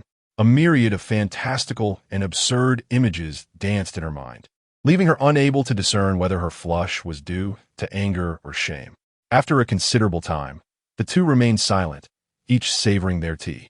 Wait, could it be that Qin Yuan is not angry? Meng Xian mused as she lifted her teacup, pretending to appreciate the tea while covertly glancing at him. Seeing Qin Yuan still at ease, devoid of any trace of ire, she finally exhaled in relief. His unpredictable temperament made him an enigma. One moment he could jest with you, and the next he might turn cold and indifferent. Truth be told, she found it challenging to fathom Qin Yuan. Yet, this very complexity only heightened her curiosity about the man he truly was. "Oh, Meng Xian, you are indeed," she chided herself inwardly. Qin Yuan, oblivious to her tumultuous thoughts, took a sip of tea and said, "Please continue. You have revealed your true dragon, martial soul, and mentioned its flaws. I presume you have discovered a solution that bears some relation to me. Do share your remedy." "Huh?" Meng Xian paused, her expression brightening with delight. "I knew it. You are a good person and would never turn a blind eye to those in need. The solution is quite simple, which is..." Qin Yuan raised his hand to interrupt her, stating, "Hold on. I never claimed I would assist you. I merely wish to hear your proposal. If it is straightforward, we may discuss compensation. If it proves overly complex, you might need to seek assistance elsewhere." Meng Xian felt a surge of frustration at his words. After knowing each other for a few days, he exhibited no sense of camaraderie, truly a man of cold indifference. Internally, she grumbled, yet her face bore a gentle smile as she replied, "Not troublesome at all, not troublesome in the slightest. You and I shall cultivate together until the transformation of the Azure Serpent martial soul stabilizes into the Azure Dragon martial soul." Qin Yuan paused momentarily while serving tea, gazing at Meng Xian with a hint of surprise. "Cultivation together? Which kind do you refer to?" he inquired. Upon hearing this, Meng Xian's cheeks flushed crimson. She realized her words had been unclear, leading Qin Yuan to misinterpret her intent. She took a moment to compose herself and continued, "I mean the dual cultivation of both parties unleashing their martial souls for training, not the kind of sleeping together in the nude." "Oh, is that so?" Qin Yuan let out a somewhat regretful sigh. Meng Xian was momentarily speechless, her indignation rising. This scoundrel dared to think of such things. She thought bitterly. If she were not at a disadvantage against Qin Yuan, she would have liked to subdue him and vent her frustrations from the past few days. It was utterly infuriating. Meng Xian could not fathom why someone as handsome and exceptionally talented as Qin Yuan possessed a personality even more cunning than her own. It was an understatement to say he had a heart full of malice. "However, why should I assist you? Or rather, what benefit would it bring me?" Qin Yuan asked with a faint smile. Meng Xian fought to suppress her urge to strike him, forcing a smile as she replied, "What do you desire? Pills, tools, martial techniques, or perhaps rare treasures of heaven and earth?" "Rare treasures of heaven and earth," Qin Yuan replied, a glimmer of light flashing in his eyes. "And they must be related to the true dragon." "You are asking for too much," Meng Xian retorted, nearly spitting blood in frustration. While rare treasures of heaven and earth might be manageable, those connected to the dragon lineage, particularly the true dragon, were not just difficult to procure, they were nearly impossible. Taking a deep breath, Meng Xian gazed at Qin Yuan with a look of despair. Rare treasures related to the true dragon are at least of earth grade. Such items are unlikely to be found even in the treasury of the 5 sacred dynasties, let alone in the Azure Dragon Kingdom. Your demands are exorbitantly high.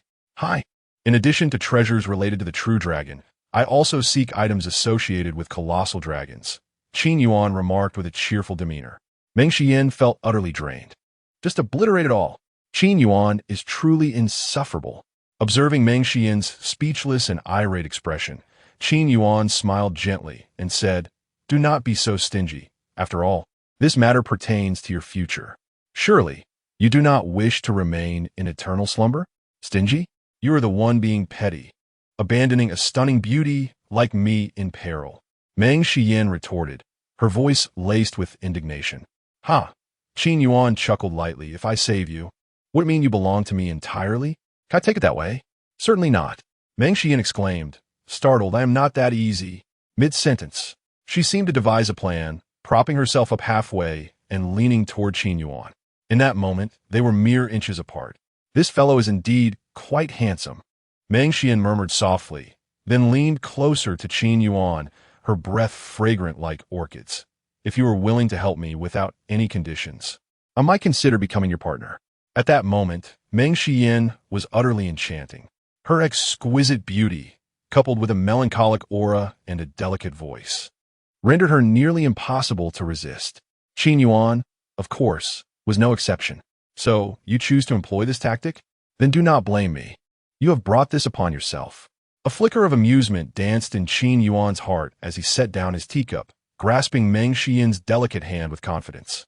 He chuckled lightly. "I've already warned you. My thoughts are not pure." As soon as those words left his lips, Meng Xian felt a surge of unease. Instinctively, she sought to withdraw, but the grip on her hand emanated an irresistible force. She gasped, as she was suddenly pulled into Qin Yuan's embrace. Her soft, almost fragile form melted into the warmth of his arms, and the intoxicating scent of masculinity enveloped her. With a slight lift of her chin, she met Qin Yuan's commanding, dark gaze. Her cheeks flushed a deep crimson, and she found herself overwhelmed with shyness. Chapter 54. Weeping Qin Yuan, "I was wrong, please let go." Meng Xian was about to speak when Qin Yuan's voice interrupted her. "Knowing full well of your beauty, how dare you adopt such a posture to tempt me? In that case, I shall not be polite. Let me collect a bit of interest first." Qin Yuan grinned, laying Meng Xian down and leaning closer. Meng Xian was utterly terrified, her entire being flailing in panic as she exclaimed, "Qin Yuan, I was wrong, let go." Before she could finish her sentence, her beautiful eyes widened in disbelief as she realized the man before her was kissing her. Scoundrel Qin Yuan, lecherous Qin Yuan, shameless Qin Yuan. Meng Xian furiously cursed in her heart, employing every unflattering term she could think of. Yet, Qin Yuan disregarded the fiery glare emanating from her eyes, continuing to kiss her with insatiable greed. "I will bite you to death." Driven by a sudden resolve, Meng Xian sank her pearly teeth into him. In an instant, a trickle of crimson flowed from the corners of their mouths, mingling with a faint metallic scent that filled the air. Meng Xian felt a surge of hope, believing Qin Yuan would relent. 1 second, 2 seconds, 3 seconds. Meng Xian was taken aback. Qin Yuan was still kissing her. She pounded her fists against Qin Yuan's chest, attempting to break free. But no matter how fiercely she resisted, she could not escape his embrace. Gradually, Meng Xian surrendered. She shut her eyes in shame and fury, immersing herself in this first kiss, her arms unconsciously wrapping around Qin Yuan's neck. From a distance, they appeared as a pair of lovers deeply infatuated with one another. Time slipped away unnoticed. "You scoundrel!" Meng Xian's face flushed crimson, her beautiful eyes glaring at Qin Yuan with indignation. Qin Yuan chuckled, his heart unflinching. "My hands have a mind of their own. They prefer softness." That is not what I meant." "What do you mean then? You kissed me. Did I not allow you to kiss me in return?" Qin Yuan replied shamelessly. Meng Xian erupted in fury, leaping onto Qin Yuan, her delicate hands gripping his neck. "Qin Yuan, I shall fight you to the end," she declared, ready to go down in flames.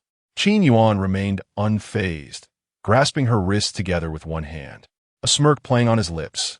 "Dare to come so close? You do not truly believe I can restrain myself, do you? What was a kiss earlier could easily lead to something else." Meng Xiyan. She recoiled as if struck by lightning, distancing herself from Qin Yuan.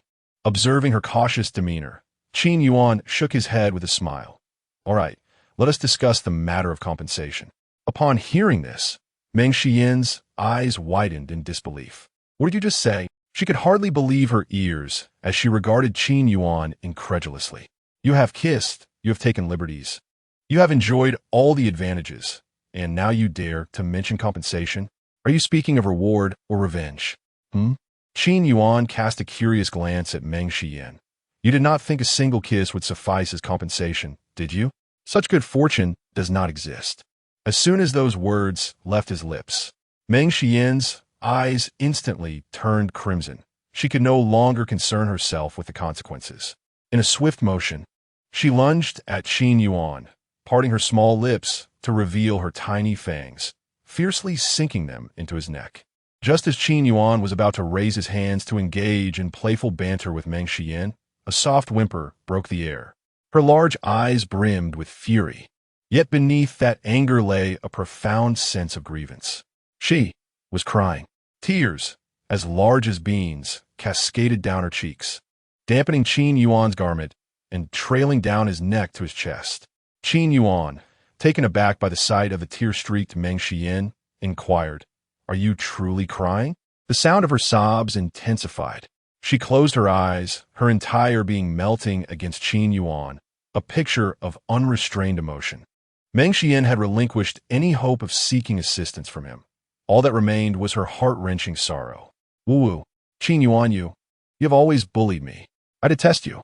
Gradually, her bite weakened, yet the tears at the corners of her eyes multiplied. She felt discomfort, sadness, and agitation. Throughout her life, she had never experienced such humiliation. "Wu." Meng Xiyan buried her head in the crook of Qin Yuan's neck, weeping in despair. Witnessing this scene, Qin Yuan rubbed his temples, pondering, could it be that I have indeed gone too far? After much contemplation, he sighed softly, drawing Meng Xiyan into his embrace. Observing her heart-wrenching expression, he murmured, "All right, stop crying."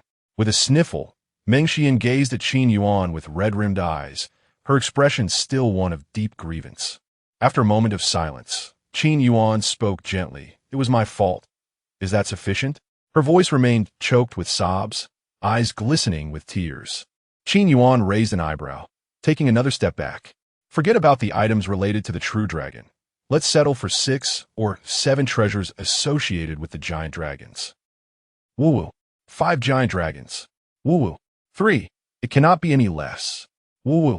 Meng Xiyan continued to cry, her wails growing louder. Below, Lin Ro and Zhong Wanqing exchanged puzzled glances, both looking towards the rooftop terrace. "Why is junior sister Meng crying? Should we go check on her? Perhaps we should go see. Let's head up." On the rooftop terrace, Meng Xiyan lay in Qin Yuan's embrace, her sobs persistent, exuding an air of pitiable vulnerability. Her cries remained loud, causing Qin Yuan considerable distress. "What do you wish for me to do?" Qin Yuan asked helplessly, faced with this sorrowful figure weeping in his arms. He ultimately softened, willing to compromise. Of course, it was primarily because Qin Yuan had already crossed certain boundaries. Otherwise, he would have ignored anyone else in her position. He could afford to be lenient, but only under specific circumstances. With a soft whimper, Meng Xiyan noticed Qin Yuan's retreat, and her sobs diminished slightly. Her sparkling, slightly reddened eyes fixed intently on Qin Yuan as she timidly spoke. It's just a treasure related to a giant dragon." After uttering these words, tears glistened at the corners of her eyes as she cautiously observed Qin Yuan. "All right," Qin Yuan replied without a hint of hesitation. This time, it was Meng Xiyan who was taken aback, her tearful expression momentarily pausing. She had anticipated Qin Yuan to further negotiate, yet his swift agreement caught her off guard. Everything felt surreal. Qin Yuan recognized the turmoil within Meng Xiyan, but chose not to expose it. Even if she had mentioned it would be free, he would have readily acquiesced. It was simply in his nature. Having resolved to yield, he was prepared for any losses that might ensue, and he would not easily retract his commitment. Is it comfortable? Qin Yuan inquired, taking a sip of tea.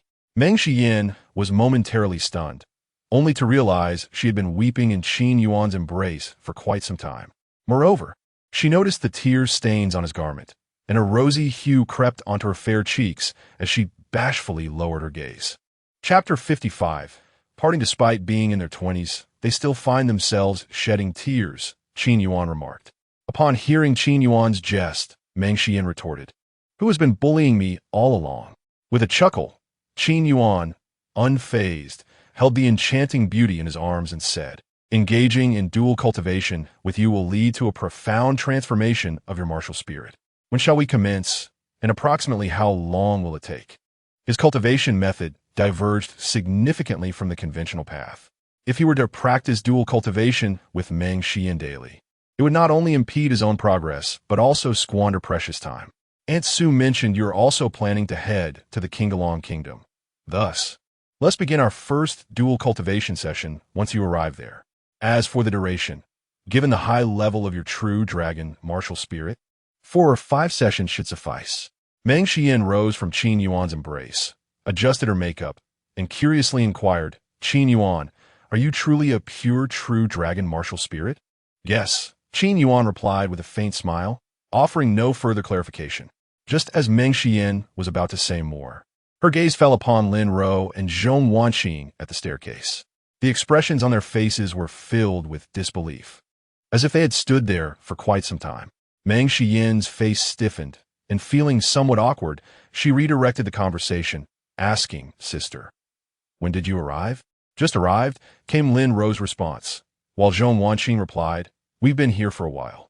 Instantly, Meng Xian felt a wave of embarrassment wash over her, bowing her head in shame, wishing to find a crevice to hide herself. How mortifying! Wait, if the 2 senior sisters had been here for some time, Qin Yuan's prowess would have certainly detected their presence. Realizing this, Meng Xian cast a resentful glance at Qin Yuan, exclaiming, "Why didn't you warn me?" "I only just learned," he responded. "I don't believe that." "Very well. I simply didn't wish to inform you." And thus, a playful banter ensued between Meng Xian and Qin Yuan, while Lin Ro and Zhong Wanqing exchanged knowing glances at the two. In truth, they had been observing from the staircase for quite a while since Qin Yuan had uttered the phrase, "Is it comfortable?" They were astonished to see Meng Xian, who had shown no interest in any man at the Qinglong Academy, adopting such a demure demeanor before Qin Yuan. Moreover, it appeared that Qin Yuan had completely captivated her. "Please, take a seat, ladies. I have nearly concluded my discussions with Miss Meng," Qin Yuan offered, pouring 2 cups of tea and gesturing for them to sit. "Thank you, young Master Qin."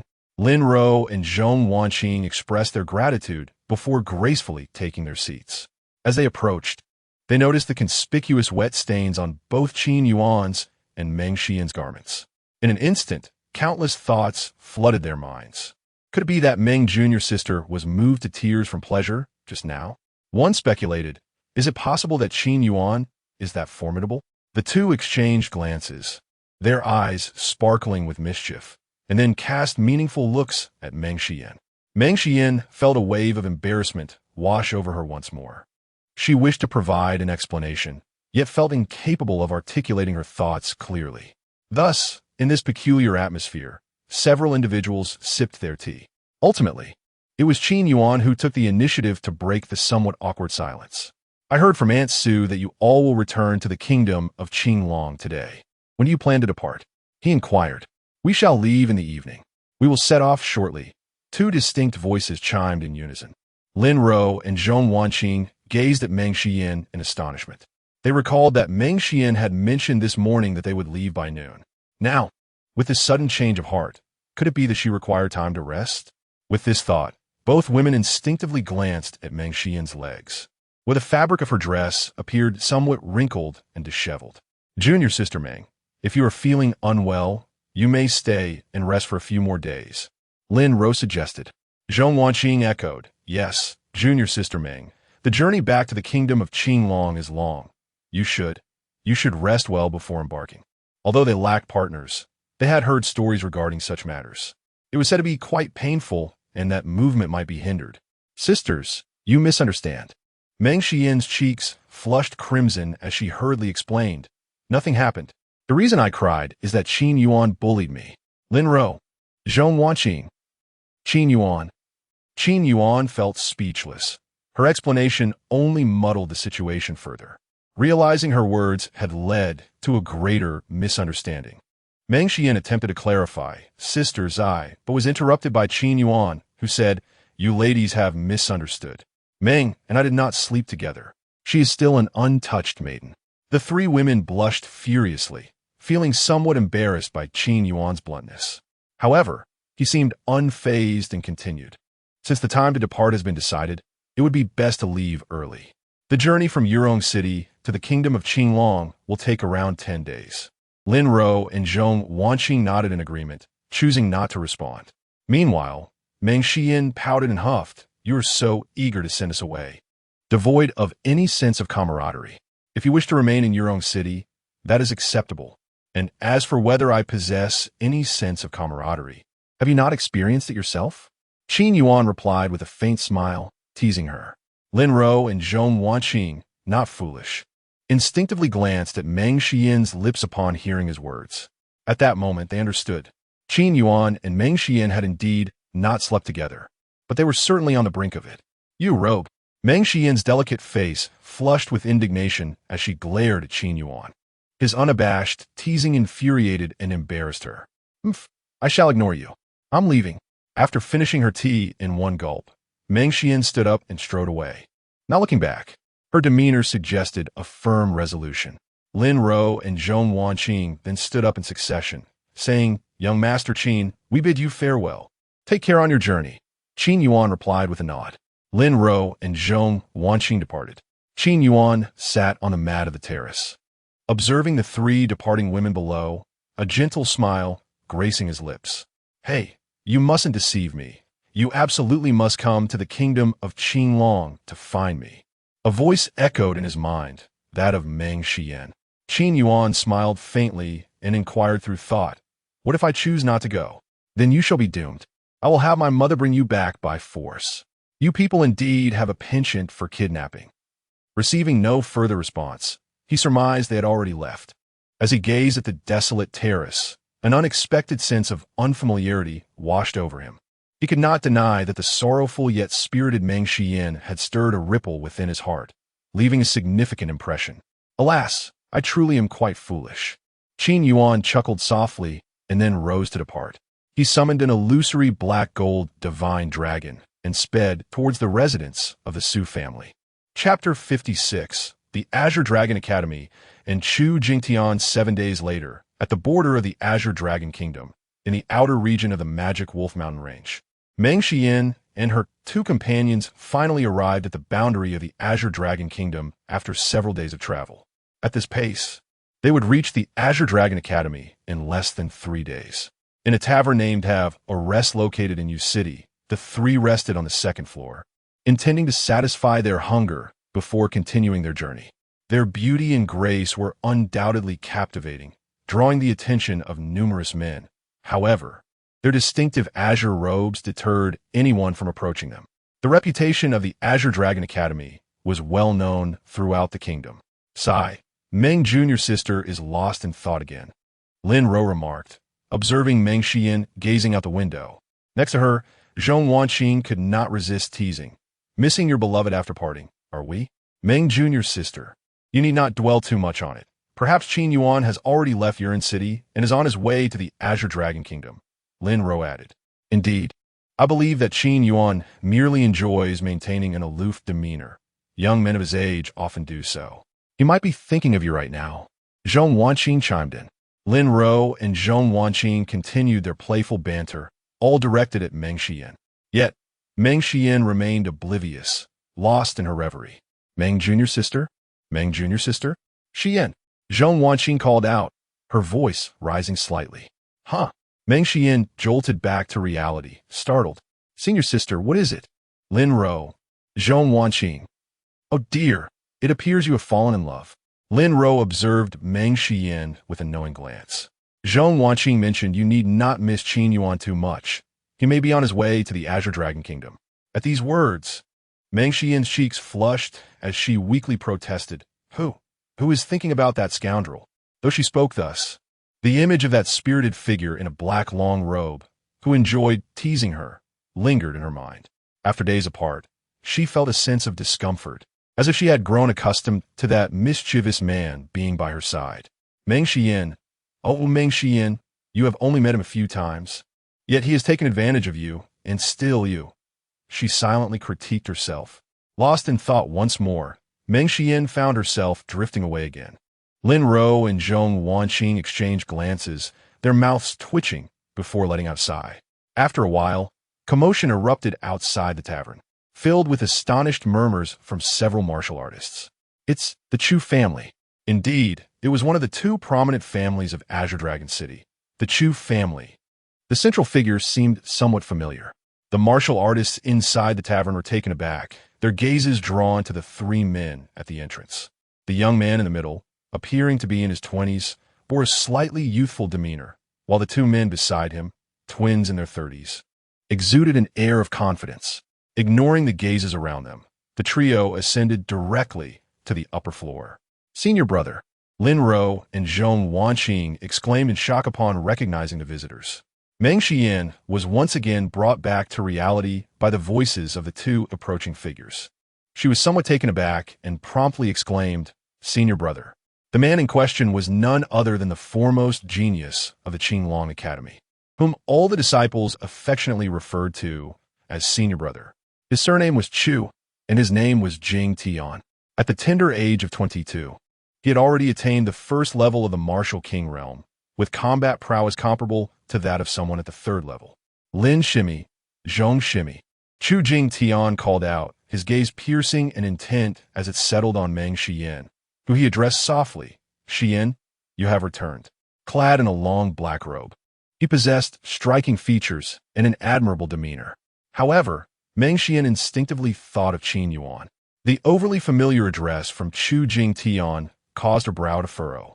She was acutely aware of his affections, yet her sentiments towards him were confined to that of respectful camaraderie, devoid of any other inclinations. Moreover, she had privately and clearly rebuffed his advances on numerous occasions. Senior brother, you may call me Shimi or simply address me by my full name, Meng Xian stated. While a title may seem insignificant, she did not wish to leave Chu Jing Tian with the illusion that he still had a chance. Haha, I have overstepped, Shimi. Chu Jing Tian laughed heartily, displaying no hint of embarrassment. He was resolute in his belief that Meng Xian would inevitably be moved by his deep affections. Chu Jing Tian casually pulled a chair and seated himself, pouring himself a cup of tea. The two twins who accompanied him stood by his side like loyal sentinels, exuding a sense of unity and formidable presence. Shimi, after pouring his tea, Chu Jing Tian inquired with a cheerful demeanor. I have heard that you encountered a genius in the Xuanwu Kingdom, someone of remarkable talent at such a young age, possessing martial king strength. His tone was calm, seemingly innocuous at first, yet a discerning ear could detect the veiled hostility lurking beneath his composure. Both Lin Ro and Zhong Wanqing sensed this as well, as did Meng Xian. After a moment of silence, she turned and smiled. Indeed, his name is Qin Yuan, and he is merely 18, yet he possesses the strength of a martial king. Moreover, he is exceedingly handsome, even more so than Fang Xian from our academy. At her words, Chu Jing Tian's hand trembled slightly, causing the teacup to crack with a faint sound. His expression soured, and a flicker of resentment flickered in his eyes. Shimi, looks alone cannot sustain one. While his strength may be commendable, he lacks the distinction of a true genius. After all, he merely possesses a spiritual-level martial soul, without rare treasures to facilitate its evolution. He will remain a martial king for the entirety of his life, Chu Jing Tian remarked with a seemingly jovial tone. His words had begun to carry a sharp edge, evidently harboring considerable animosity towards the unfamiliar Qin Yuan. In Chu Jing Tian's mind, Qin Yuan was already associated with the term rival. The shift in Chu Jing Tian's demeanor was palpable to those present, Yet Meng Xian was resolute in severing any lingering affections. "I don't mind at all," she remarked with a blissful smile, then shyly added, "Qin Yuan likes me a lot too. Otherwise, he wouldn't be so affectionate. Oh, and by the way, I invited him to Qinglong City. I plan to introduce him to." Before Meng Xian could finish her sentence, there was a sharp crack. The teacup in Chu Jingtian's hand shattered completely, tea cascading down his clenched fist, dripping onto the wooden table. Chu Jingtian uttered not a single word. Yet his expression was ominously dark, and the fury in his eyes was unmistakable. "Qin Yuan, you are courting death." A wave of murderous intent surged within him. He had always regarded Meng Xian as something sacred. Now, someone dared to encroach upon his property, even adorning his forehead with green. This grievance must not go unavenged. Chapter 57. The killing intent of Chu Jingtian's senior brother. Meng Xian sighed softly upon witnessing Chu Jingtian's transformation. "You have treated me with great kindness, and I am aware of your feelings. However, I must confess that I do not harbor any affection for you." Upon hearing these words, Chu Jingtian felt as though his heart had been pierced by a dagger, staring at Meng Xian in utter disbelief. It was hard for him to fathom that these words had escaped her lips, though she had previously turned him down on several occasions. Those rejections had always been delivered with a degree of subtlety in private. Now, she boldly dismissed him in front of so many witnesses. Chu Jingtian felt a tightness in his throat. Struggling to articulate his thoughts, he stammered, "Why? Did I do something wrong, junior sister? Is there any aspect in which I fall short of your expectations? Please, tell me, and I shall amend my ways." Lin Ro and Zhong Wanqing exchanged glances, their hearts heavy with sympathy as they observed Chu Jingtian's desolation. The first genius of the Qinglong Academy, the future head of the Chu family. A prodigy with a profound martial spirit. Despite all these illustrious titles, he now found himself in such a pitiful state, which was truly shocking. The two women felt a pang of emotion at Chu Jingtian's unrequited love. Nevertheless, Meng Xian remained unmoved. She had resolved to utter some harsh words to firmly reject Chu Jingtian. Taking a deep breath, she spoke with a calm demeanor. "You are not him. To me, Xiao Yuan is irreplaceable. I cherish him deeply. After just a few days apart, I find myself longing for him. This is a feeling you cannot provide. Senior brother, you are exceptional, and many women admire you. So please do not squander your time on me." In truth, Meng Xian did not harbor such profound feelings for Qin Yuan. Her affection was merely fleeting. The exaggeration in her words was a deliberate attempt to extinguish Chu Jingtian's unrealistic hopes entirely.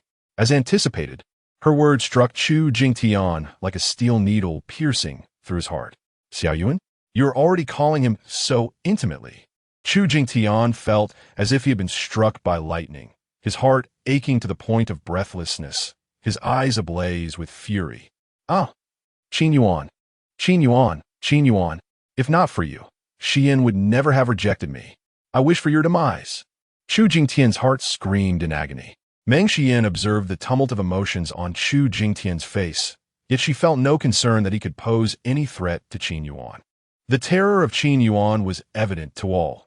Even a martial king of the Third Realm had been forced to self-destruct, and yet it had not even grazed Qin Yuan. Such prowess was beyond Chu Jingtian's reach.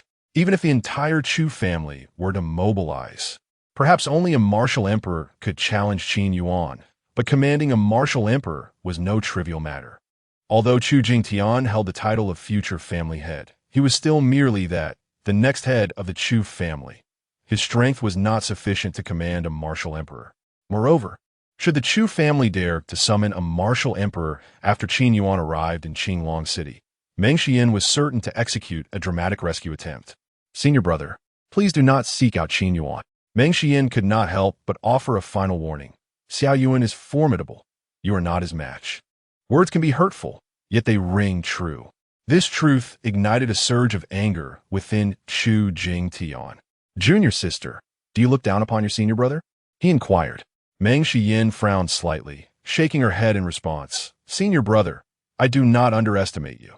Xiao Yuan is indeed formidable. He has the ability to slay a third-tier guardian of the evil spirit sect." Chu Jingtian's expression stiffened. Initially, he believed that Wei Ming Xian and Lei Chun were merely boasting, but with Meng Xian echoing the same sentiment, the likelihood of its truth became undeniable. A momentary display of strength proves nothing. Ultimately, he is merely a spirit-level martial soul, with a ceiling that caps at the martial king realm, Chu Jing Tian asserted. Yet, Meng Xian, maintaining her tranquil demeanor, replied, I will assist Xiao Yuan. Boom! Chu Jing Tian was left dumbfounded. A wave of intense jealousy surged within him. As the most talented disciple of the Qinglong Academy, he was acutely aware of Meng Xian's esteemed background. He had pursued her, partly due to this reason, but primarily because of his affections. However, hearing Meng Xian speak so highly of Qin Yuan shattered his composure. Why? Why is this Qin Yuan truly so remarkable? This marked the first time Chu Jing Tian spoke to Meng Xian with such gravity. Meng Xian, undeterred, nodded and stated, Indeed, in every aspect, Xiao Yuan excels. Senior brother, heed my advice, do not seek out Xiao Yuan. His temperament can be quite harsh. Having said this, Meng Xian departed. As senior and junior disciples of the academy, she had conveyed all that was necessary. Should Chu Jing Tian provoke Qin Yuan and encounter disaster, she would bear no responsibility. Senior brother, we must take our leave. Lin Ro and Zhong Wan Qing chimed in before swiftly following Meng Xian out. Soon, only Chu Jing Tian and his two companions remained, along with a few scattered martial artists nearby. As these martial artists contemplated speaking, Chu Jing Tian's fierce gaze swept over them, inducing immediate silence, and they dared not utter a word. Let us go, Chu Jing Tian ordered tersely, leading his two companions away. Once outside the inn, and finding the surroundings deserted, he turned sharply, his voice cold as he addressed Chu Feng, Chu Xiao. Young master. The twin brothers responded respectfully. Though you two are merely at the 9th tier of the martial general realm, your martial soul fusion technique can rival a 5th-tier martial king. I command you to proceed to Xuanwu Kingdom at once, locate Qin Yuan, and incapacitate him. Remember, bring him back after he's been rendered useless. Chu Jing Tian's expression darkened, his tone frigid. Although Chu Feng and Chu Xiao possessed only spirit-level martial souls of the 5th rank, they stood out within the vast Chu family due to their martial soul fusion technique. The martial soul fusion technique is an exceptionally potent special soul skill. Upon its execution, the two martial souls merge into one, uniting their strengths and achieving formidable capabilities that surpass their ranks. Furthermore, influenced by the rules, this technique allows them to wield power that transcends 5 minor tiers, regardless of their individual levels. However, the prerequisites for the martial soul fusion technique are exceedingly stringent. The martial souls, realms, comprehension, and other factors must not differ significantly. In terms of rarity, the martial soul fusion technique is comparable to the legendary true dragon martial soul. Chu Feng and Chu Xiao possess the secret of this fusion technique, known only to Chu Jing Tian and the head of the Chu family. Consequently, they have spared no expense in nurturing the two, elevating their martial souls from the 1st rank of spiritual level to the 5th. Within the Chu family, Chu Feng and Chu Xiao can barely be considered talents of the 2nd tier. Returning to the matter at hand, upon hearing Chu Jing Tian's command, Chu Feng and Chu Xiao did not hesitate for a moment and promptly replied, Yes. Everything they have is bestowed by the Chu family, and thus, they are willing to brave any peril for Chu Jing Tian. The two departed, and as Chu Jing Tian watched their figures fade into the distance, a cold smile crept onto his face as he murmured, Qin Yuan, this is of your own making, Xian, is not something you can covet. Chapter 58 Departure from Yuan City. The gates of the Su family estate. Xiao Yuan, when you are out, always exercise caution. Be clever, observe more, speak more, and learn more. Do not be like that girl Qin Gu. Su Yu spoke softly, her voice imbued with maternal concern.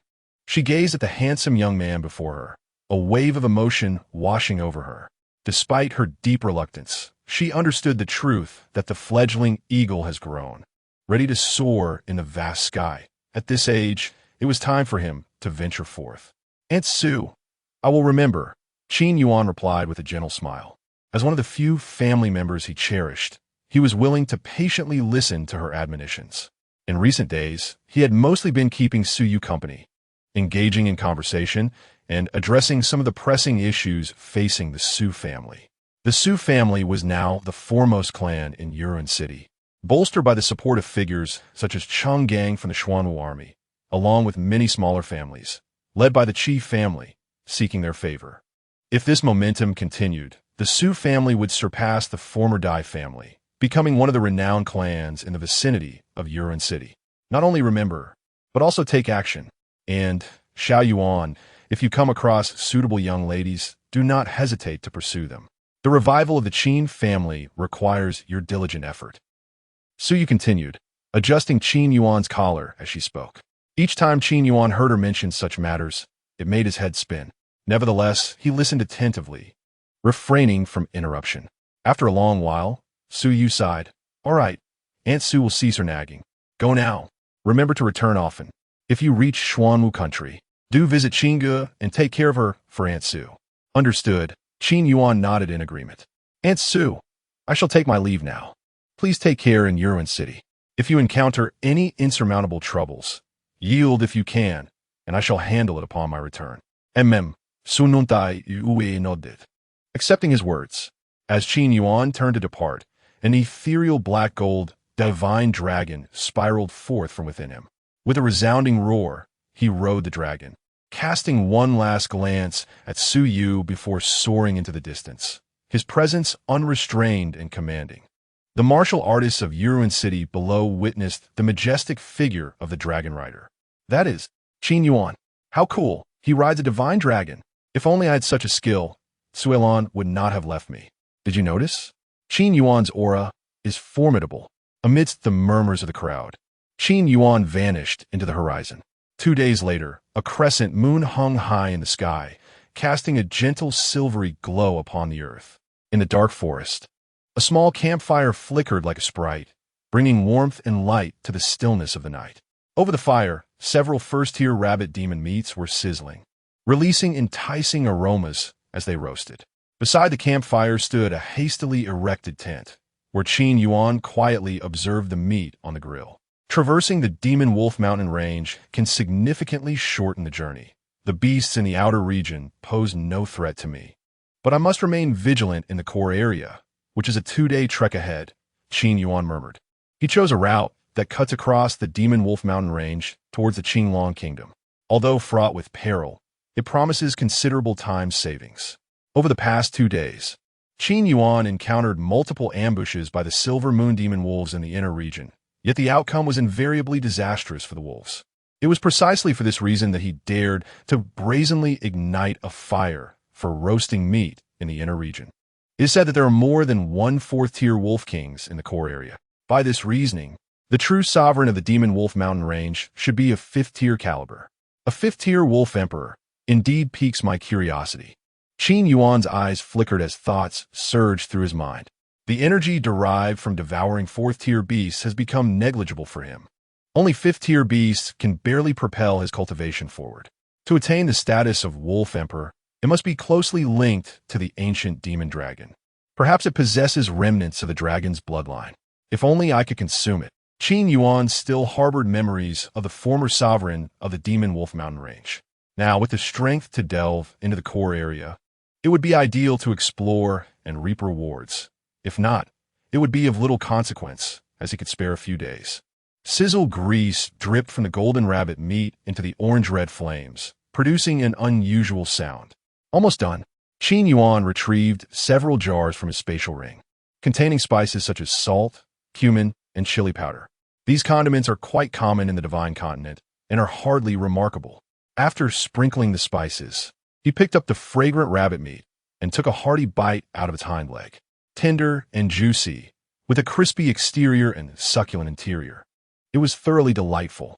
Excellent. My culinary skills have not diminished. Qin Yuan silently praised himself. His cooking was quite respectable, though not professional.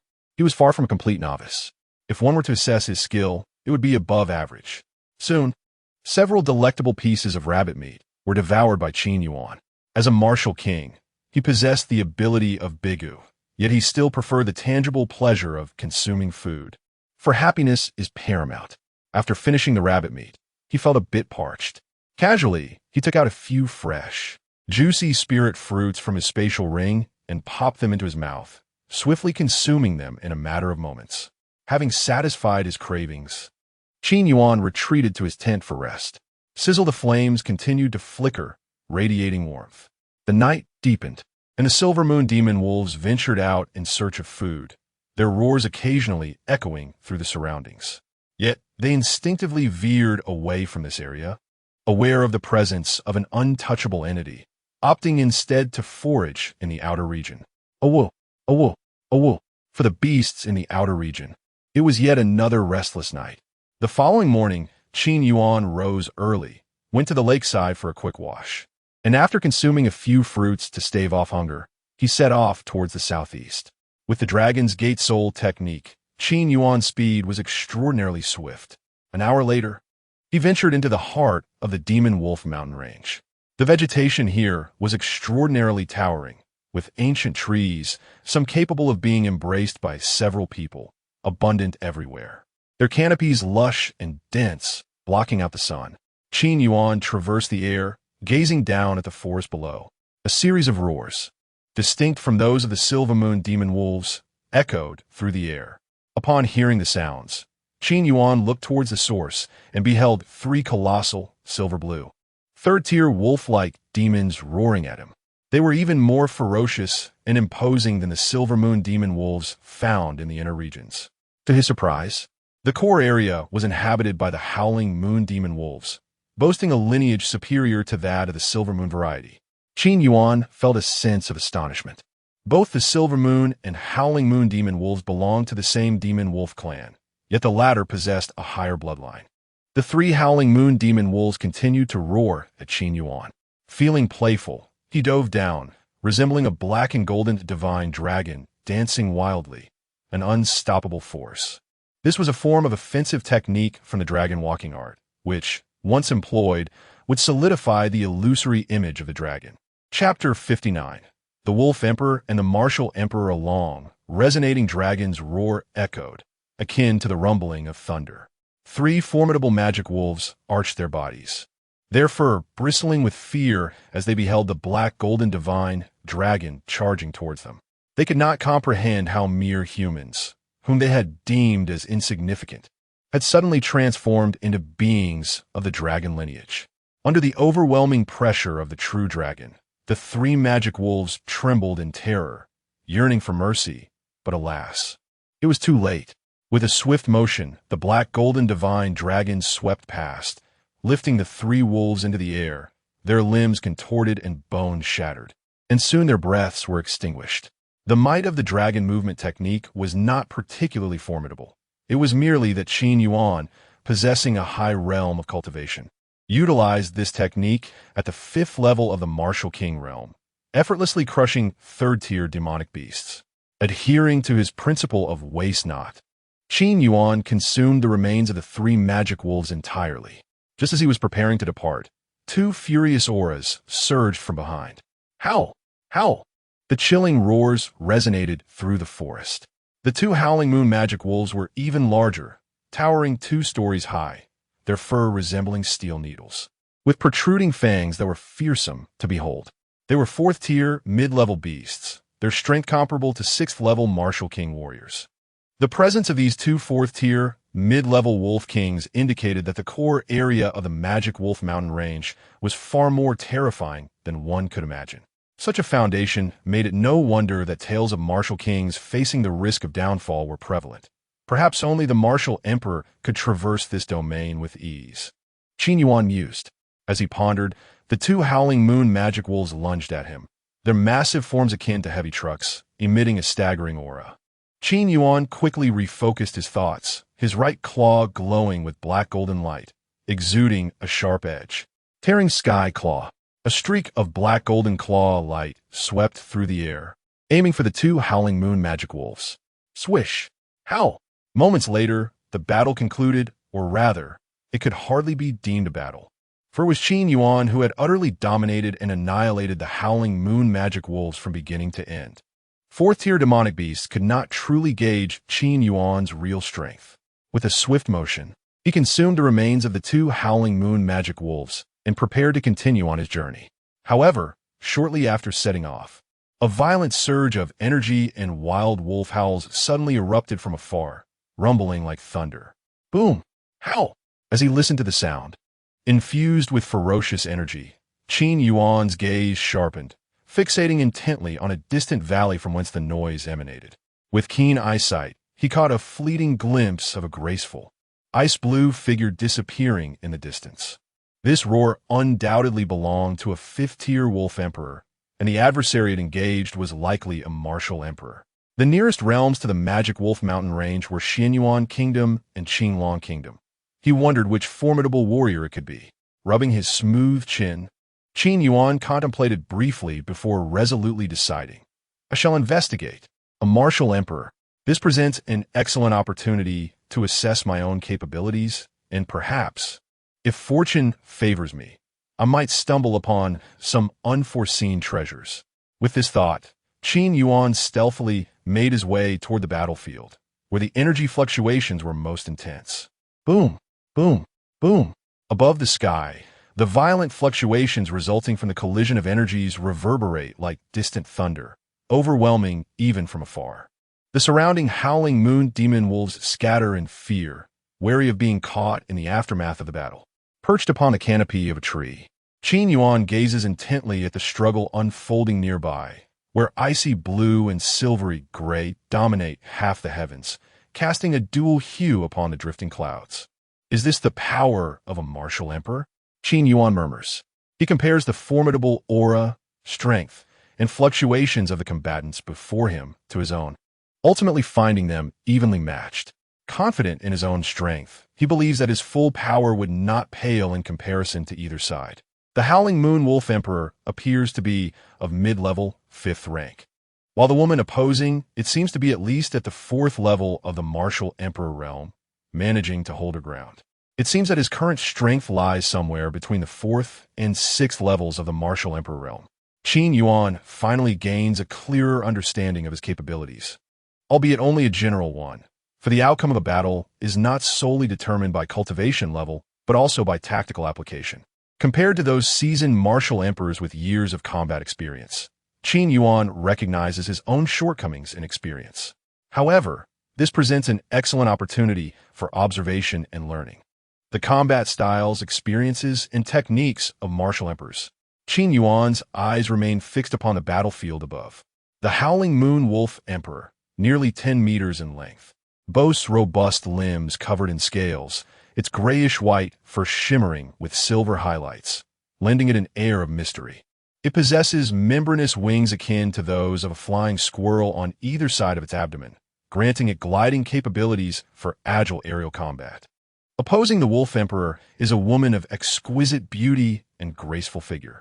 Her rare, Shin-level martial soul manifests as a snow domain charm fox, possessing both ice and spiritual attributes. Upon the manifestation of her martial soul, the woman exudes an alluring aura that is irresistibly enticing, easily igniting the desires of those who behold her. The presence of winged apparatus indicates her remarkable status.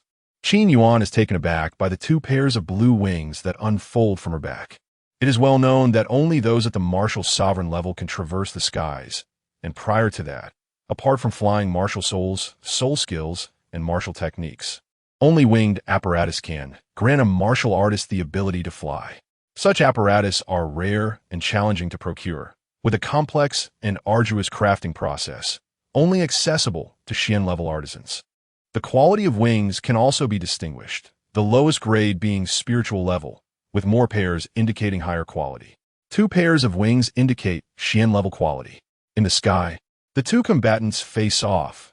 In a direct confrontation, the Howling Moon Wolf Emperor would have the advantage, yet in terms of maneuverability, the woman with Shin-level wings clearly holds the upper hand, as the Wolf Emperor's gliding ability cannot match the flight capabilities of Shin-level wings. A mere human dares to obstruct my path. Do you seek death? The Wolf Emperor bellows. The Howling Moon Wolf Emperor spoke with a chilling tone, articulating human words. Qin Yuan was not astonished by the beast's ability to speak, as most fifth-tier monsters, and even many fourth-tier ones, possess considerable intelligence and could articulate human speech. Wolf Emperor, I have come solely for the moon's soul fruit, declared the exquisite woman, her lips parting slightly, her voice as frigid as an ancient, unmelting snow-capped mountain. Moon soul fruit. The howling moon wolf emperor paused momentarily, then retorted with derision. My clan takes 30 years to cultivate a single moon soul fruit. Do you think it could be so easily acquired? The stunning woman seemed to catch the underlying implication in the wolf emperor's words. Her martial spirit slightly abating as she replied, Wolf Emperor, I am willing to exchange something else for it. Upon hearing this, the howling moon wolf emperor let out a hearty laugh, exclaiming, Very well. If you desire the moon soul fruit, then offer me a transformation pill in return. Chapter 60. The soul technique in the icy wilderness. The sound echoed, and Qin Yuan, watching from the sidelines, was thoroughly astonished. He had heard of the famed transformation pill, a treasure only the low-level Earth-grade alchemists were qualified to concoct, a genuine Earth-grade elixir. Upon consuming the transformation pill, a beast not only retains its natural lifespan, but can also manifest its true form as a martial spirit, thus becoming a human warrior. Elevating one's potential through warrior martial spirits is far easier than through beastly bloodlines, as the latter's evolution requirements are exceedingly stringent, necessitating a lineage of the same species. Fortunately, suitable materials for martial spirit evolution are not scarce across the vast land of Shenzhou. With a keen eye, one can usually uncover a trace of them. Hence the adage, there are no useless martial spirits, only useless warriors, does not hold absolute truth in Shenzhou. The howling moon wolf emperor's proposition of the transformation pill raises a question. Is the moon soul fruit they mentioned genuinely worth such an exchange? Or is it a case of exorbitant demands? If it is the former, then Qin Yuan's ulterior motives must be unveiled. Qin Yuan, this item is destined for me. Howling moon wolf emperor, 666. Under Qin Yuan's expectant gaze, the woman furrowed her brows and said, Wolf Emperor, the moon soul fruit is merely a low-grade, mysterious treasure. While the transformation pill is a rarity even among Earth-grade elixirs, few can present such a thing within the entire 5 sacred dynasty. Your terms are not equitable. I can offer you a suitable low-grade, mysterious martial technique and 3 high-grade 4th-tier demon cores in exchange. What if I were to offer you 2 low-grade, mysterious martial techniques and 6 high-grade 4th-tier demon cores for the transformation pill? The howling moon wolf emperor retorted. Its lair was filled with treasures. It possessed a dozen low-grade, mysterious martial techniques and a fair share of mysterious materials. As for mundane and spiritual items, they were in abundance. These treasures originally belonged to the former overlord, the demon dragon of the mountains. After the demon dragon's demise, it claimed half of the treasures, while the remainder fell into the hands of a human. I do not possess the transformation pill, the woman replied, shaking her head. Since you lack it, I suggest you leave swiftly.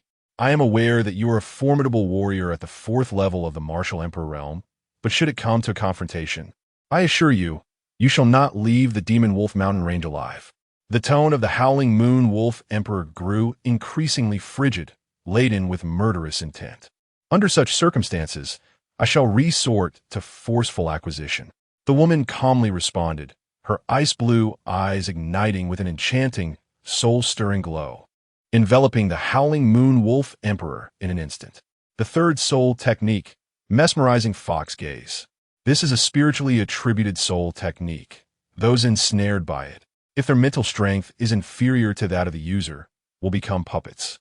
Those with higher mental strength will experience a fleeting moment of disorientation, while those with comparable strength will find their movement sluggish.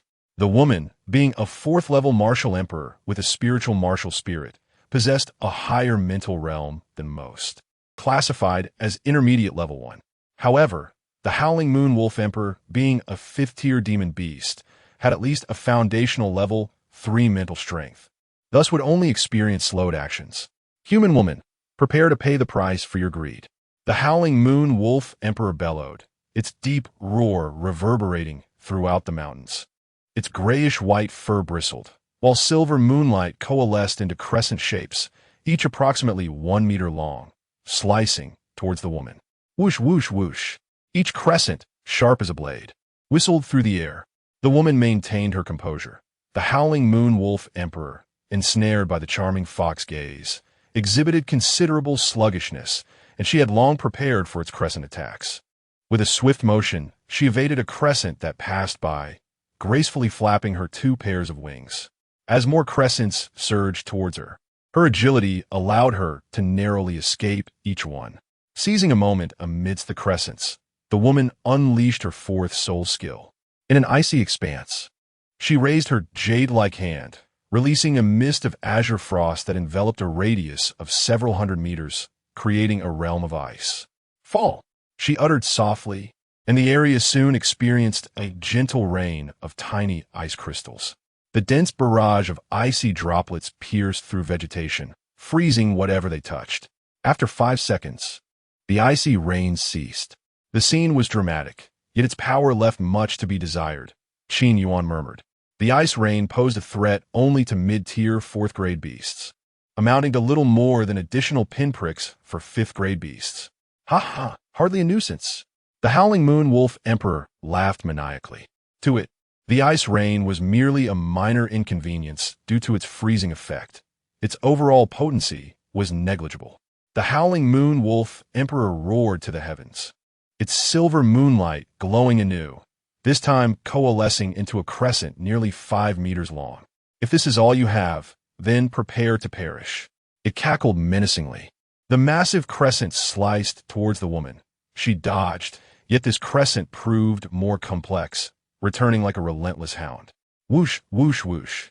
Although the crescent's strength waned with time, the woman's innate defensive capabilities were insufficient to withstand it. She was forced to evade repeatedly, remaining vigilant against the howling moon wolf emperor's other techniques. Minutes later, after narrowly avoiding both the crescent and the wolf emperor's lethal strikes, a subtle change flitted across her breath, and a glimmer of icy blue light shone in her captivating gaze. Suddenly, a flurry of icy rain descended. The dense, frigid droplets struck the ground and the wolf emperor's form, their power significantly amplified compared to before. If the previous attack had been at the level of a martial king, this was a genuine display of martial emperor strength. Awoo! The howling moon wolf emperor howled in pain. The previous needle-like damage had been inconsequential, but the current steel needle damage could not be taken lightly. It was truly agonizing. Damn, that human woman. The howling moon wolf emperor had no choice but to abandon its pursuit temporarily, relying on its gliding ability to evade the icy rain as best it could. In the distance, Qin Yuan chuckled silently, realizing he had underestimated the situation, as there was indeed a secondary damage effect. One couldn't help but wonder if there might even be a 3rd instance of harm. However, it turned out that Qin Yuan's assumptions were misguided. The woman's icy realm only inflicted 2 stages of damage. On the battlefield, the howling moon wolf emperor appeared somewhat disheveled, bearing numerous bleeding wounds that, while not fatal, were undeniably painful. Wolf Emperor, my terms remain unchanged, the woman declared, her voice cold as she shattered the crescent moon, its power significantly diminished. As I am aware, since the fall of the previous demon dragon, your clan has utilized its dragon blood to assist in the cultivation of moon soul fruits. Human woman, you are delusional. The howling moon wolf emperor interrupted furiously. Indeed, a single moon soul fruit every 30 years is accurate, but that was prior to the demon dragon's demise. Since then, we have reaped numerous benefits, such as the blood of the demon dragon. With the aid of the demon dragon's blood, the time required to cultivate the moon soul fruits has been drastically reduced, allowing them to mature in a mere decade. Chapter 61. The Wrath of the Wolf Emperor. I had no intention of exerting my full power, yet you insist upon it. Do not hold me accountable for the consequences. The woman spoke with an indifferent demeanor and a calm voice. Human woman, do you truly believe you can slay me? The howling moon wolf emperor scoffed. Upon reaching the martial emperor realm and surpassing the 5th tier of beasts, even the most exceptional talents must rely on certain restraining tactics to vanquish their foes, provided the disparity is not too vast. The woman before it, although at the fourth level of the martial emperor realm, exhibited a power that was not inferior to those at the sixth or seventh levels. Yet, possessing such strength alone was far from sufficient to defeat it. Unperturbed by the wolf emperor's mockery, the woman remained stoic, her expression devoid of joy or sorrow. Buzzing, a cerulean light erupted, causing the woman's figure to blur and distort as two identical auras emanated from her. Shadow of the Fox. As her cold voice resonated, two ethereal replicas of herself materialized beside her, gradually solidifying. In the blink of an eye, three identical women, sharing the same appearance, temperament, and aura, appeared in the air, each adorned with mystical wings. Clones. The howling moon wolf emperor's pupils contracted in disbelief as it beheld the sudden emergence of the triplets. What had begun as a one-on-one confrontation had now transformed into a one-against-three. Who exactly was this human woman? A denizen of the Azure Dragon Kingdom, or perhaps from the Xuanwu Kingdom?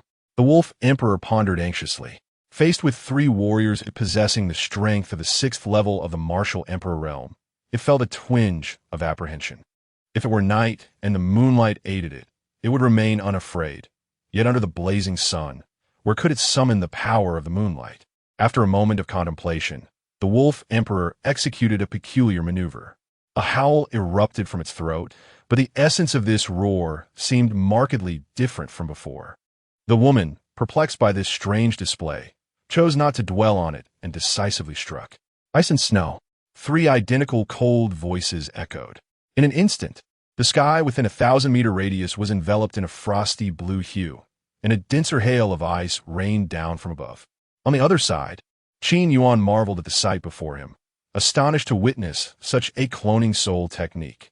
However, he had no time for further contemplation, as the icy deluge from the ice and snow spell began to engulf the forest. The first wave of ice rain was manageable, causing no pain. Yet, the second wave proved to be more formidable, necessitating evasion. Qin Yuan discreetly retreated from the area affected by the icy rain, standing 1,000 meters away as he observed the fluctuations of the battle in the distance. His thoughts raced, and his gaze flickered from their earlier conversation. It seemed the howling moon wolf emperor possessed the blood of a demon dragon left behind by the previous overlord. Such a treasure was not to be overlooked. Qin Yuan had long sought items related to the dragon race, and now that he had discovered one, he could not let it slip away. Even if the blood stemmed from a colossal dragon, he would ensure it became his. He wondered if there was a possibility for collaboration as he gazed at the stunning figure before him. The feminine avatar soul technique is remarkably potent, rendering the defeat of the howling moon wolf emperor merely a matter of time. However, the challenge of capturing it alive for interrogation presents a different dilemma entirely. In the celestial battlefield, a relentless barrage of icy rain descends. The immense form of the howling moon wolf emperor is unable to evade it, compelled to endure the second wave of damage amidst the frigid tempest. Each strike of the icy rain feels akin to daggers piercing flesh, inflicting not only sharp pain, but also the biting chill of winter. Most terrifyingly, the three women simultaneously unleash their ice magic, subjecting the beast to relentless assaults akin to enduring triple strikes from a martial emperor. The howling moon wolf emperor, in agony, bares its teeth and howls pitifully. Under this relentless icy barrage, it cannot glide or regain its footing, forced instead into a passive state of suffering. After approximately 20 seconds, the icy rain finally ceases. The ground is now encrusted in a layer of frost, with all vegetation frozen in place, transforming the entire forest into a winter wonderland. In the center stands a massive ice sculpture containing the howling moon wolf emperor. Although its body is battered and bruised, its presence remains formidable. With a resounding crack, the ice sculpture fractures, spiderweb-like fissures spreading across its surface until it shatters entirely, allowing the howling moon wolf emperor to break free. Very well, human woman, you have successfully provoked this emperor. It snarls, an intensified murderous aura radiating from it, far more potent than before, sending chills down the spine. The three women frown in unison, their once cold and stunning countenances now marked by an unprecedented gravity. Instinctively, they retreat, their vigilance heightened as they brace for the imminent wrath of the howling moon wolf emperor. Yet, it is too late to retreat. Lunar fury. The emperor's eyes blaze with a blinding silver light, transforming into two crescent moons that shimmer ominously. This bizarre spectacle, with a beast possessing crescent-shaped eyes, unsettles the women. The realization dawns upon them as they glance upward, noticing a spectral crescent moon looming above each of their heads. Suddenly, these spectral moons begin to shower them with beams of moonlight. The trio, acutely aware of the danger, quickly employs their skills to defend themselves. The intensity of the moonlight is not overwhelming, barely at the level of a martial emperor's first realm. Initially, they manage to withstand the onslaught. However, they soon discover that the continuous moonlight seems to induce a fainting effect. With a couple of resounding impacts, two of the avatars succumb to the overwhelming force, dissipating into nothingness. As the original woman, she endures longer, yet the persistent sensation of dizziness overwhelms her resolve. What an enigmatic technique, she murmurs, deftly forming a peculiar hand seal before her. Calming technique.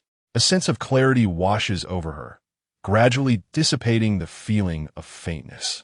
Just as she prepares to extricate herself from the fray, darkness looms. Now strike. In a certain direction of the howling moon wolf dynasty, a thunderous roar erupted. Whoosh! A colossal crescent blade surged forth, and from the point of its release emerged a shadow of a gray-black giant, comparable in size to the howling moon wolf emperor. It was another wolf emperor. What? The woman gasped in astonishment, her heart quaking. She had no time to react. Instinctively, she summoned her high-grade spirit armor, striving to withstand the onslaught of the massive crescent blade. However, the howling moon wolf emperor would not let this golden opportunity slip away. Human, pay the price for your avarice. The silver radiance on the howling moon wolf emperor coalesced, and several crescent blades materialized, slicing toward the woman. Whoosh! Whoosh! Two crescent blades flanked her, leaving her with no avenue of escape. If she lacked a contingency, even survival would be a difficult feat. The consequences of being gravely injured in the Demon Wolf Mountain Range were all too clear, a certain death. The Demon Wolf Mountain Range. It harbored two wolf emperors. In her eyes, there was no fear of death, only a profound sense of unwillingness. She refused to concede, continuing to channel her entire spirit energy in an effort to mitigate the might of the crescent blades, striving to avoid severe injury. Just as the crescent blades approached, a domineering and unparalleled dragon's roar suddenly reverberated. Chapter 62. The plan of Qin Yuan. The sound of a dragon's roar echoed through the mountains, causing the very forests to tremble. A magnificent black-gold divine dragon surged forth, its path marked by tumultuous winds and dissipating clouds, exuding an aura of unparalleled majesty and dominance. The two wolf emperors, upon hearing this resounding dragon cry, were struck with awe, a primal reverence stirring deep within their hearts. The true dragon's roar. Is it her? No, she bears a verdant hue. The howling moon wolf emperor's thoughts raced as her piercing gaze fixated on the remarkably swift black gold dragon. You are. A moment of surprise seized the woman, prompting an instinctive inquiry. Yet, before her words could fully escape her lips, she felt a powerful grip clasp her shoulder, an immense force compelling her forward. You owe me a life, a voice as gentle as jade, whispered in her ear. In the blink of an eye, the woman found herself several hundred meters away, witnessing the two crescent blades collide with a thunderous crash. Boom! The sound resonated, and the shock wave radiated outward. A single strand of black hair danced in the air, grazing her cheek, eliciting a fleeting tickle that drew her attention. Clad in a flowing robe of deep black adorned with intricate golden embroidery and draped with a fox fur epaulet, the figure beside her exuded a concealed opulence. A belt encrusted with amethyst cinched his waist, while his boots bore a metallic embellishment. As she beheld the visage of the man beside her, the woman was momentarily entranced, her eyes reflecting a whirlwind of emotions. What a striking young man! She had encountered many handsome suitors, yet none could rival the extraordinary grace and noble demeanor of the youth beside her. Towering at over 6 feet, with brows sharp as blades and long hair cascading over his shoulders. His obsidian eyes sparkled with an intense brilliance, exuding both authority and an intimidating sharpness that made it difficult to meet his gaze. His noble bearing radiated an air of haughty superiority, as if he were a sovereign amongst mortals, unattainable and distant. The youth, commanding the black gold divine dragon, appeared as a true emperor. Yet, what astonished the woman most was not merely his appearance or demeanor, but the essence of his martial soul. This aura, it resonates with the Azure Dragon King. At merely 18 or 19 years of age, possessing a true dragon martial soul, and yet merely at the spirit level. Could it be him? The woman's mind raced, piecing together recent revelations, and she began to discern the youth's identity. However, she refrained from jumping to conclusions, for she recalled that the individual she had in mind was said to possess combat prowess around the first realm of the Martial King. The young man before her radiated a formidable presence, his aura indicative of the Martial King realm. Realization dawned upon her, her pupils constricting as she was engulfed in turmoil. A Martial King at the fifth realm, at such a tender age, with a momentum rivaling that of a martial emperor? How could this be? Regardless of the true dragon martial soul, how could a spirit-level martial soul cultivate at such an accelerated pace? The emergence of this young man entirely transformed the woman's understanding. Though she herself had reached the fourth realm of the martial emperor at her 30s, her strength was comparable to those at the sixth or seventh realms of the martial emperor. Yet in comparison to this youth, she felt remarkably feeble. While she remained immersed in profound astonishment, the two wolf emperors below had converged. Their sizes were nearly identical, yet their fur bore distinct hues, one gray-white, the other gray-black. At that moment, they regarded the black-gold divine dragon encircling Qin Yuan with palpable trepidation. The emergence of another true dragon martial soul within the Five Sacred Dynasty left the gray-white wolf emperor utterly astonished. What shall we do? He pondered. This youth is likely the companion of that human woman. The gray-black wolf emperor spoke in a hushed tone. Upon hearing this, the gray-white wolf emperor felt a surge of frustration. He had initially believed he could eliminate the human woman, but little did he expect that she had a partner possessing a true dragon martial soul. Under the misjudgment of the gray-black wolf emperor, the gray-white wolf emperor also assumed that the two humans were akin to them, a pair united. The situation was dire, the gray-black wolf emperor mused. They had witnessed the terrifying power of the true dragon martial soul, having both encountered and collaborated with it before. Therefore, he truly did not wish to reveal his claws to this suddenly appearing human youth, for he was uncertain of his own ability to prevail in a confrontation. Although Qin Yuan's aura was comparable to his, the unique pressure of the dragon lineage was something he found difficult to withstand, which would hinder his full strength from being unleashed. After a moment of silence, the gray-white wolf emperor steeled himself and approached respectfully, stating, "Your Grace, we were unaware that she is your woman. I implore you to overlook our transgressions." Qin Yuan. We. The woman was momentarily taken aback, and just as she was about to explain, Qin Yuan's voice rang out, interrupting her. "Can grievances be resolved with a mere phrase like your Grace? Please forgive our trespasses?" Qin Yuan's intention was to save the woman's life in order to collaborate with her in planning an assault on the Wolf Emperor's treasure trove. However, he now observed the two Wolf Emperors' inexplicable reverence for the true dragon martial soul. Thus, Qin Yuan began to entertain alternative thoughts. If all went smoothly, he could effortlessly acquire the blood of the demon dragon, as well as that elusive moon soul fruit. Qin Yuan's mind raced with possibilities. Yet the woman beside him was in a different state of mind. Even though Qin Yuan had saved her life, the matter of her own reputation clouded her judgment. Her beautiful eyes gleamed with fury as she exclaimed, "Lecher, speak your words directly." Qin Yuan swiftly interrupted her with a telepathic message. The woman was momentarily stunned. Then she retorted telepathically, "Lecher, what do you mean? Do you still wish to obtain the moon soul fruit?" What did that mean? The woman paused, a hint of confusion crossing her face. She had not yet recovered her rationality from the notion of Qin Yuan taking advantage of her, leaving her momentarily at a loss for words. It means you ought to repay your debt of gratitude. Qin Yuan shot her a glance and decisively employed a moral obligation tactic, conveying telepathically, I saved your life, so you should obediently stay put. When we obtain the moon soul fruit, I shall not mind sharing one with you. Of course, you could expose me, but the consequences, you may wish to consider that. Upon hearing this, the woman began to contemplate seriously, her eyes brightening slightly. She grasped Qin Yuan's plan. Despite her principle that no man in this world is trustworthy, she found that an exception could be made under the current circumstances. However, she was still somewhat irked by the latter part of Qin Yuan's statement.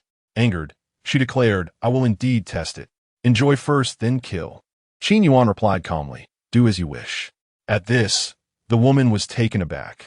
Her remaining spiritual energy was scant, and she realized that in a confrontation, she would truly be no match for Qin Yuan.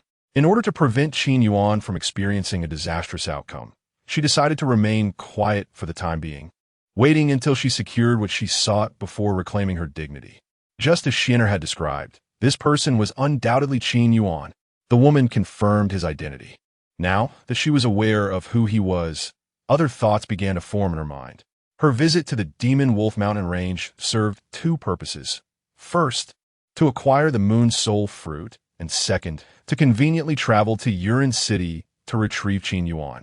With both major objectives converging at this location, it was indeed a fortuitous occurrence. Truth be told, upon witnessing Qin Yuan's remarkable qualities, she had solidified her intention to invite him. Allow him to bask in his arrogance for a while. Once I invite him back to Xuanwu Academy, I shall undoubtedly give him a thorough lesson. The woman mused silently. Up ahead, as Qin Yuan noticed that the woman had ceased her telepathic communication, he took it as an implicit acceptance of his proposal. What is your name? Qin Yuan inquired. He was not attempting to flirt. Rather, since they were to pretend to be partners, he deemed it essential to know a bit about her, lest their charade be exposed. Chapter 63. A few words and the defense is breached. Fox Bingchan conveyed her thoughts through a whisper. Qin Yuan pondered for a moment before revealing his name, instructing her to call him Qin Yuan, and when necessary, refer to him as husband. Fox Bingchan. Though she understood the need for pretense, she felt an overwhelming urge to slap Qin Yuan across the face. She had every reason to suspect that he was attempting to take advantage of the situation. Do you comprehend? Qin Yuan inquired insistently. Fox Bingchan clenched her fists and, after a long pause, managed to utter a single word through gritted teeth. All right, let me hear you say it, Qin Yuan said with a mischievous grin. Get lost, Fox Bingchan retorted through her thoughts. Initially, her suspicions were justified, but now, there was no doubt. Qin Yuan was being deliberately provocative. Ahead, Qin Yuan, upon hearing Fox Bingchan's furious outburst, felt no anger. Instead, he gazed downwards with an indifferent demeanor. The two wolf emperors, under the scrutiny of Qin Yuan's gaze, sensed impending doom, oblivious to the earlier tension between the two. Your Majesty, we are willing to compensate with 2 moon soul fruits, the gray-white wolf emperor said, a hint of sorrow in his voice. Although they relied on the blood of the demon dragon, which bore fruit every decade, they had only managed to cultivate 2 fruits since the demon dragon's demise 2 decades prior, including the fruits cultivated before the dragon fell. They possessed a mere 4 moon soul fruits. To relinquish half as restitution was indeed a painful sacrifice. As the 2 wolf emperors and Fox Bingchan anticipated Qin Yuan's prompt agreement, they were taken aback when he shook his head. Insufficient, Qin Yuan stated flatly. Beside him, Fox Bingchan quickly transmitted a reminder. Qin Yuan, the moon soul fruit is a low-grade spiritual fruit of the Xian level, capable of evolving a 9th-grade martial soul into a Xian-level martial soul and enhancing the Xian-level martial soul by a minor tier. Her implication was clear.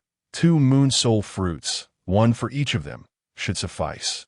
Yet, Qin Yuan appeared oblivious, his gaze calmly surveying the 2 wolf emperors. Greedy human, the gray-white wolf emperor seethed internally, yet he restrained his anger and continued. Then what is your intention? I require the blood of the demon dragon, Qin Yuan replied, his eyes flashing with determination. Upon hearing this, the wolf emperor did not hesitate to reject him outright. Impossible. With a thunderous roar, a dragon's cry emanated from Qin Yuan, as dragon scales enveloped him, transforming him into a figure clad in resplendent black golden armor, exuding an imposing and tyrannical aura. Boom! Under the pressure of the true dragon's might, even Fox Bingchan felt a pang of anxiety, let alone the two wolf emperors below. They experienced a profound sense of oppression, instinctively submitting. Their power diminished by at least 30%. How could it be? His true dragon might is even more fearsome than that of the Azure Dragon King? Is it possible? His martial soul surpasses the Azure Dragon King, yet he is merely a spiritual level martial soul? The Gray-White Wolf Emperor was initially engulfed in shock, soon followed by deep confusion. Think carefully before you respond, Qin Yuan urged, his gaze piercing. I can still obtain the Moon Soul fruits and the blood of the demon dragon by killing you. It merely requires more time. The core area of the Demon Wolf Mountains was vast, and pinpointing the exact location of the two Wolf Emperor's lair was uncertain. Rather than searching aimlessly, it would be more effective to exert pressure and compel the Wolf Emperors to divulge information. On the ground, the Wolf Emperor faced the pressure from Qin Yuan, momentarily falling silent. The gray and white wolves exchanged glances, their eyes shimmering with a flicker of light, engaging in silent communication. We cannot allow them to have it. Xiao Zi has already begun integrating that object. Without the assistance of the dragon's blood, the fusion is bound to fail. I understand, but do we have any choice? Yet that object pertains to Xiao Zi's future. If we perish, will Xiao Zi still have a future? The gray-black wolf emperor fell silent. Indeed, should they fall. With Xiao Zi's current strength, she would be utterly incapable of commanding the fourth-tier wolf kings beneath her, let alone inheriting the title of Wolf Emperor. Most crucially, one cannot guarantee that those wolf kings would act selflessly. A wolf emperor's descendant, devoid of protection, faces a predictable fate. What are our considerations? Shall we prepare to fight to the death, or offer treasures as restitution? Qin Yuan grinned, a smile reminiscent of a grand villain. Very well. The gray-white wolf emperor reluctantly acquiesced, stating, "We shall lead you." Though it harbored great anger and a desire for mutual destruction, it could not. It was no longer the reckless wolf king of the past, but a wolf emperor with a wife and daughter. For their sake, it was willing to concede. A wise choice. Qin Yuan smiled, gradually retracting his imposing aura. The two wolf emperors felt the weight of pressure lift, allowing them to exhale in relief. Please follow me. The gray-white wolf emperor said, positioning itself in front of the gray-black one. Let us proceed. Qin Yuan gestured with his hand. Thus, Qin Yuan and Hu Bingchan followed closely behind the two wolf emperors, hastening towards a certain direction within the core area. In the sky, Qin Yuan rode the divine dragon, exuding an air of nonchalance, while Hu Bingchan's wings fluttered gracefully behind her, embodying elegance and agility. The progress was unexpectedly smooth, Qin Yuan mused. His anticipated outcome was that the two wolf emperors would refuse to offer treasures, leading to a forceful coercion, ultimately determining whether to eliminate the two wolves. To his astonishment, a slight pressure was all it took for the two wolf emperors to relent. Are you curious as to why the gray-white wolf emperor exhibits such reverence, even fear towards the true dragon's martial spirit? Hu Bingchan's voice suddenly interrupted. Upon hearing this, Qin Yuan cast a surprised glance at her. You know? Yes. Hu Bingchan nodded, then coldly remarked, but I suddenly have no desire to share that with you. Very well, then forget about the Moon Soul fruit, Qin Yuan retorted casually. You threaten me? Qin Yuan has always been one to yield to gentler persuasion rather than force. Such threats are futile. Dare you? Indeed. Upon hearing that Qin Yuan would not grant her the Moon Soul fruit, Hu Bingchan became instantaneously agitated. Her already aloof demeanor turned even frostier, resembling a block of ice. Heh, do you really think I wouldn't dare? Qin Yuan shrugged, unfazed. Huff. Witnessing Qin Yuan's demeanor, Hu Bingchan's expression darkened. After a prolonged silence, she coldly stated, that is because, never mind, I suddenly do not wish to hear it anymore. I no longer desire to give you the Moon Soul fruit. Qin Yuan interjected. As Hu Bingchan listened to the somewhat familiar words, her lips twitched involuntarily, and she cast a speechless glance at Qin Yuan. Finally, Hu Bingqian grasped how infuriated Xian'er must have felt back then. A grown man, so petty and calculating. Indeed, no man in this world is worth a dime. Hu Bingqian silently cursed in her heart, gritting her teeth and asking, "What do you wish to do?" "Well, let us start with a smile. Wearing a cold expression makes it seem as though I have wronged you," Qin Yuan casually remarked, suppressing the fury boiling within her. Hu Bingqian forced a smile onto her icy countenance and replied, "Master Qin Yuan, may I inquire what you desire?" The smile appeared rather unappealing. Qin Yuan tossed a dismissive glance over his shoulder at Hu Bingqian before speeding away into the distance. Infuriated to the brink of cursing, Hu Bingqian trembled. Her fists clenched tightly, her fingers nearly turning white from the pressure. She had already lowered herself, yet this little rascal dared to insult her to her face.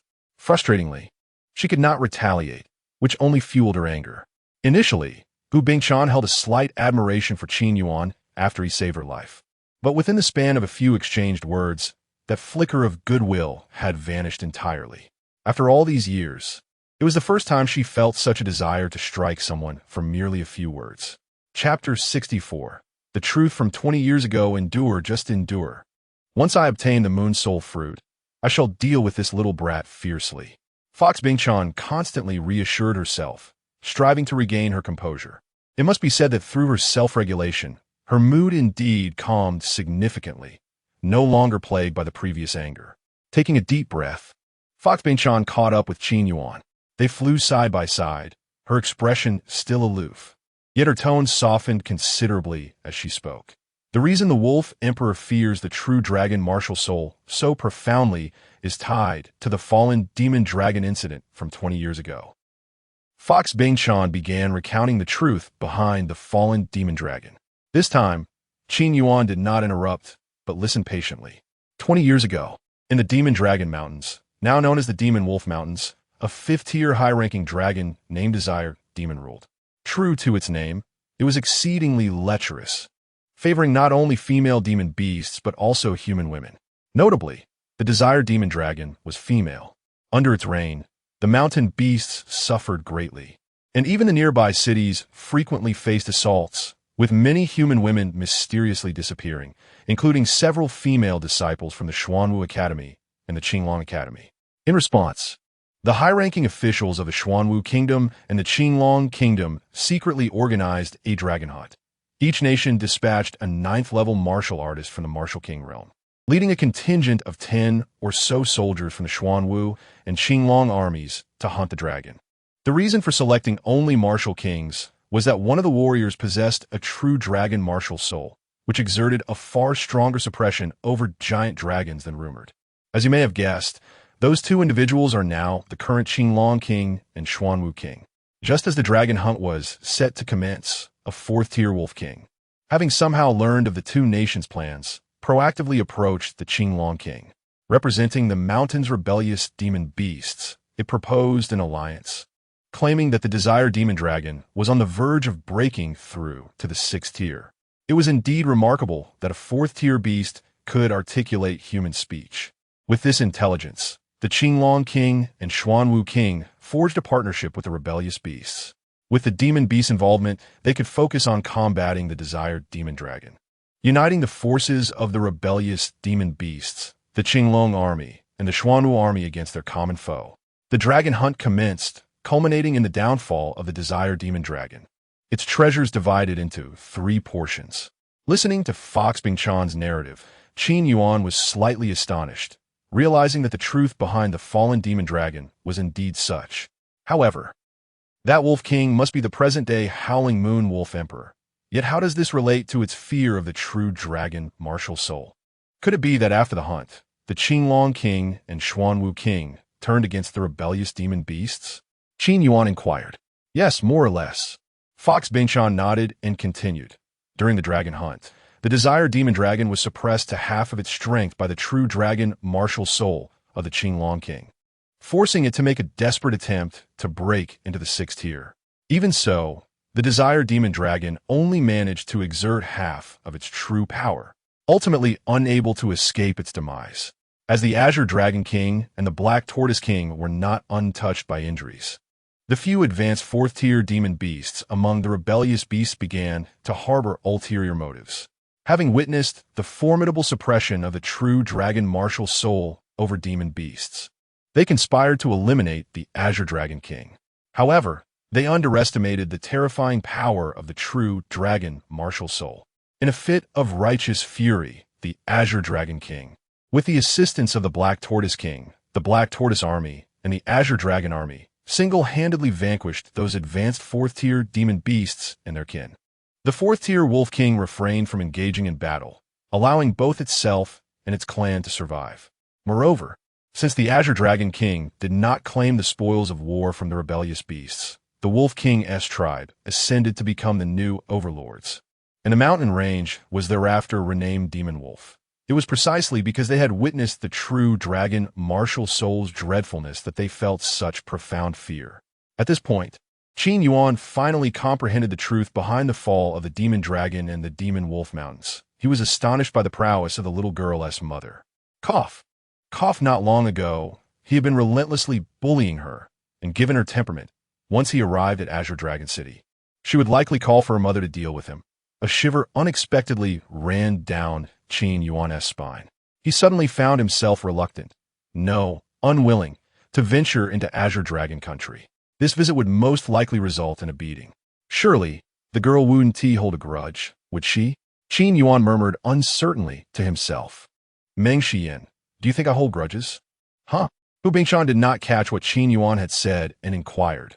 What did you say? Nothing. Qin Yuan shook his head. Upon seeing this, Hu Bingshan did not press further, but gently stated, the reason has already been conveyed to you, Moon. Moon what? I have no idea what you're talking about. Qin Yuan feigned ignorance. Hu Bingshan's cold expression shifted slightly, her heart seething with anger, thinking, you little brat, I'll let you be arrogant for a while longer. She was well aware of the astonishing combat prowess of the true dragon martial soul, but that did not imply it was without vulnerabilities. The weakness of the true dragon martial soul lay in its mental fortitude, though it was not precisely a weakness. The other attributes of the true dragon martial soul were so overwhelmingly enhanced that its mental prowess appeared rather ordinary when compared to that of typical martial artists. Hu Bingshan's martial soul was of the mental attribute, excelling in mental prowess, which instilled in her the confidence that she could overpower Qin Yuan during her prime. Oh, we have arrived. Qin Yuan's voice suddenly echoed. Hu Bingshan paused, regaining her focus, and followed Qin Yuan's gaze. In the distance loomed a colossal mountain, surrounded by numerous fourth-tier howling moon wolf kings, who were undoubtedly the guards of the Wolf Emperor. When the two Wolf Emperors brought Qin Yuan and Hu Bingshan to this location, they displayed expressions of human-like astonishment. In an instant, a throng of fourth-tier wolf kings surrounded them. Continue the patrol. At that moment, the authoritative voice of the gray-white wolf emperor resonated. Upon receiving the command, dozens of fourth-tier wolf kings ceased their curiosity and resumed their vigilant inspection of the cavern surroundings. Your Majesty, please follow me, the gray-white wolf emperor addressed Qin Yuan. Qin Yuan nodded, descending alongside Hu Bingshan to the summit of the mountain, where a cavern with a diameter of several dozen meters lay concealed beneath the foliage of green leaves and branches, appearing both mysterious and elusive. The two wolf emperors led the way, with Qin Yuan and Hu Bingshan trailing behind. Despite their awareness of the wolf emperor's fear of the true dragon martial soul, the pair remained vigilant, constantly surveying their surroundings, ready to depart at the slightest hint of danger. However, it turned out that their apprehensions were unfounded, as the wolf emperors exhibited no threatening behavior, dutifully guiding them onward. Upon entering the cave, the illumination was not as dim as they had anticipated. Instead, the surrounding rock walls were adorned with crystalline formations that emitted a soft, gentle glow. The expansive cavern, enhanced by these luminous crystals, appeared somewhat enchanting. Qin Yuan surmised that this must be the lair of the former demon dragon. Such glittering, aesthetically pleasing objects, coupled with the seemingly opulent style of the cavern, had always been favored by dragons. Chapter 65. The Wolf Kings plea the two wolves and their companions traversed one intersection after another for approximately 10 minutes. Suddenly, a somewhat juvenile roar emanated from the right path. Qin Yuan and Hu Bingshan turned their gazes towards the sound, revealing a purple demon wolf emerging from the darkness, standing 2 meters tall and measuring over 3 meters in length. The purple demon wolf possessed limited strength, classified as a low-level third tier. It cautiously glanced at Qin Yuan and Hu Bingshan before scampering back towards the two wolf kings. With a series of howls, the purple demon wolf seemed to inquire about its parents. The gray-black wolf king affectionately nudged the purple demon wolf's head and responded with a low growl. An aberrant beast, Hu Bingshan remarked, her face betraying a flicker of surprise upon seeing the purple demon wolf. Similar to martial spirits, certain beasts undergo mutations. However, the incidence of mutation among beasts is significantly higher than that of martial spirits, and they are predominantly benign. Beside her, Qin Yuan, upon hearing Hu Bingshan's murmurs, shifted his attention to the purple demon wolf, observing it thoughtfully. The aura of the dragon clan enveloped this little creature. Had it consumed the blood of a demon dragon? Qin Yuan sensed a familiar draconic essence emanating from the purple demon wolf, reminiscent of the purple-winged dragon martial spirit belonging to Chun Sheng, a disciple of the Xuanwu Academy. As both belonged to the dragon lineage, their essences bore a striking similarity. Just how much had this little one consumed? Qin Yuan pondered, taken aback. The draconic aura suffusing the purple demon wolf was remarkably potent, almost coalescing into a strand of dragon blood. Frankly, he felt a surge of temptation.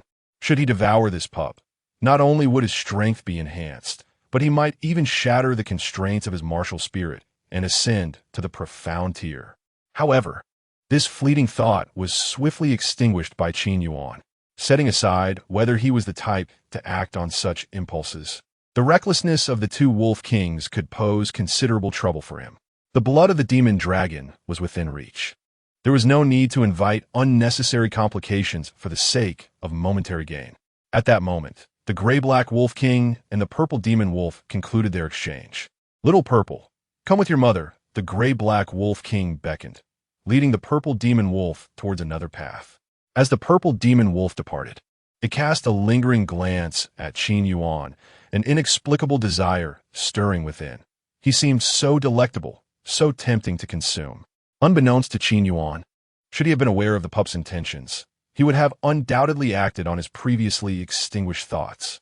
The gray-white wolf king resumed its role as a guide for Qin Yuan and Hu Bingshan, leading them into the very path from which the purple demon wolf had emerged. As they traversed the elongated corridor, they soon encountered an exit, a vast cavern adorned with walls embedded with crystalline blocks. The ground was strewn with a multitude of gold coins, their radiant luster dazzling to the eye.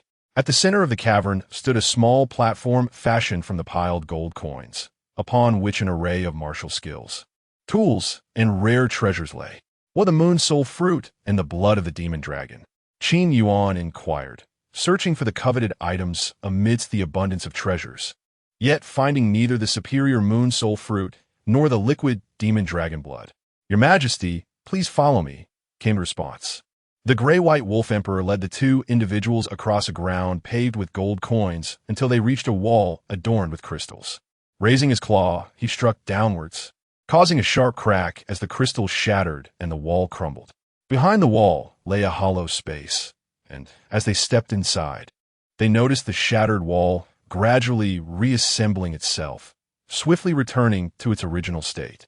"Memory stone," exclaimed Hu Bingshan in astonishment. Qin Yuan, intrigued, inquired, "What is that?" He was not an omniscient sage. Having spent most of his years around Yulong City, his experiences were limited.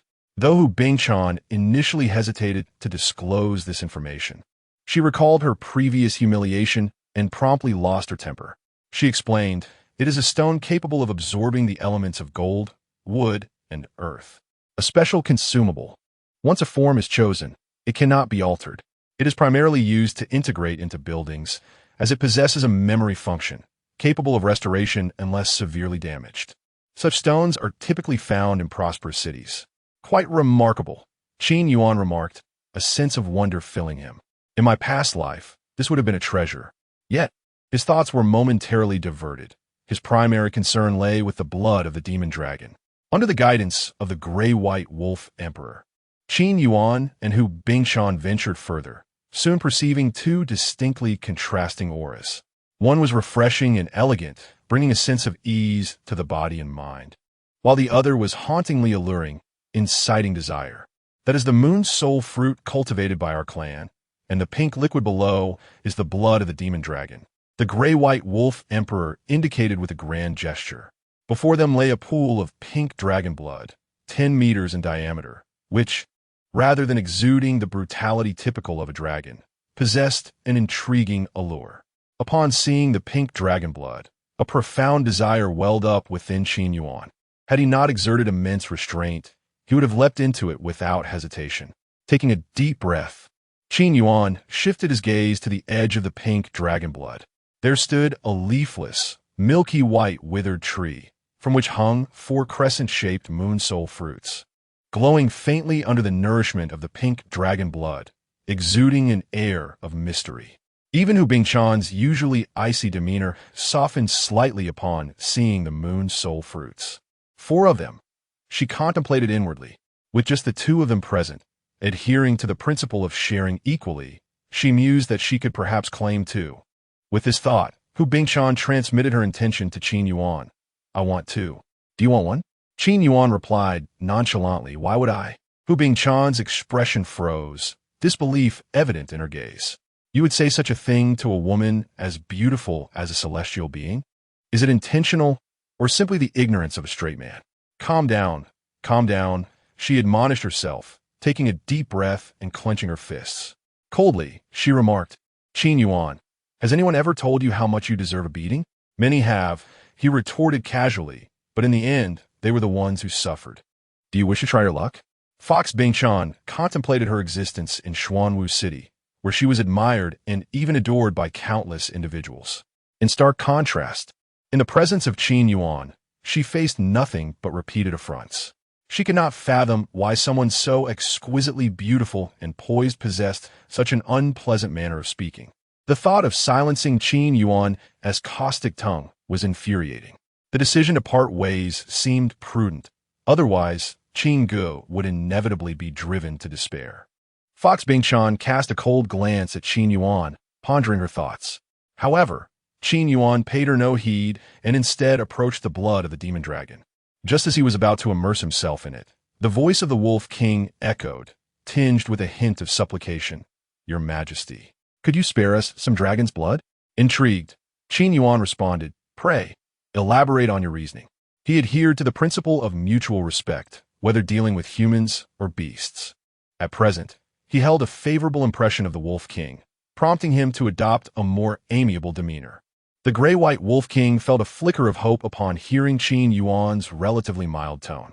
Chapter 66. An unexpected delight, Your Excellency, the creature you just witnessed. The violet magic wolf is my daughter, Little Purple. I trust you can discern the profound draconic essence that envelopes her. It would not be an exaggeration to say she possesses a trace of dragon blood.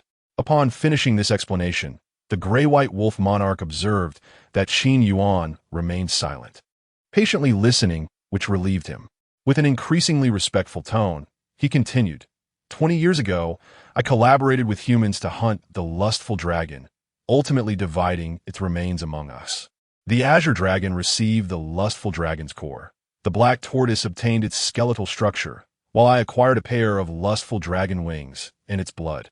After over a decade of refinement, I finally managed to extract the ferocity of the dragon from the wings, leaving only the pure dragon wings.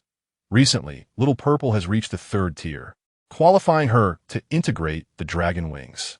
She has commenced this process, yet, to achieve complete integration, she requires assistance from dragon blood. With a hint of anxiety, the gray-white wolf monarch gazed at Qin Yuan, hoping he would grant a small portion of dragon blood to enable Little Purple's successful fusion and pave her path toward bone integration. In the divine continent, any beast that has not transformed possesses only 3 avenues to break the shackles of their bloodline: refining marrow, integrating bones, or devouring souls with increasing difficulty. Once a path is chosen, It cannot be altered. My wife and I chose the refining marrow path, while we selected the higher potential path of bone integration for our daughter, Little Purple. You speak boldly, Qin Yuan observed, his dark eyes radiating a subtle pressure. You inform me of having dragon wings, and do not fear my wrath in seeking wings from your kind? You would not, the gray-white wolf monarch replied. Oh, what leads you to such a conclusion? If your excellency were to covet all treasures, you would have declined my request instead of allowing me to elaborate. In the face of the coins, martial skills, and precious resources outside, Qin Yuan displayed only surprise, devoid of greed. Even when presented with 4 high-grade moon soul fruits, his demeanor barely shifted. Only upon encountering the blood of the magic dragon did a glimmer of desire flicker across his countenance. This signified the significance of the magic dragon's blood to him, given its importance. When I approached him for a portion of dragon blood, he should have reacted with immediate anger and refusal, rather than permitting me to justify my request. Thus, I sense that he is unlike other humans, which emboldened me to take this risk in seeking the magic dragon blood from him. This wolf monarch possesses an intriguing quality. Qin Yuan mused, somewhat taken aback. Yet he coolly retorted, that is because you do not yet understand humanity well enough. To be frank, I am quite avaricious. I desire both the moon soul fruits and dragon blood, as well as the treasures outside. At this revelation, the gray-white wolf monarch fell silent. Qin Yuan continually professed his greed, yet the wolf monarch struggled to perceive any overwhelming avarice. Could it be that I have misjudged? Doubts began to arise in his mind, while he braced himself for a desperate struggle. Regardless of the outcome, he could not allow his wife and daughter to fall into peril. Although Qin Yuan was formidable, he too possessed strength. A reckless fight could buy precious moments for his family to escape. The atmosphere fell into a profound silence, an almost imperceptible chill of impending danger subtly permeating the air. Just as the gray-white wolf emperor hesitated on whether to take the initiative, a calm voice from Qin Yuan suddenly broke the stillness. How much do you require?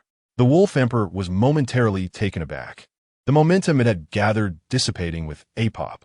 Its beastly eyes sparkled with a flicker of human-like surprise, and a hint of excitement colored its tone as it replied, No. I don't need much, just enough to thoroughly soak Little Purple 5 times. Then take it yourself. Qin Yuan gestured with his hand. Thank you, your majesty. The wolf emperor expressed its gratitude repeatedly, its massive head nodding vigorously. Observing this scene, the nearby fox Bingchan's lips twitched in disbelief. If her memory served her right, the blood of the demon dragon originally belonged to the wolf emperor. Now, witnessing this reversal of roles, it was truly astonishing. This little rascal, not only sharp-tongued, but also skillful in his methods, was indeed a millennium-old fox disguised as a youthful figure. Bingchan mentally affixed a new label to Qin Yuan, completely forgetting that she herself was also a fox. The gray-white wolf emperor acted swiftly, soon acquiring several large vats of demon dragon blood. Though it appeared to be a substantial amount, in reality, it was merely a fraction of what was needed for a 10-meter diameter of dragon blood, hardly making any difference. Now that you have what you came for, you may depart. Qin Yuan waved his hand, indicating for the wolf emperor to leave. Yes, your majesty. The wolf emperor excitedly carried the large vats of dragon blood away, seemingly heading to find its wife and daughter. Bingchan mused, who is truly the master and who is the guest here? To take one's own belongings and then fervently thank the robber who came to plunder. This world is indeed bewildering. Once the wolf emperor departed, only Qin Yuan and Bingchan remained. Without a moment's hesitation, Bingchan flapped her wings and soared towards the 4 moon soul fruits. If Qin Yuan would not provide them, she would take the initiative. Look, how impatient, Qin Yuan chuckled, following her on the divine dragon. Although he had missed the initial opportunity, he felt no rush. Just as Bingchan's delicate hand was about to touch the moon soul fruits, he decisively employed his dragon-catching technique. After days of arduous practice, he had mastered it to a minor extent, allowing him to manipulate objects from a distance. In an instant, the 4 moon soul fruits whisked past Bingchan's cheek, shoulder, and waist, landing squarely in Qin Yuan's grasp. With a flash of brilliance, he stored them in his spatial ring. Bing Chan turned around, her expression icy, and spat out 2 words through clenched teeth, "Qin Yuan." Her aura surged like a tempest, teetering on the brink of explosion.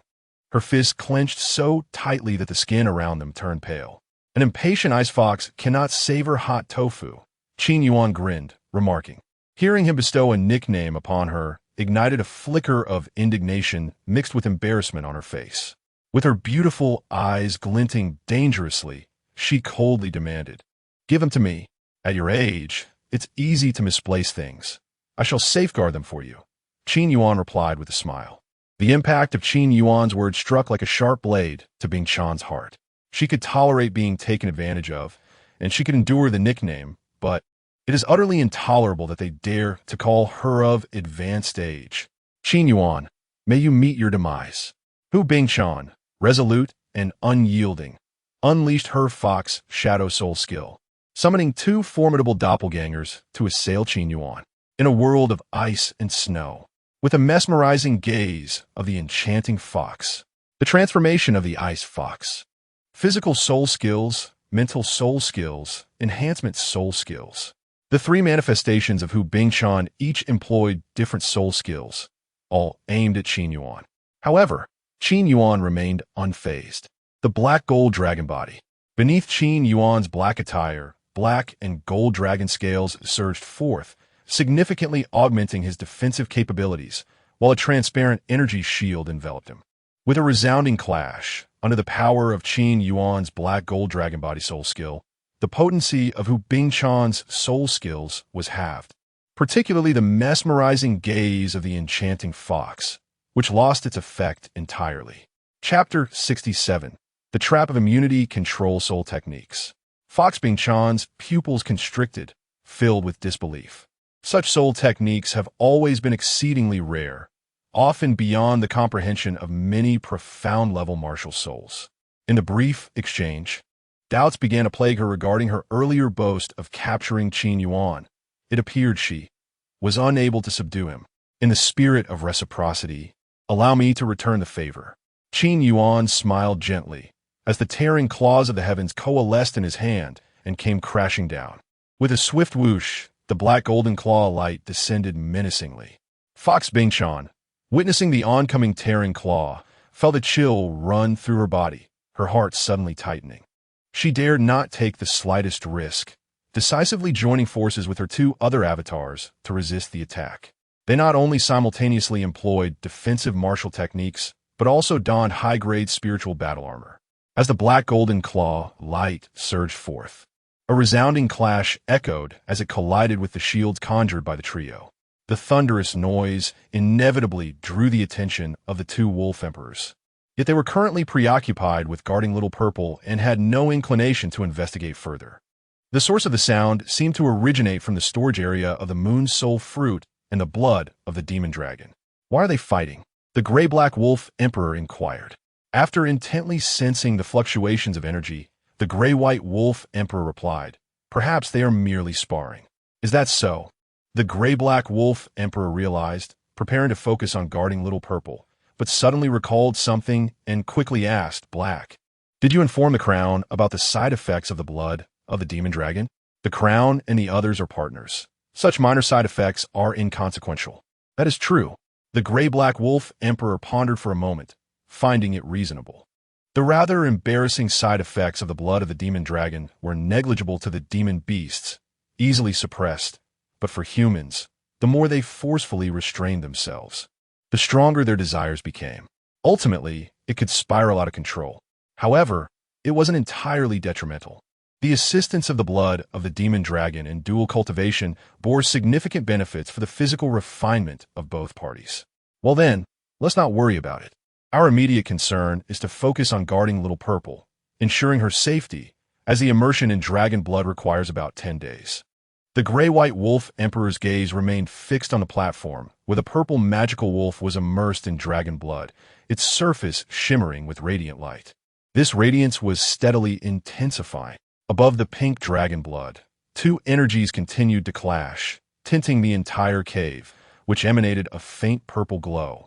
into hues of ice blue and black gold. Leading the charge were three women, strikingly beautiful, exuding an air of cold elegance, akin to ice maidens and snow fairies. Opposing them was a handsome young man, exuding noble grace, his form radiating a black golden light that added an aura of sanctity. Feudal, your methods pose no threat to me, Qin Yuan stated calmly.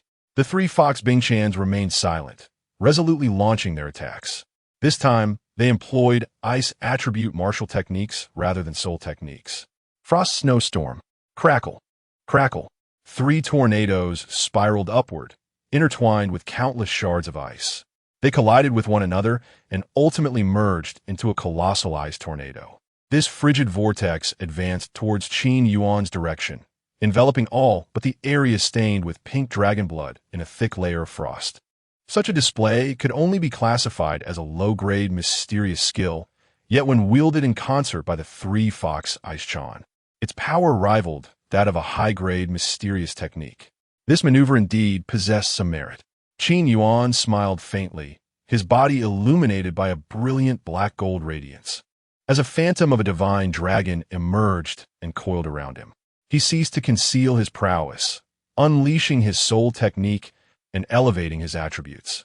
With a roar, Qin Yuan rode the black-gold divine dragon, his right hand condensing the dragon claw's brilliance, striking down fiercely upon the ice tornado.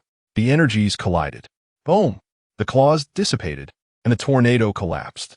The strongest attacks of both Qin Yuan and Fox Ice-chan were evenly matched. Just as Fox Ice-chan prepared to unleash the inherent attack of her high-grade wings, Qin Yuan, embodying the divine dragon, had already appeared before her.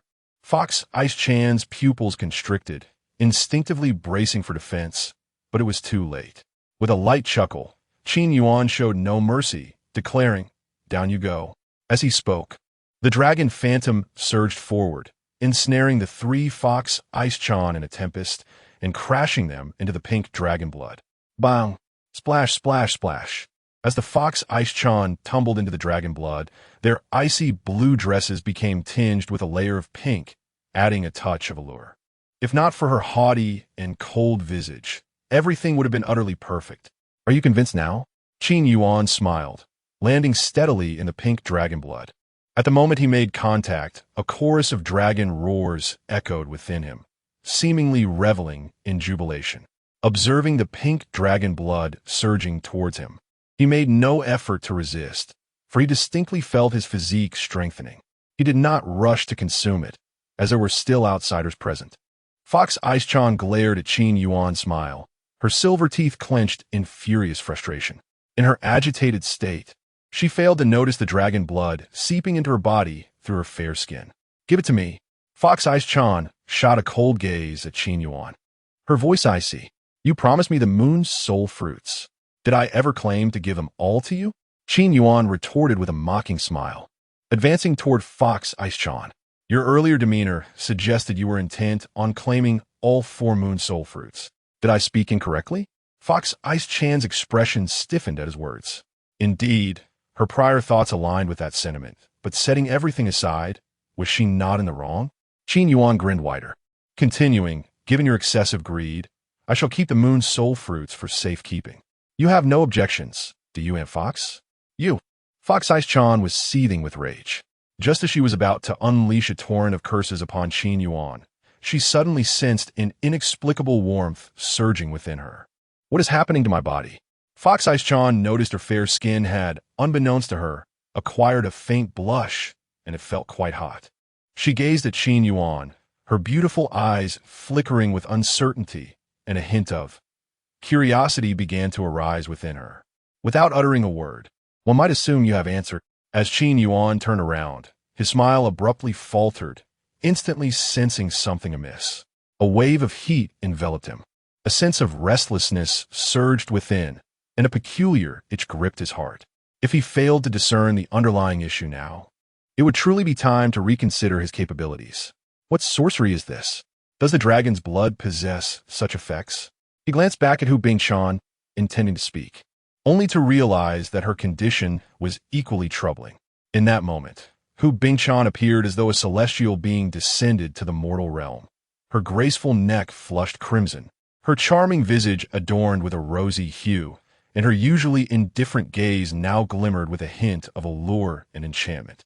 The two avatars beside her mirrored her state, their forms wavering between the ethereal and the tangible, as if struggling to maintain their presence. Taking a deep breath, Qin Yuan's eyes betrayed an undeniable yearning as he declared, "There is something amiss with this dragon's blood. We must depart at once." With that, he was the first to break free from the grip of the dragon's blood. Hu Bingqian attempted to unfurl her wings and take flight, but the searing heat emanating from within her caused her delicate form to tremble, as she once again faltered, falling back into the depths of the dragon's blood. Chapter 68. The arrival of spring with a sudden plunge, I found myself engulfed in dragon's blood, and in my panic, I choked down several mouthfuls. In an instant, desire surged forth. Coughing, Hu Bingqian struggled to rise, her entire being trembling, her expression clouded. On the shore, Qin Yuan, witnessing this scene, suppressed his urges and approached her. With the remnants of her reason, Hu Bingqian regarded Qin Yuan, her alluring voice laced with chill and malice. "Do not come closer." Qin Yuan remained silent, gripping her delicate shoulder, and with a forceful motion, he pulled her from the dragon's blood, leaving her to collapse awkwardly on the ground, still shivering. "Quickly recite your calming technique." After uttering this, Qin Yuan moved aside, seeking ways to suppress the wicked thoughts stirring within him, even resorting to the use of the black gold dragon body. Yet it proved futile. The heat within him only intensified, and he began to tremble as well. Silence, silence, silence. Coughing suddenly, an enticing, seductive voice wafted through the air, causing Qin Yuan's heart to quiver. He turned to see Hu Bingqian, though seated in meditation, her alluring form quaking increasingly, soft sounds escaping her lips. "At your age, you should exercise restraint." Boom! Qin Yuan's words acted as a spark to a powder keg, igniting a fervor that spiraled out of control. Hu Bingqian, already struggling against the rising heat, lost all composure upon hearing Qin Yuan's remark about her age. Hu Bingqian approached Qin Yuan, her beautiful eyes irresistibly captivating, as she leaned down to kiss his handsome face. Soft, incredibly soft. The gentle warmth of her lips shattered Qin Yuan's defenses, and his desires surged forth uncontrollably. In that moment, Hu Bingqian appeared to him as a vision of beauty. Her ice blue hair cascading down, her slender figure enchanting, with emerald brows and snowy skin. Her cold elegance reminiscent of a moon goddess, ethereal and breathtaking. The allure of the snow domain fox enhanced her otherworldly charm, rendering her utterly irresistible. Seizing the initiative, Qin Yuan wrapped his arms around her delicate waist and kissed her lips. For a fleeting moment, they laid bare their truths to one another. Hu Bingqian seemed aware of her actions. Her inner malice towards Qin Yuan reached an unprecedented peak, yet she found herself unable to resist her body's instincts. A flicker of despair crossed her enchanting, misty eyes. Suddenly, Hu Bingqian let out a piercing cry, tears streaming down her face. For reasons unknown, she recalled the promise she had made long ago. "I will undoubtedly capture Qin Yuan." Now she had succeeded. Roar! The dragon's roar echoed, a massive wave of energy enveloping the area, severing it from the outside world. Within the borders of Xuanwu Kingdom, in Yurihua City, in a tea house, two identical men sat across from each other, sipping tea, their aura of sharpness drawing the attention of those nearby. Yet, the two men remained serene, unperturbed. "Brother, I have heard from the townsfolk that Qin Yuan has departed," Chu Xiu remarked. "He and Chu Feng have been dispatched by their young master to eliminate Qin Yuan and bring him back to Qinglong City." Upon their arrival in Yuan City today, after acquiring an image of Qin Yuan, they learned from some gossipy warriors that Qin Yuan had long since departed. The specifics of his destination may only be known to Su Yu, the head of the Su family and the current city lord. However, they would not be foolish enough to inquire at the city lord's mansion about Qin Yuan's whereabouts, as this would not only alert him, but also invite unnecessary trouble. It is likely that Qin Yuan is already en route to Qinglong City. "Brother, do you think he will take a detour or traverse the Demon Wolf Mountain range?" Ju Xiu Yin Guit, There are three paths from Yuan City to the kingdom of Xuanwu. The first is the conventional main road, which is highly secure. The second involves passing through the Demon Wolf Mountain Range's outer and part of its inner regions, which entails some danger. The third option is to cut across the mountain range through its inner and core zones, which is considerably more perilous. From their discussions in the city, it is evident that Qin Yuan is a prodigy. Such talents are often brimming with confidence and arrogance, so he is likely to choose the Demon Wolf Mountain Range. However, if he doesn't, it would be of little consequence. We can simply return to Yuqing and wait. Yuqing is the closest city to the Xuanwu Kingdom, and given that Qin Yuan has been traveling for days, he will undoubtedly seek a temporary refuge. Chu Feng analyzed. Indeed, that seems to be the only course of action. Chu Xiu nodded in agreement. After finishing their tea, the two made their way to the city gates, preparing to retrace their steps through the Demon Wolf Mountain Range back to Yuqing. If they were fortunate enough to encounter Qin Yuan along the way, that would be ideal. They had already gathered intelligence indicating that a month ago, Qin Yuan had annihilated the Dai family, demonstrating strength surpassing the third level of the Martial King realm, which aligns closely with what Meng Xian described as slaying a third-level evil spirit guardian of the Martial King realm. Qin Yuan's true prowess should be at the fourth level of the Martial King realm, nearing the fifth. With this in mind, they felt confident in their ability to capture him. After all, once they utilized their martial soul fusion technique, their strength would soar to the fifth level of the Martial King realm, and with the added enhancement of their sword intent, their power could further increase. They were determined to seize Qin Yuan. The Chu brothers quickly entered the Demon Wolf Mountain Range. As they retraced their steps, they unexpectedly overheard several warriors discussing Qin Yuan and learned from them that he had been sighted a few days prior. It appears our assumptions were correct. Qin Yuan intends to traverse the Demon Wolf Mountain Range to reach the kingdom of Qinglong, Chu Feng exclaimed with initial delight, only to follow with a note of regret. It seems we may have just missed him during our earlier passage. Chu Xiu nodded in agreement. The Demon Wolf Mountain Range is vast, making encounters unlikely, especially since they had no image of Qin Yuan at the time to recognize him. Yet, it is not too late. They now have a general idea of Qin Yuan's location, which is certainly better than flailing about aimlessly like headless flies. Brother, should we search along the way or lie in wait on the path to Yuqing? Chu Xiu asked. After a moment of contemplation, Chu Feng replied, Qin Yuan is at the Martial King realm. His speed will undoubtedly exceed ours. Searching along the route is not feasible.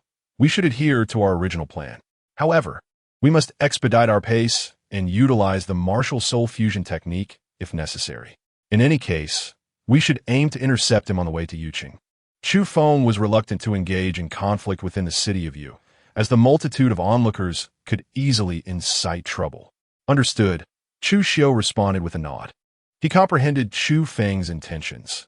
In the following days, they would need to travel relentlessly, utilizing their martial soul fusion technique to enhance their speed. Only through such means could they intercept Qin Yuan. Once the brothers clarified their plan of ambush, they plunged into the forest, racing forward with the swiftness of the wind. This relentless journey continued for 5 days, and at last, they arrived at the Magic Wolf Mountain Range within the borders of the Qinglong Kingdom. The two dared not pause for even a moment, driven by the fear that Qin Yuan might reach you before them. Little did they know, Qin Yuan was neither in the Qinglong Kingdom nor in the Xuanwu Kingdom, but rather at the very core of the Magic Wolf Mountain Range, reveling in a fierce battle. Chapter 69. The Weary Fox Bingchan, 7 days later, within the heart of the Demon Wolf Mountains, in the colossal cavern of the Howling Moon Wolf Emperor. As the lair of the former sovereign, the cave of the desired demon dragon is vast, and even a grand martial artist would require considerable time to navigate its intricate passages. In a certain sub-cavern, a platform at its center radiates a dazzling purple light, where a demon wolf is immersed in the blood of dragons.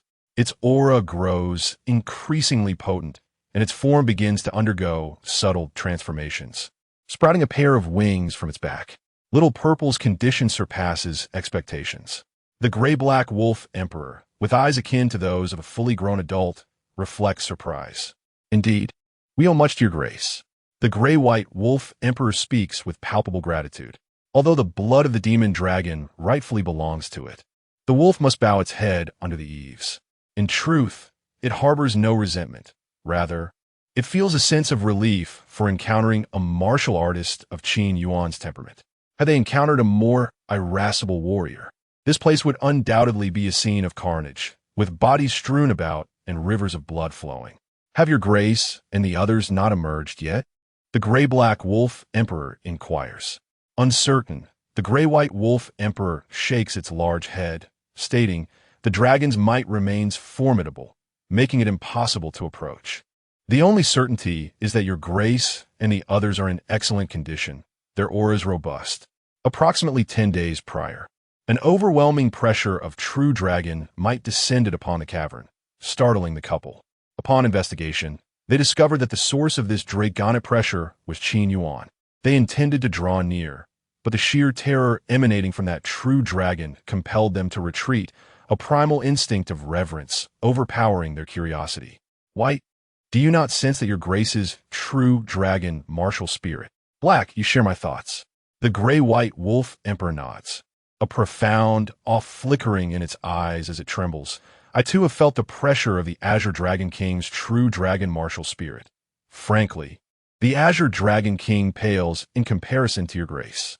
Perhaps your grace's true dragon martial spirit is indeed the legendary, unparalleled purity.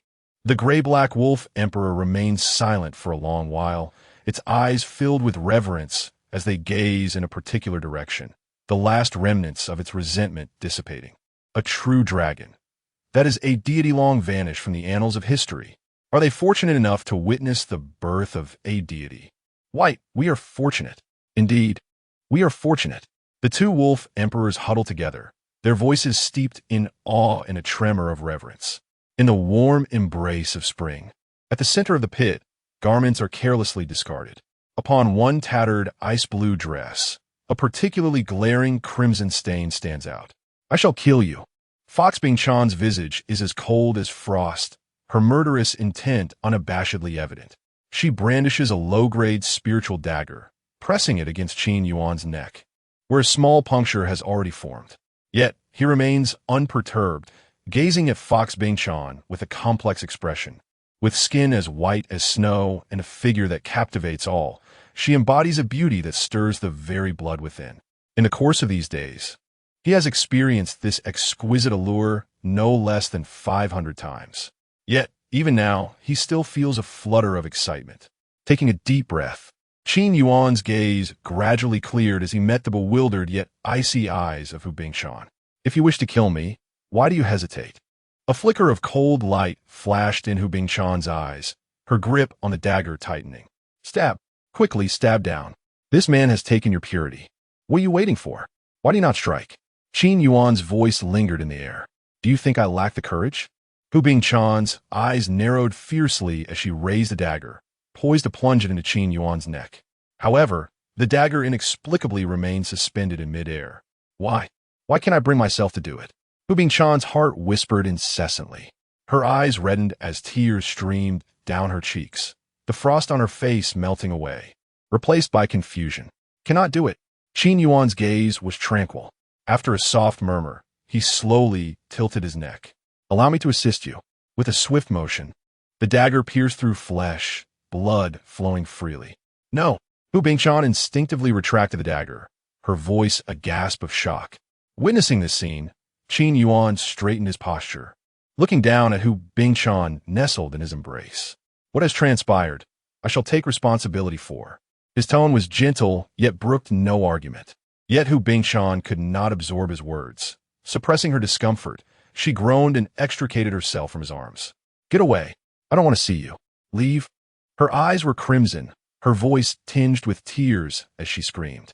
She curled up, seemingly repulsed by Qin Yuan, her head bowed, her delicate frame trembling as she sobbed. Qin Yuan did not depart. Instead, he approached and enfolded Hu Bing-chan in his arms once more, gently patting her back. Go, just go, you scoundrel. Qin Yuan, may you suffer a dreadful fate. Hu Bing-chan struggled violently. Yet this time, she could not escape his grasp. Frustrated, she pounded, bit, and kicked at him, abandoning any pretense of restraint, yearning only to unleash her pent-up emotions. Qin Yuan offered no resistance, allowing her to vent her frustrations. In that moment, his body bore an array of peculiar injuries, large and small. After approximately 10 minutes of her outburst, Hu Bingchan's cries and curses diminished, her blows and kicks gradually subsiding. Silence enveloped her. Only the sound of her rapid breathing remained. She had succumbed to slumber. The prolonged battles had drained her strength, and following her emotional collapse, she was utterly exhausted, succumbing to sleep as a means of escaping her harsh reality. As her breathing steadied, Qin Yuan held her quietly, waiting until she was soundly asleep before retrieving several soft garments from his spatial ring. With delicate movements, he gently arranged these clothes into a makeshift bed for her. After ensuring everything was in order, he gently laid Hu Bingchan upon the warm bed, adjusting his frequently worn black cloak before covering her. At that moment, Hu Bingchan's delicate face bore 2 trails of tears, her expression of anguish softened slightly by the embrace of slumber. Qin Yuan reached out, brushing aside the disheveled ice-blue strands that framed her cheeks, murmuring softly, "Rest well for now." With that, he rose. He retrieved a silvery long robe from his spatial ring, donned it, and stepped outside, taking care to minimize any noise. Qin Yuan did not venture far, merely stepping outside to collect some rare herbs and treasures of the earth, intending to nourish Hu Bingchan's body. Separated by a mere wall, the surrounding walls shimmered with glistening crystals, while the ground sparkled with a golden hue, each handful yielding coins aplenty. As Qin Yuan traversed this golden avenue, his aim was clear, the treasures of nature that awaited on the platform ahead. Just as he began to select the herbs for replenishing vitality, a disturbance arose from the fork in the path. Chapter 70. Hatred. It was the howling moon wolf emperor, the grayish-white creature. Qin Yuan fell into silence for a moment, and then inquired, "Are you aware of the side effects of the lustful dragon's blood?" His voice was calm, yet it carried an undeniable pressure. The gray-white wolf emperor trembled inwardly, as if an invisible hand clutched its heart, rendering its blood flow sluggish and causing discomfort and oppression. Nonetheless, it mustered the courage to respond, "I am. Why not speak of it? I believe the side effects would be of little consequence to your excellency, so..." The gray-white wolf emperor cautiously glanced at Qin Yuan's expression. Noticing his slightly furrowed brow, it was momentarily taken aback, hastily exclaiming, "Your excellency, please forgive me. This matter is my fault." "Enough," Qin Yuan interjected dismissively, gesturing with his hand. "After all, you are a wolf emperor. Can you not display a semblance of regal demeanor? Must you be so fearful? Do you truly believe I would wield my blade on a whim?" Such a notion was preposterous. The entire Yurong city was well aware that Qin Yuan was known for his kindness. His earlier frown stemmed from the realization that the predicament was self-inflicted. Having sown the seeds of disguising as a partner, he was now reaping the consequences of yin-yang dual cultivation, a clear case of karmic retribution. "Thank you for your forgiveness, Your Excellency," the gray-white wolf emperor replied with utmost respect. It was not that it was spineless. Rather, Qin Yuan was genuinely formidable. Particularly, knowing that Qin Yuan possessed the legendary and unparalleled martial soul made it even more apprehensive. It feared that a single misstep could provoke Qin Yuan, with dire repercussions for its wife and children. Qin Yuan, however, was oblivious to the wolf emperor's thoughts, as his mind was entirely preoccupied with Fox Bingchan. Since he had already committed himself, he was determined to see it through, for it was too late to ponder unnecessary matters. "Fetch me a few black-feathered chickens and jade-horn goats from the outskirts," Qin Yuan instructed. The black-feathered chickens and jade-horn goats were first- and second-tier magical beasts, both possessing the ability to replenish vitality. When stewed with certain rare herbs, they offered exquisite flavor and high nutritional value. These delicacies were most suitable for the currently weakened and fatigued Fox Bingchan. In theory, a martial emperor should not experience excessive physical debilitation from such events. Typically, only a fleeting weakness of 1 or 2 days would ensue. However, given Qin Yuan's already extraordinary physical condition, compounded by the effects of the lustful dragon's blood, Fox Bingchan simply could not endure the strain. Had it not been for her martial emperor cultivation, the consequences would have been dire. Understood. The gray-white wolf emperor dared not dwell on the matter further or pose any more questions. It promptly departed the cave, initially contemplating mobilizing the Howling Moon clan and the Silver Moon clan, but ultimately decided to handle the task personally. The Wolf Emperor's speed was remarkable before long. It returned with a collection of black-feathered chickens and jade-horned goats. "Go ahead," Qin Yuan waved his hand. The gray-white Wolf Emperor respectfully replied, "Yes, Your Excellency." Unbeknownst to them, the dynamics between the man and the wolf began to shift. The Wolf Emperor transitioned from initial trepidation to a state of reverent submission. While there may have been an element of flattery involved, it had indeed come to accept its position as Qin Yuan's subordinate. Qin Yuan noticed this change but chose not to comment, as he had his own schemes in mind. If he could secure the allegiance of the Wolf Emperor and its kin, it would effectively mean that the entire Demon Wolf Mountain range was under his influence. Such a backing would be invaluable. However, this matter cannot be rushed. What he desires is the genuine allegiance of the Wolf King and his kin, rather than coercing them into submission through force. While the principle of revering martial prowess holds true, there are times when one might navigate the nuances of human relationships, potentially yielding unexpected rewards. As the Wolf King departed, Qin Yuan set about preparing a nourishing broth. He did not slaughter all the black-feathered chickens and jade-horned sheep, but instead selected a few fortunate ones. The remainder was left outside to graze, supplemented every few days for the enchanting Fox Bingchan. With nimble hands, Qin Yuan swiftly processed the ingredients, then retrieved the container from his spatial ring, placing it atop of the bed of firewood. He ignited the fire and set the broth to simmer. As time passed, a tantalizing aroma began to waft through the air, stimulating the appetite. Leaning against a stone, Qin Yuan awaited the broth's completion, while beside him lay the sleeping beauty, Bingchan. The fire crackled merrily, casting a warm orange glow that illuminated Qin Yuan's features and highlighted the exquisite profile of Fox Bingchan. Noticing her continued slumber, he chose not to disturb her. Instead, he dampened his hands and gently wiped away the tears staining her cheeks with tender care.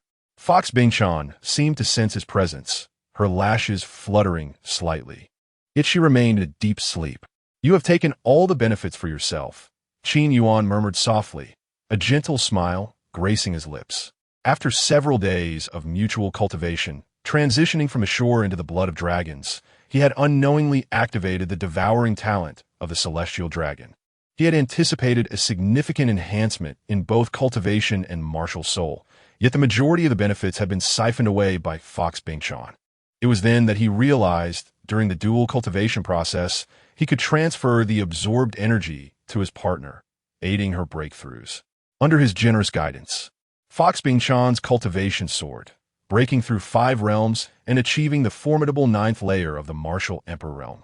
In contrast, his own progress seemed rather modest. Although his dragon martial soul had elevated to the 3rd rank of the profound level, his cultivation remained at the 7th layer of the Martial King realm. "Well, consider it compensation for you." Qin Yuan chuckled softly, dismissing any lingering feelings of unfairness. Suddenly, the nourishing broth began to bubble. Qin Yuan promptly lifted the lid, reducing the flames beneath before covering it again to allow it to simmer for a few more hours. In the meantime, he took the opportunity to utilize his dragon capture technique to wash some crisp and sweet spiritual fruits. Perhaps on a whim, he also sliced the fruits and arranged them into an exquisite platter, recalling the memories of their presentation. 2 hours later, the broth was ready and the meat tender. Yet, Fox Bingchan showed no signs of awakening, prompting Qin Yuan to cover the pot once more to retain the heat. During this interval, he did nothing but quietly sit beside her, leaning against the stone, lost in thought as time flowed by, the daylight outside the cave gradually fading into dusk. Eventually, after an indeterminate passage of time, Fox Bingchan stirred in her slumber, her lashes fluttering as she struggled to open her eyes. As her blurred vision gradually cleared, she found herself gazing at the crystalline walls surrounding her. She still felt weak and fatigued, unable to muster even a fraction of her strength, accompanied by a sharp pain coursing through her body. Shameful memories surged forth, standing, crouching, lying, embracing, sitting. She yearned for amnesia, desperately wishing to forget. Yet, These images remained etched in her mind, indelible and relentless. In her disdain for the scenes featuring Qin Yuan, she also loathed her own dissent, her compliance, and even her pitiful pleas. Her long-standing adage had been, "All men in this world are unworthy." Yet now, she had become the embodiment of Qin Yuan's own mantra. Whenever these thoughts resurfaced, Hu Bingshan would feel a wave of nausea. She found Qin Yuan repulsive, and even more so, she felt herself to be more loathsome than Qin Yuan. Hu Bingshan's emotions began to oscillate violently.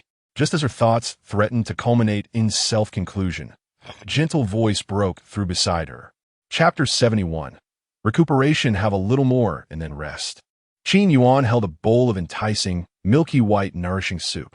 Upon seeing his face, Hu Bingshan instinctively felt a surge of anger, her eyes brimming with murderous intent. Yet, recalling her earlier inexplicable desire for Qin Yuan to live, her feelings became a complex tangle of confusion and conflict. As Hu Bingshan gazed at the soft bed of clothes beneath her and the long garment draped over her, an unexpected warmth flickered in her heart. Startled, she swiftly extinguished this absurd warmth. Silent and resolute, Hu Bingshan bore the pain in her body and struggled to rise, gripping her clothing tightly to avoid any exposure. Here, Qin Yuan approached, ladling a spoonful of soup, blowing gently on it before offering it to her pale lips. The soup shimmered invitingly, arousing one's appetite. However, Hu Bingshan paid no heed to the nourishing soup before her. Instead, her cold gaze remained fixed on Qin Yuan. His face was etched in her memory, and she could still sense his lingering presence on her. Get lost. In a fit of emotion, Hu Bingshan swatted the bowl and spoon from Qin Yuan's hand. Her voice icy. "I don't want to see you." Clatter. The bowl and spoon fell, spilling soup everywhere. Yet, Qin Yuan appeared unfazed, his expression tranquil, devoid of anger or annoyance. He turned and filled another bowl, scooping a small spoonful, blowing gently once more before presenting it to her lips. His silence spoke volumes. "Do you not understand? I told you to leave. Go." With her eyes slightly reddening, a glimmer of tears threatened to surface. Clatter. She once again swatted the bowl and spoon from his hand. However, this time, the force was too great, and her already weakened body gave way, causing her to fall. Expecting to collide with the hard ground beyond the bed of clothes, she instead landed in a warm embrace, the familiar scent of a man enveloping her. Hu Bingshan's pupils dilated in shock. Instinctively, she recoiled, pushing herself away. She glared at Qin Yuan with icy fury, ready to speak when he once more extended a small spoonful of soup toward her, determined to refuse him 3 times.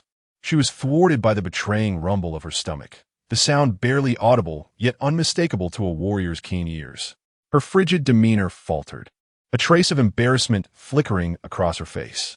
Nevertheless, Qin Yuan seemed oblivious, maintaining his calm as he held the bowl in one hand and the spoon in the other, patiently awaiting her response.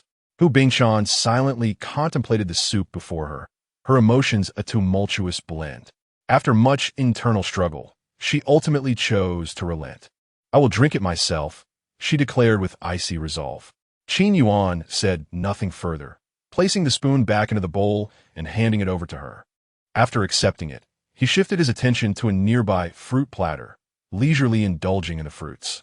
After a moment of silence, Hu Bingshan began to sip the nourishing soup, perhaps enhanced by some rare ingredients. It was neither greasy nor heavy, leaning towards a lighter flavor.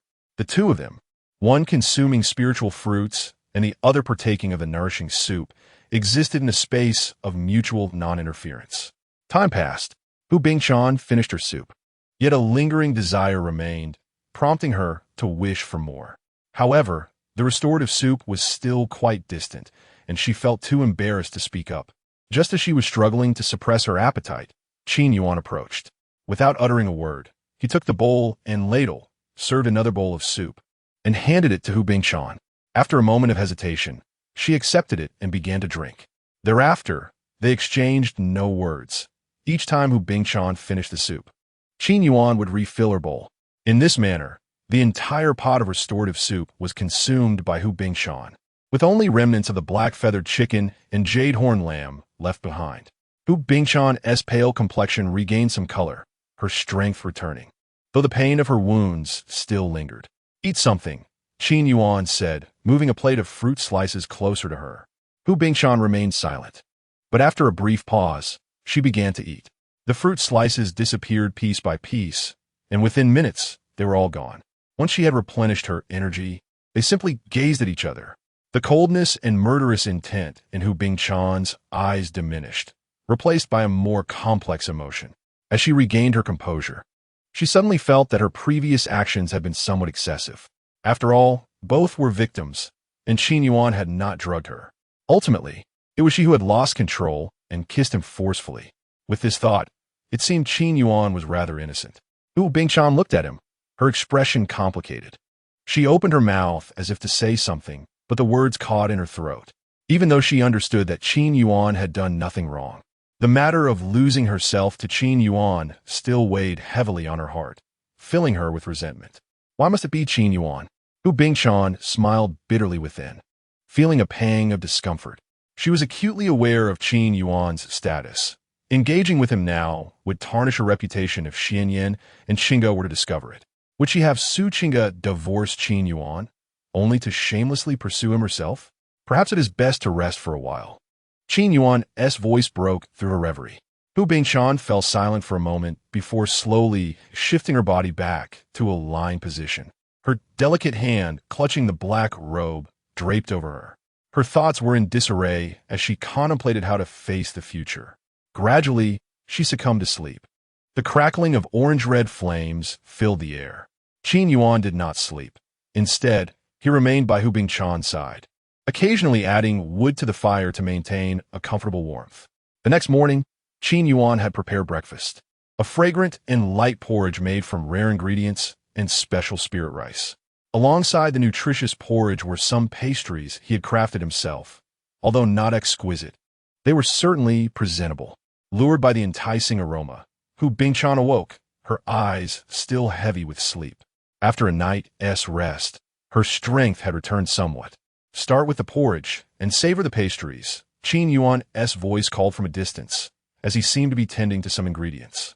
Hu Bingshan turned her head to see a bowl of porridge and a plate of pastries already set before her, looking quite appetizing.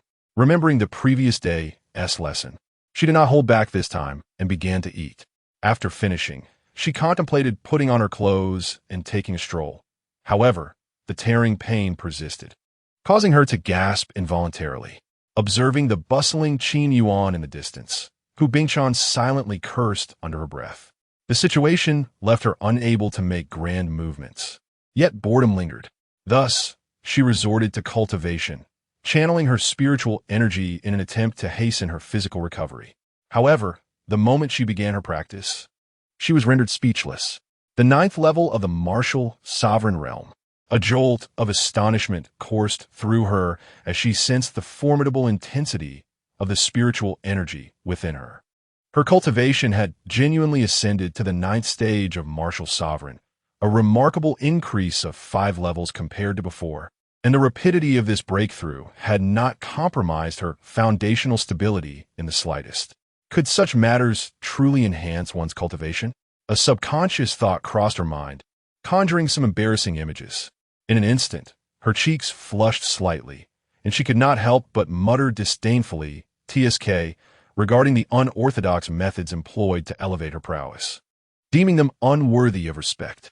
Yet, despite her thoughts, the glimmer of joy in her eyes betrayed her true feelings.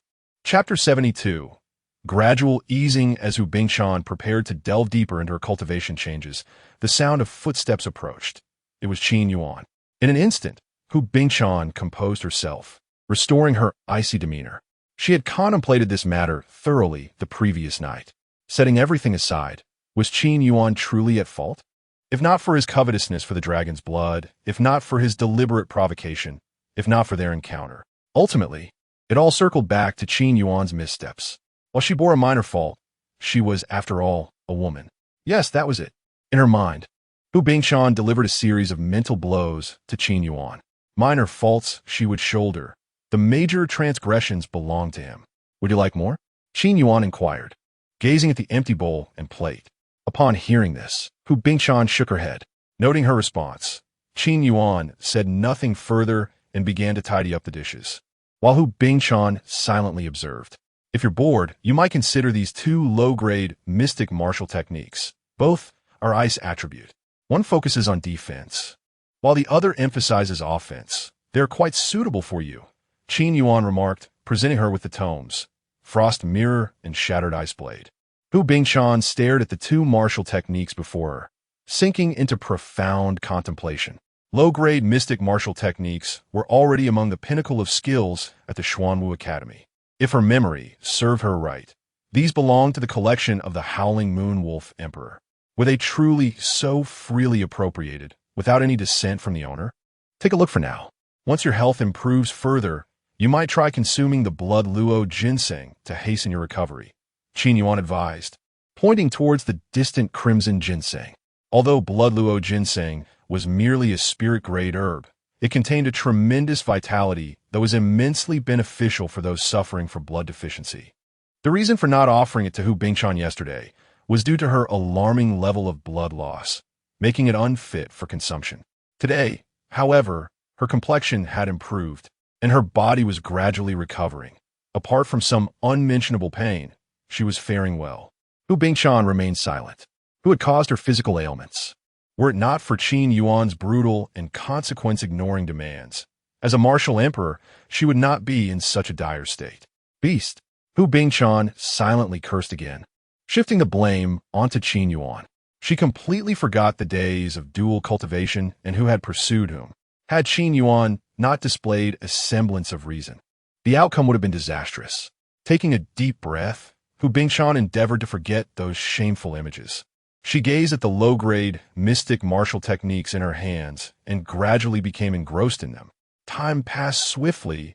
Apart from studying the martial techniques, Hu Bingchan engaged in cultivation. Meanwhile, Qin Yuan prepared her meals thrice daily. Their relationship had begun to ease slightly. Although Hu Bingchan still wore a cold expression, she had progressed from complete silence to occasionally uttering short words like no, and oh. The second day passed in this manner. On the third day, Hu Bingchan's body had regained some strength, and the sharp pain from her injuries began to alleviate, no longer as intense as in the preceding days. Qin Yuan also fed her the Blood Luo Ginseng. It was distasteful. Hu Bingchan instinctively felt the urge to expel the Blood Luo Ginseng from her mouth. Qin Yuan cast a fleeting glance and remarked, "Good medicine is often bitter to the taste but beneficial for the ailment." Have you never heard this saying? You are the one who is truly ailing. Hu Bingchan's face, resembling a frost-laden visage, instinctively responded, "If it weren't for you, I wouldn't be." She realized mid-sentence that she had misspoken and promptly fell silent. With a frigid expression, she forcefully chewed on the Blood Luo Ginseng. The bitterness was overwhelming, more than once. She considered spitting it out, yet Qin Yuan's watchful eyes compelled her to swallow it down. At long last, when Qin Yuan turned to ladle out the soup, she seized the opportunity to expel the ginseng, only to find that Qin Yuan seemed to possess an uncanny awareness. Desperate to regain her strength and don her garments, she obediently swallowed the ginseng. Qin Yuan's light and airy voice floated over. Upon hearing it, Hu Bingchan's countenance stiffened. The excruciating pain from her injuries made dressing a challenge, resulting in her spending the past 3 days in the clothing bed that Qin Yuan had prepared, though she had managed to conceal her vulnerability from him. Gulp! Hu Bingchan suppressed the bitterness and consumed the Blood Luo Ginseng. Drink up, you've had your fill of meat. Qin Yuan approached with a nourishing soup, once again featuring the stewed black-feathered chicken and jade horn lamb. Noticing Hu Bingchan's fondness for lamb, he had included a greater portion of the tender meat this time. Hu Bingchan, no longer hesitant, accepted the offering and began to eat. Unbeknownst to her, she had gradually grown accustomed to Qin Yuan's attentive care. On the 4th day, Hu Bingchan had finally regained much of her strength. The intense tearing pain had subsided, and her wounds had healed sufficiently, leaving only a slight discomfort. She was at last able to dress herself. Although she initially intended to cleanse herself, she ultimately resolved to wait until she was completely recovered before bathing. "What would you like to eat today?" Qin Yuan inquired as he entered from outside. Hu Bingchan's icy demeanor softened slightly. Her beautiful eyes, losing some of their chill and malice, replaced with a complex entanglement of emotions.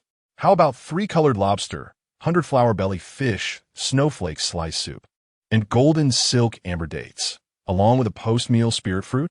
Qin Yuan suggested. With her health considerably restored, there was no longer a need for her to consume solely the highly nourishing dishes. A change in flavor would be welcome.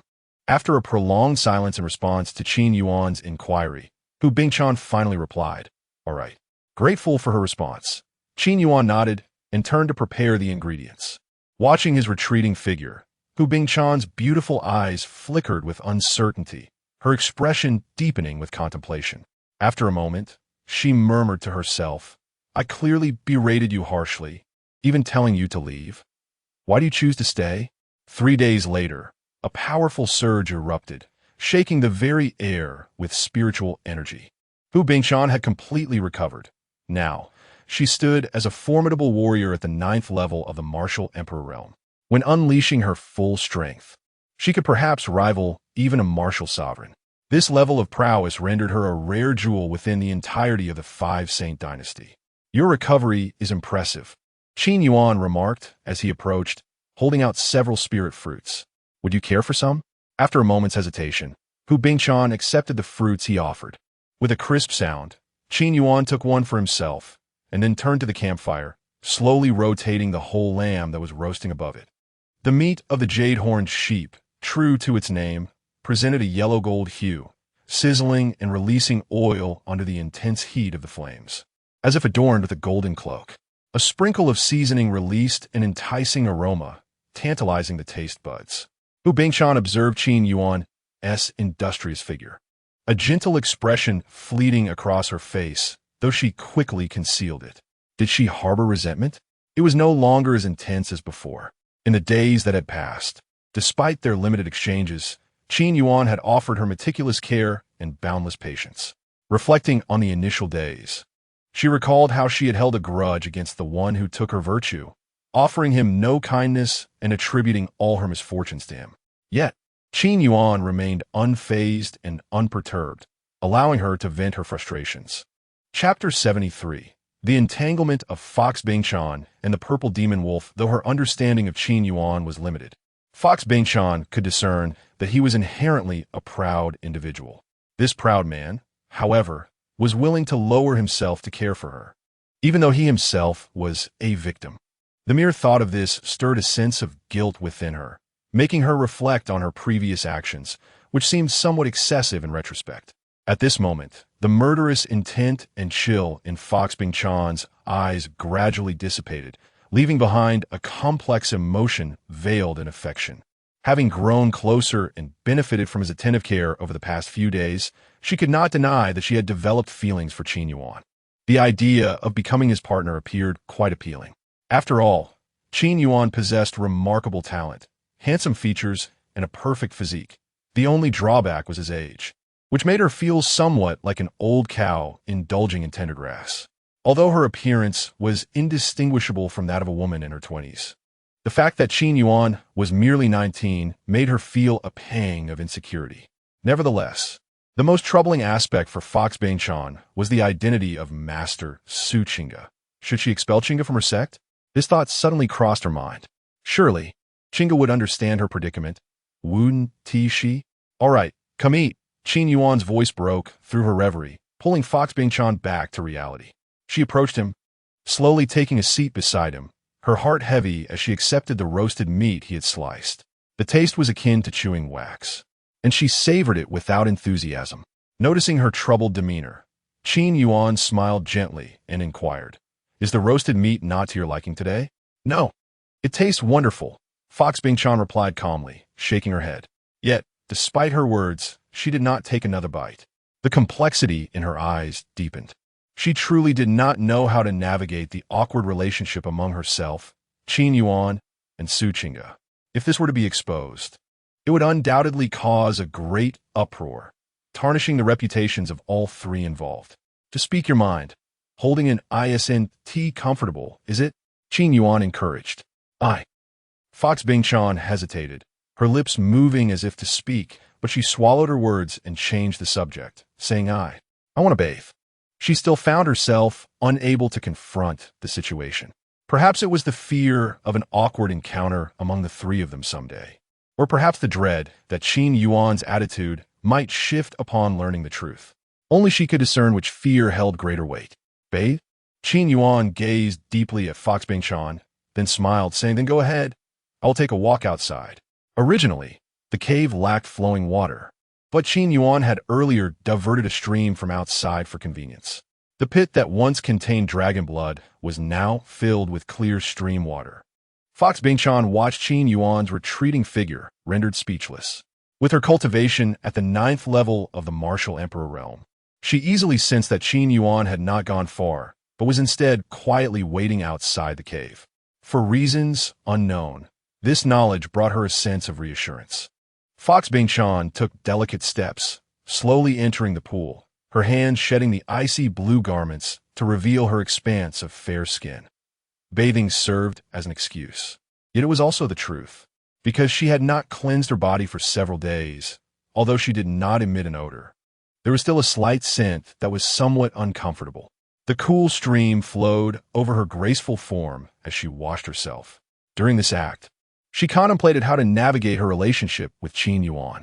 Outside the cave, Qin Yuan sat cross-legged on a square platform, surrounded by an assortment of extraordinary treasures and martial arts tomes, most of which were of ordinary or spirit grade.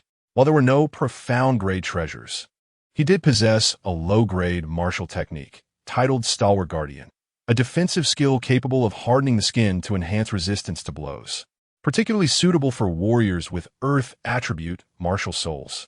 Although it was of no immediate use, he could transcribe it to accumulate knowledge. He murmured about the ordinary and spirit grade techniques, reflecting that no one could ever have too many martial skills. Each additional method equated to an increase in strength. Just as he immersed himself in transcribing these techniques, a low growl resonated from the fork in the path. A purple beast emerged from the darkness, standing 2 meters tall and measuring 4 meters in length. Its neck was adorned with fluffy white fur, while its body was cloaked in a layer of dark purple scales, shimmering brilliantly under the light of surrounding crystals. Its head resembled that of a fierce wolf, with a prominent purple moon crystal gleaming on its forehead. Its fierce eyes burning with an intense flame and sharp fangs glinting ominously. Most notably, the beast boasted a pair of purple wings that stirred the air, reminiscent of a dragon's roar. This winged wolf was none other than the daughter of 2 wolf monarchs, Little Purple, a low-tier 4th rank. Having crossed a significant threshold and possessing a trace of dragon bloodline, it appeared she had already fused with dragon wings. Qin Yuan mused quietly. As he scrutinized the wolf, it too was assessing him. "This human smells quite delightful," the purple wolf thought to itself. Since their last encounter, it had been unable to forget Qin Yuan, and today, seizing the opportunity while its parents dealt with clan matters, it had sneaked over. Now, witnessing Qin Yuan again filled it with uncontainable excitement, as it sensed that his scent had grown even more enticing. It felt compelled to draw closer and savor the fragrance. With an excited howl, the purple wolf lunged towards Qin Yuan. Taken aback, he did not perceive any murderous intent from the creature and thus did not prepare to defend himself. "What a bold creature!" Qin Yuan chuckled, remaining still. Just as the wolf was about to leap onto him, a dragon's roar emanated from within him, unleashing a pressure unique to true dragons. With a resounding roar, the purple wolf felt an overwhelming weight press upon it, rendering it breathless and instilling a deep-seated fear. The alluring scent that had drawn it in now morphed into a chilling dread, and an instinctual reverence quietly surged within. It collapsed to the ground, rendered immobile, only able to whimper softly. Hee. Qin Yuan let out a light chuckle, his gaze playfully fixed on the howling purple magic wolf. The dragon bloodline is both a treasure and a burden. After merging with the demon dragon wing, the purple magic wolf acquired a trace of the dragon bloodline, which resulted in its suppression when confronted by dragons of a higher rank. While a pure dragon of the same level might only restrain part of its power, a true dragon of equal standing could dominate it merely through sheer presence. Not to mention, Qin Yuan's strength surpassed that of the wolf. The purple magic wolf could barely move, its eyes wide as it stared at Qin Yuan. Finally, a delicate voice broke the silence, sounding as if it belonged to a child of 11 or 12. You bad person. Let me go." Qin Yuan was momentarily taken aback, but quickly regained his composure. It was only natural for the gray-white howling moon wolf king to speak at the fourth rank. Thus, it was reasonable for its daughter to articulate words at the same level, albeit in a rather juvenile manner. Chapter 74. Qinglong City Tenderness? How delightful. Qin Yuan found himself rather bored and thought it would be quite amusing to tease this purple big wolf. "Let me go, please," the purple magic wolf pleaded, its gaze fixed upon Qin Yuan. "Let you go?" Qin Yuan chuckled. "You certainly possess a boldness to leap towards me. Have your parents not instructed you to keep your distance?" Upon hearing this, the purple magic wolf fell silent. Indeed, before its parents departed, they had warned it to stay away from this vicinity and to treat Qin Yuan with utmost respect, avoiding any semblance of offense. Yet, the moment it caught a whiff of the fragrant scent emanating from Qin Yuan, all parental admonitions faded from its mind. "Not speaking? Then, when your parents return, I shall seek them out. As the saying goes, if a child is unruly, it is the parent's fault." Qin Yuan's voice carried a hint of coldness. Startled by his words, the little purple wolf quickly interjected, "It's not my parents' fault. I apologize to you." "Apologies are of little consequence," Qin Yuan remarked casually. "Then, what must I do to ensure you do not hold my parents accountable?" Little Purple asked anxiously, fearing that her actions might implicate her parents. After a moment's contemplation, Qin Yuan inquired, "Is your name Little Purple?" "No, that is merely my nickname. My true name is Ziyue." And so, the conversation unfolded between man and wolf. After a considerable time, Qin Yuan retracted his draconic pressure, liberating Ziyue, who finally regained the ability to move. Assuming that Qin Yuan had decided not to pursue her earlier indiscretion, Ziyue sighed in relief. She raised her forepaw, yet remained hesitant. "Do you wish to avoid involving your parents?" Qin Yuan's nonchalant voice drifted over. "How petty!" Ziyue silently grumbled, though she nodded her wolf head in agreement, saying, "I do." "Here's your chance." Qin Yuan smiled faintly. "Come here and assist me in transcribing these martial techniques." I cannot," she stammered, fearing his response. "Just as I suspected," he retorted. The young Ziyue, possessing the mentality of an 11 or 12-year-old, felt a twinge of irritation at his words. It seemed absurd to her that a human would expect a wolf to write. While conversing in human language was straightforward, writing in human script, she had never attempted it. Tentatively, the Ziyue approached, her voice barely above a whisper. "My paws are so large. How am I to write?" "Quite the dexterous touch," Qin Yuan remarked, as he playfully ruffled the white fur at her neck. Then instructed, "Sit still, and I shall teach you how to write." "All right," Ziyue acquiesced, though she was somewhat displeased by his playful gesture. She settled herself on the stone platform, mimicking a human's posture. "Now, grip it properly." Qin Yuan placed the brush within the gaps of Ziyue's large paw, saying, "Follow my lead." Ziyue nodded dazedly, her massive paw moving gently as she attempted to replicate Qin Yuan's strokes. Surprisingly, she demonstrated a commendable ability to write. "Who would have thought? You exhibit quite the talent," Qin Yuan remarked, astonished, unable to restrain his praise. "Of course. My parents always say I am very clever," Ziyue declared proudly. "As I relinquish all to you, I have not inquired." What do you mean by hasten to transcribe?" Thus, an unusual scene unfolded upon the stone platform. A human lay comfortably, indulging in fruit, whilst a monstrous beast writhed in agony, replicating. Copying homework? Qinglong City, one of the 5 paramount citadels of the 5 Sacred Dynasty, governs nearly 200,000 square kilometers of the Qinglong Kingdom, exerting absolute authority over more than 200 cities within its realm. Occupying an expanse of over 10,000 square kilometers, the city predominantly showcases a sky blue hue, resembling a metropolis constructed from jade when viewed from a distance.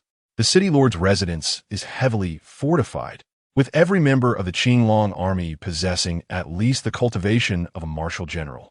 Not far away, a figure clad in a verdant gown approached, the fabric adorned with shimmering golden patterns, reminiscent of stars cascading from the heavens. Her long hair, cascaded like a waterfall, embellished with golden hairpins, swaying gracefully with her every movement. Her eyebrows resembled spring mountains, while her eyes exuded a melancholic charm. With a refined nose and lips akin to cherry blossoms, her slender, graceful figure resembled that of a willow, exuding an ethereal aura akin to a woodland sprite or a celestial maiden. Every gesture radiated vitality and delicacy. Mississippi, for guards, each at the 7th or 8th level of Marshal General, bowed their heads, not daring to show the slightest disrespect. The young woman nodded lightly and proceeded toward the tallest azure pavilion of the city lord's residence. Along her way, every guard and maid she encountered respectfully greeted her with the title Mississippi. This young lady is none other than Meng Xian. While her identity remains shrouded in mystery to the outside world, within the city lord's residence, it is no secret. Every guard and maid recognizes Meng Xian. However, despite their familiarity, they dare not speak freely outside. Mother. Upon entering the pavilion, Meng Xian called out. She hurriedly ascended the stairs and approached a half-open door, pushing it open to enter. At your age, still so impulsive. A middle-aged woman clad in blue, seated on a wooden chair, bore a countenance indistinguishable from that of an ordinary matron, yet her spirited demeanor lent her an air of elegance. Her eyes held affection, albeit with a hint of exasperation. She was the quintessential embodiment of tough love towards her daughter, Meng Xian. Young ladies should maintain a modicum of decorum. Only then will they attract suitors. Do you understand? Su Yanqing spoke gently. Not at all. Meng Xian pouted, unceremoniously edging closer to her mother, settling beside her. Fewer disturbances would yield tranquility. Oh, so, does this imply that the gentleman named Qin Yuan should also maintain his distance from you? Su Yanqing observed Meng Xian with a knowing smile, inquiring further. Upon hearing this, Meng Xian's cheeks flushed crimson, yet she timidly retorted, Xiao Yuan is different from those other men. Ha! Su Yanqing chuckled, intrigued, and pressed on. In what manner is he different? Meng Xian was about to respond when her mother's voice interjected once more. Is it because he is your betrothed that he is deemed different? At this revelation, Meng Xian's face turned an even deeper shade of red, her entire being trembling slightly. At a loss for words. Mother, Meng Xian said timidly, casting a glance at her parent, I mentioned it, please do not be upset. With a gentle smile, she inquired about the young man her mother had heard of. Not long ago, her duties had kept her preoccupied, leaving little time to attend to Meng Xian's affairs, save for the vague whispers of her daughter's encounters with a young man of interest during her missions. Upon learning of this, she felt no anger. After all, her daughter had reached the age of 21, an appropriate time for courtship. It was a fortunate circumstance for her to find someone she was fond of. As long as the young man's martial prowess was not lacking, his appearance and demeanor were acceptable, and his character was not reprehensible, she harbored no objections. Of utmost concern, however, was the nature of his character, whether he would treat Meng Xian well and not subject her to any form of mistreatment. These were the matters that Su Yanqing truly cared about. Chapter 75. The Azure Dragon King and the Bewildered Wolf Emperor, what storms have I not weathered? Is the suitor you've chosen too old, lacking in talent, unattractive, low in demeanor, or perhaps flawed in character? Speak, dear mother shall not be angered. Su Yanqing's demeanor remained calm and unhurried. Xiao Yuan has been married before, but they divorced, Meng Xian said cautiously. Cough, cough. Su Yanqing choked on her tea, the tranquility on her face shifting dramatically. Divorce? So this means a second marriage? Suddenly, Su Yanqing developed significant reservations about the unfamiliar Qin Yuan. While she did not insist on strict social standings, it did not imply a complete lack of standards. Mother, you promised not to be angry. Meng Xian quickly interjected upon noticing her mother's changing expression. After a moment of silence, Su Yanqing inquired, Xian, what do you admire about him? Xiao Yuan is exceptionally handsome, with a remarkable demeanor. Is that all? He is quite young, merely 19, 2 years my junior. And what else? Xiao Yuan possesses outstanding talent. He has a true dragon martial soul, and not even of the Azure Dragon lineage. What? Su Yanqing's pupils constricted sharply, her body jerking upright. The sudden motion nearly caused Meng Xian, who was seated beside her, to stumble. "Mother, did you not just say, 'What storms have I not weathered?'" Meng Xian lamented with a hint of reproach. Su Yinqin glared, retorting, "When did I utter such nonsense?" Meng Xian replied, "You are my mother. Your word is law. A true dragon martial soul, not of the Azure Dragon lineage. This is splendid news." Su Yinqin's tone was filled with excitement. For her daughter's green serpent martial soul to stabilize into the Azure Dragon, it required the assistance of a true dragon martial soul from a different lineage. Over the years, she had tirelessly sought the whereabouts of a true dragon martial soul. Even knowing the odds were slim, yet she had never given up hope. Now, the hope had materialized and was entwined with her daughter, truly a double blessing. At this moment, she no longer cared about the so-called second marriage. Her mind was solely focused on binding Qin Yuan to her daughter. Where is Qin Yuan now? Su Junqin, that's... I don't know. Meng Xian's expression darkened, revealing her disappointment. Qin Yuan had promised to come to Azure Dragon City, yet nearly a month had passed without any sign of him. She had even implored the three leaders to have the Azure Dragon army keep an eye out for Qin Yuan during their patrols. However, there had been no sign of him. Humph, how dare he take so long to seek me out? When I find you, I shall make you regret it. Meng Xian fumed internally. She felt that Qin Yuan was entirely indifferent to her. Despite promising to come for a dual cultivation session, he had yet to appear, which frustrated her greatly. Don't know? Su Yinqin was taken aback, looking at Meng Xian with surprise. Isn't he the man you admire? Meng Xian understood that her mother had misunderstood, believing that Qin Yuan had gone missing. Her cheeks flushed slightly as she explained. Xiao Yuan promised me he would come to Qinglong City. As for when he will arrive, I am unsure. Ah, so that is the case. Su Yinqin sighed in relief, then thought of something else and continued. Xian, please recount in detail how you came to know Qin Yuan. All right. Meng Xian nodded and began her tale. In the core area of the Demon Wolf Mountain Range, within the Wolf Emperor's cave, two howling moon wolves returned home. They gazed thoughtfully at their daughter, who was seated upright like a human, diligently transcribing martial techniques. Father, mother, you have finally returned. Upon seeing her parents, Ziyue, with her wolfish visage, instantly brightened, filled with immense joy. Heaven knows how tedious this transcribing martial techniques is. Initially, she found some interest in copying a few books, but as time passed, she grew weary and found it exceedingly dull. She had intended to allow Qin Yuan to teach her a lesson as a form of atonement, yet he merely remarked lightly that he would not bully a child. This infuriated her, and she immediately thought to pounce and bite. How dare he call her small? She was undeniably quite large. The grayish-white wolf emperor stepped forward, glanced at little Ziyue, and then turned his gaze to Qin Yuan, respectfully stating, Your Grace, my little Ziyue has been quite the offense. Please forgive her. Although he was unsure of what had transpired, his instincts told him that his daughter had caused trouble. Not just an offense. She was quite presumptuous, attempting to pounce upon me upon our first meeting with murderous intent, Qin Yuan replied with a smile. The two wolf emperors were taken aback. Just as they were about to offer an explanation, Ziyue's indignant voice rang out. I did not. You big bad guy are lying. Are you even human?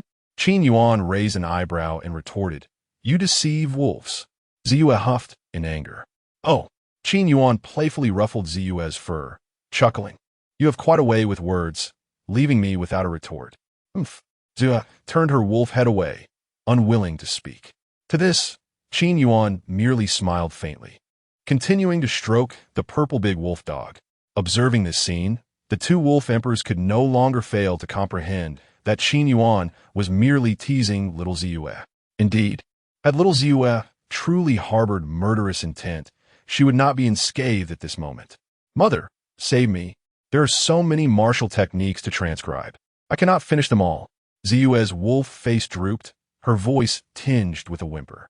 Hearing her cry for help, the gray-black wolf emperor felt a pang of sympathy and was about to speak when he was halted by the grayish-white wolf emperor beside him.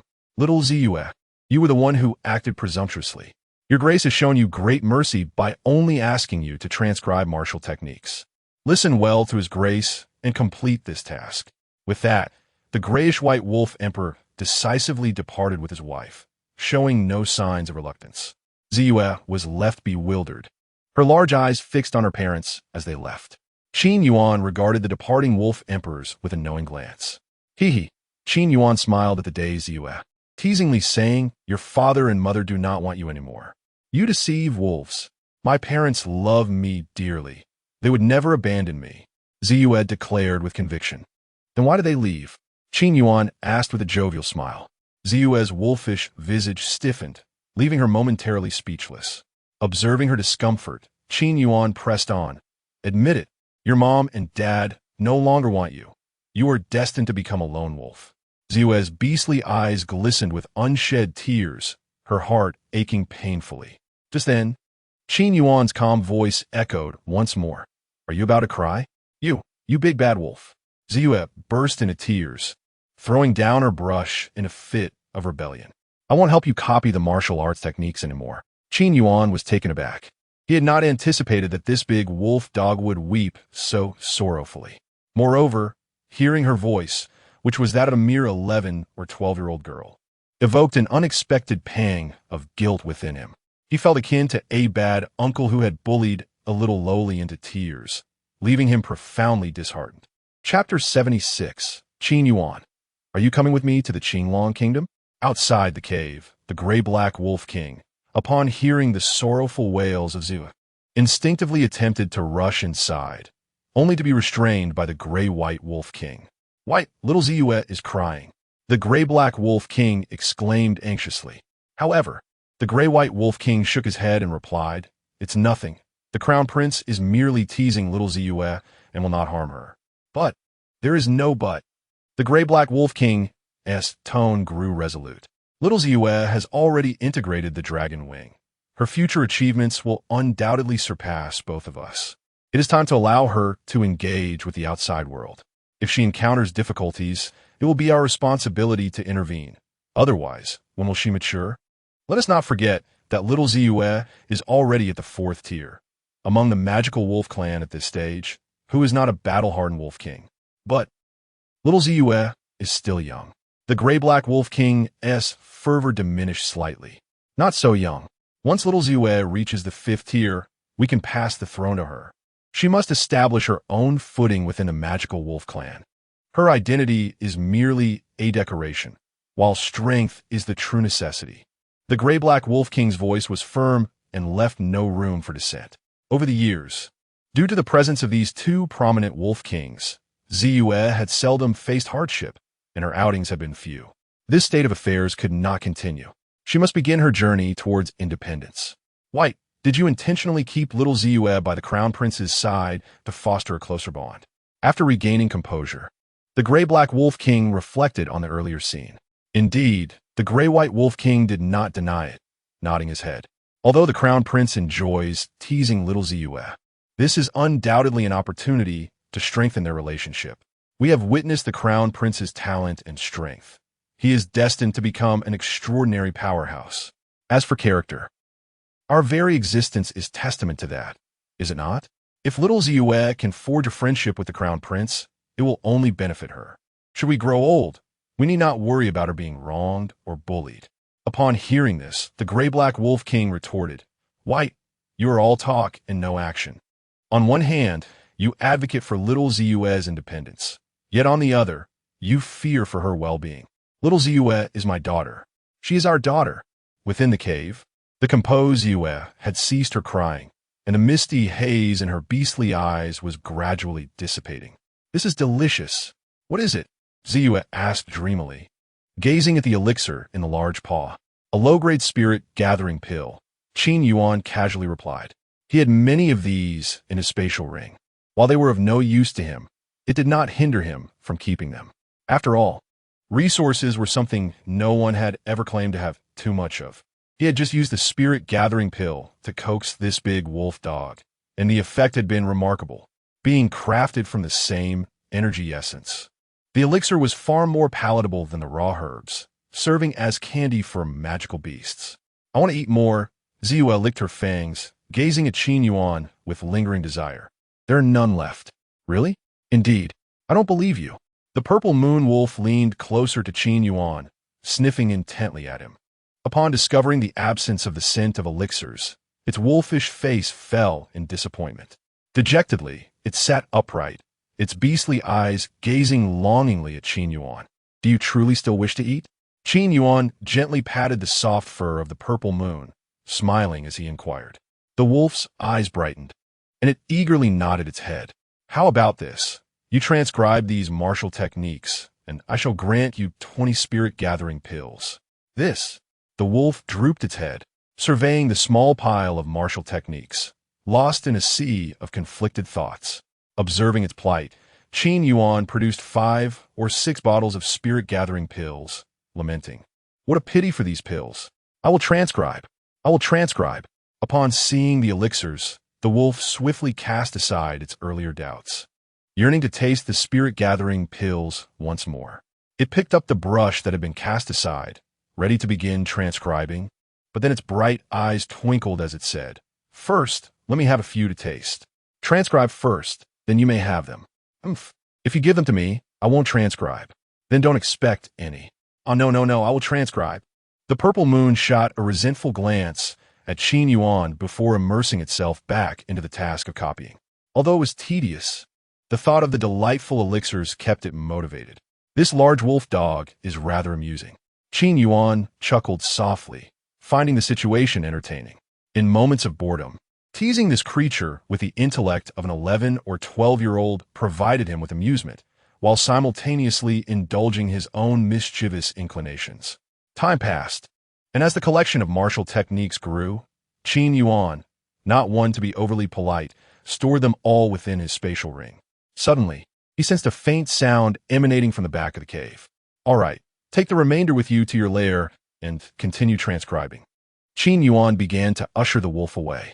The purple moon paused, instinctively wanting to ask why, but upon seeing Qin Yuan hand over several bottles of elixirs, its curiosity dissipated. Food. The wolf's eyes sparkled as it swiftly snatched the pills. It cast a grateful glance at Qin Yuan, and seeing his lack of anger brought it joy, prompting it to dart away with the remaining martial techniques. Such a large wolf dog. Qin Yuan shook his head with a chuckle before rising and making his way toward the back, effortlessly entering the cave. A winding stream flowed with crystal-clear water. On its banks sat a breathtaking figure cloaked in icy blue, resembling a snow spirit from another realm. Her slender form was adorned in a flowing silver gown, its fabric billowing like clouds, while her icy blue hair was elegantly tied up, embellished with delicate silver ornaments, strands cascading gently. Her nose was elegantly sculpted, her lips a soft hue, and her brows like fine ink, with icy blue eyes that were cold and profound, seemingly holding a hint of pensive thought. Her aura was as chilling as frost and snow, standing apart from the world, exuding an ethereal and solitary beauty. Stripped of the charm bestowed by the Snow Domain enchantress, the icy Bishan now possessed only a cold demeanor. At that moment, she silently gazed into the crystalline depths of the stream, lost in her own thoughts. "Truly beautiful," came Qin Yuan's voice from behind her, upon hearing the praise. Although Hu Bingshan maintained her aloof demeanor, a flicker of joy passed through her eyes. However, that joy was soon overshadowed by a wave of sadness. Just moments ago, she had resolved how to confront the dynamics of their relationship. "Qin Yuan," Hu Bingshan began, her voice tinged with an inexplicable tremor. "Come with me to the Qingtian kingdom." Qin Yuan interjected suddenly. What? Hu Bingshan turned, disbelief etched across her face as she gazed at Qin Yuan, his eyes unwavering. He held her gaze tenderly, softly affirming, "I have promised to take responsibility for this matter." Ever since their bond had deepened, he had implicitly accepted her as his own. Thus he was willing to invest time and patience in nurturing genuine affection. It was precisely for this reason that he had devoted himself to her care in recent days, allowing her to express her emotions freely. He did not perceive his tolerance towards his beloved as a form of servitude. Chapter 77. Unraveling the Knot Eye. Fox Bingshan gazed into Qin Yuan's dark eyes. The words that had almost escaped her lips instinctively shifted, but she swiftly regained her composure. She shook her head, her voice trembling slightly as she spoke. "Qin Yuan, I'm truly grateful for your care over these past days, but it cannot be. Let's regard this period as a mere dream, shall we? A dream? Then I wish to experience it once more. Is that permissible? Qin Yuan replied nonchalantly. You. What nonsense are you speaking? A faint blush crept across the stunning features of Fox Bingchan, her earlier aloof demeanor vanishing in an instant. Is that not possible? What do you think? She shot a reproachful glare at Qin Yuan, feeling exasperated that he would jest when she was being earnest. To do it again? How could she possibly endure that? Although Qin Yuan was older, his vigor was remarkably vigorous. Bingchan. Qin Yuan spoke softly, taking hold of her delicate hand, which felt slightly cool to the touch. Fox Bingchan attempted to withdraw, but his grip was unyielding. As a martial emperor at the 9th level, she could only reluctantly acquiesce to his hold. Yet, to her surprise, Qin Yuan's actions grew bolder as he cupped her face in both hands. Qin Yuan, you must. Listen to me. Qin Yuan's tone shifted, taking on a more serious note. You claim all of this is a dream, yet I cannot agree. To live a life is to aspire to turn beautiful dreams into reality, is it not? To me, you are that beautiful dream. Boom. At Qin Yuan's words, Fox Bingchan's heart trembled, her pupils constricting as the chill in her gaze gradually melted away, revealing a surge of affection. She gazed at his handsome visage, suddenly yearning to possess it, to hold it forever. However, the image of her disciple flickered in her mind. No, this cannot be. Qin Yuan, we cannot proceed like this. Fox Bingchan's eyes darted about, her delicate form instinctively resisting. Observing her reluctance, Qin Yuan ceased his advance, releasing her, allowing her to distance herself. She took several steps back, a hint of sorrow lacing her voice as she uttered, Qin Yuan, I'm truly sorry, we really cannot. Very well. Suddenly, Qin Yuan relented. Upon hearing this, Fox Bingchan's heart, which had been racing, felt a pang of pain, a deep discomfort washing over her. Although Qin Yuan had acquiesced, she felt a profound sorrow. How truly. Fox Bingchan, if you now tell me that you never wish to see me again, I can vanish at once, never to appear before you again in this lifetime, nor seek you out. Qin Yuan's gaze was profound, his tone eerily calm. Yet at that moment, Fox Bingchan found him strikingly unfamiliar. The aura he emitted, one of distant rejection, was more daunting than her own. Qin Yuan's words resonated with a seriousness that felt devoid of jest. He was sincere, for reasons unknown. Fox Bingchan found herself longing for the Qin Yuan who often teased her and provoked her ire. The current Qin Yuan was not to her liking. Fox Bingchan fell silent, unable to respond to Qin Yuan. The notion of never seeing him again, encapsulated in those 6 brief words, pierced her heart like 6 daggers, rendering her breathless. Answer me. Qin Yuan stepped forward. Huxing Chan took a step back, unable to meet Qin Yuan's gaze. Was it truly so difficult to utter a single sentence? Qin Yuan pressed forward relentlessly. With each retreat, Huxing Chan felt as though the man before her was an entirely different person from the one who had once cared for her with such meticulous attention. Speak. Suddenly, Qin Yuan raised his voice. Huxing Chan was taken aback, incredulously staring at him. You dare scold me? In an instant, she became agitated, no longer retreating, but charging angrily towards Qin Yuan, her voice tinged with indignation as she exclaimed, Qin Yuan, you scoundrel, why do you force me? Do you think I do not wish to be with you? I desire it, truly. Yet I am the master of Qingge. Do you understand? If we are together, you will be condemned by the world. You will bear the weight of scorn. Her voice quivered with emotion, the frustration spilling forth uncontrollably. Upon hearing her words, Qin Yuan's expression shifted slightly in surprise before quickly returning to its former calm. So was this. He chuckled softly, his eyes softening. Indeed, all of his previous demeanor had been a fade. He merely wished to uncover the reason behind Huxing Chan's persistent resistance. Though not particularly adept in emotional intelligence, he discerned that Huxing Chan harbored feelings for him, yet an element had been troubling her all along. Now, the truth was laid bare. To be frank, Qin Yuan was somewhat taken aback by the relationship between Huxing Chan and Su Qingge. What a small world indeed. Murmuring to himself, he resolved not to dwell on this matter further. He cared not for this so-called relationship. All he knew was that Huxing-chan was his woman, and he would not let her go, even if it meant binding her to his side. Meanwhile, Huxing-chan began to come to her senses, standing dazedly in place, utterly at a loss. She had actually spoken her truth. It was over, utterly finished. I. Huxing-chan opened her mouth, unsure of what to say. In that moment, she felt utterly drained of strength. Even the might of her emperor-level cultivation felt distant. Step by step, she watched Qin Yuan approach, her eyes gradually filled with despair. A bitter smile crept across her face as she self-deprecatingly remarked, "Go ahead and scold me. As Qin Ji's master, I am the one who has lost all shame over our relationship." She shut her eyes, unwilling to witness the disgust or contempt that might mar Qin Yuan's features. 1 second, 2 seconds, 3 seconds passed. Yet, after what felt like an eternity, she heard no sound from Qin Yuan. Confused, she opened her eyes to find him smiling gently, warmth radiating in his gaze. The attentive Qin Yuan she once knew had returned. Huxing-chan began to speak, but was interrupted by Qin Yuan, who said, "So it was merely because of this." With that, Qin Yuan reached out, gently wiping away the tears from the corner of Huxing-chan's eyes. "You will not scold me?" she asked, bewildered. "Scold?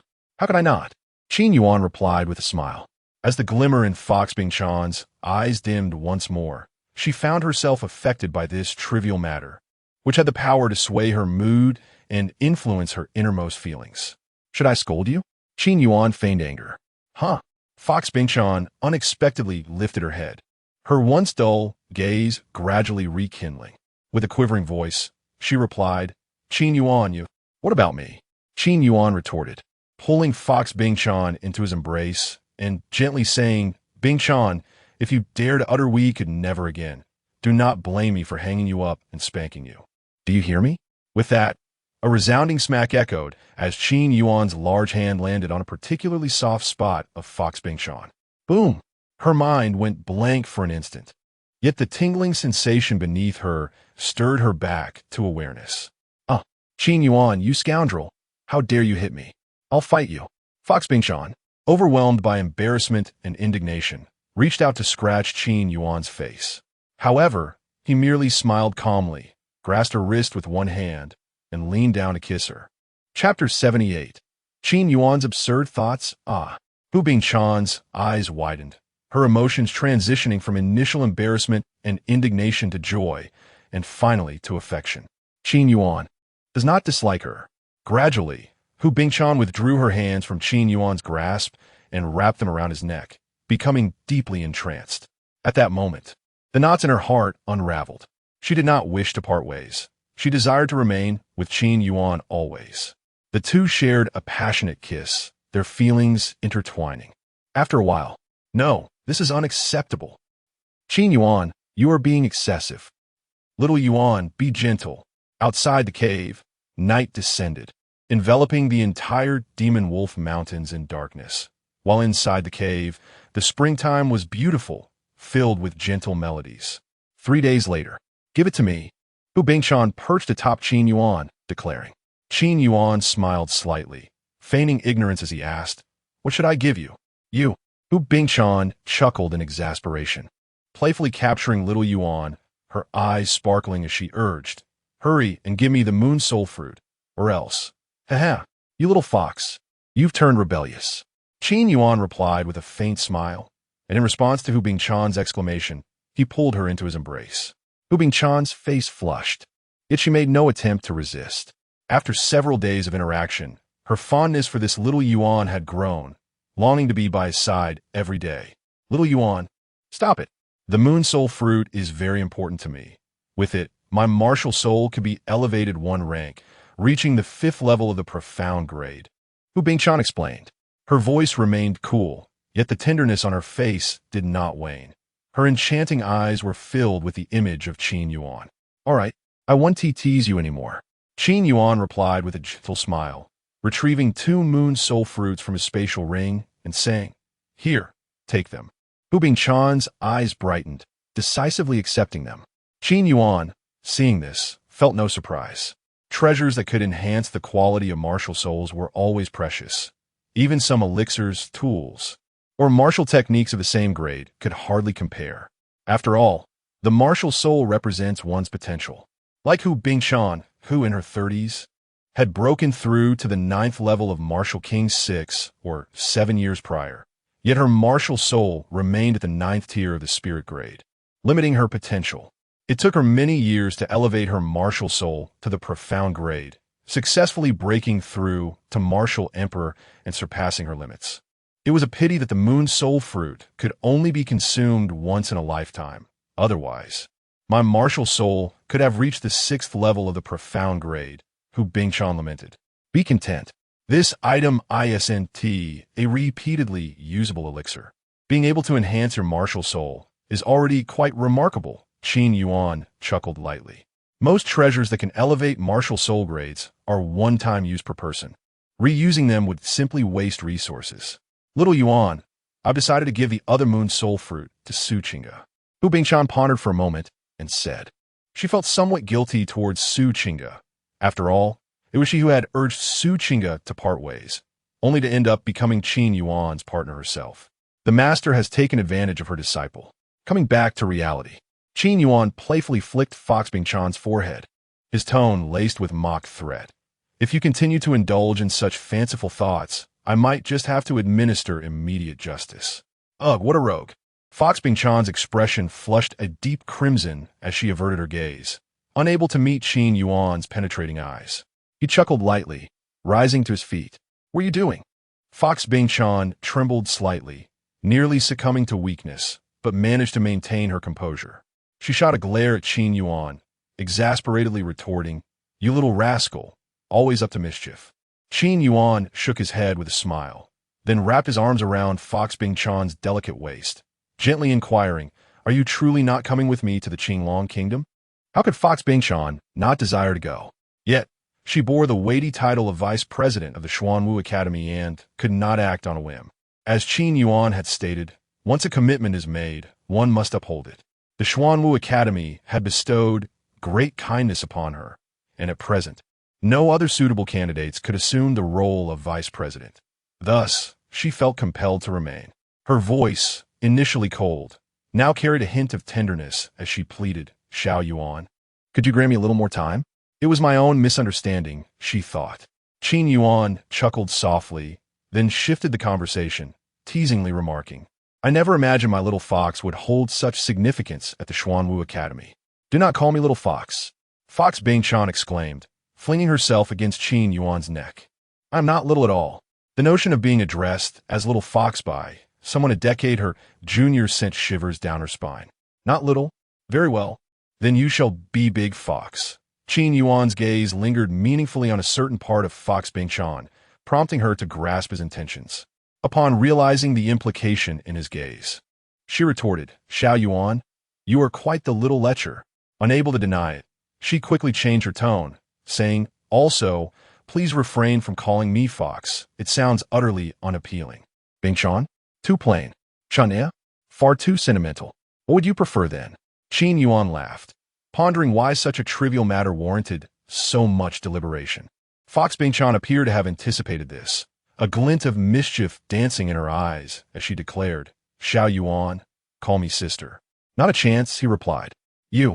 Fox Bingshan, flustered, retorted, After allowing you to bully me for so many days, you can't even call me sister? How stingy. At her words, a mischievous grin crept across Qin Yuan's face as a devious idea took root in his mind. If you want to call Yu Bingshan Jia, I might consider it. Fox Bingshan's eyes sparkled with interest. Speak, what is your condition?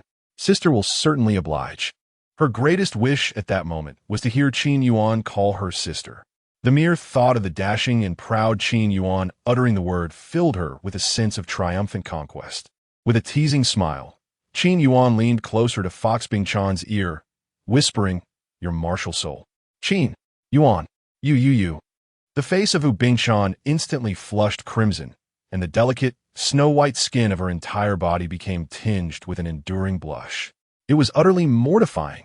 This little rascal dared to make her. No, it was too shameful. Don't even think about it. With a turn of her head, Hu Bingchan coldly declared. Her face, a striking blend of chill and embarrassment, was truly captivating.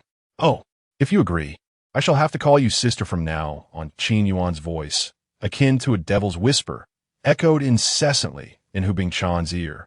A soft exhale of warm breath brushed against her neck, igniting an unbearable tickling sensation within her. She found herself ensnared in an endless dilemma. Was it more significant to call him sister, or, to be honest, she felt a flicker of temptation. After all, she had already resolved to accompany Qin Yuan for a lifetime. The distinction between shame and honor seemed negligible. Furthermore, if Qin Yuan could conjure such a rascal notion, it must have been premeditated. Should she hold her ground now, the future remained uncertain. Presently, there were advantages to consider, but those would soon dissipate. Hu Bingchan's thoughts spiraled into disarray, her enchanting visage growing increasingly flushed, irresistibly alluring. Chapter 79. The Departure of Fox Bingchan. You city, Qinglong Kingdom for a long while, you must keep your word. Fox Bingchan bit her silver teeth and spoke with embarrassment. The aloof demeanor she once maintained before Qin Yuan had diminished greatly. Now, all that remained was affection and shame. I am a person of my word, Qin Yuan replied, flashing a broad smile, embodying the demeanor of a petty person who has taken advantage of the situation. Xiao Yuan, you are truly a scoundrel. Fox Bingchan closed her eyes, her spiritual energy surging forth as her snow domain charming fox martial soul instantly manifested. In that moment, she radiated not only the unapproachable aura of a celestial maiden, but also the alluring charm of a mesmerizing fox. The combination of these two elements left Qin Yuan breathless. Ha! Qin Yuan chuckled mischievously, leaning in to whisper softly into Fox Bingchan's ear, Sister Bingchan. Fox Bingchan's eyes widened as her entire being went limp. The intensity in Qin Yuan's dark eyes ignited with fervor as he bent down to deeply kiss her fragrant lips. Thus, the battle commenced once more. Unlike before, Fox Bingchan's fighting stance was now enhanced by her martial soul, unleashing an array of soul techniques that posed considerable trouble for Qin Yuan. Roar, whimper, whimper. The dragon's roar intertwined with the fox's cries, echoing endlessly. This battle was nothing short of tumultuous, a clash that darkened the skies and shook the earth. A few days later, in the early morning, atop the Wolf King's cave, Qin Yuan stood alone, gazing into the distance, his mood somewhat despondent. Sister Bingchan has left. He shook his head with a sigh, his thoughts tangled. Although their bond had been forged through mutual cultivation, there was undeniably genuine affection in their hearts. Fox Bingchan cherished him, and he felt the same. At this moment in Qin Yuan's life, another significant person had entered, holding a place in his heart that rivaled Suyu. Suyu, Fox Bingchan, one representing familial love, the other romantic love.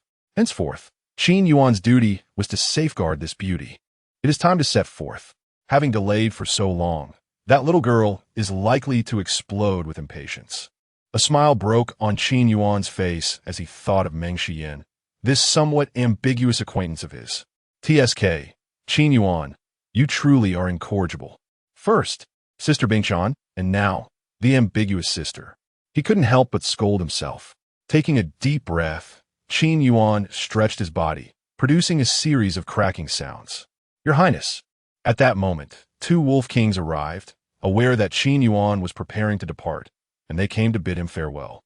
There is no need to address me as Your Highness. If you hold me in esteem, simply call me young master or master. My surname is Qin, with a given name of Yuan, he said with a warm smile.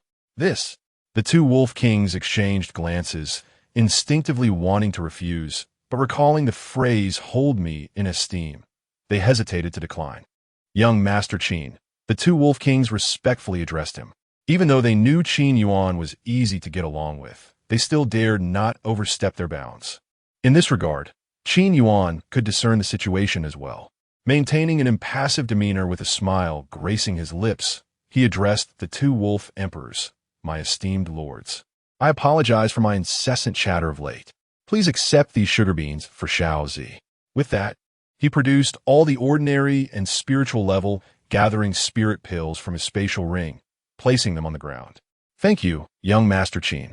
Both wolf emperors responded with utmost respect. There is no need for thanks. These trinkets pale in comparison to the spoils I acquired from raiding your lair. Qin Yuan waved his hand dismissively, chuckling softly. I must take my leave now, until we meet again.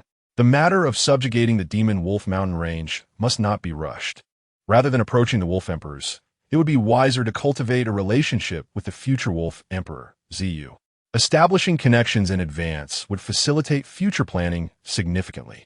With this thought, Qin Yuan's aura surged, and the ethereal form of a black and gold divine dragon spiraled forth from within him, its melodious cries resonating in the air. With the divine dragon at his side, Qin Yuan vanished into the horizon. The two wolf emperors watched for quite some time before the gray-black wolf emperor spoke first. Young Master Qin's character is indeed quite different from the humans of legend. Indeed, the gray-white wolf emperor nodded in agreement, then turned his gaze to the pills on the ground. Let's take these back. I am certain Shao Zi will be delighted to see them. In recent days, the wolf emperor couple had already communicated with their kin below, instructing them to engage Shao Zi with a variety of tactics, be it a fierce beating, one-on-one combat, group assaults, or ambushes. All methods were to be employed. As long as no fatalities occurred, they must ensure Shao Zi experiences the harshness of the world and the rigors of cultivation, euphemistically termed tempering. Yet, one could not help but wonder if Shao Zi would encounter dangers in her trials outside. Do not worry. It is the other clan members who pose the real threat to Shao Zi. Indeed, 3 days later, on the periphery of the Blue Dragon Kingdom, within the Demon Wolf Mountain Range, Qin Yuan pressed on without respite, finally entering the borders of the Blue Dragon Kingdom. In just over an hour, he would reach the nearest city, U City. The Devour skill is remarkably swift, eliminating the need for time-consuming refinement. The Demon Dragon Martial Soul reached the 4th rank of the mysterious level. Qin Yuan mused with a smile. After devouring a moon's soul fruit, the surge of energy promptly elevated his Demon Dragon Martial Soul to the 4th rank of the mysterious level, a speed that could hardly be deemed slow. And there are these 5 divine fruits. Qin Yuan gazed inwardly at his Dao Tree Martial Soul, contemplating each of the 4 main cities possesses a slave arena. Perhaps I shall find the genius I seek there. The term slave is not uncommon in the divine continent. Every dynasty possesses them, due to frequent clashes and wars among the various dynasties. Soldiers from rival empires are captured and reduced to captives. These captives become slaves. Surrounding the 5 sacred dynasty are 2 neighboring dynasties, the closest to the borders of the White Tiger Kingdom and the Vermilion Bird Kingdom.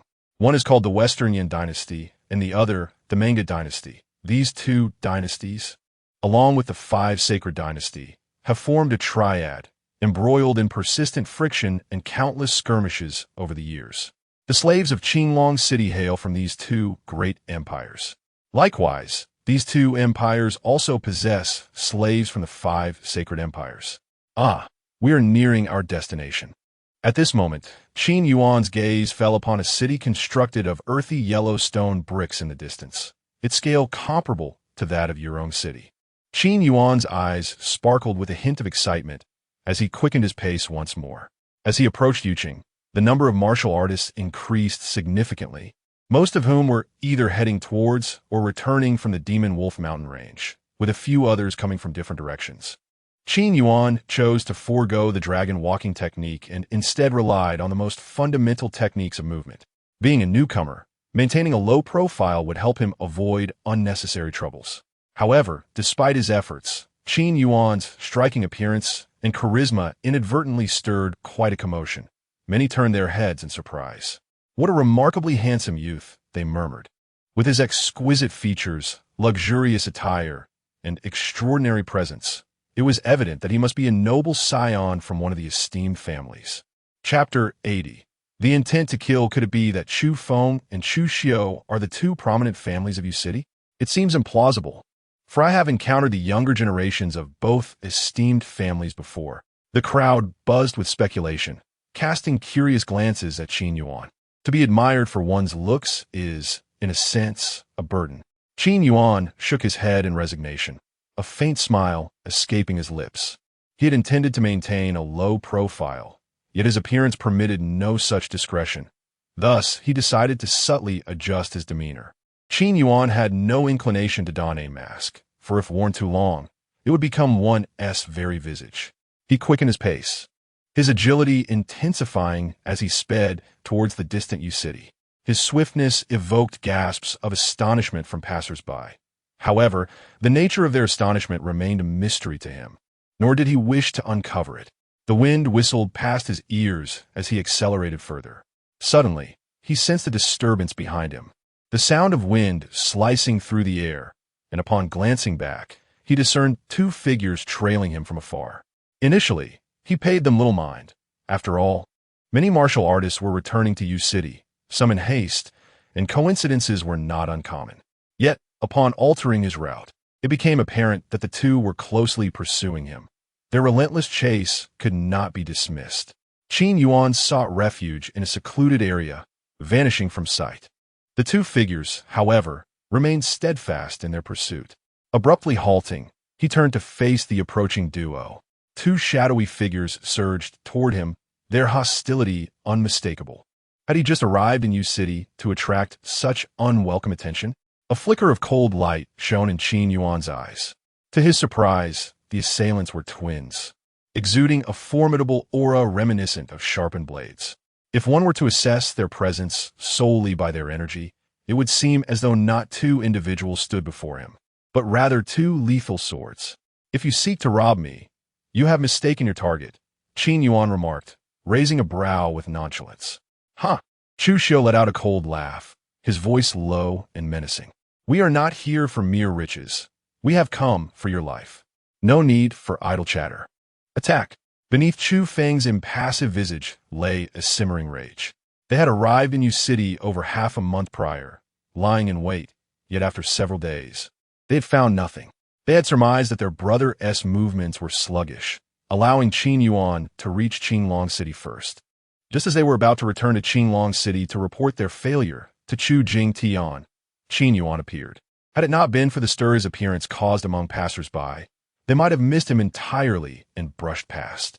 Qin Yuan, prépare tout dit.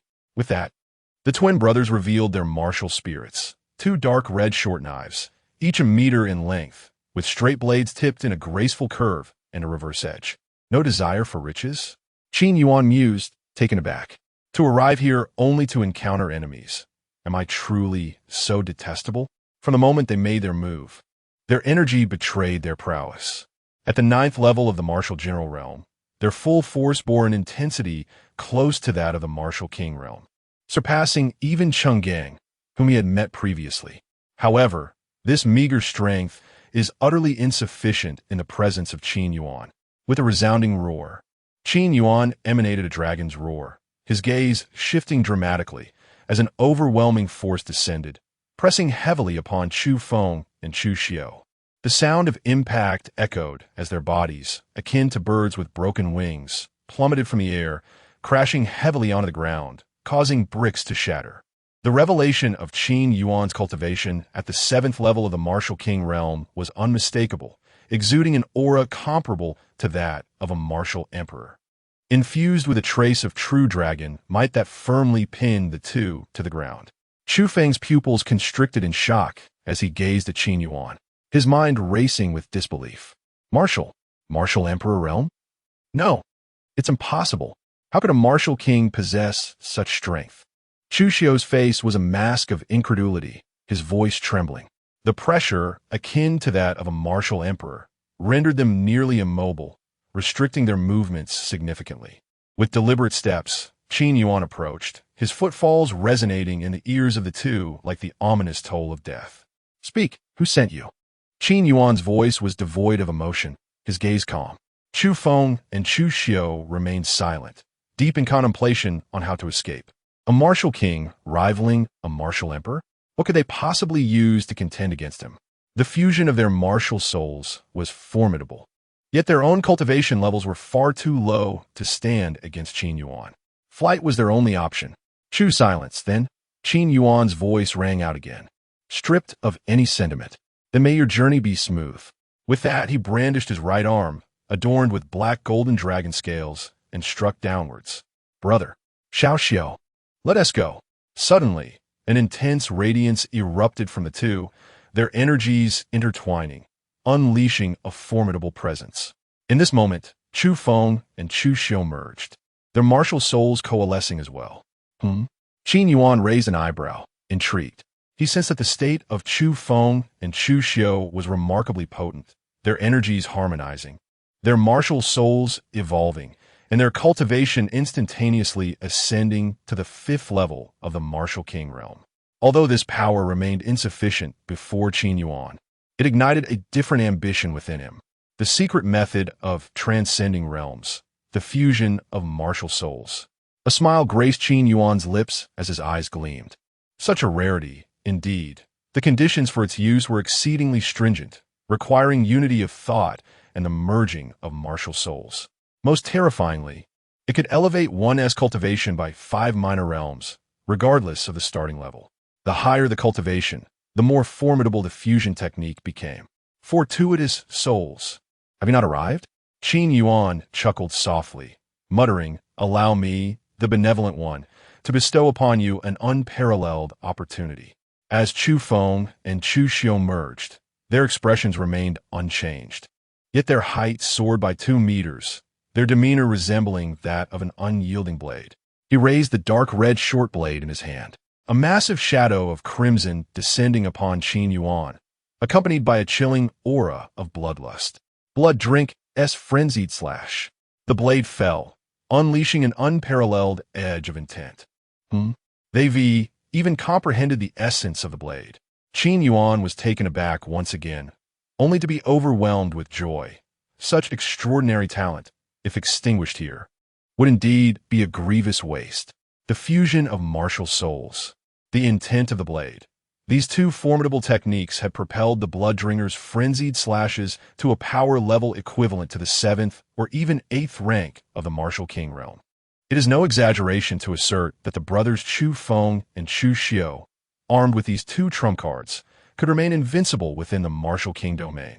Alas, they had encountered the prodigious anomaly that was Qin Yuan. With a pure and genuine dragon martial soul, it was likely that even above the martial sovereign realm, he possessed formidable capabilities to vanquish foes of higher tiers. With a resonant hum, Qin Yuan's aura erupted once more, exerting a pressure akin to that of the pinnacle of the martial emperor realm. Under such a terrifying force, martial artists within a radius of several hundred meters felt their hearts tighten, their breaths stifled, and their gazes filled with trepidation. What was happening? A martial emperor? Chapter 81. The Divine Being. Alas, there exists a martial emperor in U City. My heavens, who would dare to offend a martial emperor? Quickly, flee. The bystanders were engulfed in shock, their voices laden with disbelief. Following this astonishment, they scattered in all directions. After all, the wrath of a martial emperor could unleash devastation so profound that even the residual force could easily ensnare the innocent. When confronted by such a formidable being, it is prudent to retreat as far as possible. In an instant, the area within several hundred meters became deserted. With a fierce howl, Blood Drink descended in a savage strike, the wind howling in its wake. Qin Yuan remained composed, unperturbed by the chaos. He gracefully lifted his dragon claw, swatting at the oncoming dark red blade phantom with a swift motion, his tearing sky claw echoing through the air. With a swift flash, the collision between the black gold claw's radiance and the dark red blade's aura occurred, both focusing on the essence of sharpness. Boom! The clash reverberated. The dark red blade's radiance faltered and, in less than 2 seconds, was torn apart by the tearing sky claw, vanishing into the atmosphere. The remaining claw's aura surged toward the fleeing duo, Chu Feng and Chu Xiu, now amalgamated in their retreat. However, the distance proved too great, and the claw's potency waned. The Feng Xiu pair continued their flight, having no intention of confronting Qin Yuan. Who would dare to engage a martial king against a martial emperor? They were not foolish.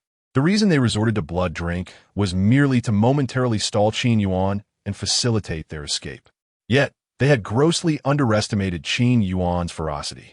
After unleashing the tearing sky claw, Qin Yuan paid no heed to the aftermath. Instead, he soared forth on his divine dragon, swiftly pursuing and blocking their path. With a resonant dragon's roar echoing ahead, a light chuckle drifted through the air. "Where do you think you are going?" Startled, the Fengxiu duo instinctively brandished their weapons. "Come here." Qin Yuan grasped one of their shoulders with a claw, displaying a seemingly harmless smile. "Let's have a conversation." As he spoke, Qin Yuan abruptly hurled Fengxiu into the air, then swiftly delivered a powerful kick that sent him crashing into the ground. Boom! A tremendous roar erupted, the earth erupting in a cloud of murky dust, bricks shattering like a spider's web. As the dust settled, a severely sunken pit emerged, littered with fragmented bricks, revealing two disheveled figures within. Chu Feng and Chu Xiu were forcibly expelled from their martial soul fusion state by Qin Yuan's might. This stark contrast in power was palpable. At the pinnacle of martial emperor, a mere punch or kick could render a martial king powerless to resist. If Qin Yuan had unleashed his full strength, this simple yet devastating kick could have claimed the lives of both Chu Feng and Chu Xiu. Cough, cough, cough. Puffed. In the pit, Chu Feng and Chu Xiu coughed violently, blood spewing forth, mingled with clots and froth. They gazed in sheer terror at the approaching Qin Yuan. Only through direct experience could one comprehend the extent of Qin Yuan's terrifying prowess. Even in the presence of their family head, they had never felt such a paralyzing sense of helplessness. What was most terrifying was Qin Yuan's youth. He was barely 20, yet already a martial emperor. How bold of Chu Jingtian to provoke such a monstrosity. In their hearts, they could not help but feel an overwhelming sense of apprehension for the future of the Chu family. Offending this individual might very well spell the end for them. The only course of action available to them was to remain silent and safeguard their family secrets. Perhaps by doing so, they could secure a slender thread of hope for the Chu family. Ahem! Qin Yuan, you are formidable. You have triumphed. In the game of kings and pawns, proceed with your next move. On the faces of Chu Feng and Chu Xiu, there was no fear of death, only a calm acceptance of defeat. To kill you? Had I desired such an outcome, you would have already met your demise. Qin Yuan looked down at the two, a smile gracing his lips. You both possess considerable talent. Would you care to follow me? You are delusional. We are the Chu family. Before Chu Xiu could finish, Qin Yuan seized him by the throat, lifting him effortlessly.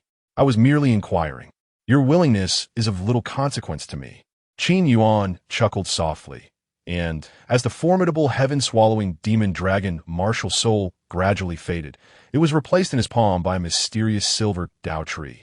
The Dao tree stood behind Qin Yuan, adorned with 5 divine fruits, a captivating blend of gold and silver, alluring yet perilous. Martial soul. You.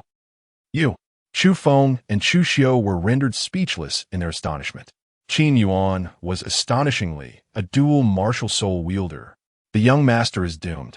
A bitter smile graced Chu Feng's lips as despair washed over him. With such extraordinary talent, a dragon clan martial soul, and a rare dual martial soul, Chu Jingtian was not even worthy of carrying Qin Yuan's shoes. Even the entire Chu family could not hope to compare. Qin Yuan, at such a tender age, had ascended to the stage reserved for the older generation. Crack. Under the gaze of the two, Qin Yuan plucked a divine fruit the size of an infant's fist. What do you intend to do? Chu Xiu felt an ominous chill as he beheld the divine fruit in Qin Yuan's hand. Though the fruit was undeniably enticing, he sensed a perilous abyss lurking beneath its alluring exterior. This fruit must not be consumed. I grant you this opportunity. No thanks are necessary. Qin Yuan chuckled, dislocating Chu Xiu's shoulder with a swift motion, then stuffing the divine fruit into his mouth before resetting it. Gulp! Under the pressure of Qin Yuan's hand, the divine fruit slid down Chu Xiu's esophagus and into his stomach. In the blink of an eye, the fruit was digested, and an energy unlike any spiritual essence radiated from within Chu Xiu. His injuries healed instantaneously. Buzzing. Moreover, his spirit level 3 martial soul, the blood feather blade, surged to spirit level 9 in an instant. Furthermore, He had gained the qualification for martial soul refinement evolution, which meant that with prolonged cultivation, he could potentially reach Xian, Earth, or even heaven levels. Suddenly, a sharp crack echoed once more. The shackles of the martial king realm that had troubled Chu Xiu for years were shattered in an instant, and he now stood as a first-level martial king. How? Chu Xiu's mind was shaken, and just as he was about to speak, a profound sense of faith surged within him. The beliefs he once held had been cast aside into oblivion. In the endless cycle of existence, there was but one unwavering belief for Chu Xiu, Qin Yuan. Master, kneeling on the ground, Chu Xiu prostrated himself before Qin Yuan with the reverence of a pilgrim. His expression filled with utmost respect. Beside him, Chu Feng's eyes widened in disbelief. With his injuries healed and his martial spirit enhanced, he had ascended to the rank of martial king, ultimately bowing in submission before Qin Yuan. All these transformations stemmed from that mysterious fruit. What on earth is that? Qin Yuan, what have you done to my brother? Chu Feng Zhao. He yearned to resist, yet his grave injuries rendered him immobile. Boldness. Chu Xiu's countenance turned frigid as he reprimanded. Those who show disrespect to the master shall meet their demise. This entity is indeed formidable, capable of severing ties even with blood relatives. Qin Yuan mused in astonishment. However, this was precisely what he desired, a loyal and devoted assassin. Step back. Qin Yuan raised his hand, interrupting Chu Xiu. Yes, master. Chu Xiu replied with a respectful bow, retreating dutifully to stand vigilantly to the side. Chapter 82. The Chu family and the inherited martial soul Qin Yuan. May you meet a most unfortunate end. Chu Feng Hao et. His eyes ablaze with an intense venom. In response, Qin Yuan remained unfazed, plucking another divine fruit and repeating his previous actions. Moments later, master. The malevolence faded from Chu Feng's gaze, replaced by a fervent devotion. Like Chu Xiu, his wounds healed, his martial soul ascended, achieving the realm of martial king. Thus, Qin Yuan acquired two brilliant disciples at the first level of the martial king realm. Come, let us find a place to discuss who sent you to kill me. Qin Yuan stated coolly. Yes, master. Chu Feng and Chu Xiu respectfully led the way ahead. On the second floor of the inn, the atmosphere was bustling with a multitude of people, a veritable mlang of individuals. Among them were not only martial artists from the surrounding cities of Yu City, but also some hailing from the Xuanwu Kingdom, all taking a moment to rest. In crowded settings, news travels swiftly.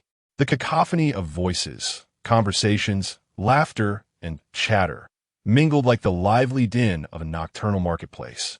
Initially, many were still reeling from the recent appearance of the mysterious martial emperor in the city, but soon the focus shifted to the younger generation. Have you heard? The Guan family's awakening of martial souls this year produced a genius of the 9th rank in the spiritual level. Consequently, the head of the Guan family went to great lengths to secure his early admission into the Qinglong Academy.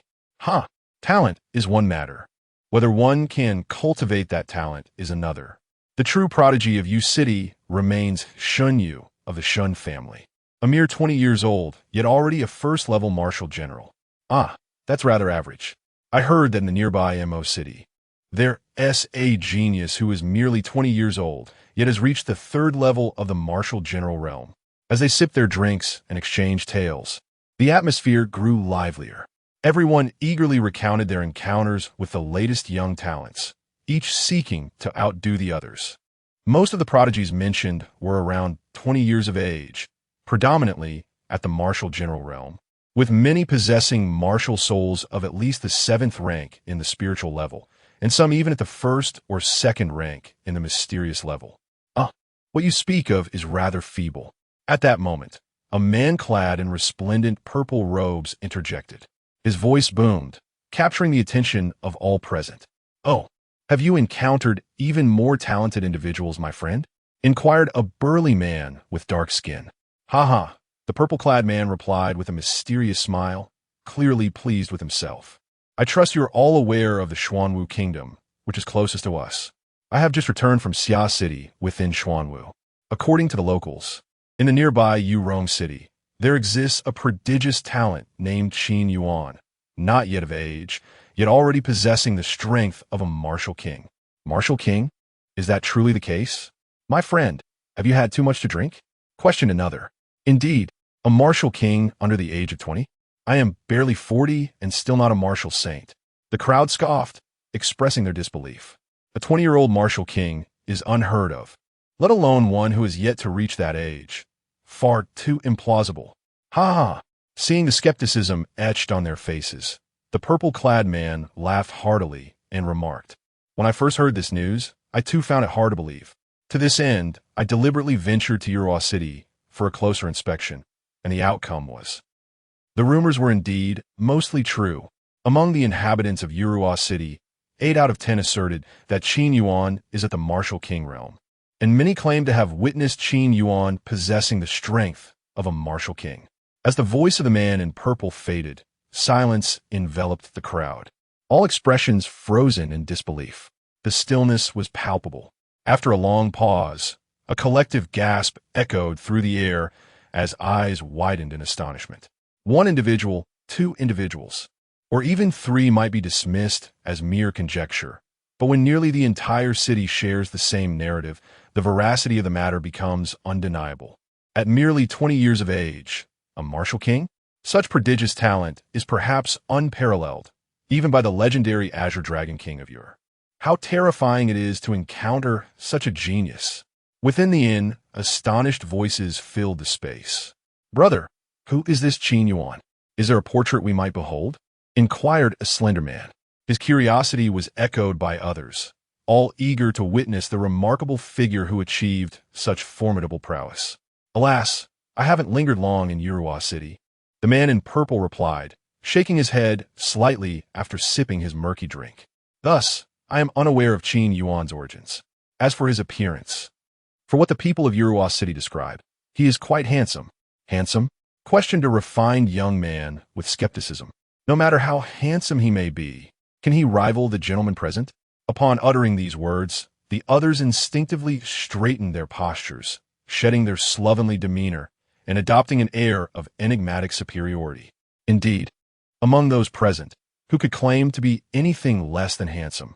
Ha ha ha! The man in purple laughed heartily, sidestepping a direct answer, and gestured toward a nearby window, saying, "Perhaps Qin Yuan is as handsome as that young brother there." At this, the crowd turned to look. Near the window sat 3 gentlemen, 2 in white garb, identical twins around 30 years of age, and a young man in black attire, appearing no older than 20. The latter was familiar to the crowd, having attracted considerable attention upon entering the inn due to his striking appearance and demeanor. That young brother indeed possesses charm. Which man is he?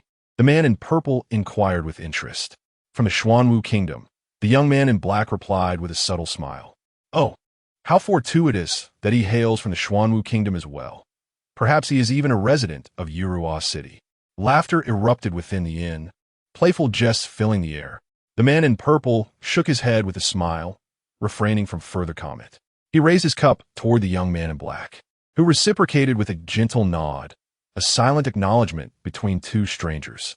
At the window, Qin Yuan drained his cup of tea, maintaining an expression of calm. Opposite him sat the brothers Chu Feng and Chu Xiao, and to avoid drawing attention, Qin Yuan had invited them to take a seat. Otherwise, with the formidable faith of the divine fruit, neither of them would dare to share a table with Qin Yuan, who was already being respectfully attended to from behind. "Zhu Jingdian." Qin Yuan's gaze remained tranquil, revealing no hint of emotion. He had already gleaned the course of events from the 2 individuals. "Zhu Jingdian." Apologies, but he truly held him in disdain. As Qin Yuan's cultivation level ascended and his power grew, he no longer compared himself to the younger generation, but rather set his sights on the formidable elders.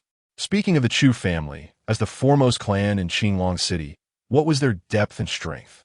Qin Yuan poured himself some tea and spoke in a measured tone. "Yes, master. Henceforth, address me as young master in public." "Understood, young master." After Chu Feng and Chu Xiao respectfully acknowledged, they began to narrate the information they had regarding the Chu family. The Chu family, being the preeminent clan in Qinglong City, possessed the profound heritage of the Xian-level martial soul, the blood featherblade. Chapter 83. Entering the City and the Inheritance of Martial Spirits Indeed. It is a proper, noble family, Qin Yuan murmured softly, a hint of surprise in his voice. In the divine continent, families that can truly be referred to as families possess their own inherited martial spirits, with every member awakening to the same type of martial spirit. The only distinction lies in the quality of these martial spirits. For instance, the Chu family's Xian-level inherited martial spirit signifies the potential for their members to possess a Xian-level martial spirit, though it does not guarantee that every individual will awaken a blood feather blade of that quality. The blood feather blade can range from a common first-grade martial spirit to a Xian-level ninth-grade martial spirit. However, through generations of development, most members of the Chu family awaken a spirit of spiritual quality, with common quality being rather rare.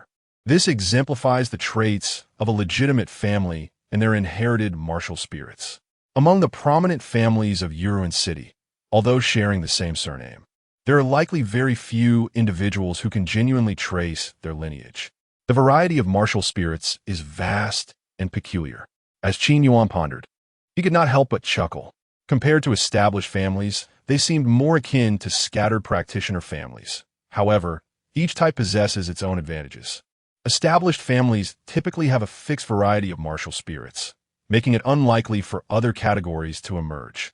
In contrast, scattered practitioner families present greater uncertainty, as members may awaken weapon spirits, beast spirits, mutated spirits, or even innate spirits. One leans towards stability, while the other leans towards chance. As Qin Yuan contemplated which model of family held more promise, the voice of Chu Feng reached him once more. The Chu family is primarily divided into the direct line and the collateral line. The direct line comprises nearly 10,000 individuals, while the collateral line boasts more than twice that number, exceeding 20,000. In addition to the Chu family members, there are over 5,000 external servants, all possessing common martial spirits, engaged in menial tasks. How many are at the martial emperor realm? Qin Yuan casually inquired. We are aware of only 3. The head of the Chu family is at the 3rd level of the martial emperor realm, while the Grand Elder and the Second Elder are at the 1st level, Chu Feng responded. Despite Qin Yuan's peak martial emperor combat prowess, he did not underestimate the value of a martial emperor. In the entire 5 Saint dynasty, with close to 1 billion inhabitants, warriors above the 7th level of the martial emperor realm are considered top-tier combatants. While there may be some at the martial zone realm, the number would certainly not exceed 30, with 3 known martial emperors and a handful of concealed old monsters. It is estimated there are around 5 or 6 martial emperors in total. Qin Yuan reflected thoughtfully. Such a grand family must possess substantial heritage. It is undoubtedly true that every head of the family throughout the generations has been a martial emperor. The only uncertainty lies in how many generations of family heads have lived within the Chu family. The young master of the Chu family, the foremost individual of the Azure Dragon Academy, is indeed graced with 2 remarkable talents. Yet tragically, he met an untimely demise. A cold light glimmered in Qin Yuan's eyes, his voice laced with a hint of chill. While others may harbor apprehensions towards the Chu family and the Azure Dragon Academy, he felt no fear, for his peak martial emperor strength provided him with the utmost confidence. Qin Yuan drained the remaining tea in one gulp and rose to leave, followed closely by Chu Feng and Chu Xiao. "Oh, little brother, are you leaving so soon?" the man in purple asked with a smile as Qin Yuan passed by. "Yes, I'm off to take a life," Qin Yuan replied with a smile. "Ha ha ha." The man in the purple attire laughed heartily and said, "Young brother, you speak quite interestingly. Allow me to introduce myself. I am Zhao Yuqian, a wanderer by nature, fond of traversing the world and making friends. May I have the honor of knowing your esteemed name?" Qin Yuan responded with a faint smile, revealing no secrets, and stated simply, "I bear the single-character surname Qin Yuan." After this, Qin Yuan departed with Chu Feng and Chu Xiao. Suddenly, a cup fell to the ground, shattering into countless pieces. Zhao Yuqian's pupils dilated in shock as he gazed at the spot where Qin Yuan and his companions had vanished. Qin Yuan. In the heart of Qinglong City, the absolute core of the Qinglong Kingdom, various factions held sway, and the number of martial artists exceeded 30 million. Despite such a staggering population of warriors, the city lord's mansion maintained order, preventing frequent large-scale conflicts. In truth, every city's lord's mansion acted as the enforcers of peace, all nominally subordinate to the Five Saint dynasty. Although changes in city lords occurred regularly, instances like Qin Yuan's ruthless ascension were rare, even when justified. Such actions would typically incur some form of punitive response. However, given Qin Yuan's extraordinary prowess and exceptional talent, Xuanwu City opted to suppress the incident, minimizing its significance. A single family like the Dai clan was insufficient to rival Qin Yuan. It was a harsh but pragmatic reality. This explains why Qin Yuan seldom concealed his strength and preferred to act with boldness. After all, how could one command respect without revealing their true capabilities? Cowering in fear only served to invite further troubles, yielding no benefits. Upon arriving in Qinglong City, Qin Yuan had no intention of treading lightly. Rather, he aimed to make a significant impact and establish his own influence. In the northern Wang City, security was tight, with thousands passing through daily, each subjected to scrutiny by the Qinglong army. For those affiliated with the Five Saint dynasty, the inspections were relatively lenient, while individuals from other dynasties faced rigorous checks and were issued a special bracelet for location tracking. Qin Yuan and his companions underwent the Qinglong army's inspection, presenting their Five Saint tokens. Their blood was drawn, with a bright light indicating correct identification and a dim light signaling anomalies. Buzzing sounds filled the air as the tokens illuminated, allowing Qin Yuan and his companions to pass without issue. As they entered Qinglong City, several men clad in deep blue armor above Wang City engaged in discussion. Identification confirmed. Likeness accurate. Indeed, it is Qin Yuan. If that is the case, we must report to the commander at once. They had received information well in advance. Memorizing Qin Yuan's visage, and upon confirmation, they were instructed to remain discreet and report immediately. Therefore, upon verifying Qin Yuan's identity, they exhibited no unusual behavior. Within Qinglong City, in the Eastern marketplace, a throng of people bustled about, engaging in various street vendor transactions and shop dealings. Merchants called out their wares while customers haggled, the cacophony of sounds ringing continuously. Fulling cakes, dragon beard pastries, osmanthus cakes, cloud slice cakes. Spirit-level inferior martial techniques, such as Han High Fist, Miang Step, Triple Thunderblade. Just yesterday, I captured a first-tier intermediate 9 official spirit bird, its feathers vibrant and its call melodious. The core of a third-tier advanced demon beast, the Crystal Beast, serves as a material for crafting the water-repelling pearl. Delicacies and rare treasures, demon cores and more, are all readily available, predominantly of spirit-level quality. Witnessing this scene, Qin Yuan could not help but exclaim. Not only was the crowd abundant, but the atmosphere was also lively. In comparison to Qinglong City, Yuruan City appeared significantly quieter. Although merchants were peddling their wares, it ultimately lacked the flamboyance of this place. A glance around revealed that the majority were martial artists of Grandmaster rank or higher, with martial artists of mere rank becoming a rarity. Qin Yuan entered a shop, casually ordering several popular pastries along with a pot of purple leaf tea, and ascended to a private room on the second floor. "Please enjoy at your leisure, young master." The shop attendant beamed with a broad smile, promptly bringing forth the pastries and purple leaf tea. Chapter 84. Meng Xian, at last you have arrived. Indeed. Qin Yuan nodded slightly, taking a delicate sip of tea before inquiring of Chu Feng and Chu Xiao. "Do you know where Chu Jingtian is currently located?" In response, "Young master, Chu Jingtian should be at the Qinglong Academy." Chu Feng replied respectfully. After a moment of contemplation, Qin Yuan spoke softly. "Chu Feng, please inform Chu Jingtian that the matter has been settled. In any case, employ whatever means necessary to bring him here. Chu Su, please enlighten me about the principal forces within Qinglong City." "Yes." Both Chu Feng and Chu Xiao replied in unison. Chu Feng quickly departed the establishment, hurrying towards the Qinglong Academy, while Chu Xiao began to delineate the major factions within Qinglong City to Qin Yuan. "Young master, there are numerous forces within Qinglong City, but primarily there are 6 major factions, the City Lord's Mansion, Qinglong Academy, the Chu family, the Alchemist Guild, the Blacksmith Guild, and the Wanbao Pavilion. The City Lord's Mansion, led by the Qinglong King, not only governs the entirety of Qinglong City, but also oversees the entire Qinglong Kingdom, wielding considerable authority. Qinglong Academy gathers the most gifted individuals from both Qinglong Kingdom and other nations, directly affiliated with the 5 Holy Imperial City, allowing certain aspects to operate independently of the City Lord's Mansion. The Chu family, renowned as the first family of Qinglong Kingdom, leads both large and small families within the city, thus earning the title of familial power. As for the Alchemist Guild, the Blacksmith Guild, and the Wanbao Pavilion, all 3 hold significant prestige across the Shenzhou continent. They exist in a relationship of both cooperation and competition. Beyond these 6 prominent factions, there are also the Slave Arena, the Mercenary Alliance, and the Ninyu Building, which, though lesser known, possess their own unique strengths. Chu Xiu provided Qin Yuan with a comprehensive overview of the dynamics within Qinglong City. Quite intriguing.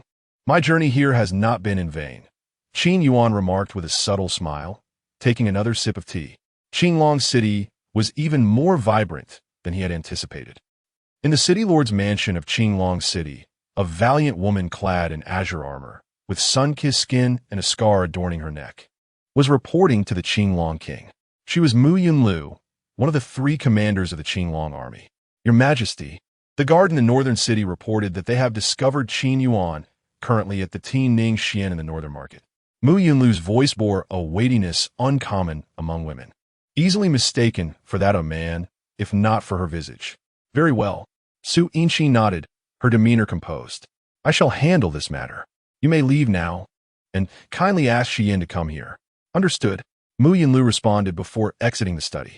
After a while, Mother, Meng Xian rushed in with uncontainable excitement evident on her face. Su Yinqi, somewhat exasperated, gently tapped Meng Xian's forehead, saying, Oh dear, you become so animated upon hearing news of your young suitor, lacking any semblance of decorum.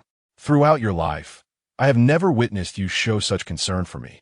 Alas, my daughter has grown, and filial piety seems to have vanished. Observing the girl she had nurtured since childhood displaying such ardor for another, particularly a man, Su Yinqi could not help but feel a twinge of jealousy. Even if this individual possesses a true dragon martial soul, it remains no exception. How could I be neglectful toward Mother?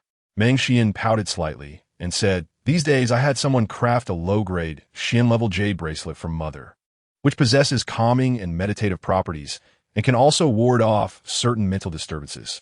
Mother, may you maintain your youthful radiance, adorned with floral beauty, year after year. Presenting the jade bracelet, she offered her blessing. Su Yinqi was momentarily taken aback, then smiled with a hint of resignation, her face brimming with joy. Oh, my dear child.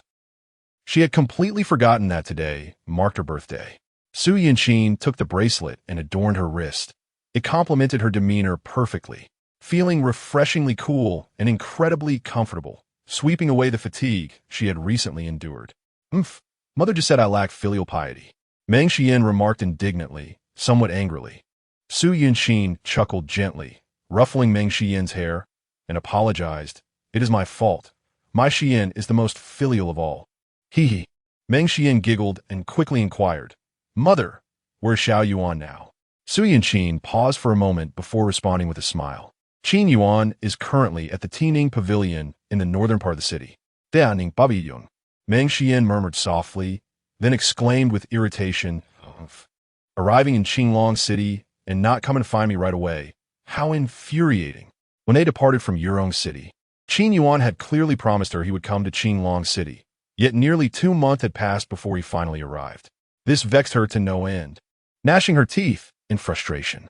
Although they had not specified a timeline for his arrival in Qinglong City, it was nonetheless entirely Qin Yuan's fault for making her wait so long, which was utterly detestable. Su Yinqi, observing her daughter's demeanor, sighed inwardly. As someone who had been through similar experiences, she understood her daughter's affection for Qin Yuan, for otherwise she would not exhibit such a feminine disposition. Mother, all right, if you wish to go, then go. Su Yinqi waved her hand dismissively. Meng Xian clung to Su Yunchin's right arm. Shaking her hand playfully, I knew mother was the best, rest assured. I will definitely bring Xiao Yuan back. Not for the time being. I have certain matters to attend to in the upcoming days and cannot spare the time. Su Yunchin waved her hand in refusal. All right, Meng Xian nodded, then dashed off towards the direction of the Tining pavilion. Su Yunchin watched her daughter's retreating figure and murmured to herself, young master of the Qin family. Son-in-law of the Su family, with a mutated true dragon martial soul, possessing the strength of a martial king within a year and annihilating the Dai family. From a talent perspective, Qin Yuan undoubtedly stands as the foremost figure of the 5 sacred empires. Regarding character, the information from Yurong City indicates he is quite decent. However, hearing is but an illusion, seeing is believing. I have already sent someone to investigate Qin Yuan's various experiences in Yurong City, thus gaining a general understanding of him. The reason I do not wish to meet Qin Yuan immediately is not due to being occupied, but rather a desire to observe him discreetly for a time, to thoroughly ascertain his character. As a mother, one must not solely consider the son-in-law's talent and background. Far more crucial is his character and conduct. Qinglong Academy. Upon receiving the news of Chu Feng's request for an audience, Chu Jingtian immediately ceased his cultivation and, with a countenance filled with fury, hastened to the entrance of the academy. Chu Jingtian approached, his voice imbued with a tempest of wrath as he proclaimed, "It has been over a month. I hope to hear favorable tidings. Otherwise, you 2 brothers shall return to your family to face punishment." He had instructed Chu Feng and Chu Xiao to proceed to Yuan City, to incapacitate Qin Yuan and bring him back. Such a simple matter has been delayed for so long. Chu Feng and Chu Xiao had better execute their task efficiently. Should they falter, he would not hesitate to show no mercy. 2 members of the collateral branch, had they not possessed a martial soul fusion technique, he would not have regarded them with any esteem. Let us see if you can maintain such arrogance before the young master later. Chu Feng internally scoffed, dismissing Chu Jingtian's words with disdain. Chapter 85. The last words of Chu Jingtian? This is the terrifying nature of the god of change. It does not alter one's character, but instead instills an indelible faith within. Chu Feng remains the same Chu Feng, possessing his own thoughts, albeit these thoughts are grounded in faith. All his actions revolve around Qin Yuan. Young master. Despite the cold laughter echoing in his heart, Chu Feng maintained a facade of panic, pleading, "I beg your pardon. Qin Yuan's whereabouts are unpredictable. I and Chu Xiao will find him." Enough with the excuses, Chu Jingtian interrupted, waving his hand impatiently, his voice icy. "I ask how the task has been executed, not for a litany of justifications." "Young master, it has been accomplished," Chu Feng replied. "Qin Yuan's strength surpassed our expectations. It has been subdued by me and Chu Xiao, and is now safely brought back to Qinglong City." Oh, the anger on Chu Jingtian's face began to dissipate, giving way to a glimmer of joy. "Excellent. What is Qin Yuan's current location?" "Chaningsian. Lead the way." "Yes." Chaningsian was not far from Qinglong Academy, and they arrived within half an hour. Chu Jingtian changed out of his Qinglong Academy uniform, primarily to avoid attracting attention, for he valued his reputation greatly. As they approached, they encountered Chu Xiao at the entrance. Under the guidance of Chu Feng and Chu Xiao, Chu Jingtian ascended the stairs without a hint of suspicion. He found it perfectly reasonable that they had detained Qin Yuan at Chaningsian, as a grand display of transporting him back to the Chu clan would undoubtedly attract unwanted notice. One cannot allow the reputation of the Chu family to be tarnished over a mere insect. You 2 have performed commendably and are deserving of reward. However, it is excessive to have taken over a month to return with Qin Yuan. Such delay is unacceptable. In light of your unwavering loyalty to me, your merits and faults will be weighed against each other. Chu Jingtian spoke with a calm demeanor. Both Chu Feng and Chu Xiao exchanged silent scoffs within, yet their faces remained a mask of fear, expressing gratitude for the young master's leniency. The trio arrived before a private room on the 2nd floor.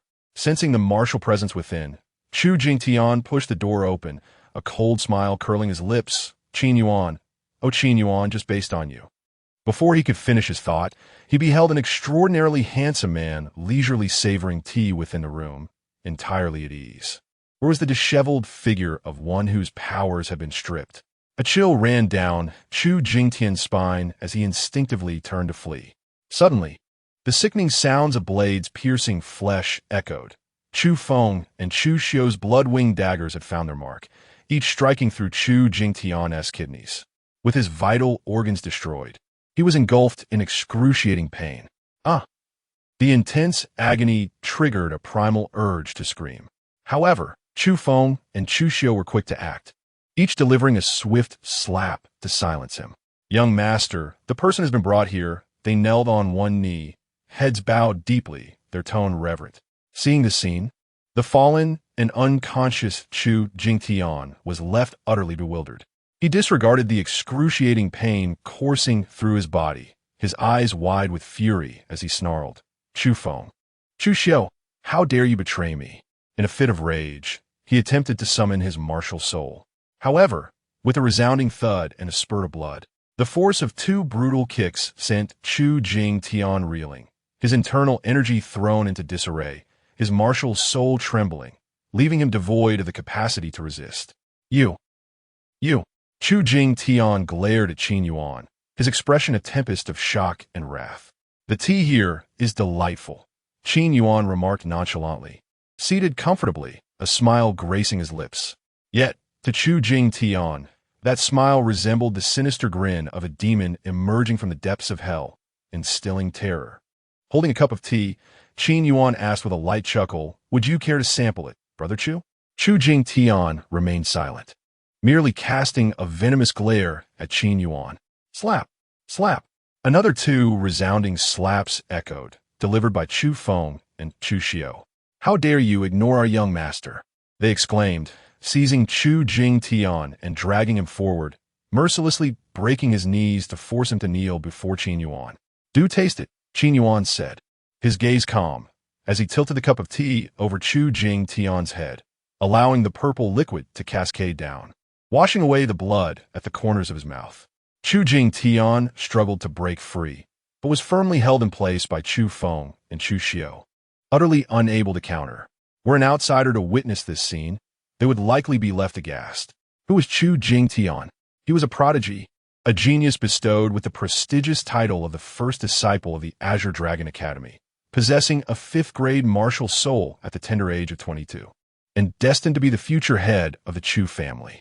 Yet, this once mighty figure was now subjected to humiliating disgrace, his honor shattered and dignity obliterated. All of this, a consequence of his own actions. Moments passed, and only when the last drop of tea had been poured did Qin Yuan relent, turning his gaze upon Chu Jingtian with a disdainful smirk. The first disciple of the Azure Dragon Academy? Surely, you cannot be the sole representative of your institution. Mediocre, merely mediocre, or perhaps even lacking. Those words, laced with venom, ignited a fury within Chu Jingtian. "Qin Yuan, if you have the courage, let us battle fairly. Sneak attacks are not true prowess." His eyes blazed with rage, the hatred in his voice palpable. "You?" Qin Yuan replied with a dismissive smile, continuing his mockery. "You lack the qualification and the worth for me to take you seriously. Even Chu Feng and Chu Xiu could easily dispatch you. Now, speak your last words. If I am in a good mood, I may relay them to the Chu family." You dare?" The menace in Qin Yuan's tone startled Chu Jingtian. I am the chief disciple of the Azure Dragon Academy. If you kill me, you will be opposing the Academy and the Five Sacred Dynasty." He understood that the Chu family alone was insufficient to deter Qin Yuan. Only a greater backing could achieve that. The Azure Dragon Academy, after all, was under the aegis of the entire Five Sacred Dynasty. "I have heard your final words. Now, prepare to depart," Qin Yuan said calmly, as dragon scales enveloped him, his black gold claws slowly reaching for Chu Jingtian. No. Chu Jingtian struggled violently, attempting to break free, yet he was firmly restrained, helplessly watching the dragon's claw approach. The thought of dying instantly, oblivious to the fate that awaited him, would have been more bearable. However, The suffocating terror of witnessing his demise inch closer without the means to resist was overwhelming. As the dragon's claw drew near, tears streamed down Chu Jingtian's face, and he cried out in anguish, "No!"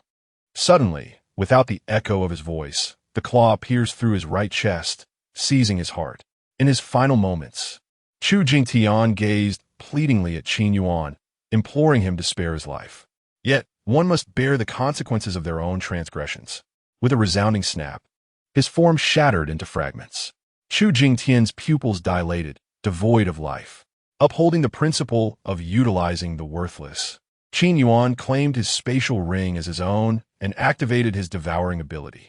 Chapter 86. The Shattered Life Token and the Stirring of the Chu Clan. The black golden divine dragon spiraled forth, devouring the corpse of Chu Jingtian entirely. The energy transformed was minuscule.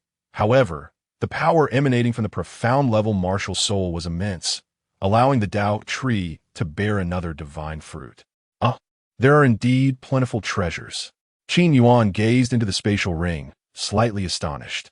Numerous low-grade and spirit-grade pills, tools, and martial techniques were present. Additionally, there was a low-grade Yuan Yang flower and a low-grade thousand-leaf grass, both materials for crafting profound-level elixirs.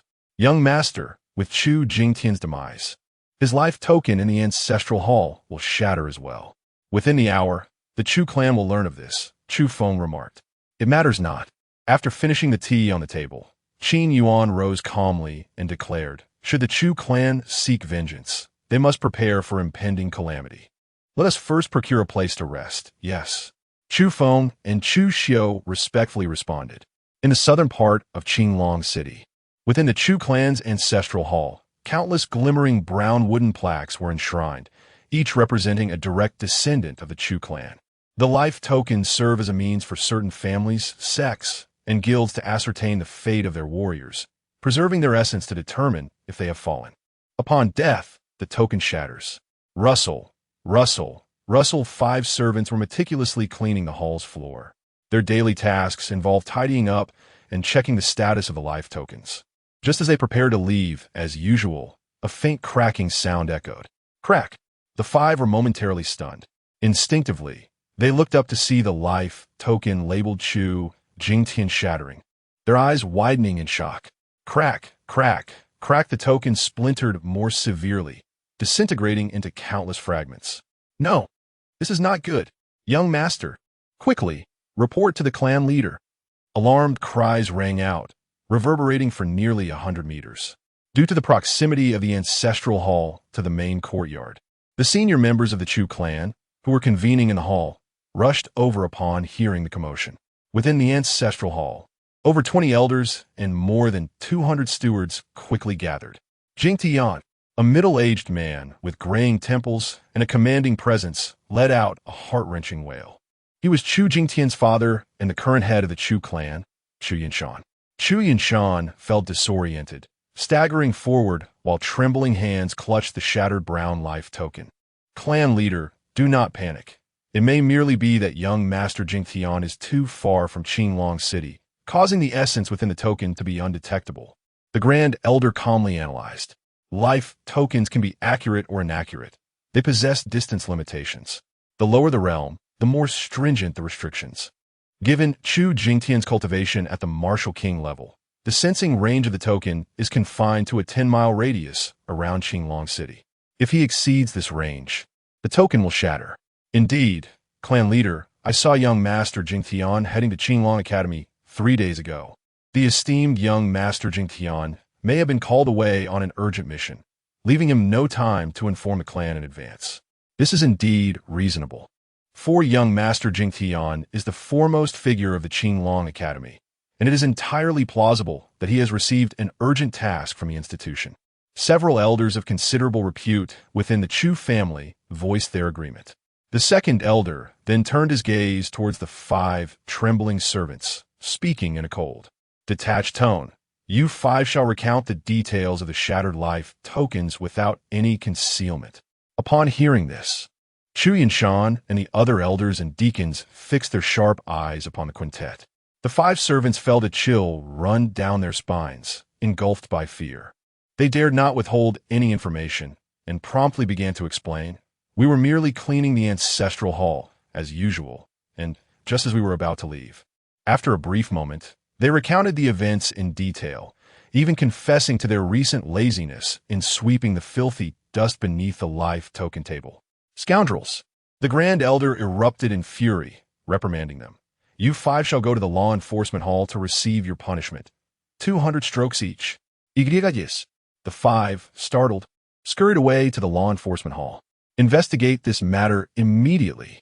After the Grand Elder and others offered their guidance, Chu Yinshan gradually emerged from his sorrowful state and commanded, I must know the whereabouts of Jingtian.